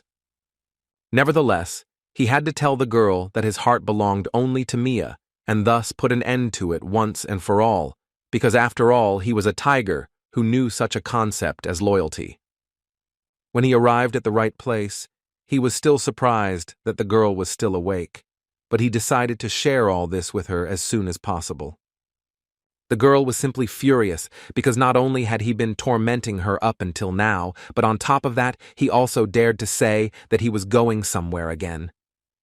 When Taiho asked her to calm down, it was clear that Yuho was unable to do so, because she was the one who had been waiting for only him until today. She had lost her entire clan and her only blood relative, so there was nothing she was not capable of, and she didn't give a damn about any moral principles. Until today, the girl could have taken Taiho by force at any moment, and yet she kept herself in check and waited calmly, and he dared to say such words to her. And yet it was good that everything turned out this way, because no one would stop her here, and in the future, it would be ideal to make Mount Back her home. Taiho thought that the girl had gone crazy, because such a look could not be seen on a person who was in his right mind and memory, so he thought that now he would definitely be finished off. But instead, he decided to ask the girl to finish what he wanted to say, namely, that on the day of his return, he promised Yuho that he would give her an answer that would completely satisfy all her desires. At that moment, after such words, Yuho calmed down a little and told the tiger that so be it, and she would then wait a little longer for this. Although Songun was very afraid, he wanted to ask her for one favor, and since she herself knew that he needed to finish one thing, he felt uneasy at heart about having to leave Mount Back. Yuho understood all these points completely, so she decided to take this place under protection, but if the guy doesn't come back or does something different, then their deal will come to an end. However, Taiho simply said that this place is his home, so he can't help but return or betray them. After some time, Master Heron left Mount back again, but she wondered why Mia didn't go with him. But if the girl were with him after that, there would be no point in it, because if the girl wanted to be near him, then she does not want to be a burden to him. At that moment, Taiho still had goosebumps running down his skin, and he had no idea how everything would turn out in the future. Chang Cheon was incredibly happy that they were finally setting out on their journey, but he still decided to ask the tiger where exactly they were heading. The tiger said that they would first head east, because he urgently needed to settle one matter, but he asked the boy not to worry about it, because he would definitely keep his word. After some time, they arrived at the place, and the tiger spoke about the treasure of Choyang, but his companion did not want to believe that it was really located in such a deserted area in the middle of the mountains. However, Songgun could not say that there was no one here, because after all, the back of Yermungad was located here. This was another fiend of evil that was among the most vile creatures in the Manbo era, namely the legendary ferocious beast that only a few thousand Taoists who had gathered together could defeat. When the tiger told Chang Cheon that it was better to see everything with his own eyes, he asked him to use the all-pervading eye technique. When the guy did this, he was incredibly shocked because in front of him lay the dead Jormungand. How unexpectedly, with the help of their abilities, the guys also saw the Taoists, but it was unclear what they were doing here and whether they would cause the guys additional trouble. At that moment, one of the Taoists said that Elder Sun's words were true, but although they came close, nothing was really clear, and the man still could not believe that these mountains were actually growths on Yermungan's back. The man continued to claim that he would never deceive his esteemed companions, and although the creature was no longer alive, its body was not subject to decay, which is why the Taoists erected mountains on this site. The elder of the Desen sect, Songok Ryang, said that now they are moving towards the tail of this monster, and there is the only hole through which they can get inside the body. And besides this, the man said that there were people there who were unfamiliar to him, although he clearly said that the information was strictly confidential. But Naksu Chu of the Hyunsan sect assured him that this girl could be trusted because she was a barrier-breaking master, so she brought her along because she was sure that the girl would be very useful. Well, by the way, they had no idea what was waiting for them inside this body, so the elder of the Huayang clan, Kong Zhuo, was wondering if it was safe to go there with such a small group. No matter how you look at it, it was the treasure of Choyang, so the elder of the Huangsan sect, Munho, believed that it was worth taking a risk for such a thing, and if all the sects found out about what was here, they would be left with nothing. Chongmun of the Chongsan sect decided to repeat once again that he was not interested in the Choyang treasure, but was there only because he wanted to find the remains of his ancestors who were swallowed by Yermungand. Songok thought this was just great, because it would be difficult to get what they wanted alone, but if they united, then what they had planned began to look quite achievable. And besides, since they are talking about the internal space of the body, then, in addition to the Choyang treasure, perhaps something else interesting will be in their hands, because in front of them is a beast that has swallowed hundreds and thousands of Taoists, so there was definitely no need to add anything to what was said. They decided to set out as quickly as possible to fill their pockets to the brim with treasures. At the same time, Songgun said that for some reason the entrance was still not visible, and apparently some kind of illusory trap had been set up here. And it was obvious that those Taoists, just like the tiger, wanted to get the treasure, so Taeho decided to just sit on their tail at first. Jang Cheon told him that he remembered one thing, that if there was a conflict between them, he would remain neutral, because in his eyes, both sides seemed blinded by treasures. Songgun was surprised by this opinion, so he decided to ask if the guy really wasn't interested in the treasures at all. The basic training of mask masters says that one should not neglect things that do not belong to oneself. So he only looks after the tiger, following the leader's orders, so he asked not to expect any other help from him. Taeho wondered if it was all because he was a master of the highest level of the mask, although in principle his thoughts were quite adequate, but they were completely inappropriate in this world, where for those blinded by greed, it is natural to follow the path of the Taoist and at the same time commit massacre. The Taoists had already encountered worms on their way, and before they had even entered, they had already stumbled upon parasites, so they thought that this was indeed a rather warm welcome. And although they were quite surprised that there were more of these monsters than they expected, Naksu said that she would deal with them on her own. She used mirror breathing, and it was just incredibly amazing power that surprised everyone around. It was clear that the girl sensed their path, so the men decided to take care of the remnants who were able to dodge her attack. They destroyed one monster after another without even suspecting that they were clearing the way for their enemies. Taeho was simply breathtaking from the view that opened up because there was an incredible number of worms in front of them, and even if those Taoists had reached the level of Hwanson, then to cope with such a crowd would probably require a decent amount of energy. It was completely unknown what awaited the guys next, so the tiger decided to follow the path they had trodden, because it was an incredibly wise decision on his part. And immediately after this, he called Tamqua and told her that since she was very hungry, she could eat everything that she saw in front of her. And it was a really logical decision, because it was much more pleasant to walk on a clean road. Although Taeho could still explain that these Taoists knew about the existence of Yermungand, he still did not understand how they knew about the fact that the Choyang treasure was located here. After all, he himself simply heard about it by chance from Hannah, who had shaken the information out of Samga a long time ago. The Taoists continued to fight the monsters and there was no end to them, but fortunately there were no creatures here that had intelligence. Sun Gok told everyone to move on, because if they stayed here for even a second longer, then some other creatures would come for their souls, drawn by the smell of blood. How unexpectedly they saw before them something that could easily be called a river or something of the sort, but they still assumed that before them was the bile of Jormungand. And if there really was bile in front of them, then it turned out that their goal was already very close, so some of the men decided to go there first. They thought that now their efforts would pay off in full, when suddenly, being above this river, they could no longer use their spiritual powers.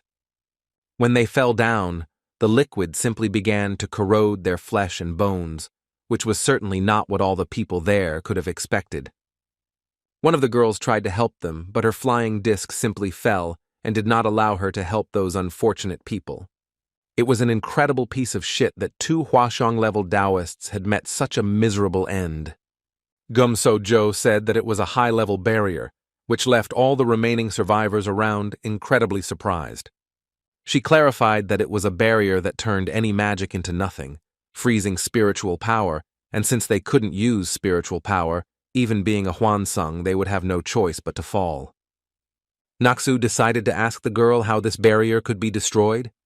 Gumso said that it was impossible, because not only did they not know where exactly the core of the barrier was, but also based on its power, there was a high probability that it was installed by a Taoist of at least the Disong level. The girl continued and asked Gyum so how they could cross this river of bile, because judging by the way she spoke, she had some kind of secret method. The girl said that most likely there is a way out of the current situation and not a secret method, but she does not like to continue the conversation when someone will listen to them, so she asked those who have been hiding all this time to finally come to the light. Taeho and Jang Cheon argued for a long time whether they should come out, because the tiger thought that it might just be a trap, but the girl was incredibly tired of it, so she told the two to come out of their hiding place immediately. Songun had no other choice, so he still decided to come out of hiding since they were indeed exposed. All the Taoists took a defensive position, but the tiger asked them to calm down immediately. He said that they saw them on the way here, but it seemed to them that they were engaged in a very serious conversation, so Taeho and his companion decided not to interfere. The Taoists didn't understand what kind of nonsense this guy was talking about, so Naksu demanded that they reveal their identities. Taeho wasted no time in agreeing to everything, so he began to look for that very thing that they could believe in. He said that he was an invited elder of the Cheonjamun Yujong sect, and also showed them the sect's tablet as proof.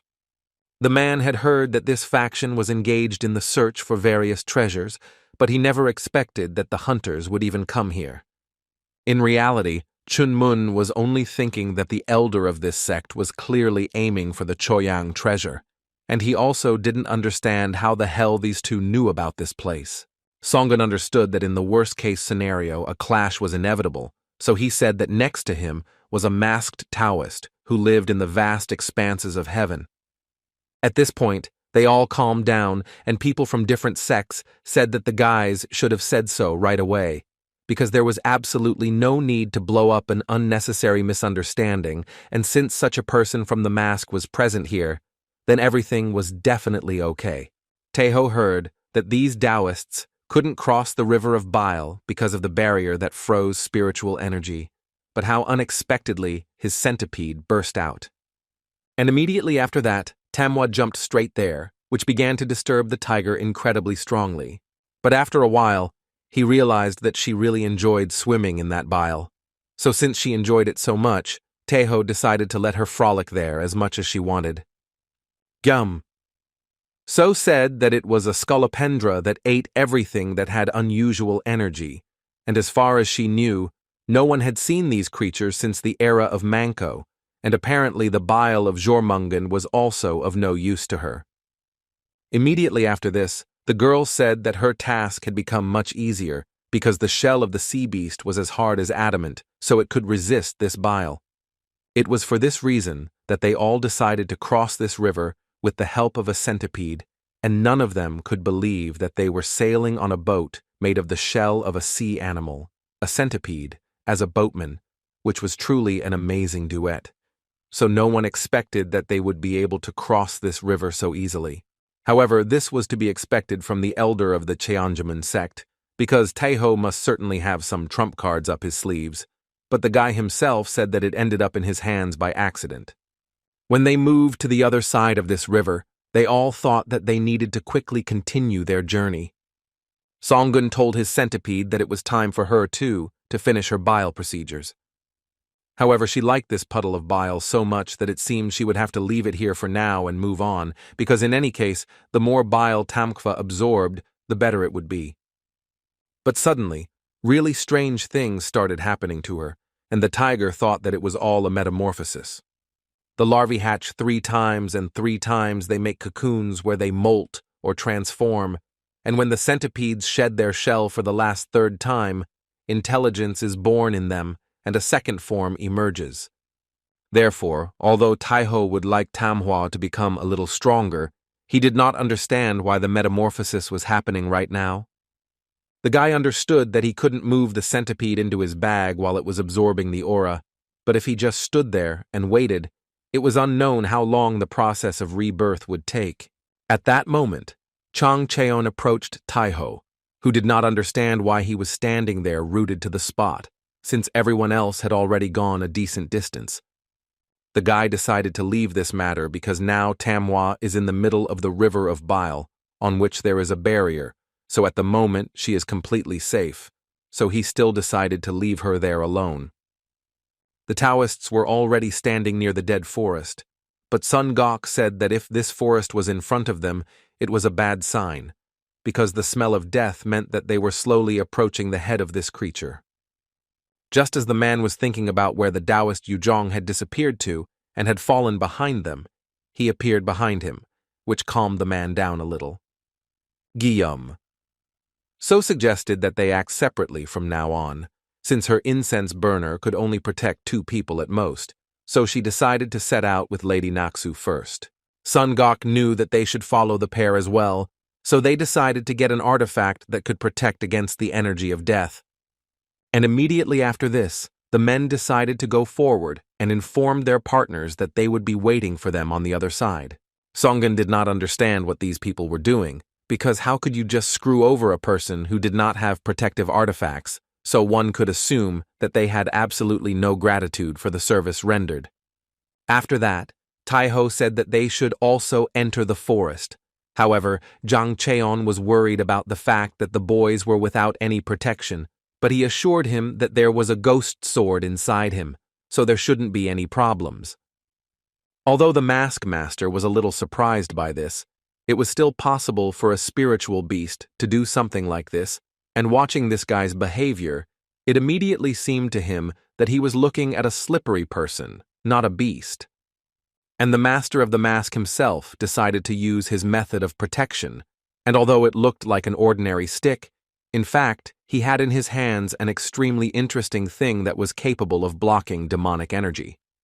After some time, Naksu asked the girl why she decided to separate from the group, and she explained that it was all because of that unexpected, uninvited guest.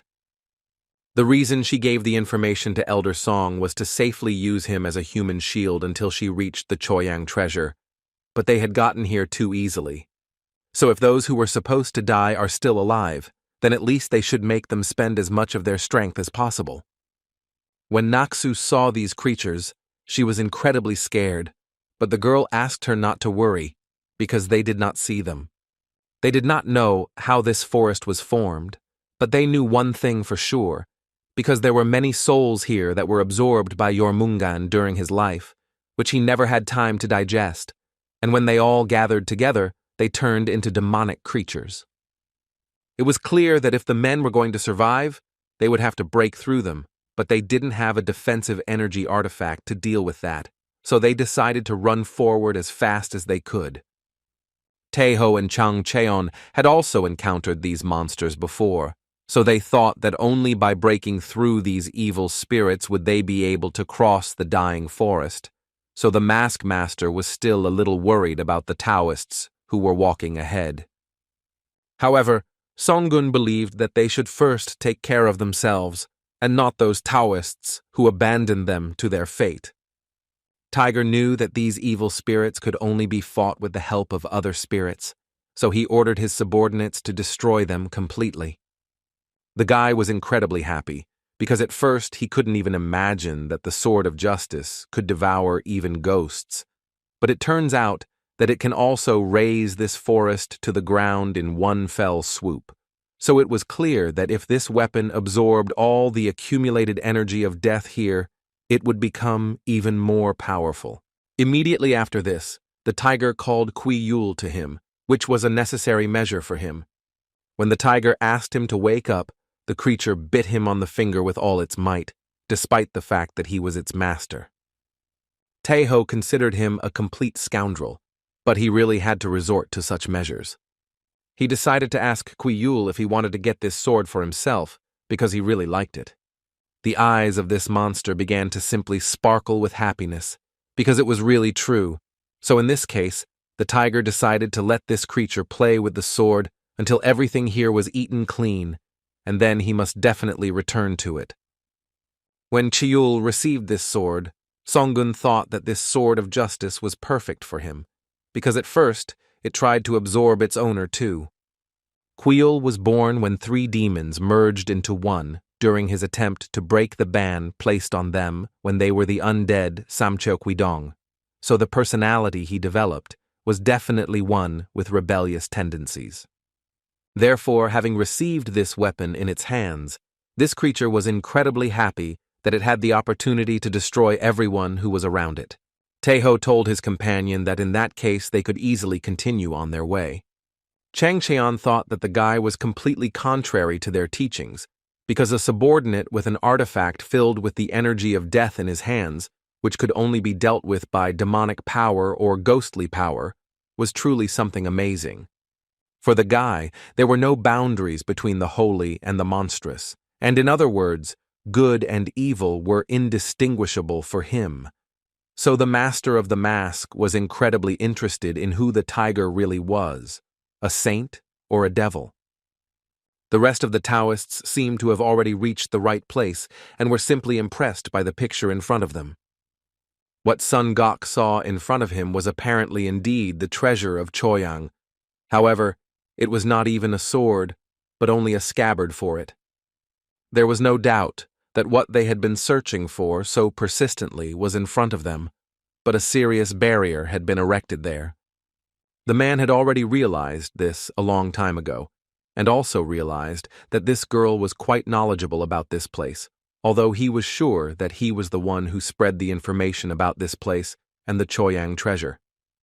Gumso said that it was absolutely unimportant now, because the most important thing at the moment was in whose hands this treasure, which was right under their noses, would end up.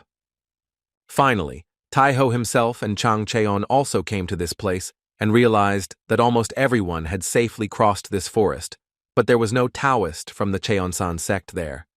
Sun Gok explained that in this forest, when they were being chased by spirits, this man was grabbed and torn to pieces, and he didn't know anything else, so he asked them to stop asking him about it. How suddenly Elder Song took off and started walking straight towards that barrier, but the girls told him to stop immediately and not to approach that place so recklessly. However, he assured the girls that there was nothing to worry about, because he had a stone like this in his arsenal. Naksu was incredibly surprised, because it was an unlocking stone and even the great sects had a hard time getting it. And the man himself understood that the winner would be the one who would be the first to get the Choyang treasure, so of course he couldn't come here without an ace up his sleeve. Indeed, after a few moments, this stone destroyed the barrier, and the man thought that finally this treasure would be in his precious hands. However, strange things suddenly began to happen, and everyone around realized that there was more than one barrier placed on this treasure. And besides this, the escape route was also blocked, so it was obvious that danger awaited everyone present in this place. Everyone around just opened their mouths in surprise, because these creatures easily destroyed a Hwanson-level Taoist with lightning speed, so it was even hard to imagine what they were imagining themselves. Naksu tried to use mirror breath again to destroy the monsters, but they didn't care at all about such an attack and began to approach her at the speed of light.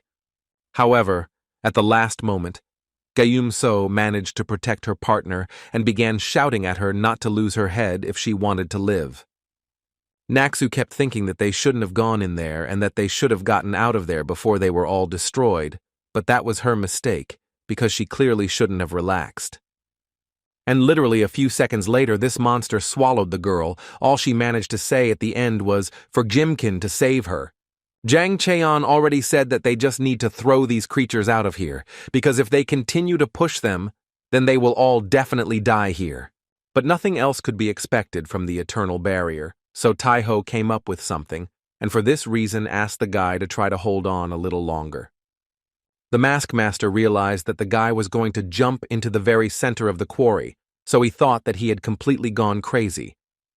However, he had one brilliant idea, and as he approached this monster, he started using an incredibly large number of unlock stones, which simply impressed Jang Cheon. And right after he dealt with all these monsters, he actually managed to grab the Choyang treasure. Taeho heard from Hongyong that in Cheongdong, Gumkin managed to survive by throwing out his spirit from his body, but he certainly didn't expect to see him here. And although the guy was not happy about such a meeting, they still hadn't seen each other for a long time, so he greeted his old rival. Jimkin knew that the tiger was smart, and it turned out that he managed to hear his name, despite the madness going on around him. At first, Taiho found it strange that someone else had come here, but then he noticed that he had all the necessary artifacts in his arsenal, as if he knew this place like the back of his hand. Songun thought that it would take him hundreds of years to get his body back, but he still trapped the spirit in the body of this girl, and so Taiho thought that he had chosen too casual an appearance for himself, and he still couldn't get used to it, because Gumkin had changed so much. But such speeches made the spirit very angry, because it seemed that the tiger forgot by whose mercy he had to stoop to something like this, and now that there were no monsters near Taiho, the man promised to destroy him and return the treasure of Choyang.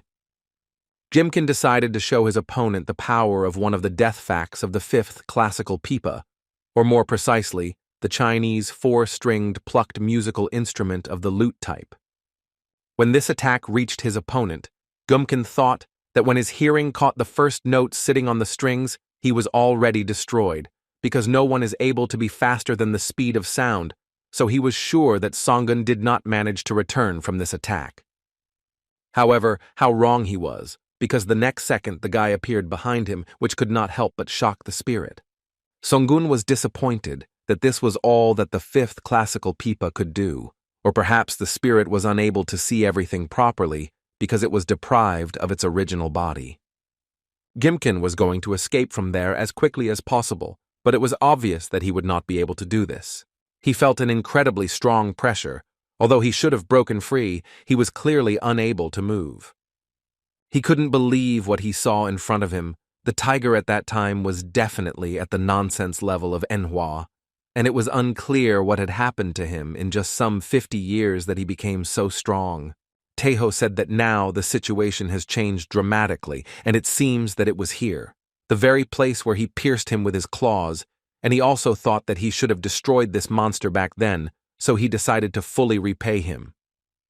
But how suddenly Gumkin began to shout and say that this girl Jo was a jade petal and a dragon clan of the eastern edge of the sea. Taeho was incredibly surprised because if he destroys the spirits in this girl's body, then he will incur the wrath of the Sea Lord Hikon. The dragon clan of the eastern sea edge were the ones who ruled this part of the territory, and one of the 3 sea kings was Lord Hekon. But surprisingly, the tiger said that this damned spirit develops like an eel in a frying pan until the very end. But of course, no one would want to become an enemy of the Sea Lord. However, the name of these necessities that he got was called the Vice type, so he decided to check with Samgui, or did he not know about the magical power that the Choyan treasure possesses? Songun naturally came here having found out everything in advance, so it was clear that this spirit had definitely come to an end. Immediately after this, the tiger was incredibly happy that now he had definitely destroyed such an annoying enemy forever, and everything would be fine with this girl.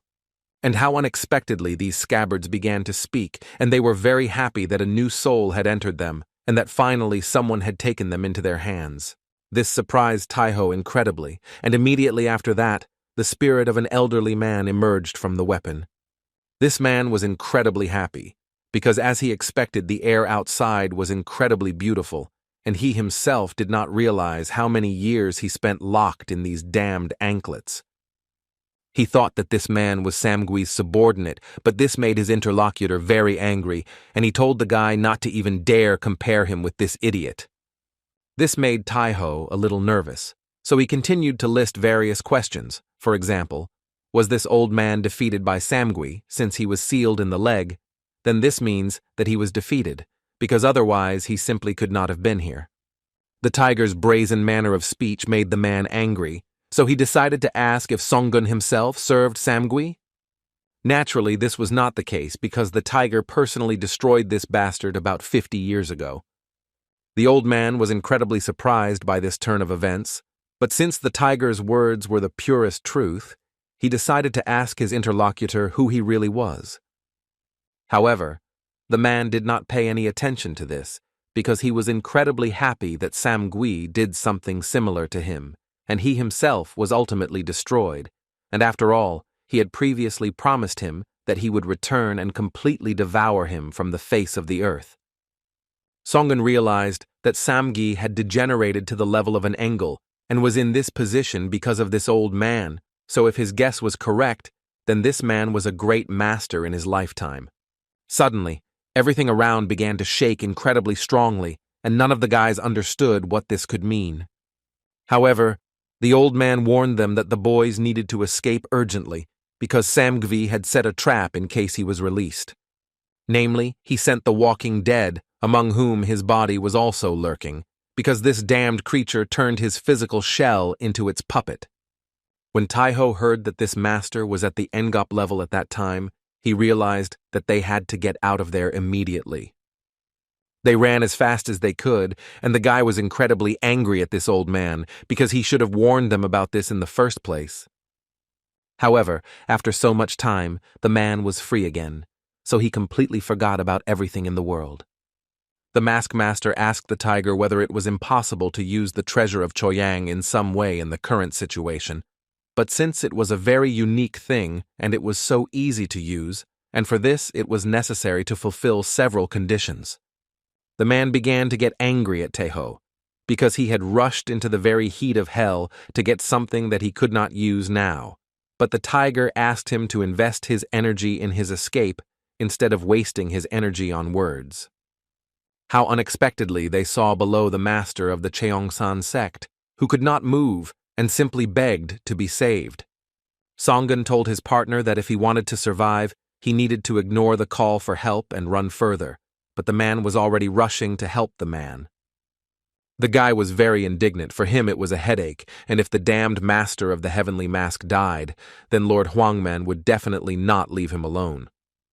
So he had no choice but to place the girl inside one of his artifacts and rush to help this fool. By this time, the mask master had dealt with all the monsters that surrounded this Taoist, which made the man incredibly grateful to him. However, during this time, all these walking corpses had already managed to catch up with the company of men. Even though the tiger's heart was hurting from having to take advantage of it because of a couple of idiots, he still decided to use his energy spheres to defeat his opponents. The mask master and his rescuer were incredibly amazed by the tiger's powerful strength. However, the guy himself did not understand why they sat there, because they urgently needed to run away from there, because he was only trying to buy them a little time. The men did not understand how long the guy was trying to escape.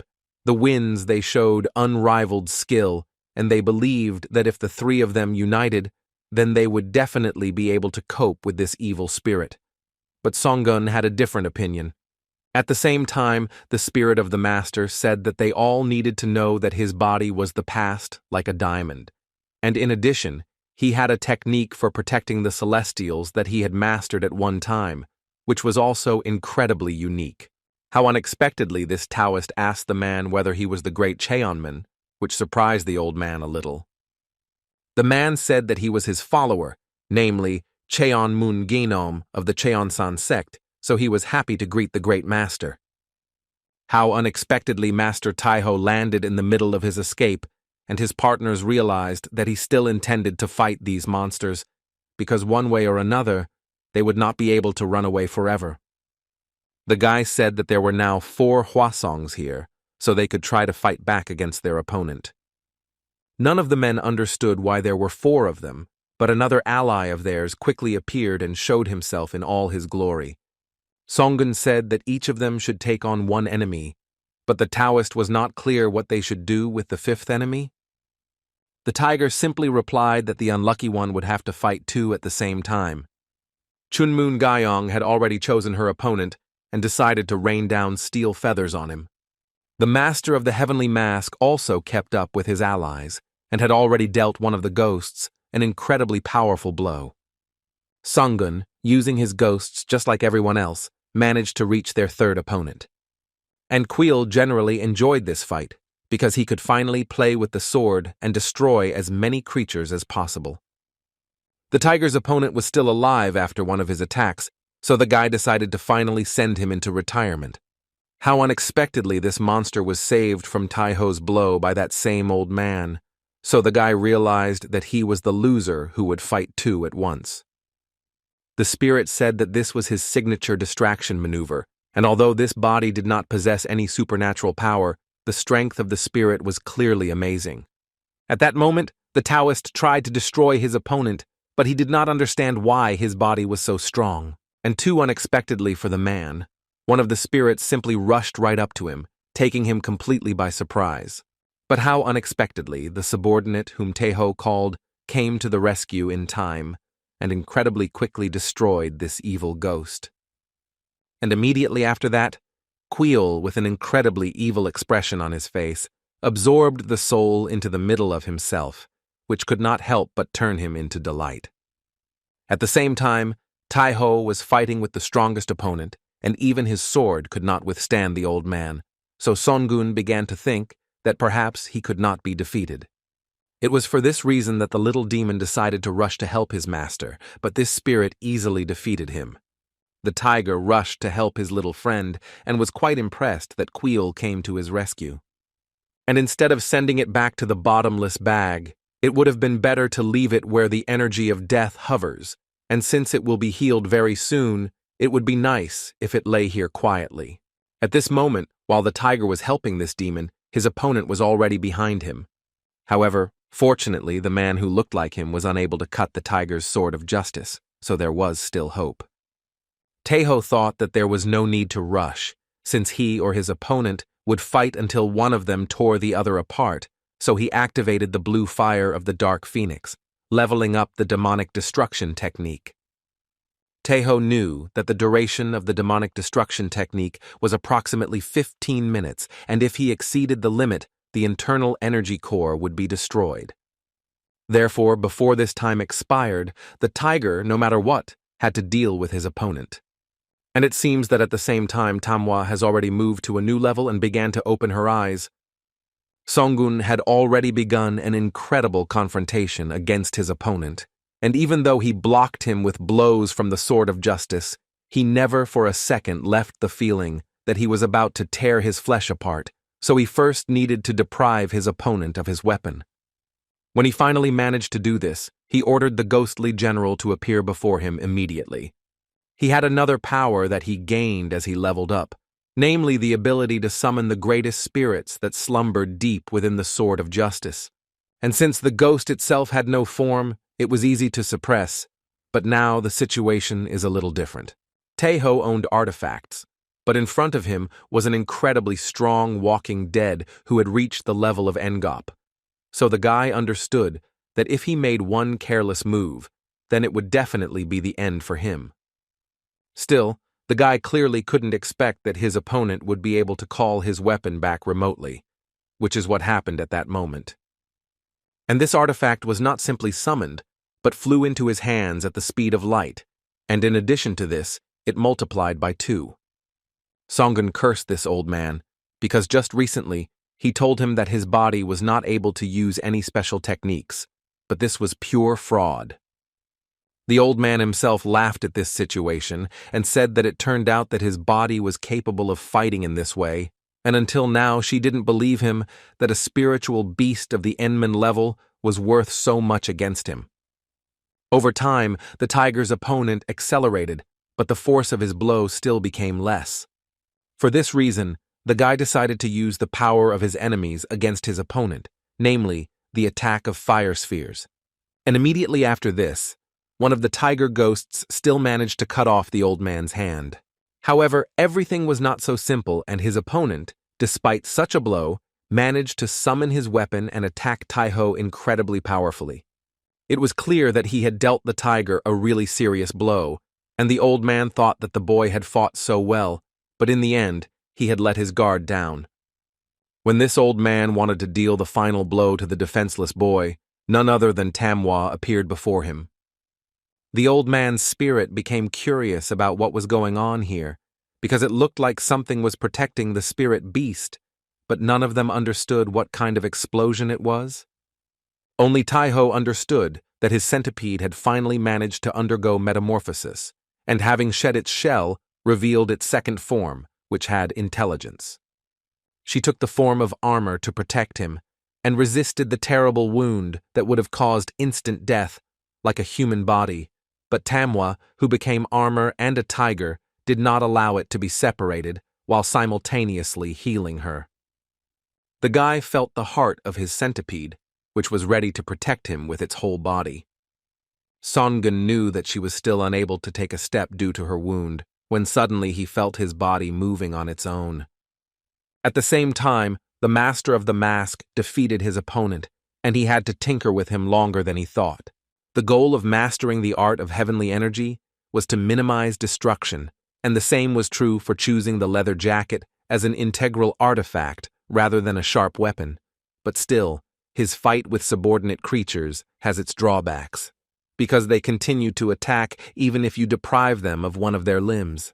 That's why at that moment, Yang Cheon thought about whether it was time for him to change too, and immediately after that, he thought about how things were going with his allies. He noticed that the Taoist had managed to put up a fight, and he felt some sensations, but he was still interested in where the tiger was now. The man said that it would be better for the mask master to see everything with his own eyes, because what was happening around was something incredible.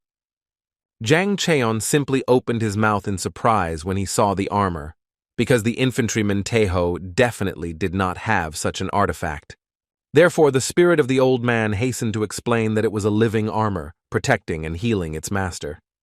This was one of the creative techniques, which is expressed in the fact that the worm turns with all its heart to the owner and sincerely follows him, and as a living armor, one could say that it was the best among all the protective accounts in the world.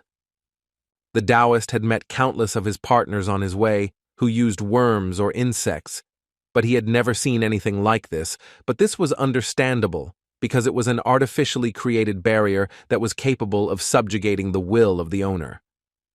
After all, it was difficult for the parasite to keep its instincts under control without destroying the host, and there were many cases when a parasite grown in this way devoured its host, so it is quite difficult to see something like this. So the spirit of the old man told everyone to look carefully, because before their eyes unfolded a picture that they would hardly ever see again. Manhwa transforms to adapt to endless attacks and blocks them, so it could truly be called a living armor. Such terrible and powerful weapons could not even scratch her armor, so what was happening was beyond all expectations. And literally a few minutes later, Manhwa easily managed to defeat the subordinate-level Daisong, which could not help but shock everyone there.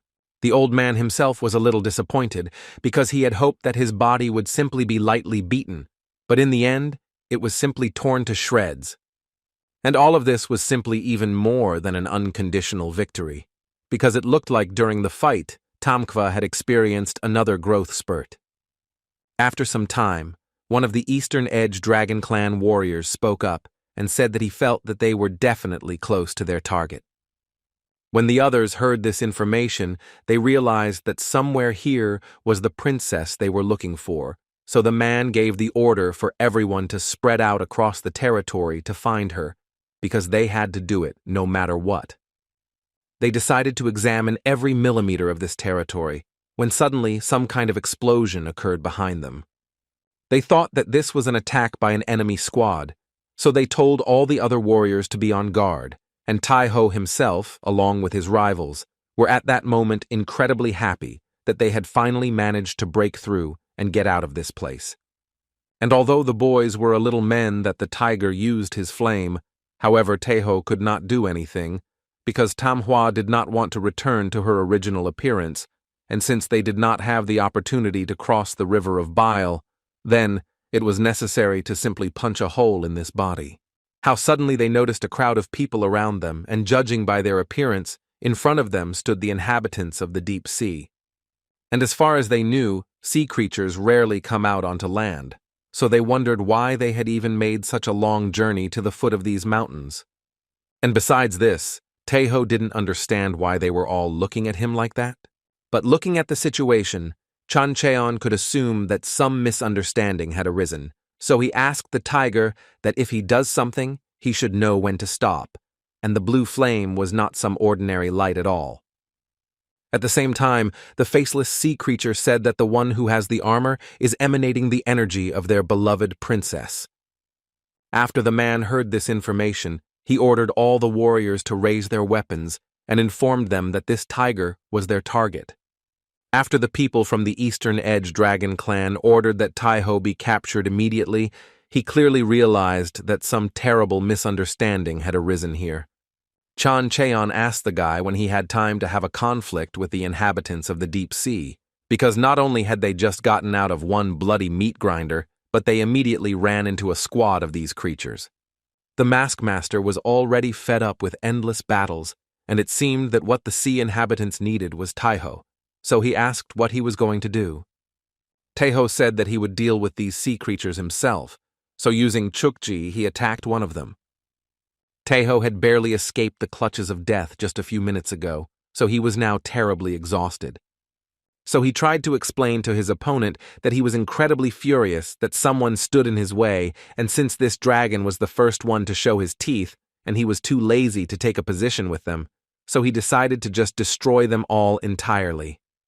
However, unexpectedly, the girl he placed the protective capsule in responded and told him to stop immediately, because they came to find her, so she asked to be let out. Songgun listened to her and decided to let the girl go, so she asked the tiger to change his anger to mercy and let her servant go. After the guy did this, this girl informed everyone that her savior was in front of them, and any display of disrespect towards him was tantamount to insulting her, so she ordered all her servants to lower their weapons. And immediately after that, the girl apologized to Taiho, but the fact that he saved her was pure chance, so the guy thought that she had no need to thank him.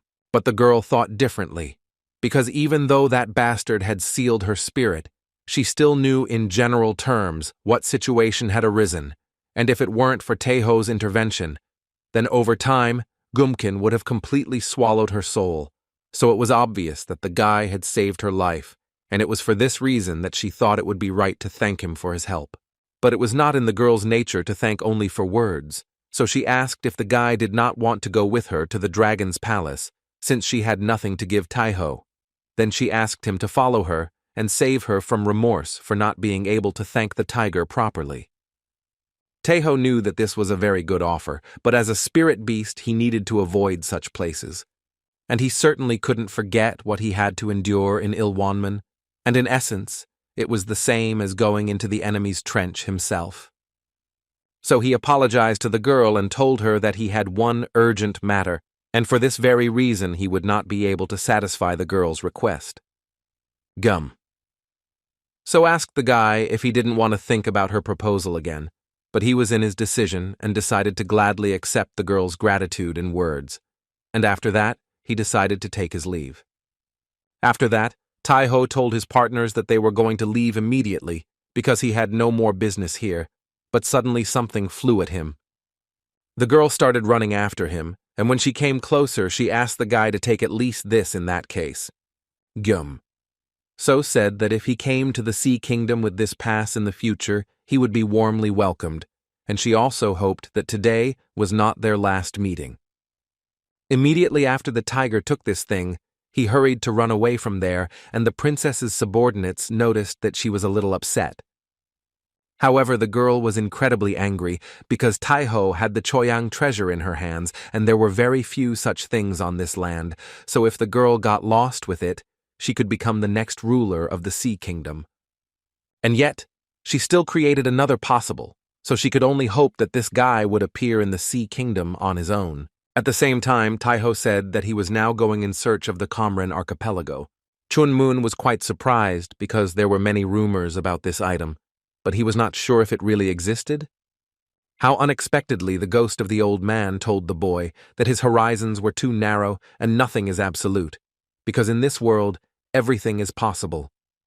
And although the great teacher himself had not been there, he had clearly heard about that place, and he understood that Songun was looking for the Turtle Mountain. This was the place where the divine Turtle clan lived, and their bodies were so huge that people who mistook the shell for an island began to live on it. The guy knew that finding this archipelago was not an easy task, but he had to try and find it no matter what. And immediately after that, he decided to ask Master Chan about his future plans. The Taoist said that he did not know, because he came to take the remains of the great teacher, but his body was eaten by the Songun centipede, and therefore he should have taken with him at least the spirit of the great teacher, but there was no suitable vessel in which to place it.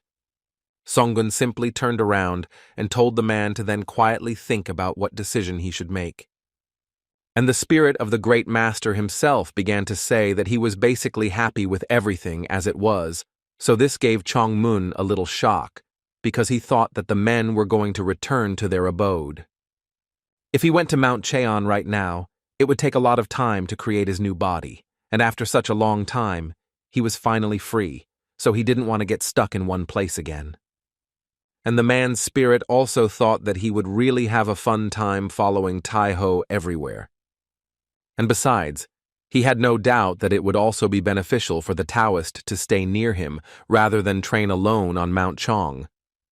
Taiho, looking at this incense burner, thought that it could keep Huaren for 100 years, but perhaps the search could drag on, and perhaps in the end he would not be able to find the Turtle Mountain, and in that case something wrong would happen, and the girl would disappear. But now everything was in order, because in his hands was a sheath containing a cleaning, where the soul can change shoes for an unlimited amount of time. And yet, the guy didn't really like this arrangement, because what's the point of having a soul without a body? and so he had to find something that could form Hwarang's body without breaking the connection with it, and in order to achieve his goal, he needed to go there. He had to visit the Comran archipelago no matter what, and he also mentally asked his assistant to be patient and sleep a little more, because soon he would definitely find a way to get her back. After some time, the Mask Master and Chunmun kept asking the tiger how much longer he was going to fly over the water surface, because they hadn't eaten anything for several days, and even if they were Taoists, they also had a certain limit to their capabilities. Even the spirit of the old man was a little upset by this state of affairs and decided to ask the tiger whether he himself was no longer at the limit of his strength. However, instead of 1,000 words, the guy decided to use the golden effect of the fallen spirit to assess the situation. However, he was truly so tired that he was no longer able to use this technique, so he finally decided to find a place where they could catch their breath for a bit. But how suddenly in the distance he saw a strange spiritual energy, and he did not understand how what was in front of him was going beyond his recognition abilities. He understood that we were talking about a huge spiritual power, so he decided to check it immediately and asked the guys to hold on as tightly as possible, and after a moment they began to approach some island. Well, it became clear that there is a barrier around this island, which, in addition to everything else, surrounds it entirely. This was the territory of the inhabitants of the deep seas, so most likely it had to be somehow connected with them. Well, when the Mask Master looked at Taeho, his eyes were glowing like a crazy person, so you could tell that the guy was clearly pleased, and the tiger also informed everyone that he was going to cross the barrier without destroying it, so he warned the guys that it might shake a little. They were afraid to even imagine how strong the shaking was, if, upon stepping onto the ground, such a wave of nausea rose in their throats and everything went round, but Songgun did not expect that the guys would be so weak and continued to think out loud. It was a pretty secluded place, perfect for setting up camp, so he asked the boys to come to their senses as soon as possible while he scouted out the situation, and since there were barriers all over the place, he asked them to be careful. Taeho had just reached the island and immediately rushed off somewhere like crazy, so the spirit did not understand why there was such a rush, because no one was chasing him. Well, as soon as the guy passed them through the barrier, he immediately saw a huge accumulation of spiritual power, and it wasn't even a spiritual mountain, but just one small island. How unexpectedly on his way, he noticed someone in the distance and decided to take a closer look. The girl was offended as best she could and looked for her little brother Mara, because he clearly shouldn't have come here. She had already told him many times that he was forbidden to go near the sea, so she asked him what would happen to him if this reached them. However, Maru was very disappointed with this state of affairs and asked his sister a counter-question, namely, would they really never be able to escape from here? She asked him not to even think about it, because he should not forget what happened to Joran's family, because during the escape they fell into a trap, and after being caught, they were subjected to such a monstrous punishment. But even if they were really lucky enough to get out of there, they would definitely not be able to cope with the Taoists on land. She continued to scold him and begged the boy never to even talk about running away again. After the girl calmed down a little, she told her brother that this place was the safest for them, and that no matter what, they should live at least one day longer. Taeho thought that they were probably hybrids that lived here, and judging by their wings, they looked like spiritual larvae like Tamwa, but he had no idea what they really were. After the guy's reasoning, his centipede suddenly burst out and began to approach these children with lightning speed. However, in reality, Tamwa simply tasted the food and decided to enjoy such a wonderful moment. However, the tiger managed to get there in time and yelled at her, and also reminded his centipedes that he asked her not to stick her head out, and when the conversation turned to food, her obsession was simply frightening. And right after that, Taeho decided to apologize for his friend for taking away their last food. After some time, the children calmed down and told Songgun that they were taking seedlings of other trees and growing sacred ones. At that moment, the boy realized why the island was surrounded by a powerful spiritual force, but theoretically, the creation of a sacred tree artificially is simply impossible. Immediately after this, The brother and sister asked Taiho how he appeared there, since previously no one could get to them from the outside. When the tiger replied that he was just flying past and decided to take a look here to rest, the boy became very interested and decided to ask the guy about all sorts of amazing things on land, because he was told that huge mountains float in the sky, and their peaks are high enough to reach the moon. Although Taiho had never seen the flying mountain Zuoshan in his life, he told the little boy that it was indeed real. And after that, he told these kids that he was going to stay here for a few more days, so they could ask him any questions that he would definitely answer, and in return, he asked them to keep his stay on the island a secret. They were willing to feel this freedom for at least a short time, so they decided to look forward to their next meeting tomorrow. Immediately after this, Songgun came to his companions and told them about what these guys were doing here, and no one present could believe it, because how could it be that sacred trees could grow on such a small island? The story of the hybrid, the so-called grain butterflies, who were enslaved by the inhabitants of the deep sea, was also extremely suspicious, because they were the highest spiritual insects, and the fact that they were on such an island was simply absurd. But no matter how it was, everything in this place was created artificially, so they needed to collect as much information as possible through these children. Changmun wasn't sure if they could trust these children, since they were enslaved by the deep-sea creatures. But the only thing the tiger was sure of was their hostility to the sea dragon's plan. If an unforeseen situation suddenly arose, then one could use the pass given by the princess from the sea dragon clan. And in the future, if he comes into the sight of the inhabitants of the deep sea, he will simply tell them that he lost his way trying to find the princess. At that time, Maru was talking with his sister, who pointed out to them that not all the Taoists on land were bad, because it seemed like the uncle was a really good person. The boy firmly decided for himself that in the future, he would definitely become a Taoist, because the guy told him that here there were already spiritual powers, with the help of which one could easily achieve enlightenment. And if Maru becomes a Taoist, then he will be able to fly freely in the sky, and in that case he will be able to take everyone away from here. This made his sister quite happy, so with a huge smile on her face, she said that he should definitely try doing this. But how unexpectedly creatures from the Sea Dragon clan appeared in front of them, which could not mean anything good. Songgun was thinking about what he should tell these little ones today, because he was gradually running out of topics to talk about. And although they became quite close, these children did not tell him anything about the most important thing, namely, what was hidden on this island, and most likely this was for two reasons. Either these children were hostile to the Taoists, or they were simply cautious. Taiho waited for these children for a long time, but they still didn't come, so it was quite strange. At the same time, the warriors with the Sea Dragon clan were happy that tomorrow was their last day on this cursed island, but they were also happy that for all their hard work, they would receive one treasure each. He hurried to them, and these monsters did not understand how the stranger managed to penetrate this island, because it was surrounded by a barrier. However, Taiho decided to show that same pass, and once again asked this clan whether the tiger was really just an outsider. When they all saw the royal family's pass to Taiho, the most senior of them came out and told everyone to immediately lower their weapons and leave.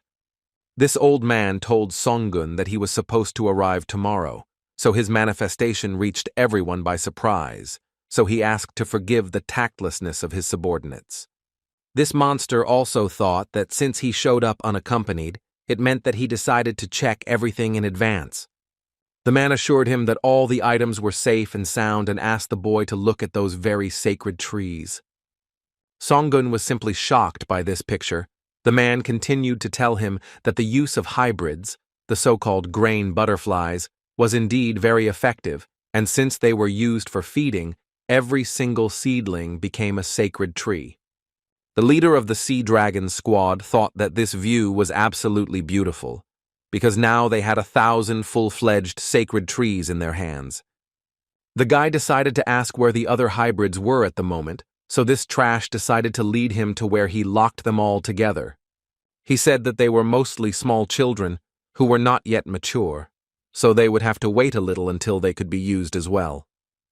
Somewhere in parallel with such events, the head of the clan greeted his allies, and it was truly encouraging when the three main sea clans unite in a single impulse. Dohye, the first successor of the Dogon clan, and Jihu, the first successor of the Gyoen clan, gratefully accepted the sacred tree given as a sign of harmony. So the girl came here to represent her clan at the will of her father, so she asked the man to tell her about his future plans. Cheeto, the first successor of the Sea Dragon clan, decided to get straight to the point and inform them that tomorrow they would send each clan 100 sacred trees. From the expressions on the faces of the two successors, one could tell that they were truly impressed by such a number of trees. But even if they were allies, the man did not understand what intentions the two Gali had in sending such a valuable gift without any conditions, because that is why his soul began to doubt whether the man was pursuing the goal of shaking the foundations of the Dogon clan. Chidu understood the concerns of his new allies, but before they set out together to conquer other countries, they needed to dispel such doubts. So he decided to tell them that they had managed to enslave the grain butterfly and asked if they would be satisfied with this explanation. Jihu didn't know what it was, so Dohye told her that it was a supreme spiritual insect that, after its death, returns its body to nature and turns an ordinary tree into a spiritual one. However, Dohye still could not understand how they could now talk about a higher spiritual insect that dies immediately if caught, and that does not move in groups, but at the same time, the Sea Dragon clan managed to grow 200 trees. Usually this is indeed the case, but it is a completely different matter if we are talking about a deformed grain butterfly.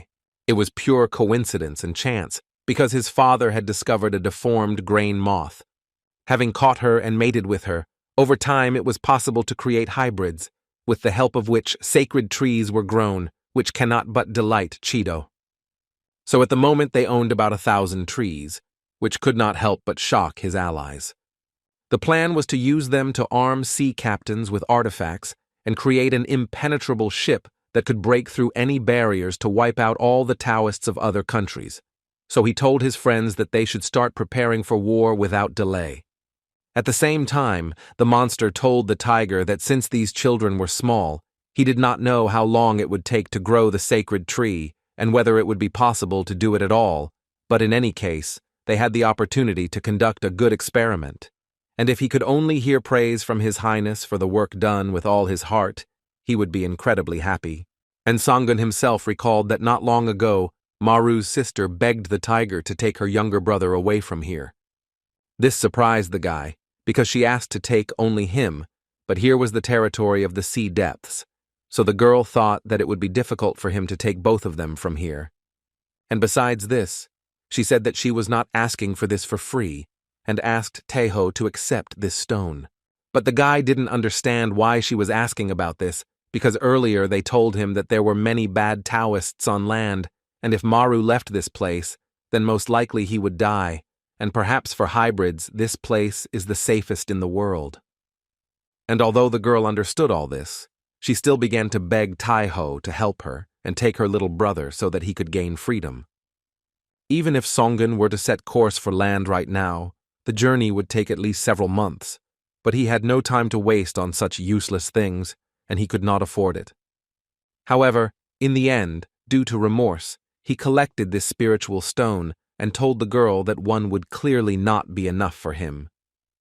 Well then, he continued, and said that he knew very little about this place, and if the girl told him everything she knew, then he would take her brother with him.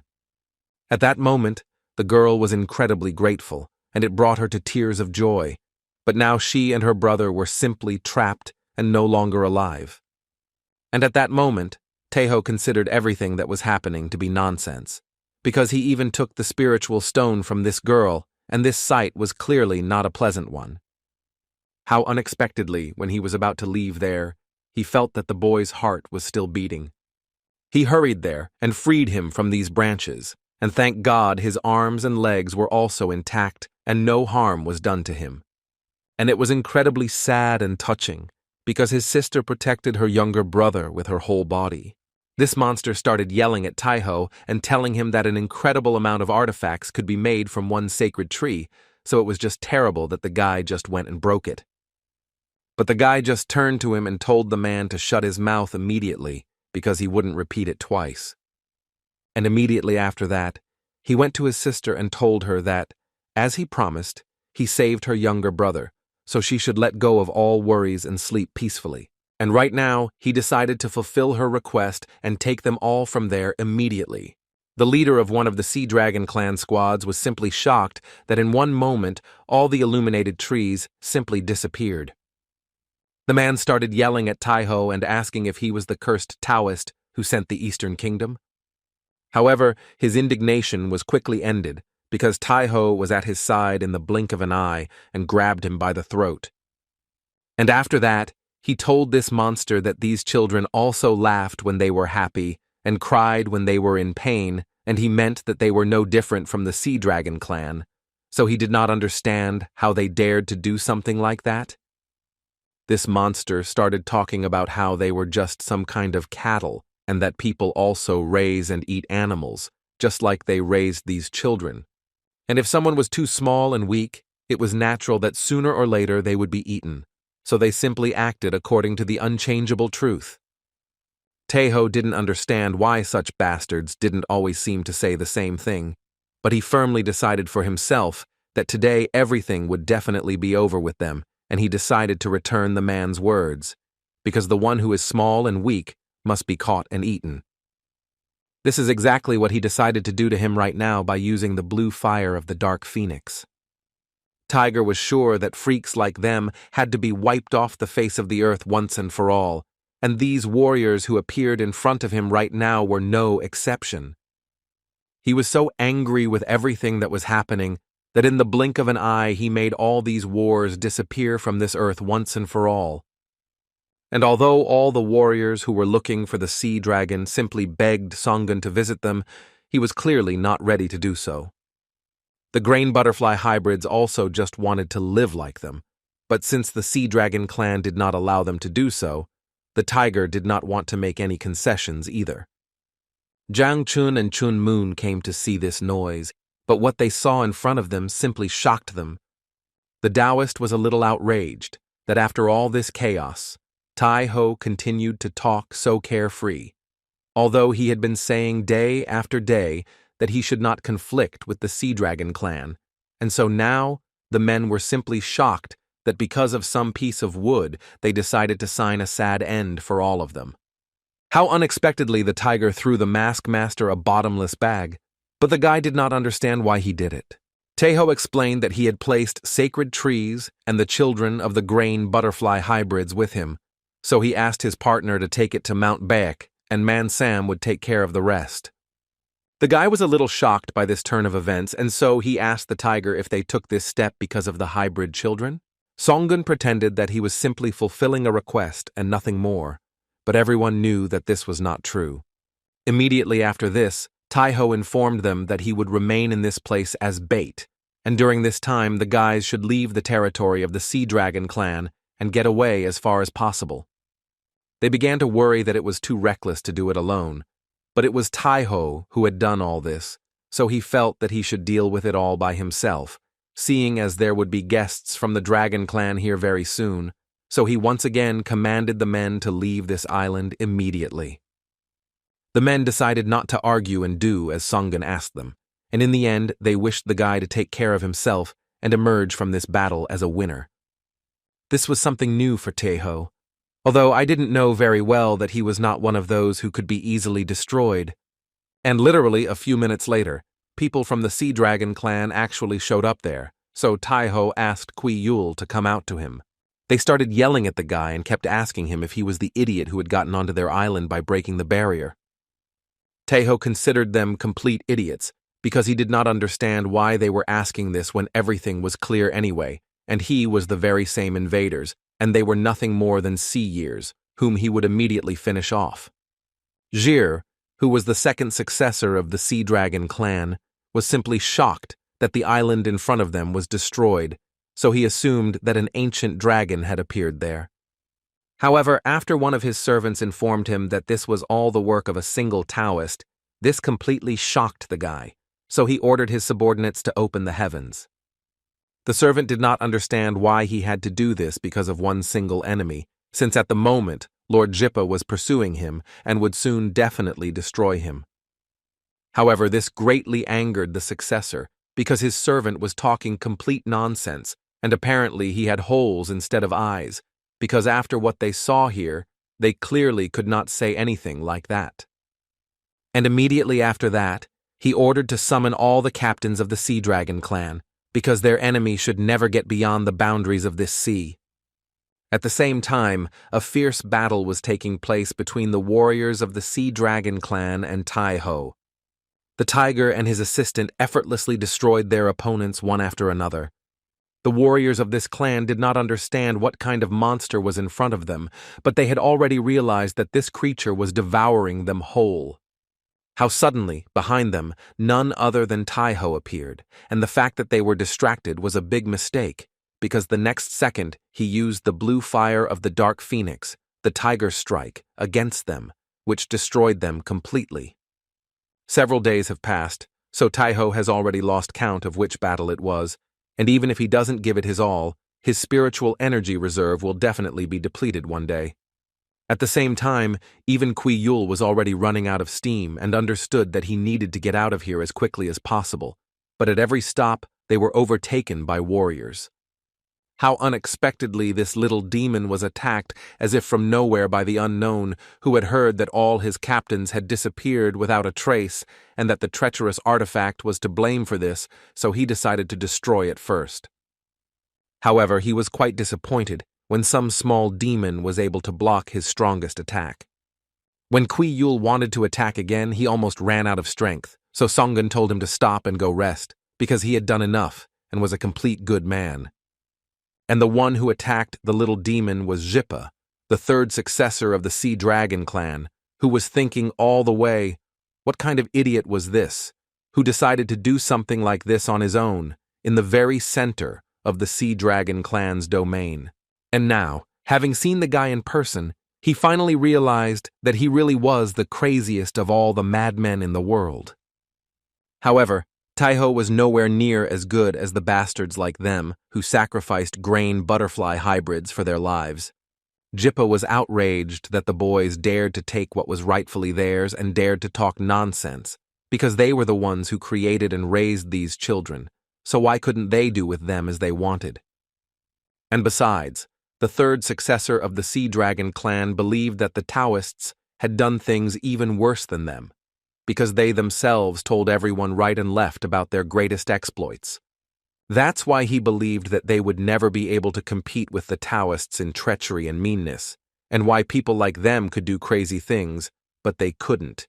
And here's a clear example of human greed, because judging by Tai-Ho's actions, he wasn't going to give up the sacred trees in a good way, so he decided to just finish him off and then shake all the information out of his soul. Songun repelled his enemy's attack with incredible ease and became even angrier from the fact that if others were doing this, then they could do it too, which was complete nonsense. And immediately after that, he again summoned his ghosts so that they would quickly deal with these annoying warriors from the Sea Dragon clan. After all, even if such arguments are used as justification, the sins will not go away, and therefore all these warriors will become fodder for the sword of justice. At the same time, the Master of the Mask said that the Sea Dragon's layouts were not pursuing them, which meant that the infantryman Tai-Ho had managed to attract their attention to himself. However, it was still unclear whether the guy would really be able to successfully make his way through the ranks of the Sea Dragon clan. Chun Moon decided to be frank with the Mask Master and decided to ask if the guy really regretted all this a little. It turned out that Zhang Cheon left the person who decided to play the role of bait, betting on his life, which was really terrible. However, although they do not have it as hard as the infantryman Tai-Ho, they still work hard, and therefore the Taoists believed that they deserve at least one sacred tree out of 1,000. He said that firstly, all the trees were created by families of hybrids who were sacrificed, and therefore the sacred trees do not belong to them or to the foot soldier, but to the grain-butterfly hybrid who managed to survive. Hearing all this, the mask master simply turned away from the man and said that they should not speak frankly and asked him to stop immediately. Chun-mun realized that at times like these, this guy looked like a copy of the infantryman Tai-ho, because they both looked like people who couldn't be penetrated by anything. At this time, Song-gun had already dealt with his opponents and decided to continue on his way. However, the only one who managed to survive in this situation was Jinpa, who lost his arm, but if he had not fallen to the bottom earlier, he would have definitely died forever. How unexpectedly, his brother Jir finally came to his aid, clearly worried about what was happening.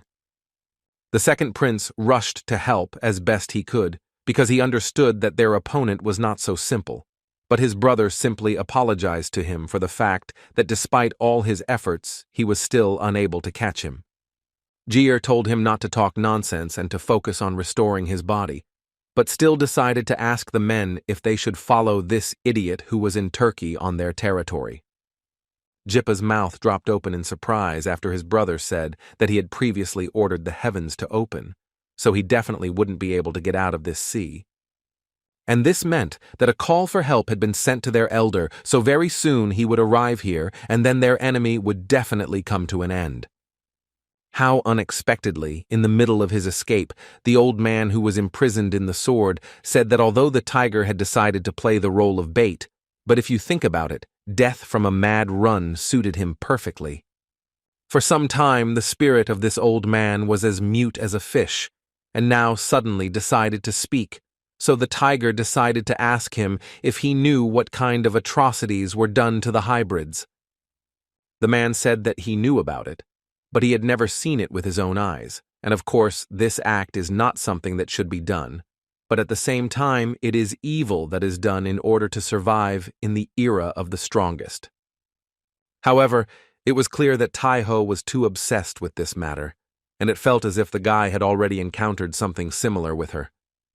The old man was not wrong in this assumption, because something similar once in the distant past happened to Mia when a little girl was made a living sacrifice. And after that, Tai-ho realized that there was a way to get rid of the persecution of the inhabitants of the deep sea, and most likely the men spoke to him precisely because he knew some way. And of course the tiger was right, so the man told him to head east. And all this was for the reason that there was a place called the Eastern Kingdom, which gathered under its auspices many Taoist sects of the right path, and since the borders of the kingdom go to the sea, they are at enmity with the inhabitants of the sea depths. Even if Tai-ho were to simply come near the Eastern Kingdom, there would be such a noise as if he had disturbed a huge beehive with a stick.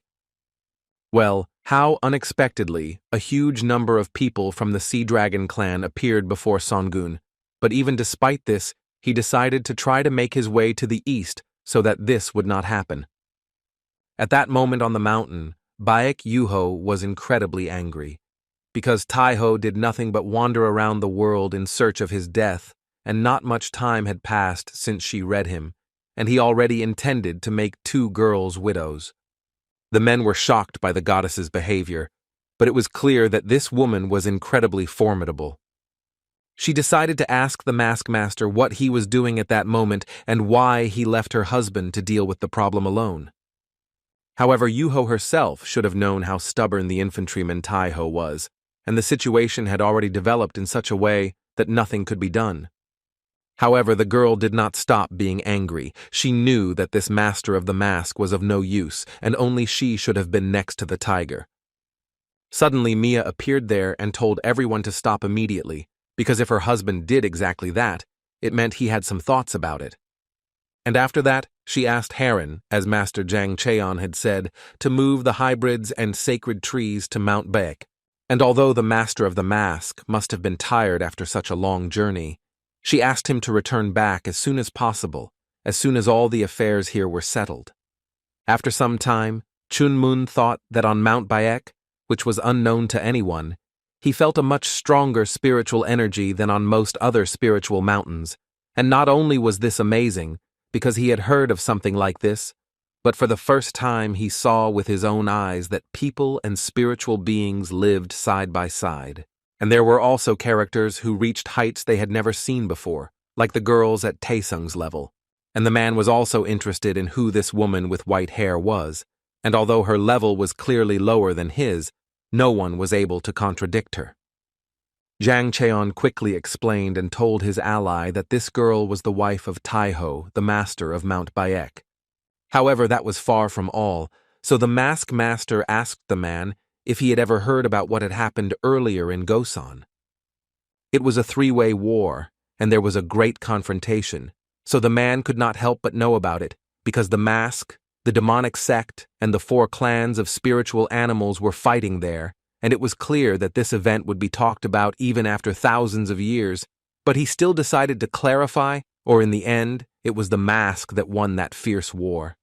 Jang Cheon said that although the perpetrators knew that the mask was unable to hold everyone back, that was not all, as she was the one who froze Chimusu, one of the 4 noble plans, in the blink of an eye. The man couldn't believe what he heard, because clearly a person of the level of a bison couldn't do something like that. And although it was the infantryman Taiho who prevented the real terrible catastrophe, the master of the mask could not help but be afraid of her. It is not for nothing that they say that once every few thousand years a person is born who has overcome his level of strength, and it looked like Mia was exactly that girl. A half-breed who inherited the blood of the white-blooded, and a girl who is praised as the mother of Mount Bak. At the same time, Songgun had already managed to break through the ring of defense of his opponents, but they still could not let this guy escape. And immediately after that, an incredibly huge dragon appeared in front of him, who was going to destroy this tiger right here and now. However, Taiho used the blue fire of the Dark Phoenix, Tiger Strike, and was able to easily destroy his opponent. And besides this, the blue fire overtook not only the huge dragon, but also all the warriors who were there. When the tiger realized that this part of the army was finished, he hastened to continue on his way. He understood that as he approached the Eastern Kingdom, the pursuit of him intensified, and only islands were visible ahead, so it could be concluded that the guy needed to move even further. They had already entered the battlefield between the Eastern Kingdom and the Sea Dragon clan, but the guys never thought that they would be so persistent, and if he held out a little longer, the Eastern Kingdom was not a place that would remain silent. And of course, on the way to the tiger achieving his goal, he was caught in a trap and began to be pulled to the bottom of the ocean. He didn't understand when his enemies managed to do this, but he definitely needed to get out of this trap before they dragged him to the very bottom. When he tried to use his abilities, he realized that his energy was blocked, and what confused him was that it didn't even obey him. Therefore, literally in a few seconds, the Sea Dragon clan finally managed to capture this annoying bastard, and they understood that he would not be able to escape from there as long as there was a ban in the divine shell. One of them ordered to immediately put up barriers to finally seal Taiho in the shell, but the other troops did not understand why they had to resort to such a serious method. As soon as they agreed to install an additional barrier, an explosion of incredible power occurred. It was an attack of fire spheres, and Taiho with Tamhua's armor still managed to break out. What the guy saw before his eyes was simply a level of incredible scale, and in order to catch Taiho, the Sea Dragon clan opened the heavens, so it would be quite difficult to break through. Jippa started shouting that this was the same bastard who had stolen the sacred trees and done this to his hand, so he insisted that they should destroy him immediately. They thought that Taiho's strength was running out since the black demon filled with the death energy that the tiger used had disappeared, so they were sure that now he would definitely come to an end. And Chido himself thought that meanwhile the number of sea captains who died at the hands of this tiger exceeded 3 digits, so he wondered if Songgun really had the same level as him, because no matter how much he looked at him, he could not believe it. There are many who were at the same level as the tiger, but fortunately he did not see the king of the deep sea himself among his opponents, which could not but please him. He was already completely surrounded, and if he became too strong to break through, then on the contrary, he would be under attack, so he decided that he would repel the attacks by staying in one place. Cheeto knew that they didn't have time for staring games, so they needed to deal with Taiho before the people from the Eastern Kingdom showed up, so he ordered all his troops to charge in and crush him. He told the inhabitants of the deep sea to listen to him carefully, because they had to tear the bodies of their enemy to pieces at all costs, so that the souls of the dead members of the Sea Dragon clan could rest in peace. One of the warriors from the Dogon clan asked Doya if they should join the attack, because what would happen if the Sea Dragon clan members later questioned them about what happened? However, the Sea Dweller said that many of their clan had already been sacrificed to support the ambitions of the Sea Dragon clan, so he did not want to allow the blood of even one member of his clan to be spilled anymore, since it was enough for them to simply keep the siege in this state. But as the people of the Gain clan expected, the Dogon clan did not even move from their place, but it was unclear why they were standing like in valves in front of the enemy, who was almost in their hands. However, all this was because they had suffered significant damage, and since the Gain clan itself had lost their clan's treasure, the divine conch, the Sea Dragon clan would definitely have to pay for it. At that very moment, an incredibly large number of warriors tried to attack the guy, but they were unable to land a single blow on him. They didn't understand how the armor could be so strong, but it didn't matter anymore because Taiho tore it to pieces. But still, over time, the monsters from the Sea Dragon clan managed to inflict serious damage on the guy, because if they could not pierce him through, then they could simply break him. They decided to continue in the same spirit and beat the tiger with blunt objects.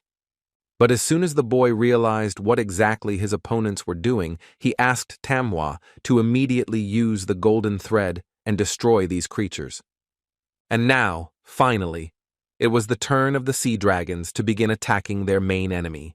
They thought that if the armor could not be pierced by an artifact with a weapon and could not be broken with blunt objects, then the only thing left was to crush the guy using the pressure of the water element. However, even such tricks absolutely could not work on Taiho, because he easily destroyed all the sea dragons that tried to surround him. Jippa thought this was complete madness and did not understand what kind of armor was surrounding their opponent. Cheeto himself was simply burning with rage, because an incredibly large number of his brothers had been destroyed, so he ordered his brother to immediately begin to unite. Taiho understood that in his current form, Manhwa's killing power was at its maximum, but the consumption of spiritual power and energy was greater than he expected, and although the attack did not last long, Manhwa's energy in such a fierce battle was already at its limit. Songun was in great trouble, because his own strength was already at its limit. How unexpectedly, a huge three-headed dragon appeared in front of him, which was a secret technique that only the royals of the Sea Dragon clan could use. The guy understood that he had to be extremely careful, because the force of such a dragon's blow was in no way inferior to the power of the Engop level. They decided to use the wind and clouds and began to gather airflow around Taiho, so it was clear that this would be an incredibly powerful attack. This three-headed dragon decided to use the Thunder Tsunami, the Great Strike, to finally deal with his opponent, and in addition to that, hit him with thunder and lightning to secure his result. After such an attack, Taiho's armor disappeared almost immediately, which was exactly what his opponents were trying to achieve. And immediately after this, the spirit of the old man asked the tiger to hold on a little longer, because earlier, the guy had promised the man to find him a body.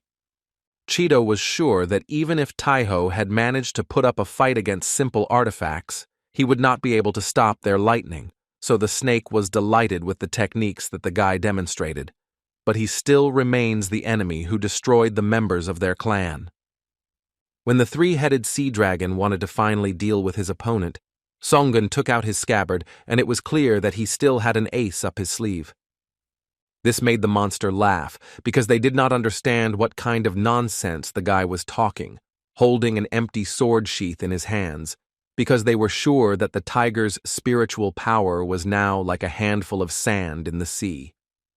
However, Taiho decided to ask his opponents, or at least they thought about why he does not use the sword in justice, despite the fact that there is plenty of prey for him here, and after all, Everything inside is filled to the brim with the souls of the inhabitants of the deep sea.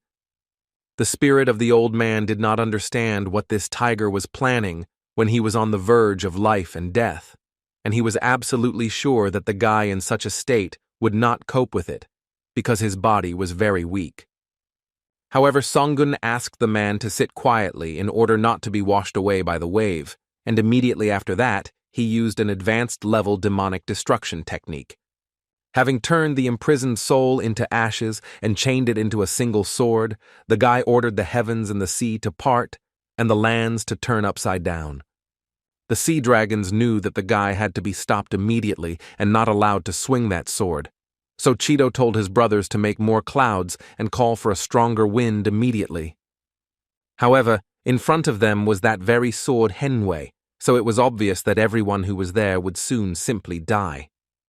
And although it was hard for the guy to cope with this, the spirit of the old man was extremely surprised that Taeho released so many souls in one go and managed to kill 2 brothers of the leader of the Sea Dragon clan. Cheeto was incredibly angry that the boy dared to do such a thing to his beloved brothers, and promised Songun that he would personally rip off his skin and flesh and eat all his bones into powder. Taeho was very disappointed that one head was still intact, so now he was really in trouble, but suddenly other troops started approaching them. The Sea Dwellers realized that human Taoists from the Eastern Kingdom were approaching them at incredible speed. Songun was disappointed that they had only arrived now, as they had been crawling so slowly, like worms. The other members of the Sea Dragon clan decided to take care of the prince, but he shouted not to touch him because the tiger's life was right under his nose, and he was going to destroy it as soon as possible. But his subordinates convinced him that they urgently needed to retreat. After all, in the current situation, they were unable to resist the Taoists from the Eastern Kingdom, but Cheeto continued to stand his ground, because his enemy had killed his beloved younger brother. I decided to ask Cheeto if he was upset by this situation, but the grain butterfly hybrids they sacrificed must have felt the same way, so the tiger wanted his opponent to feel all the pain of loss. And besides that, he just showed him the middle finger and told him to get out of there as quickly as possible. After some time, the tiger reached dry land and simply fell down on the ground and passed out. It was unclear how much time had already passed, but he heard someone calling him to get up. But still the guy could not understand when he managed to switch off and how long he was unconscious. The spirit of the old man told him that the boy had been unconscious for a whole month, and all this time Manhwa had not left him for a moment, and although he was called the master, Taeho was only a tooth to her, so it seemed even more surprising that she guarded him so strongly. And even Queel kept an eye on the guy out of the corner of his eye the whole time, although he pretended that this was not the case at all. Taeho was very grateful to his assistant, and naturally told them about it, and after that the spirit asked the guy what he was going to do next. His body was in a terrible state, and his spiritual strength was almost at 0, so first he just needed to recover. Besides this, the old man was curious about what kind of technique the tiger used at the very end, and he also asked the guy why he didn't use it at the very beginning to easily defeat his opponents. However, that technique drained all spiritual power in an instant, and he wouldn't be able to use it for a long time, so he did just that. The bodies of the Taoists from the Eastern Kingdom and the inhabitants of the deep sea were washed up here by the wave, and after Taeho managed to escape, a fierce battle began between them, and even here one could feel the impulse of spiritual power.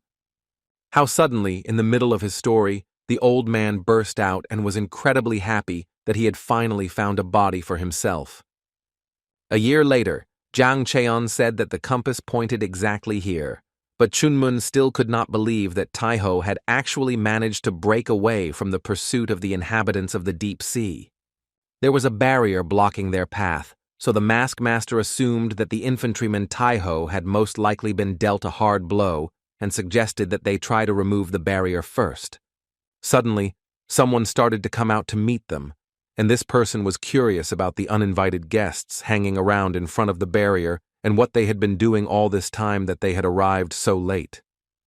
Someone before them said that they were worse than barely crawling turtles. Chunmun didn't understand who this girl was, who stood in front of them, and who did she think she was to say such things to them? Suddenly, the mask master spoke up and asked if it was Elder Cheonmin who was standing in front of him at that moment. As expected, the mask master's instincts cannot be fooled, and the man hastened to confirm his words and said that it was indeed true, and he was that very spirit. This was one of the techniques in the technique of taking a soul that he had studied earlier, but this technique is more suitable for a woman's body than for a man's, because after all, his teacher was a woman. And after that, he asked how long the guys were going to stand on the threshold, when they should have already gone inside a long time ago. When they got inside, they noticed that Queel was fighting with some little girl.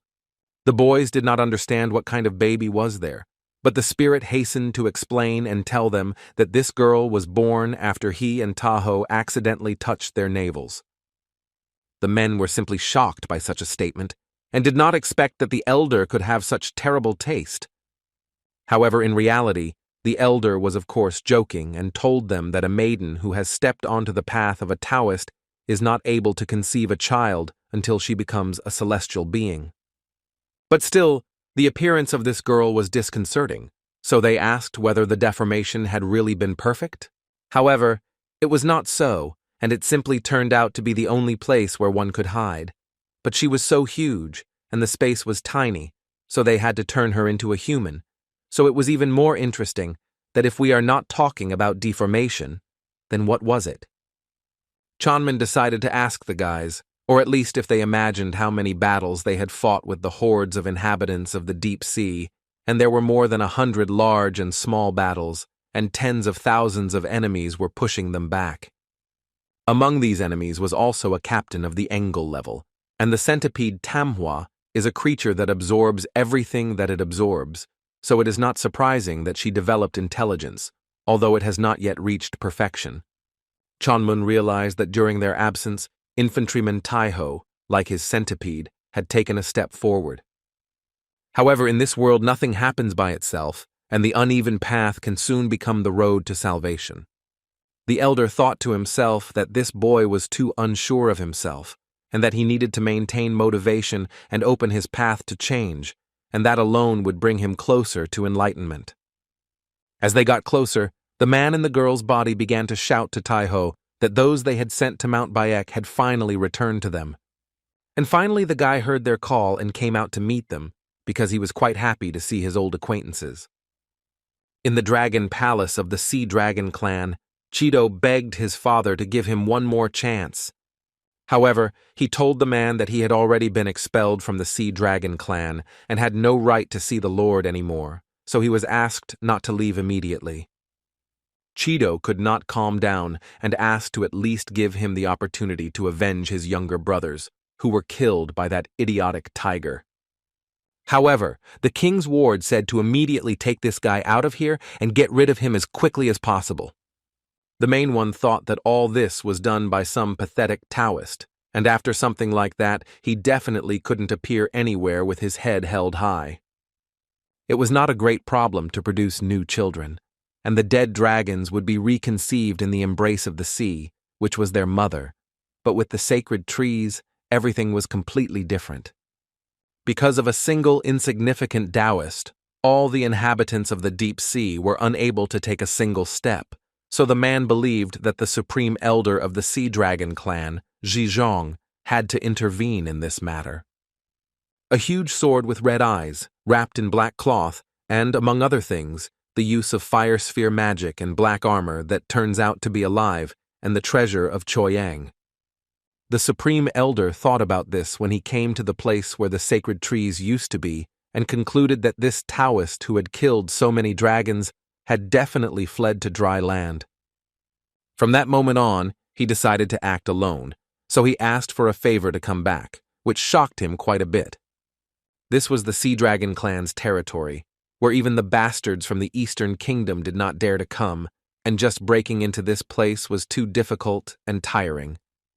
And besides, it was really too careless for someone who was trying to get the sacred trees, and everything happened too spontaneously, and it was obvious that this guy was not connected with the Eastern Kingdom, and he had some other goal, pursuing, which he entered this island.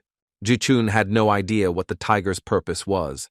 but it must have been something very important for him to decide to go deep into their territory, and that meant he would definitely appear in this sea again.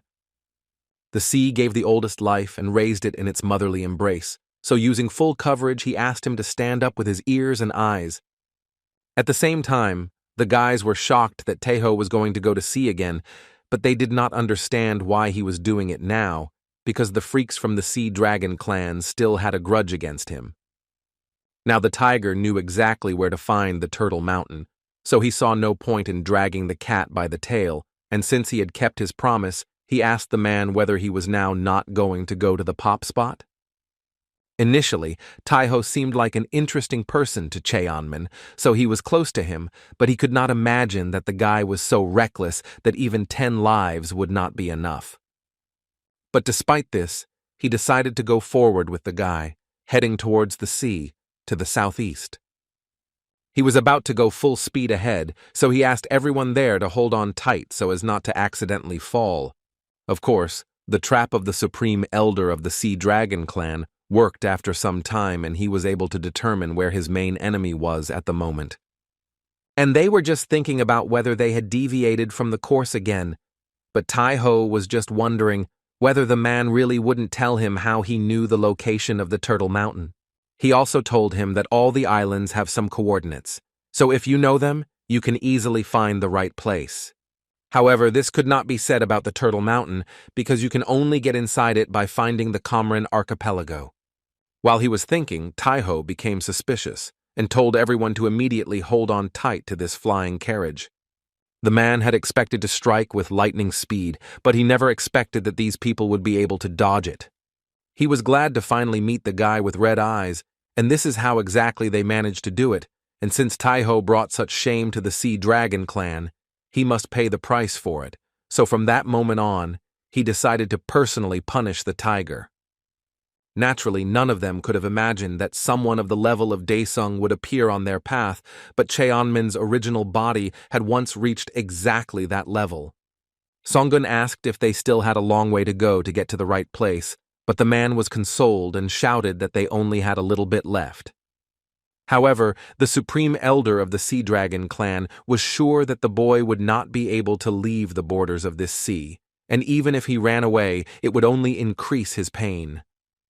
However, this dragon still couldn't get the guys because of this annoying flying artifact. Taeho never expected that in addition to the Sea Lord, they also had an elder with the Ngop level, and they also encountered him right in the middle of the sea, and at this rate, they would definitely end up there.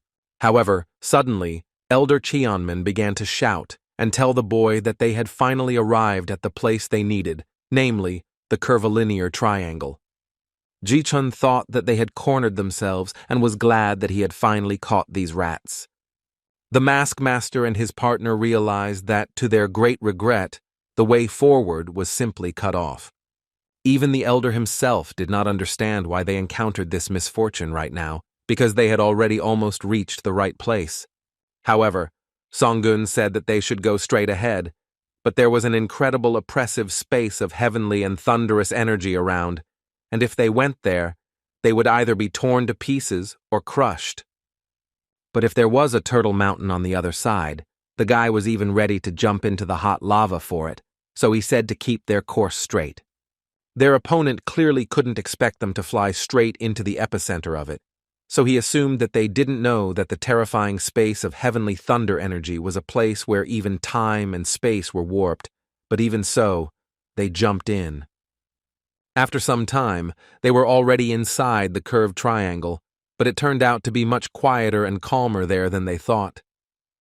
Cheonmanu did not know whether they had been lucky in the midst of the misfortunes that had befallen them, but he felt how the energy of the Turtle Mountain was guiding them, and if it were not for this, they could have been stuck in this space on the edge of existence and non-existence, wandering here for hundreds and maybe even thousands of years. And yet they should not relax, because space is constantly distorted, and therefore they can be swept away at any moment.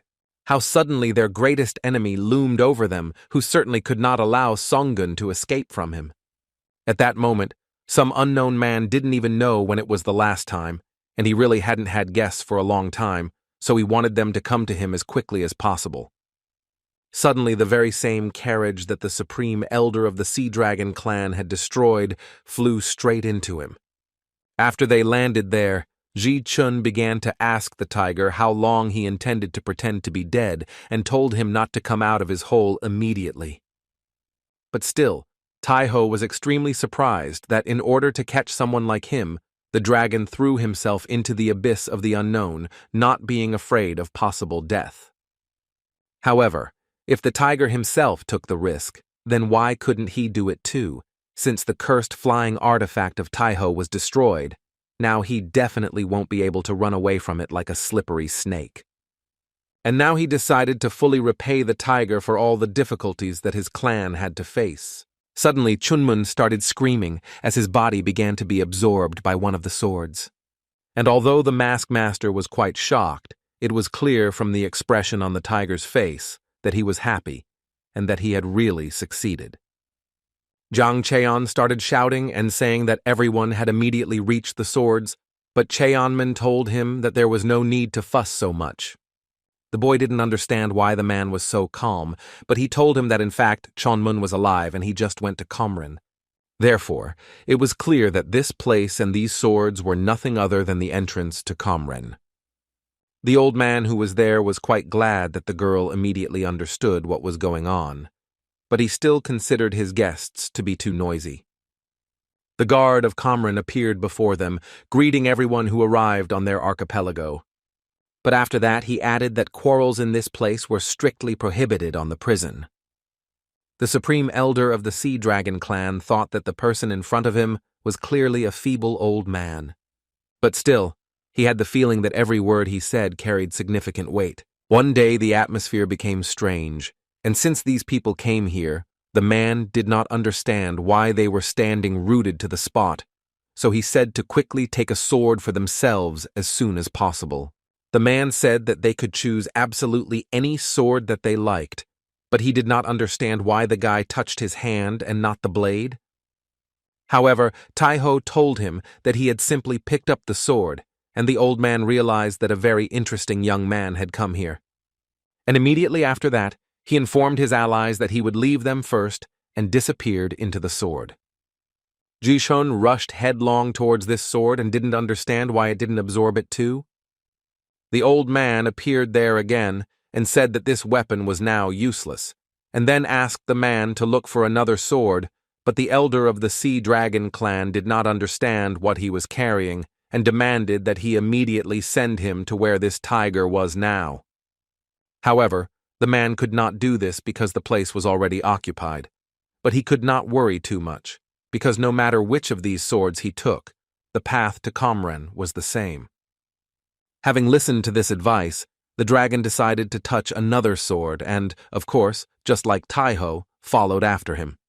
Immediately after this, Elder Cheonman told the mask master that he could go there too, but the boy asked in response, "Will this spirit not go with him?" However, he had no reason to go there, because he planned to find the thing left by his close friend and regain his lost level.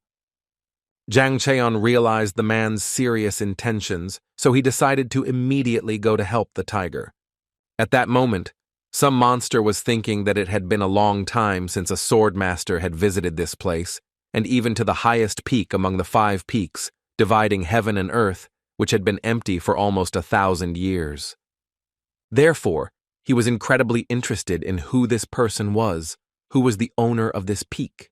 Songgun, having finally arrived there, was glad to see what the Komren archipelago actually looked like. How suddenly Taiho had an incredibly strong headache, and at that moment the sword carrying 10,000 blades was used.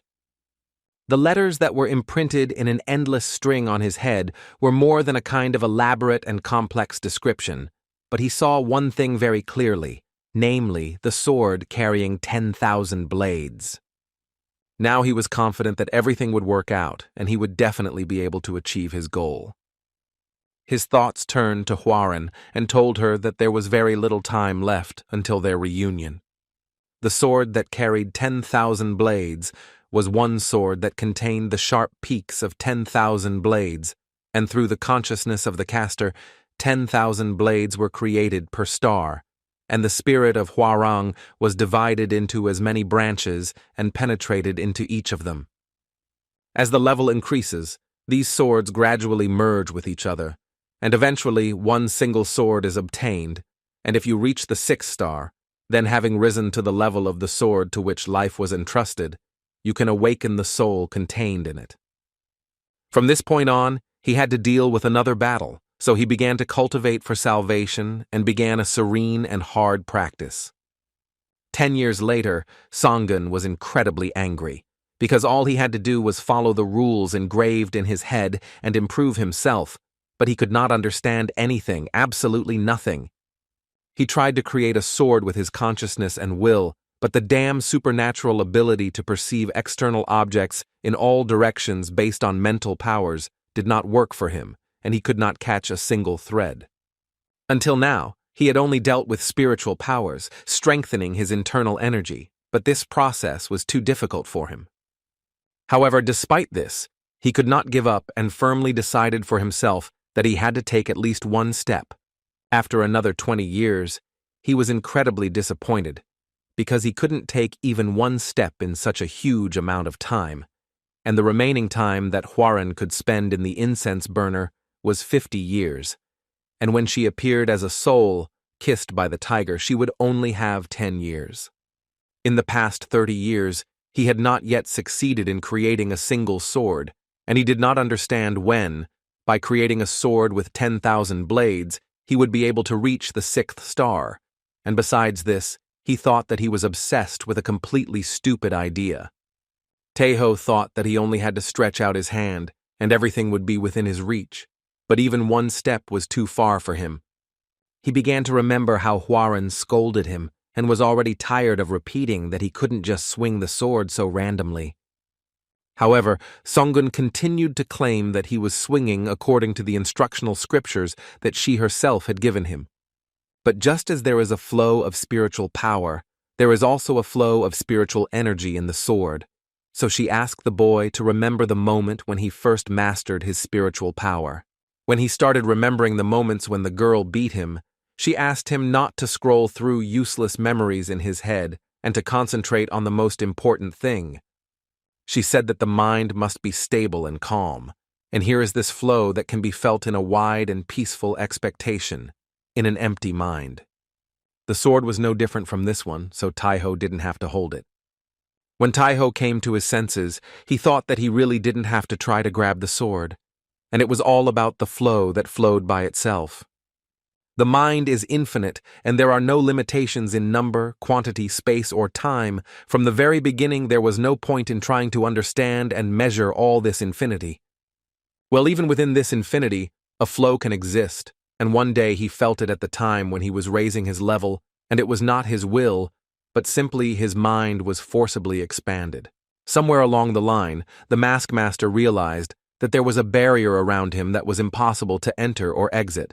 So he was simply wondering out loud, or was this barrier simply offering him the opportunity to quietly practice fencing? The moment he came here, the letter was imprinted in his mind, but it was not suitable for someone who had mastered heavenly techniques. The guy couldn't train any other way here, so he would have to master this art, and by now, Infantryman Taeho must have already started training like crazy, so the guy clearly couldn't keep up with him. At the same time, Taeho finally managed to do what he came to Turtle Mountain for. He took out his incense burner, summoned the spirit of Hwarang from there, and sent it into the sword that was forged by the flow of his heart in his mind, and released from his heart will finally pierce the heavens. After he managed to do this, he simply fell down, but he was still able to deal with the first star of the sword carrying 10,000 blades. Chonmun had already thought that the swordsmanship that was imprinted on his mind was one of the best secret techniques in Murim, and he felt an incredibly strong heavenly energy from all sides. He finally realized what the Kamran archipelago really was, and it turns out there is a reason why it is called a sacred place for those with the will to the sword. Well, even despite this, the guy didn't understand why everyone was crazy and just waving their swords all day long. And even though they weren't feeling hungry or tired, but due to the huge concentration of heavenly energy, It really looked like they were out of their minds. How could someone suddenly approach the guy during the day and ask him if he really doesn't have much time to stand around doing nothing and talk to the sides? He didn't understand what his interlocutor meant, but in a literal sense, if a guy puts all his efforts into honing his fencing skills, it will clearly not be enough. However, Chunmun was already a swordmaster, so he said that he would somehow figure out for himself where and when he should train. This made his interlocutor laugh, because everyone was just as confident in themselves, but in the end, they died without being able to awaken the sword until their very last breath, and when the technique is imprinted in your head, then there is a feeling that you can learn everything in the shortest possible time because the guy himself was once self-confident. But I wondered why this knowledge was imprinted in their heads and not written down on paper, and whether it was really possible to master the technique so easily. The technique in the boy's head must have been a secret fencing art, and Chongmun's interlocutor knew about it because the old man who was here before him had mastered precisely the secret fencing art. But he never managed to master this technique until the very last second of his life, so he was unable to escape from the archipelago where he eventually crashed, and so he decided to ask Chunmun, or did he know that he would not be able to escape from here until he mastered the technique that was imprinted in his head? From the expression on the Taoist's face, one could tell that he was absolutely shocked by this news, because he could not have expected such a turn of events. The man also added that once every 100 years the barrier is removed, allowing everyone to move freely throughout the archipelago, and at that moment he told him to be extremely careful not to die, because there were many who had dedicated themselves entirely to training, but who over time had completely gone mad. And one of the reasons why everyone trains like crazy is to survive the moment when the barrier finally disappears. Chunmun realized that he couldn't afford to sit idle, so he decided to study the formula in his head as soon as possible. At that moment, Tamwa appeared in front of Songun, threw a rag on the guy's face, and asked if it hurt. He decided to ask the girl where she learned this from, so she quickly figured out what was what, and said that she learned this from Hwaran.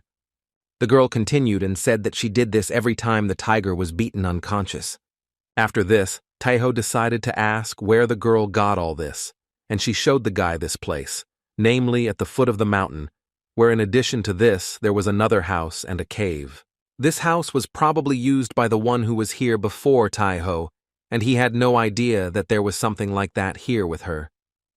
30 years have passed since he arrived here, so the guy thought that it was time to take a good look at this archipelago. Hwarang's soul was now sealed in the first star of the sword that carried 10,000 blades, so there was no longer any need to worry about it disappearing, and the guy himself barely found the time to look around. But there was no variety in his life, because due to the barrier, he was unable to go beyond the territory allotted to him, a quiet and deserted life, and if it weren't for some barely perceptible presence on the neighboring peak, he would have thought that he was in a completely different world. The guy was wondering who was on the other side of the mountain, and he also thought that they were both aware of each other's presence, and he was wondering if they ever met. Would they be enemies or friends? After thinking for a while, he decided to return to his training because he had only reached the first star, and he still had a long way to go to reach the 6th star. Of course, he didn't succeed the first time, but as he thought, this task turned out to be not an easy one. Suddenly, Tamwa appeared next to him and told her master that the barrier around them began to flicker strangely. And it is clear that the time has finally come when the barrier that bound all these people was finally removed. Therefore, it was clear that now, for exactly 1 whole year, real madness would happen. And of course, the first thing Chonmun's interlocutor did was attack him. But the guy didn't understand what he was doing. But after that, this guy said that he was that same crazy guy who attacked everyone around him, because when you are forced to endure this hellish training alone, here you can go crazy with just 1 lesson, and at least once every 100 years, he must give his sword the answer of someone's blood to feel alive. And besides, he thought that the 1,000 Wings artifact in Cheonmun's hands was a very valuable find, and he felt very sorry to just look at the treasures of Mount Cheon without trying to get his hands on it. And immediately after that, This crazy guy asked the Taoist to look around carefully and pay attention to the fact that now all the swords were pointed at him.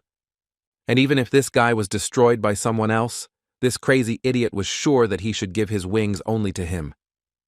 Taeho also realized that once 100 years the barrier is removed, and it turned out that today was that very day. Come to think of it, he was incredibly curious to know what Master Chang and Master Cheon were doing, despite the fact that they had been getting on his nerves all this time.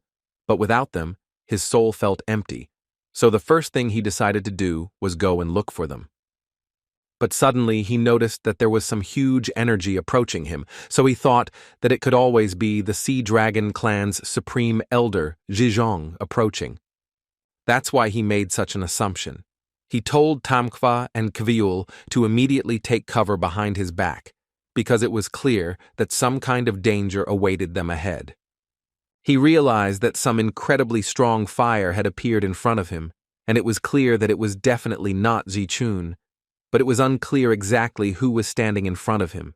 The guy realized that it was not a Taoist in front of him, but perhaps it could be a spiritual beast, but he was still unable to determine its affiliation. But he could say one thing for sure. This beast was a step higher than Taeho himself and was at the level of Engop. Songun did not know how to properly deal with this situation, but he simply bowed before this spiritual beast and told him that he was glad to welcome him. The man said that there was no need for these strict formalities because they were all on equal terms here.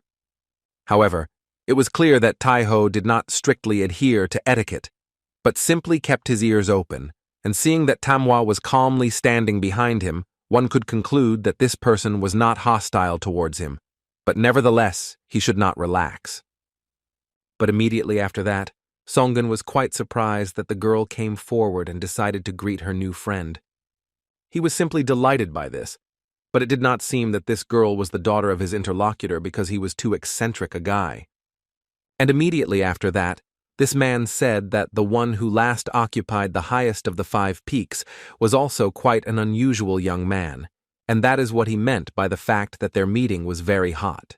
At that moment, Taeho immediately pushed the girl behind his back because this situation made him very tense.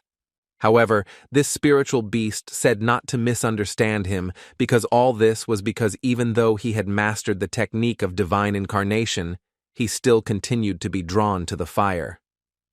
And after that, the first thing he decided was that he should introduce himself.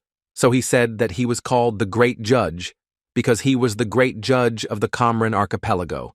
After all, he had been here the longest. When Songun also decided to introduce himself to his interlocutor, he said that it was completely unnecessary. Everyone here is a swordsman honing their skills, so there was no need to talk about who the guy was before, because on the Kamran Archipelago, both he and Taeho are just ordinary swordsmen. Having heard all this information, Songun told his interlocutor that then he could simply call him Tiger. This made the great judge laugh out loud, but he liked the fact that he could now call his interlocutor brother Tiger.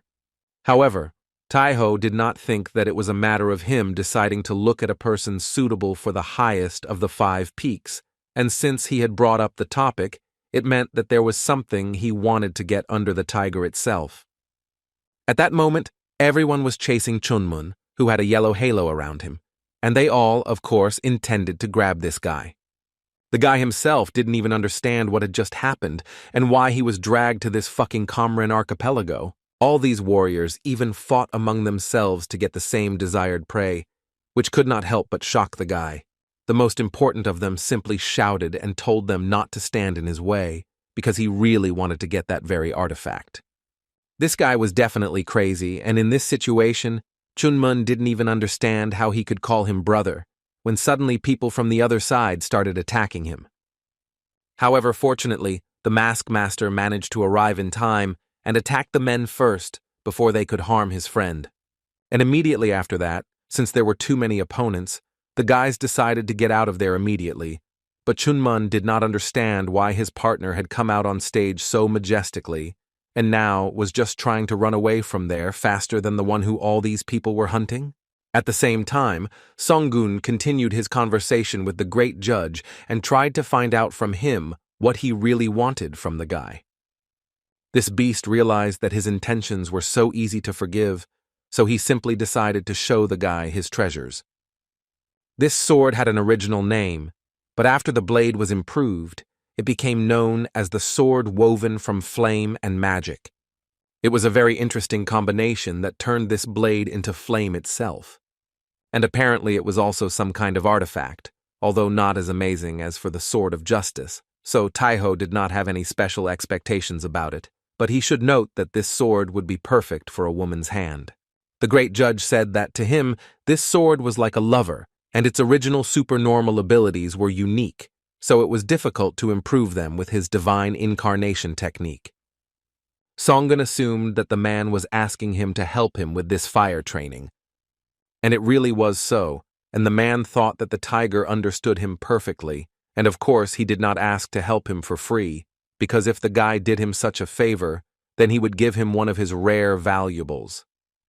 Training in the technique of divine incarnation gives excellent results, and the guy must have heard about it at least once, and they say that it manifests itself only when he absorbs a lot of dragon fire, namely dragon heat ginseng. For anyone who, like the guy, has approached the level of the Ngop, dragon heat ginseng is extremely necessary, and, by the way, at the peak where he lives, there are many useful substances, and there are spiritual pills, artifacts, and various treasures that he has collected over the past several thousand years. Therefore, the great judge said that if the guy helps him successfully complete this matter, then all this will become his, and he will give him absolutely everything that he currently owns. The fire dragon, which can melt rocks with just one breath, occasionally hides in a cave to shed its old skin.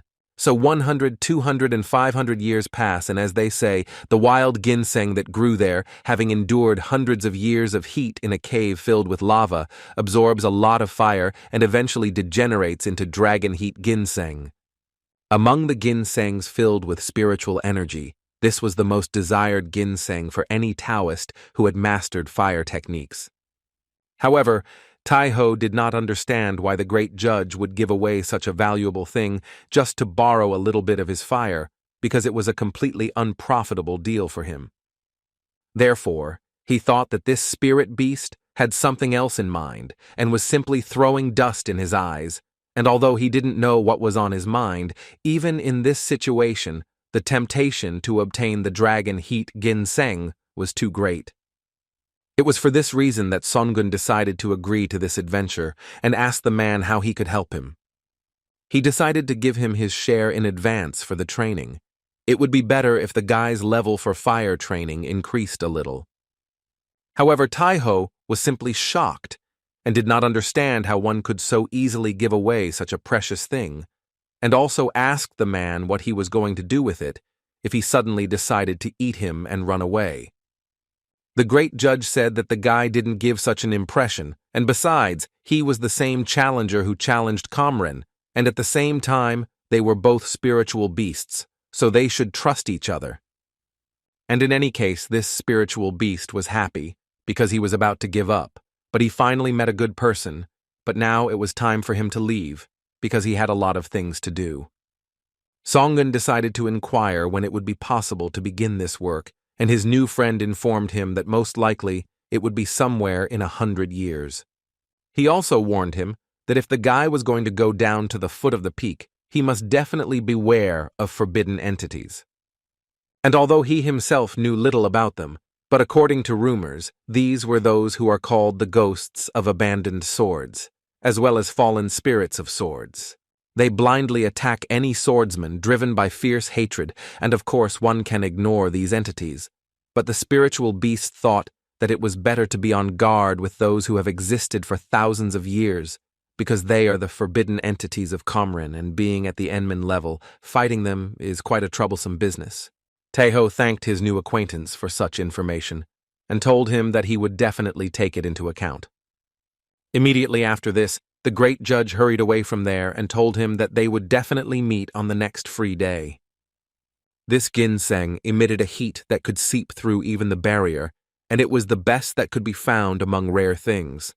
And it would be good to cultivate it after cloning it with Savaljahayan. But the guy couldn't pet Shen right now, so he decided to put it in the bottomless bag for now. Chamun and the Mask Master continued to run away from all these wars, and they were disappointed that these two came down in this particular place. They were very sorry to miss out on such prey right in front of their noses, but they did not understand that if they went there after them, then it would definitely be the end for them, and therefore most of them simply left there. However, there was still one who did not want to retreat, no matter what, and he also thought that these two guys must be Volnovani because they broke away from them, but they did not know for sure that the place where they would end up would become their grave. The ones below were indeed more glad that they had stopped being pursued, but it was still very strange because they stubbornly pursued them and tried to destroy them, but they still decided to go down to the very bottom and catch their breath. Changqian thought that they had definitely given up on the heavens for a special reason, so just in case, he said to stay on guard as much as possible. It was the right decision, so they just decided to slowly move forward and see what would be waiting for them there. Chonmun was worried about this mountain silence, and yet they still could not climb up again. Suddenly, some incredible monster began to walk towards them, and they took a defensive position. Songun at this moment also encountered a forbidden entity that was about to attack him. However, with the help of a sword carrying tens of thousands of blades, she decided to try to deal with this monster once and for all. And it looked like this monster was of the Enmol level, and apparently they blindly attack swordsmen because they have absolutely no intelligence, because he attacked him without hesitation, having the Enmen level. The last time he hit a rock with this sword, nothing happened, so he wondered what would happen if the target was a moving object. However, this sword did not strike his opponent, because this monster remained safe and sound, and not even in Israel because the guy was sure that he had cut him right in the middle. However, as it got closer to Taiho, this monster became weaker and weaker and eventually just fell down, and it was clear that it was no longer alive. And although outwardly there were no wounds on him, the guy still decided to use his abilities and used the golden effect of the fallen spirit and saw that his sword had passed through there, and the flows of internal ki energy had been cut. Now it became clear to him what exactly this sword does, namely, that it pierces non-material things, and this is what she meant. However, in any case, this creature should have died so easily, so Songun guessed that perhaps it was because there was a forbidden entity in front of him. After all, these were those who have a body, but are not close to either demons or spiritual beasts. And right after Taiho saw that these monsters were becoming more and more numerous, he asked Tamhua to eat them all and put them away at the same time. She was incredibly happy that her master allowed her to do this, so she immediately got to work and began to deal with all the monsters at once. The Mask Master and Chunmun had also encountered the forbidden entity, but they did not fully understand what exactly was in front of them, because they did not look like a wild beast or a demonic monster. One of these monsters decided to attack them, so Chunmun decided to use his abilities and attacked him with 1,000 wings. He dealt with one of them with ease and was sure that there was nothing special about it. But then he looked at his comrade and realized that something was definitely wrong. So he decided to ask the man what was making him sweat so much at that moment. And of course it was clear, literally in a second, that these forbidden entities began to attack them from all sides, and there was simply no end to them. The boys realized that the heavenly road was also blocked, and they had no way to escape from this trap. But the Mask Master told his comrade not to panic ahead of time. And immediately after that, he began to cut down one monster after another and shouted to Chonmun that he should throw back all those who attack him first. There were indeed a lot of them, but they were all in Mul level, so the guys should definitely be able to handle them. And indeed it was, however, Chunmun had only encountered monsters whose level was higher than his lately, so he had lost his composure without noticing. But when he convinced himself that he was just the cold-blooded calm Hwaseong, who had simply been confused by these creatures, things started to get much better for him. It was immediately obvious that the mastery of the 1,000 wings had clearly changed, so it could be assumed that it was the influence of the swordsmanship that was imprinted in the mind after entering this place. The guy himself mastered the art of attack, or to be able to defend himself without destroying anyone completely. But the technique that he saw when he found himself on Kamran was not much different from the one that he had studied earlier. Chop, swing, cut, and block, that was what the whole thing was about, and ultimately both attacking art and fencing technique have the same basis. And depending on how a person uses the acquired knowledge, a weapon can become either a deadly sword or a sword that saves people. They were being attacked by endless crowds that had no end in sight. Despite the fact that they both had the Hwansong level, such pressure was clearly felt. And besides this, some incredibly huge creature appeared in front of them, which did not stop calling out to the sword masters. And unfortunately, this incredibly huge monster managed to deal a really serious blow to Chonmun. And after that, he ordered the mask master to stand still and not move. Otherwise, it would definitely be the end for them.